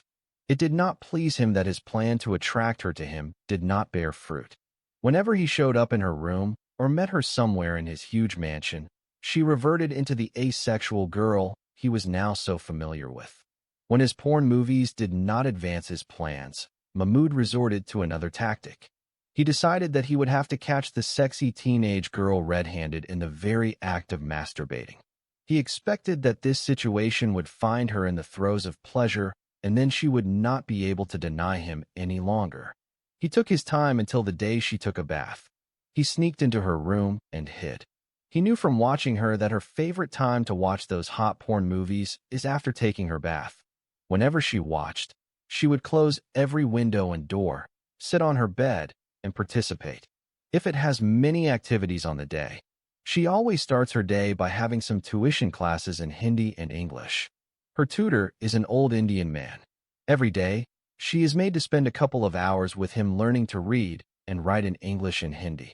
After having lunch, she would have 3 hours of free time. She could go and play on the swing in the garden. She would also, when she desired, go swimming in his swimming pool.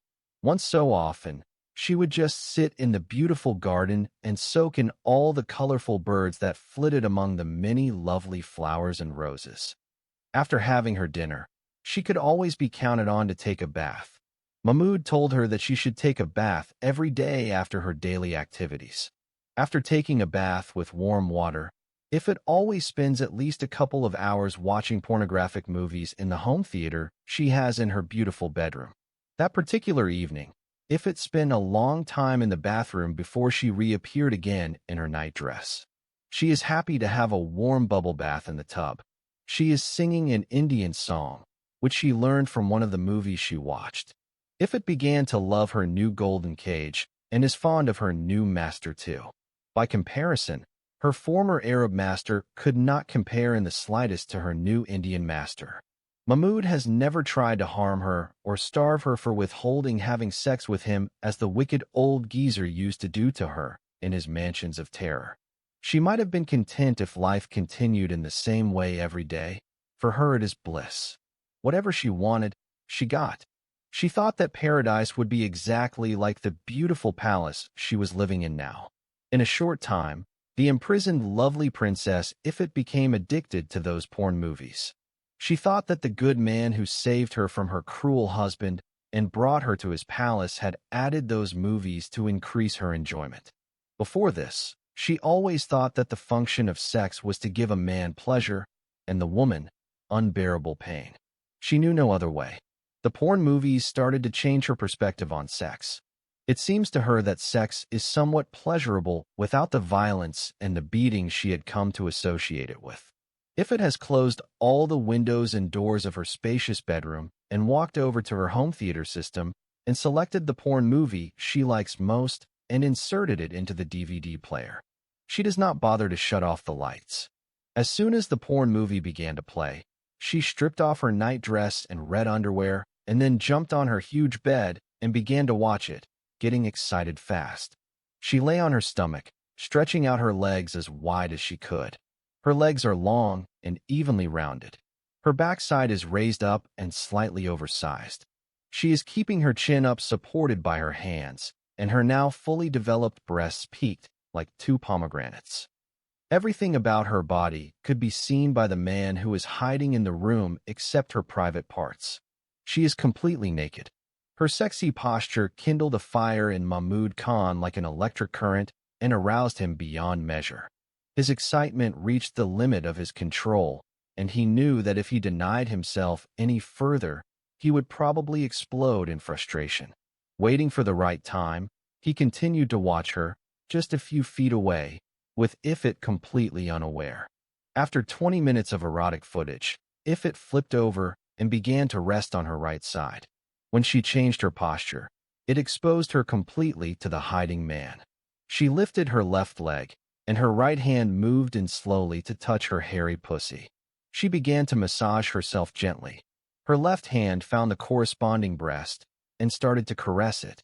Her hand is moving rapidly from breast to breast and fondling the nibble of both boobs. Then her fingers began to pinch her nipples hard. The right hand that is cupping her private parts lost 2 of its fingers, which have disappeared in her pussy. She began vocalizing her pleasure, and the room resonated with her moaning. Mahmoud stared at her, wetting her lips and sighing. Her tongue rhythmically licked at her lips, and soon she lost interest in the movie, her eyelids closing erotically. She eases onto her back and is spread-eagled, as if she is getting ready for her sexual partner. She folded her legs and placed her feet near her big buttocks. Her right hand had lost its gentle strokes and took on a more ardent and rough action, as if she was feeling pain and she wanted to soothe it. She became lost to the world, soaring in the indescribable ecstasy of pleasure. Mahmoud Khan has lost his self-control. His conscious mind switched off, and he became an animal looking at his bare female mate. He felt like a very hungry beast with fresh meat within his reach. He came out of his hiding place and walked quickly to the uncovered meat. Ifit had suddenly become aware of someone in her room. She opened her eyes and saw a man standing in front of her. First, she thought that she was hallucinating, but she saw that the face was familiar to her. She perceived it as the kind man who saved her from her cruel husband and brought her to his beautiful palace. She felt very shy and embarrassed. She changed her position, quickly gathered the colorful bed sheet around her, and covered her naked body. Her heart was beating fast, and her body began to sweat. She could not utter a word. She waited for the good man to shout at her and rebuke her for the immoral act she was doing in his house. Instead, Ifit saw the man is now sitting beside her. She felt his hand touching her head. His hand began to shake when it felt the sweat on her forehead. When the frightened girl does not push him or his hand away, he concludes that his heart's desire is going to be fulfilled at last. He knows that beneath the bedsheet is the sexiest female body he has ever seen in his life. She is within his reach, and she is for him and him alone. His hand moved from her forehead and traveled down to her cheek. She does not resist yet, but that has not convinced him she is yielding. His hand moved to her lips and began to feel them. No reaction still. He moved yet closer to her and took her in his arms. Ifit remained stationed in her position as if nothing was happening. Despite her lack of reaction, when his hand moved quickly and grabbed one of her bare breasts, she pushed it away and retreated. He did not like her reaction and the way she pushed away his hand. He tried to hug her again, but she prevented him. She used both hands and forcefully pushed him back. Mahmoud Khan waited for a few minutes and tried to approach her again. This time, he held her head, pulled her long hair with both hands, and began to kiss her mouth. She struggled to free her lips from his strong hold, but he overpowered her and controlled her with both hands. She began to kick with her feet. Nonetheless, all her efforts could not stop him from forcibly kissing and sucking her sweet lips. When he let go of her lips and began to remove the bedsheet from her naked body, Ifit began to scream for help. Her screaming jolted him back to sanity and humanity. He understood that if he continued to force himself on her, whatever gains he had made in winning her over would vanish, and she would hate him for raping her. He knows that if he raped her, he would never dream again of winning her love. As a result, he stopped and asked her to forgive him for his indiscretion. Ifit stopped screaming and began to weep. After that, Mahmoud Khan tried to convince her that she had tempted him through her actions. He justified his violation of her privacy by lying to her. He said that he had a spare key to her bedroom. He came there to look for something important, and he found her naked and masturbating. Therefore, her sexy action made him lose his temperance and sanity. He promised that he would not try to have sex with her against her wish again. But the outraged girl Ifrit said nothing and continued to weep. Mahmud Khan stood up and left her and went out of her room like a defeated soldier or lover who lost his battle because he had been humiliated and rejected by his female sex partner. The greatest film director of Bollywood, Mahmud Khan has become extremely disappointed by Ifrit's last refusal. He believes that no man in the world would find a young and beautiful and sexy girl like Ifrit in that tempting position when she was bare naked and also masturbating and leaving her and walking away without having sex with her. Even a Christian saint, a Muslim holy imam, or a Hindu sannyasi could not resist the temptation of raping such a visibly buck-naked, sexy 18-year-old beautiful girl and going to hell and burn for all eternity. Therefore, rape is steadily becoming his last option. He decided to give her one more chance. If she would not allow him to have sex with her within the week, he would rape her for sure. Whatever she may think of him after that, he does not care. Visions of her naked body, lying in bed masturbating, are torturing him day and night. He could not think of anything else except her sexy bare body. It is not the easiest of times for a man used to having young, pretty women fawn all over him, and they are giving in to all his requests. Before raping her, the arrogant Mahmud Khan decided to blackmail Ifrit Khan in a way that would make her come to her knees and begs him to spare her life. Then he should tell her that he would not rescue her unless she would agree to be his secret second Muslim wife. To carry out his blackmailing scheme, he emptied the entire cupboard from those porn movies. He put only one single video. He had anticipated that the lovely girl Ifrit would play it and watch her unpleasant surprise. The video contained a secret recording of her while she was naked and masturbating. The recording also showed when he approached her and began to touch her naked body. After making her watch it, he decided to approach her and tell her that he would send that shameful video to her dangerous Saudi husband, who was recently released from the Mumbai jail and is searching for her. Mahmud Khan knew that Ifrit feared the old geezer more than she did the devil. Then he will tell her that if she does not want to go back to the despicable Arab man, and for him to brutally punish her for agreeing to be videotaped in that shameful manner, she should stay with him and be his secret mistress. He has some local newspapers on hand, with photos of the old Saudi man when the corrupt Hindu judge of the High Court declared him innocent and acquitted him with honor.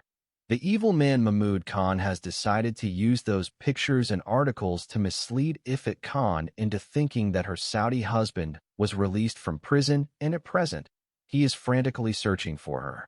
In the meantime, Ifrit has changed a lot after Mahmud Khan caught her masturbating in his house. She stopped watching pornographic videos. She retreated into the demeaning black burqa, thinking that it would save her from the man who kidnapped her and imprisoned her in his house. Now she looked like a caterpillar who went back into her ugly cocoon. When Mahmud Khan brought her to his farmhouse, Ifrit came out of her black burqa and transformed like a chrysalis into a butterfly. But now, she is back to being a cocoon.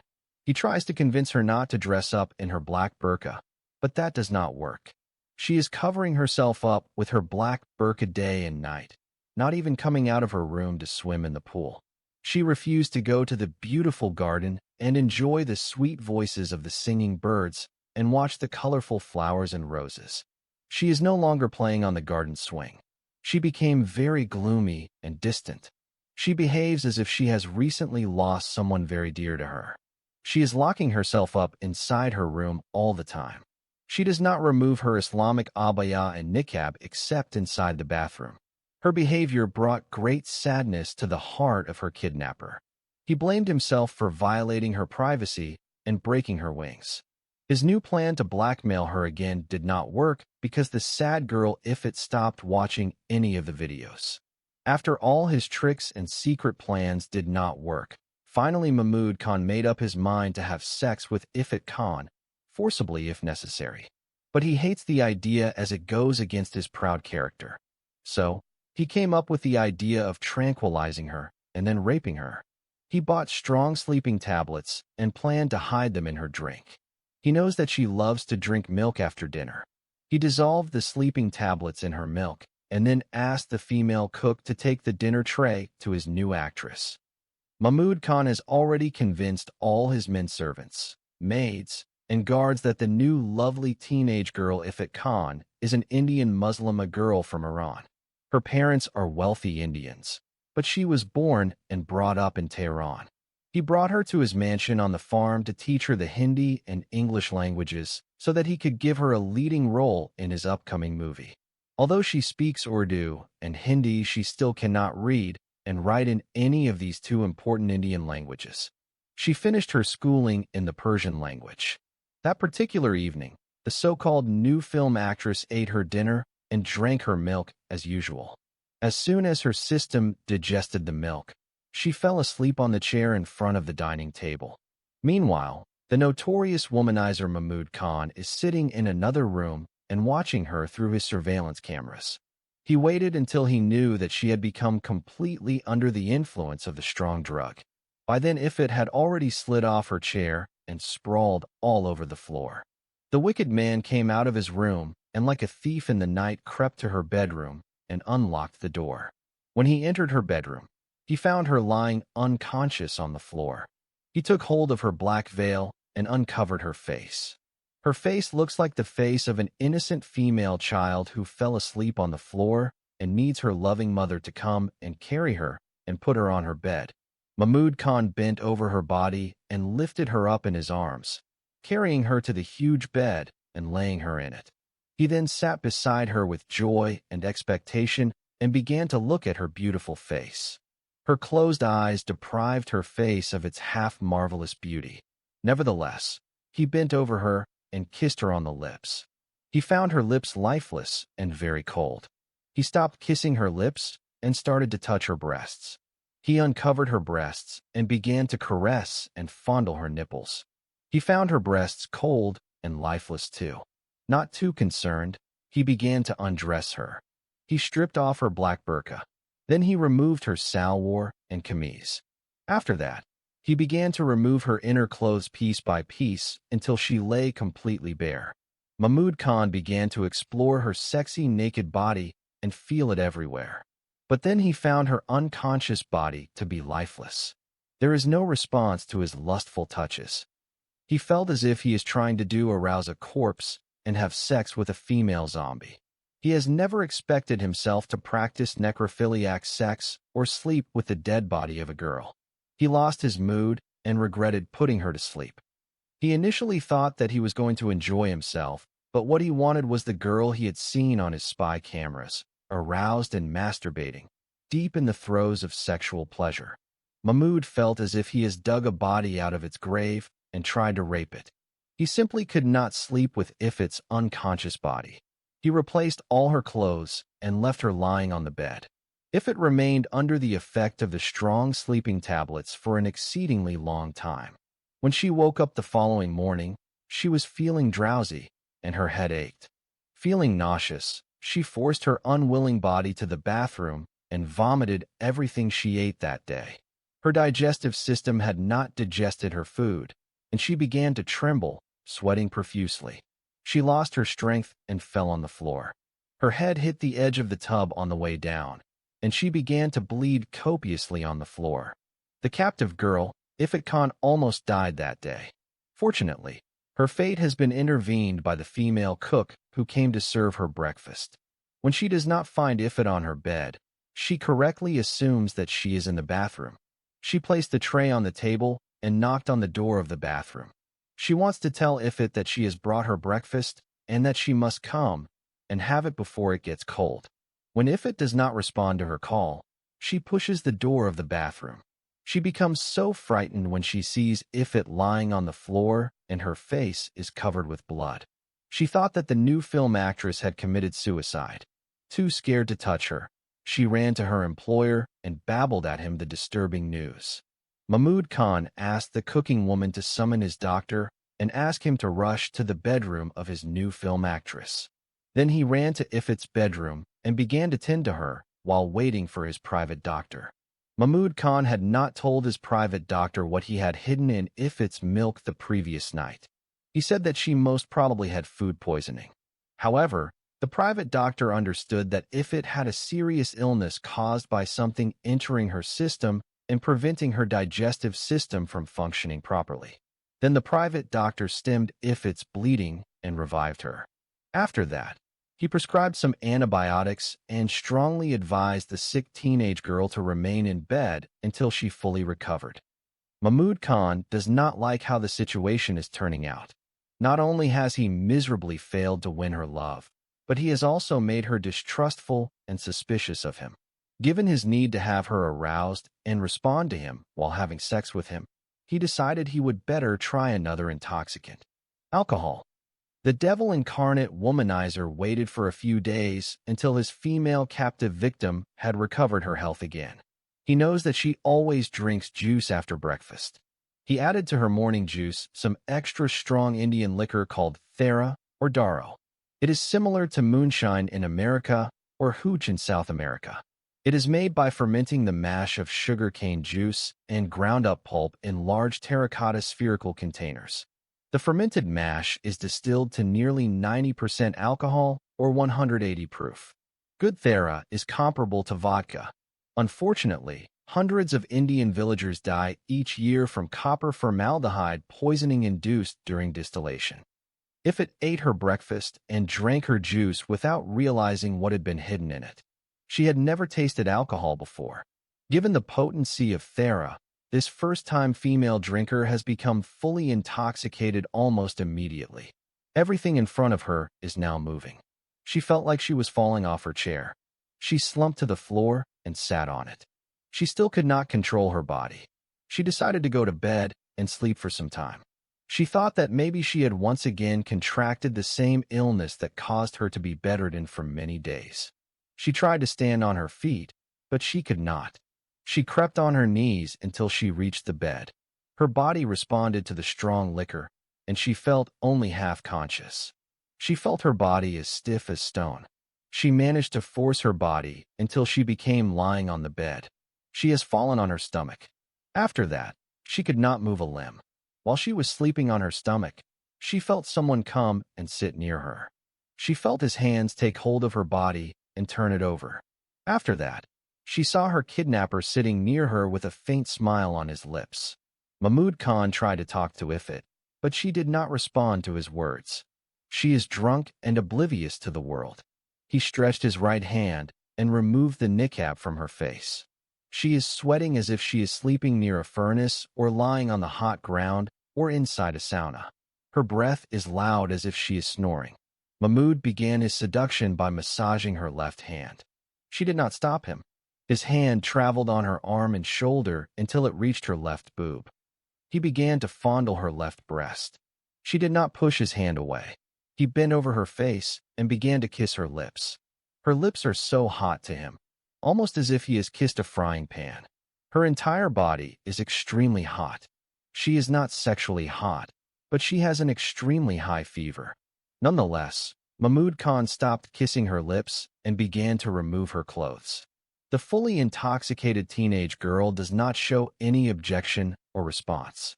Although she could see him as a silhouette of a human being still, she could not feel his hands touching her. The devil incarnate undressed the upper part of her dress. Then he started to touch her fully exposed breasts and fondle them. He expected that she would respond to his touches. Her hands and legs remained stationed in their positions as if they were paralyzed. He does not bother about her lack of response to him, going ahead and stripping off all of her clothes. She is lying on her back, and every part of her body is exposed.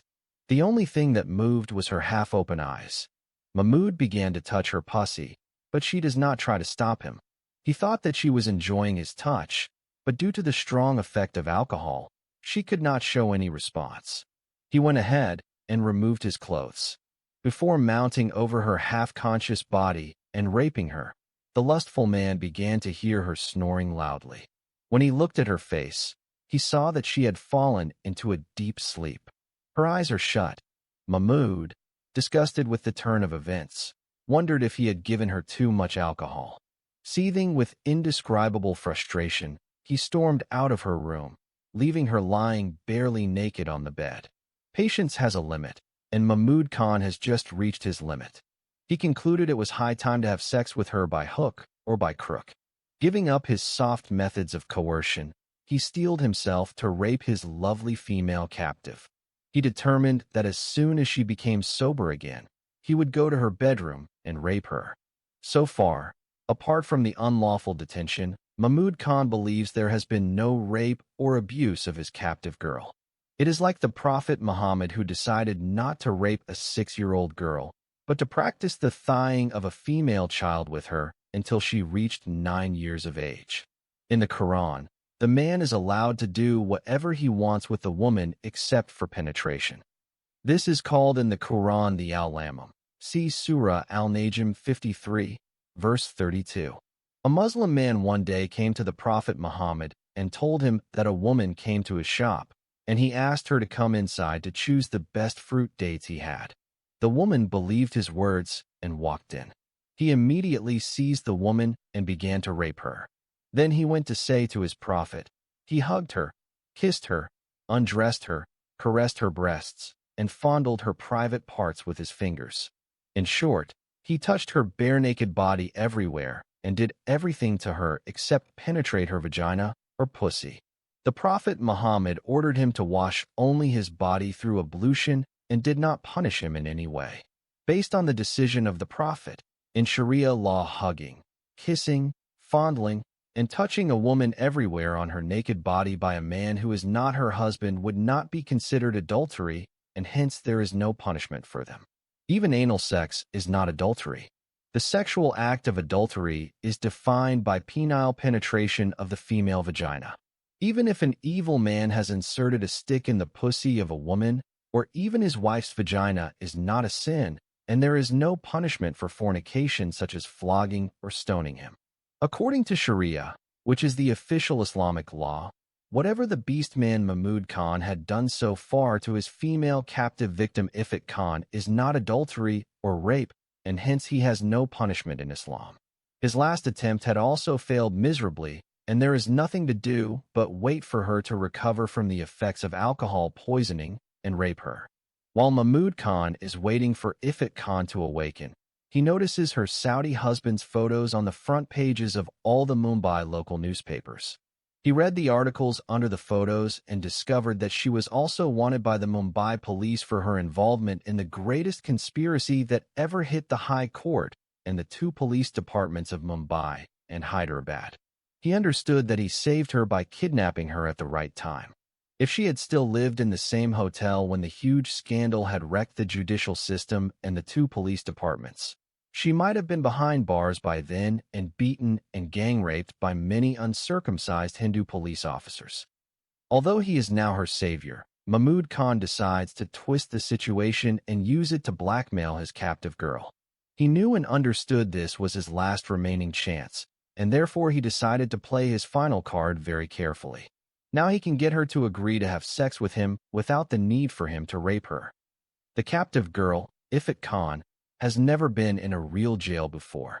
In her mind, the jail is a place where bad people are brutally beaten up and tortured and finally killed for their hideous crimes.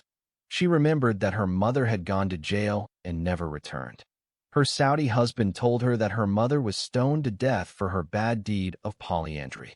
When she became sober from the effects of the strong Daro liquor, and her evil captor showed her the newspapers, which published her husband's photo on their front pages, he frightened her to death. Even her photo when she was a 7-year-old female child is included in each newspaper. Ifat thought that he was going to hand her over to the police. She cried and begged him not to inform the Mumbai police about her hiding place. She even fell at his feet and kissed them with her lips and begged him to spare her life and hide her from the Indian police because she did not want to go to jail and get killed there. Mahmud Khan agreed to spare her life, but he put forth some conditions. He told her that if she did not want to go to jail, then she had to accept his conditions. Ifat acquiesced to his demands before she even heard them. Still, he insisted she must listen to his conditions and agree full-heartedly with all of them. Firstly, she must stop wearing her ugly black burqa and put on modern clothes which he has given her. Secondly, she must allow him to have sex with her anytime and anyway, he would love to do it. Even she must allow him to practice with her besides the vaginal sex, anal sex. Thirdly, she must agree to become his second lawful Muslim wife and live with him in his beautiful house forever. He confessed to her he had a lawful first Muslim wife and one son. Ifrit Khan, out of fear for her life, has agreed to fulfill the conditions of her evil captor. Shortly after his lovely captive girl accepted his 3 selfish demands, Mahmud Khan brought an imam of a mosque from Mumbai with 2 male witnesses and conducted his marriage with his Muslim wife number 2. The greatest Bollywood film director refused to recognize Ifrit's first marriage with the Saudi old man. He considered her former matrimonial relationship with her Saudi husband as kidnap, rape, and imprisonment of a minor girl. Whatever he has done to her, he concluded it is neither harmful nor haram deeds in Islam. Then, and only then, the captive teenage girl has allowed Mahmud Khan to abuse and rape her body. While he is having sex with her for the first time, she feels like a person who is undergoing a painful major surgery without anesthesia. She concluded a beast would not torture her as he had done to her. She now hates him with passion and understands that he is not less cruel than her evil Saudi captor. Her 2 evil masters have many things in common, even their religion, ages, and names. She has just switched hands from the captivity, rape, and abuse in the golden cage of her former Arab kidnapper Ahmed to the new gilded cage of her Indian abductor Mahmud, and from accursed Satan to his Antichrist, who is the beast, and she is the beauty. Ifrit Khan has merely exchanged hands from one evil master to another evil monster. However, at first glance, the latter being a bit more civilized than the former. Her destiny took her from one terrorist of Muhammad to another devil of Islam. She just exchanged hands with Satan to his Antichrist. In the beginning, she thought that her new Indian master was less evil than her Arab master. However, as soon as she agreed to marry him and sleep with Mahmud Khan, she discovered that the old Saudi monster was much less cruel than the new devil incarnate. The greatest Bollywood film director turned out to be a sadist who enjoys sexual intercourse by beating and torturing his sexual partner. The more his sex victim feels the pain and agony and suffers, the more he enjoys the sex. He tortured her by slapping her cheeks, smacking her buttocks, biting her shoulders, squeezing her breasts, biting their nipples, and whipping her on her back. His cruel beatings turned Ifrit's life into a living hell. She hates him with bitterness and loathes having sex with him. If she could have, she would have killed him over and over again for all the pains and unbearable tortures he is subjecting her to day and night. Ifrit had never thought of killing herself before until she began having sexual intercourse with the evil sadist. She tried several times to kill herself, but she always failed. She simply does not have the slightest idea of how to do it effectively. Her screams from unbearable pain do not go unnoticed by the people around her. Many servants, maids, guards, and others working in the huge household of Mahmud Khan hear her crying, screaming, and calling for help every day. But since they know that that is the way their master enjoys sex with the young girls, he had brought them to his farmhouse before. None of them objected or tried to intervene to save the new young film actress. They whispered to each other that since the girl agreed to it, why should they bother about her? They noticed the only difference between the previous victims and the present girl is the long duration she held their master's interest. The other girls at the most did not stay more than a few days or a few weeks, depending on the jobs they were offered in his films. But surprisingly, this beautiful new teenage girl has been a guest for many months, and no one knows when or if she is going to leave and return to wherever she has come from.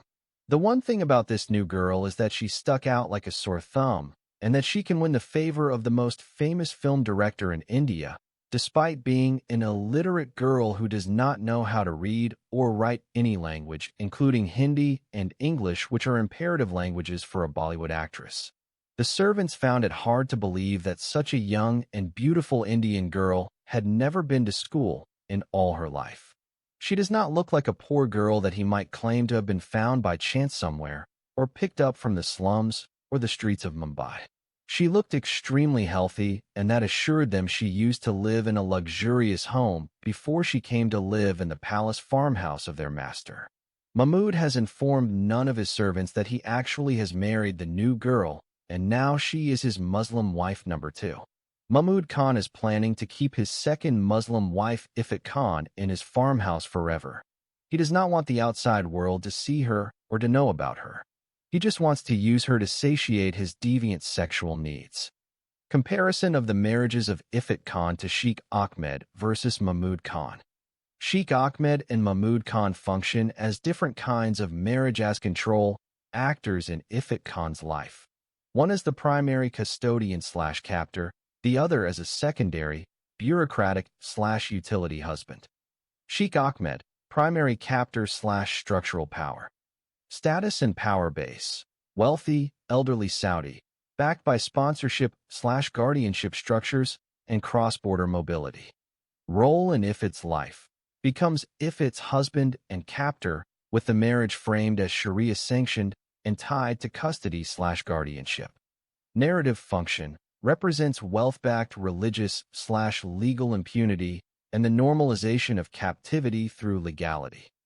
Effect. Erases childhood and establishes long-term confinement and identity stripping. Mahmud Khan, secondary husband/bureaucratic utility. Status and power base. Presented less as a sovereign power figure and more as a mechanism within the system. Role in Ifat's life. Appears during Ifat's adolescence as a marriage used to manage documentation, border movement, liability, and concealment, per the marriage to Mahmud Khan's section.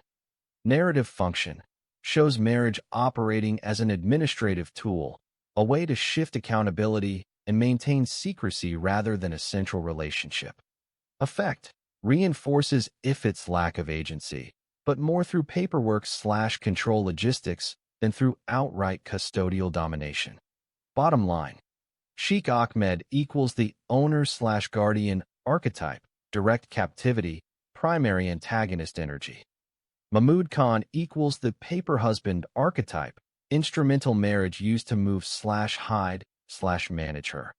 Position in the power hierarchy. Sheikh Ahmed, top-level power holder, wealth plus sponsorship/guardianship authority. Mahmud Khan, lower-level instrument within the system, used to execute/enable control. Primary function in the story. Sheikh Ahmed, captivity through marriage, the core captor/guardian figure. Mahmud Khan, marriage as paperwork, a tool for cover, transfer, and logistics. Type of control exerted. Sheikh Ahmed, direct personal domination, custody, confinement, relocation. Mahmud Khan, indirect administrative control, documentation, border movement, liability shifting. Narrative timing/role. Sheikh Ahmed, central in Ifat's childhood captivity, drives major plot conflict. Mahmud Khan, appears later as part of the system maintaining concealment and manageability. What the marriage does. Sheikh Ahmed, legalizes erasure of childhood/agency under religious structures. Mahmud Khan, regularizes status on paper to avoid scrutiny and keep control operable. Symbolic meaning. Sheikh Ahmed, wealth-backed religious/legal impunity. Mahmud Khan, bureaucratic normalization, how institutions make abuse administratively possible. Sheikh Ahmed and Mahmud Khan represent two different modes of control over Ifat Khan. Sheikh Ahmed is the dominant, wealth-backed guardian/captor whose Sharia-sanctioned marriage establishes long-term custody, confinement, and identity erasure, while Mahmud Khan functions more as a secondary, instrumental paper husband, where marriage is used bureaucratically to manage documentation, movement across borders, concealment, and the shifting of liability, reinforcing Ifat's powerlessness through administrative mechanisms rather than overt custodial domination. Sheikh Ahmed, custody/captivity, power-backed marriage. Sheikh Ahmed, a wealthy, elderly Saudi man who sponsors Rayhana's migration and later becomes Ifat's husband and captor, symbolizing wealth-backed religious and legal impunity. While Rayhana is imprisoned, her daughter Ifit, still a child, is placed under Sheikh Ahmed's control and forcibly married to him through Sharia-sanctioned mechanisms. Ifit is moved across Saudi Arabia, Eritrea, and Iran, kept in captivity, denied education, and stripped of identity. Sheikh Ahmed arranges a Sharia-compliant child marriage between himself and Ifit in another jurisdiction. Mahmud Khan, administrative utility marriage, paperwork/control logistics. Under marriage to Mahmud Khan, the novel lists documentation, border movement, liability, and concealment. Here, marriage is neither stable nor emotionally framed. It exists to shift accountability, preserve secrecy, maintain control while avoiding scrutiny. This stage shows how marriage operates as a flexible administrative tool, especially for vulnerable people without citizenship, education, or advocates. Under Sheikh Ahmed, Ifit's life is depicted as custodial captivity. While her mother is imprisoned, Ifit, still a child, is placed under Sheikh Ahmed's authority, subjected to a Sharia-sanctioned child marriage, and treated as someone without independent personhood, no legal or social personhood of her own. Her daily reality is defined by confinement, forced mobility across borders, Saudi Arabia, Eritrea, Iran, denial of education, and identity stripping, with the narrative emphasizing that the legality of guardianship and marriage is what makes the abuse durable and hard to challenge. Under Mahmud Khan, Ifit's life shifts from overt custody to bureaucratic containment. The novel frames this marriage as an instrumental, non-emotional arrangement used for documentation, border movement, and liability and concealment. Rather than portraying Mahmud as the central captor, the text presents him as part of a system that keeps Ifit manageable on paper, a marriage that exists to shift accountability, preserve secrecy, and maintain control while avoiding scrutiny, showing how Ifit remains powerless even as the mechanisms around her become more administrative and complex. Below is a clear, chronological tracing of Ifit Khan's life journey, focusing on how her marriages intersect with her identity, legal status, and agency over time. Ifit Khan, life journey through marriage, identity, and survival. Ifit Khan's life, as depicted in the Indian Miss World saga, is structured around a sequence of marriages that function less as personal relationships and more as social, legal, and religious mechanisms. Each marriage marks a new phase of displacement, a shift in authority, and a redefinition of who controls her body, name, and future. Rather than forming a linear path toward stability, Ifit's marriages reveal a pattern. Marriage is repeatedly used to contain, move, silence, legitimize, and later monetize her existence, until she slowly begins to reclaim choice. 1. Childhood, marriage as guardianship and erasure. Marriage to Sheikh Ahmed, child marriage and captivity. In the life journey account, Ifit's first marriage is imposed while she is still a child, after her mother Rayhana is imprisoned. With no adult advocate and no independent legal standing, Ifit is placed under the authority of Sheikh Ahmed, described elsewhere in the novel as a wealthy, elderly Saudi man who later becomes her husband and captor. The text frames the union as Sharia compliant, emphasizing that the legality of the marriage is precisely what enables the abuse to be normalized and hidden. Within this marriage, the relationship is not written as companionship. It functions as a transfer of custody and control. The surrounding summary repeatedly underscores that Sheikh Ahmed's wealth and status give him practical impunity. He can determine where Ifit lives, whether she is seen, and whether she receives education. The marriage becomes the mechanism by which Ifit is kept in captivity, deprived of schooling, and stripped of identity. Her childhood is erased, and her personhood is reduced to what guardianship and marital paperwork say she is. She has no recognized autonomy. Decisions are made through male guardianship rather than her consent. Marriage operates as legalized custody transfer. Responsibility and ownership shift to the husband/guardian. She is moved across borders and kept out of reach of protective institutions. The novel elsewhere summarizes this captivity as spanning Saudi Arabia, Eritrea, and Iran. Narrative function. The marriage to Sheikh Ahmed anchors the saga's critique of how lawful marriage can be weaponized. It turns a child into a dependent whose confinement is bureaucratically normalized. The broader summary notes that international concern and pressure briefly surfaces, yet fails to dismantle the protection around the abuser, highlighting how outrage can flicker without producing structural intervention. In this phase, Ifit is presented less as a self-directed character and more as a legally managed dependent, her name, movement, and daily life defined by others. 2. Early adolescence. Islamic marriage as legal utility. Marriage to Mahmud Khan, administrative marriage and managed movement. Where the marriage to Sheikh Ahmed represents overt custodial domination, the life journey section describes the marriage to Mahmud Khan as a more bureaucratic form of control. The text presents it as a marriage used to manage Ifit's status, especially her documentation and ability to cross borders, while also shifting liability away from the people and systems responsible for her captivity. Secure or explain documentation and legal status. Enable or justify border movement. Shift accountability, preserve secrecy, and avoid scrutiny by relocating responsibility from one man or jurisdiction to another. Unlike a conventional marital arc, the novel explicitly notes that this marriage is neither stable nor emotionally framed.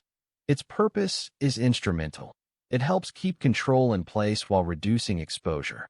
The effect, for Ifit, is that her lack of agency continues. Only the method changes. The control shifts from visible confinement, guards, household rules, direct custody, to administrative containment, papers, permissions, and managed movement. Shift accountability. Preserve secrecy. Maintain control while avoiding scrutiny. Narrative function. The Mahmud Khan marriage extends the same critique introduced by Sheikh Ahmed, but on a different register. Marriage can operate as paperwork and process, not just overt captivity. In the life journey framing, Ifit remains vulnerable because her identity and mobility are treated as transferable, managed through documents, border crossings, and liability rather than through care or consent.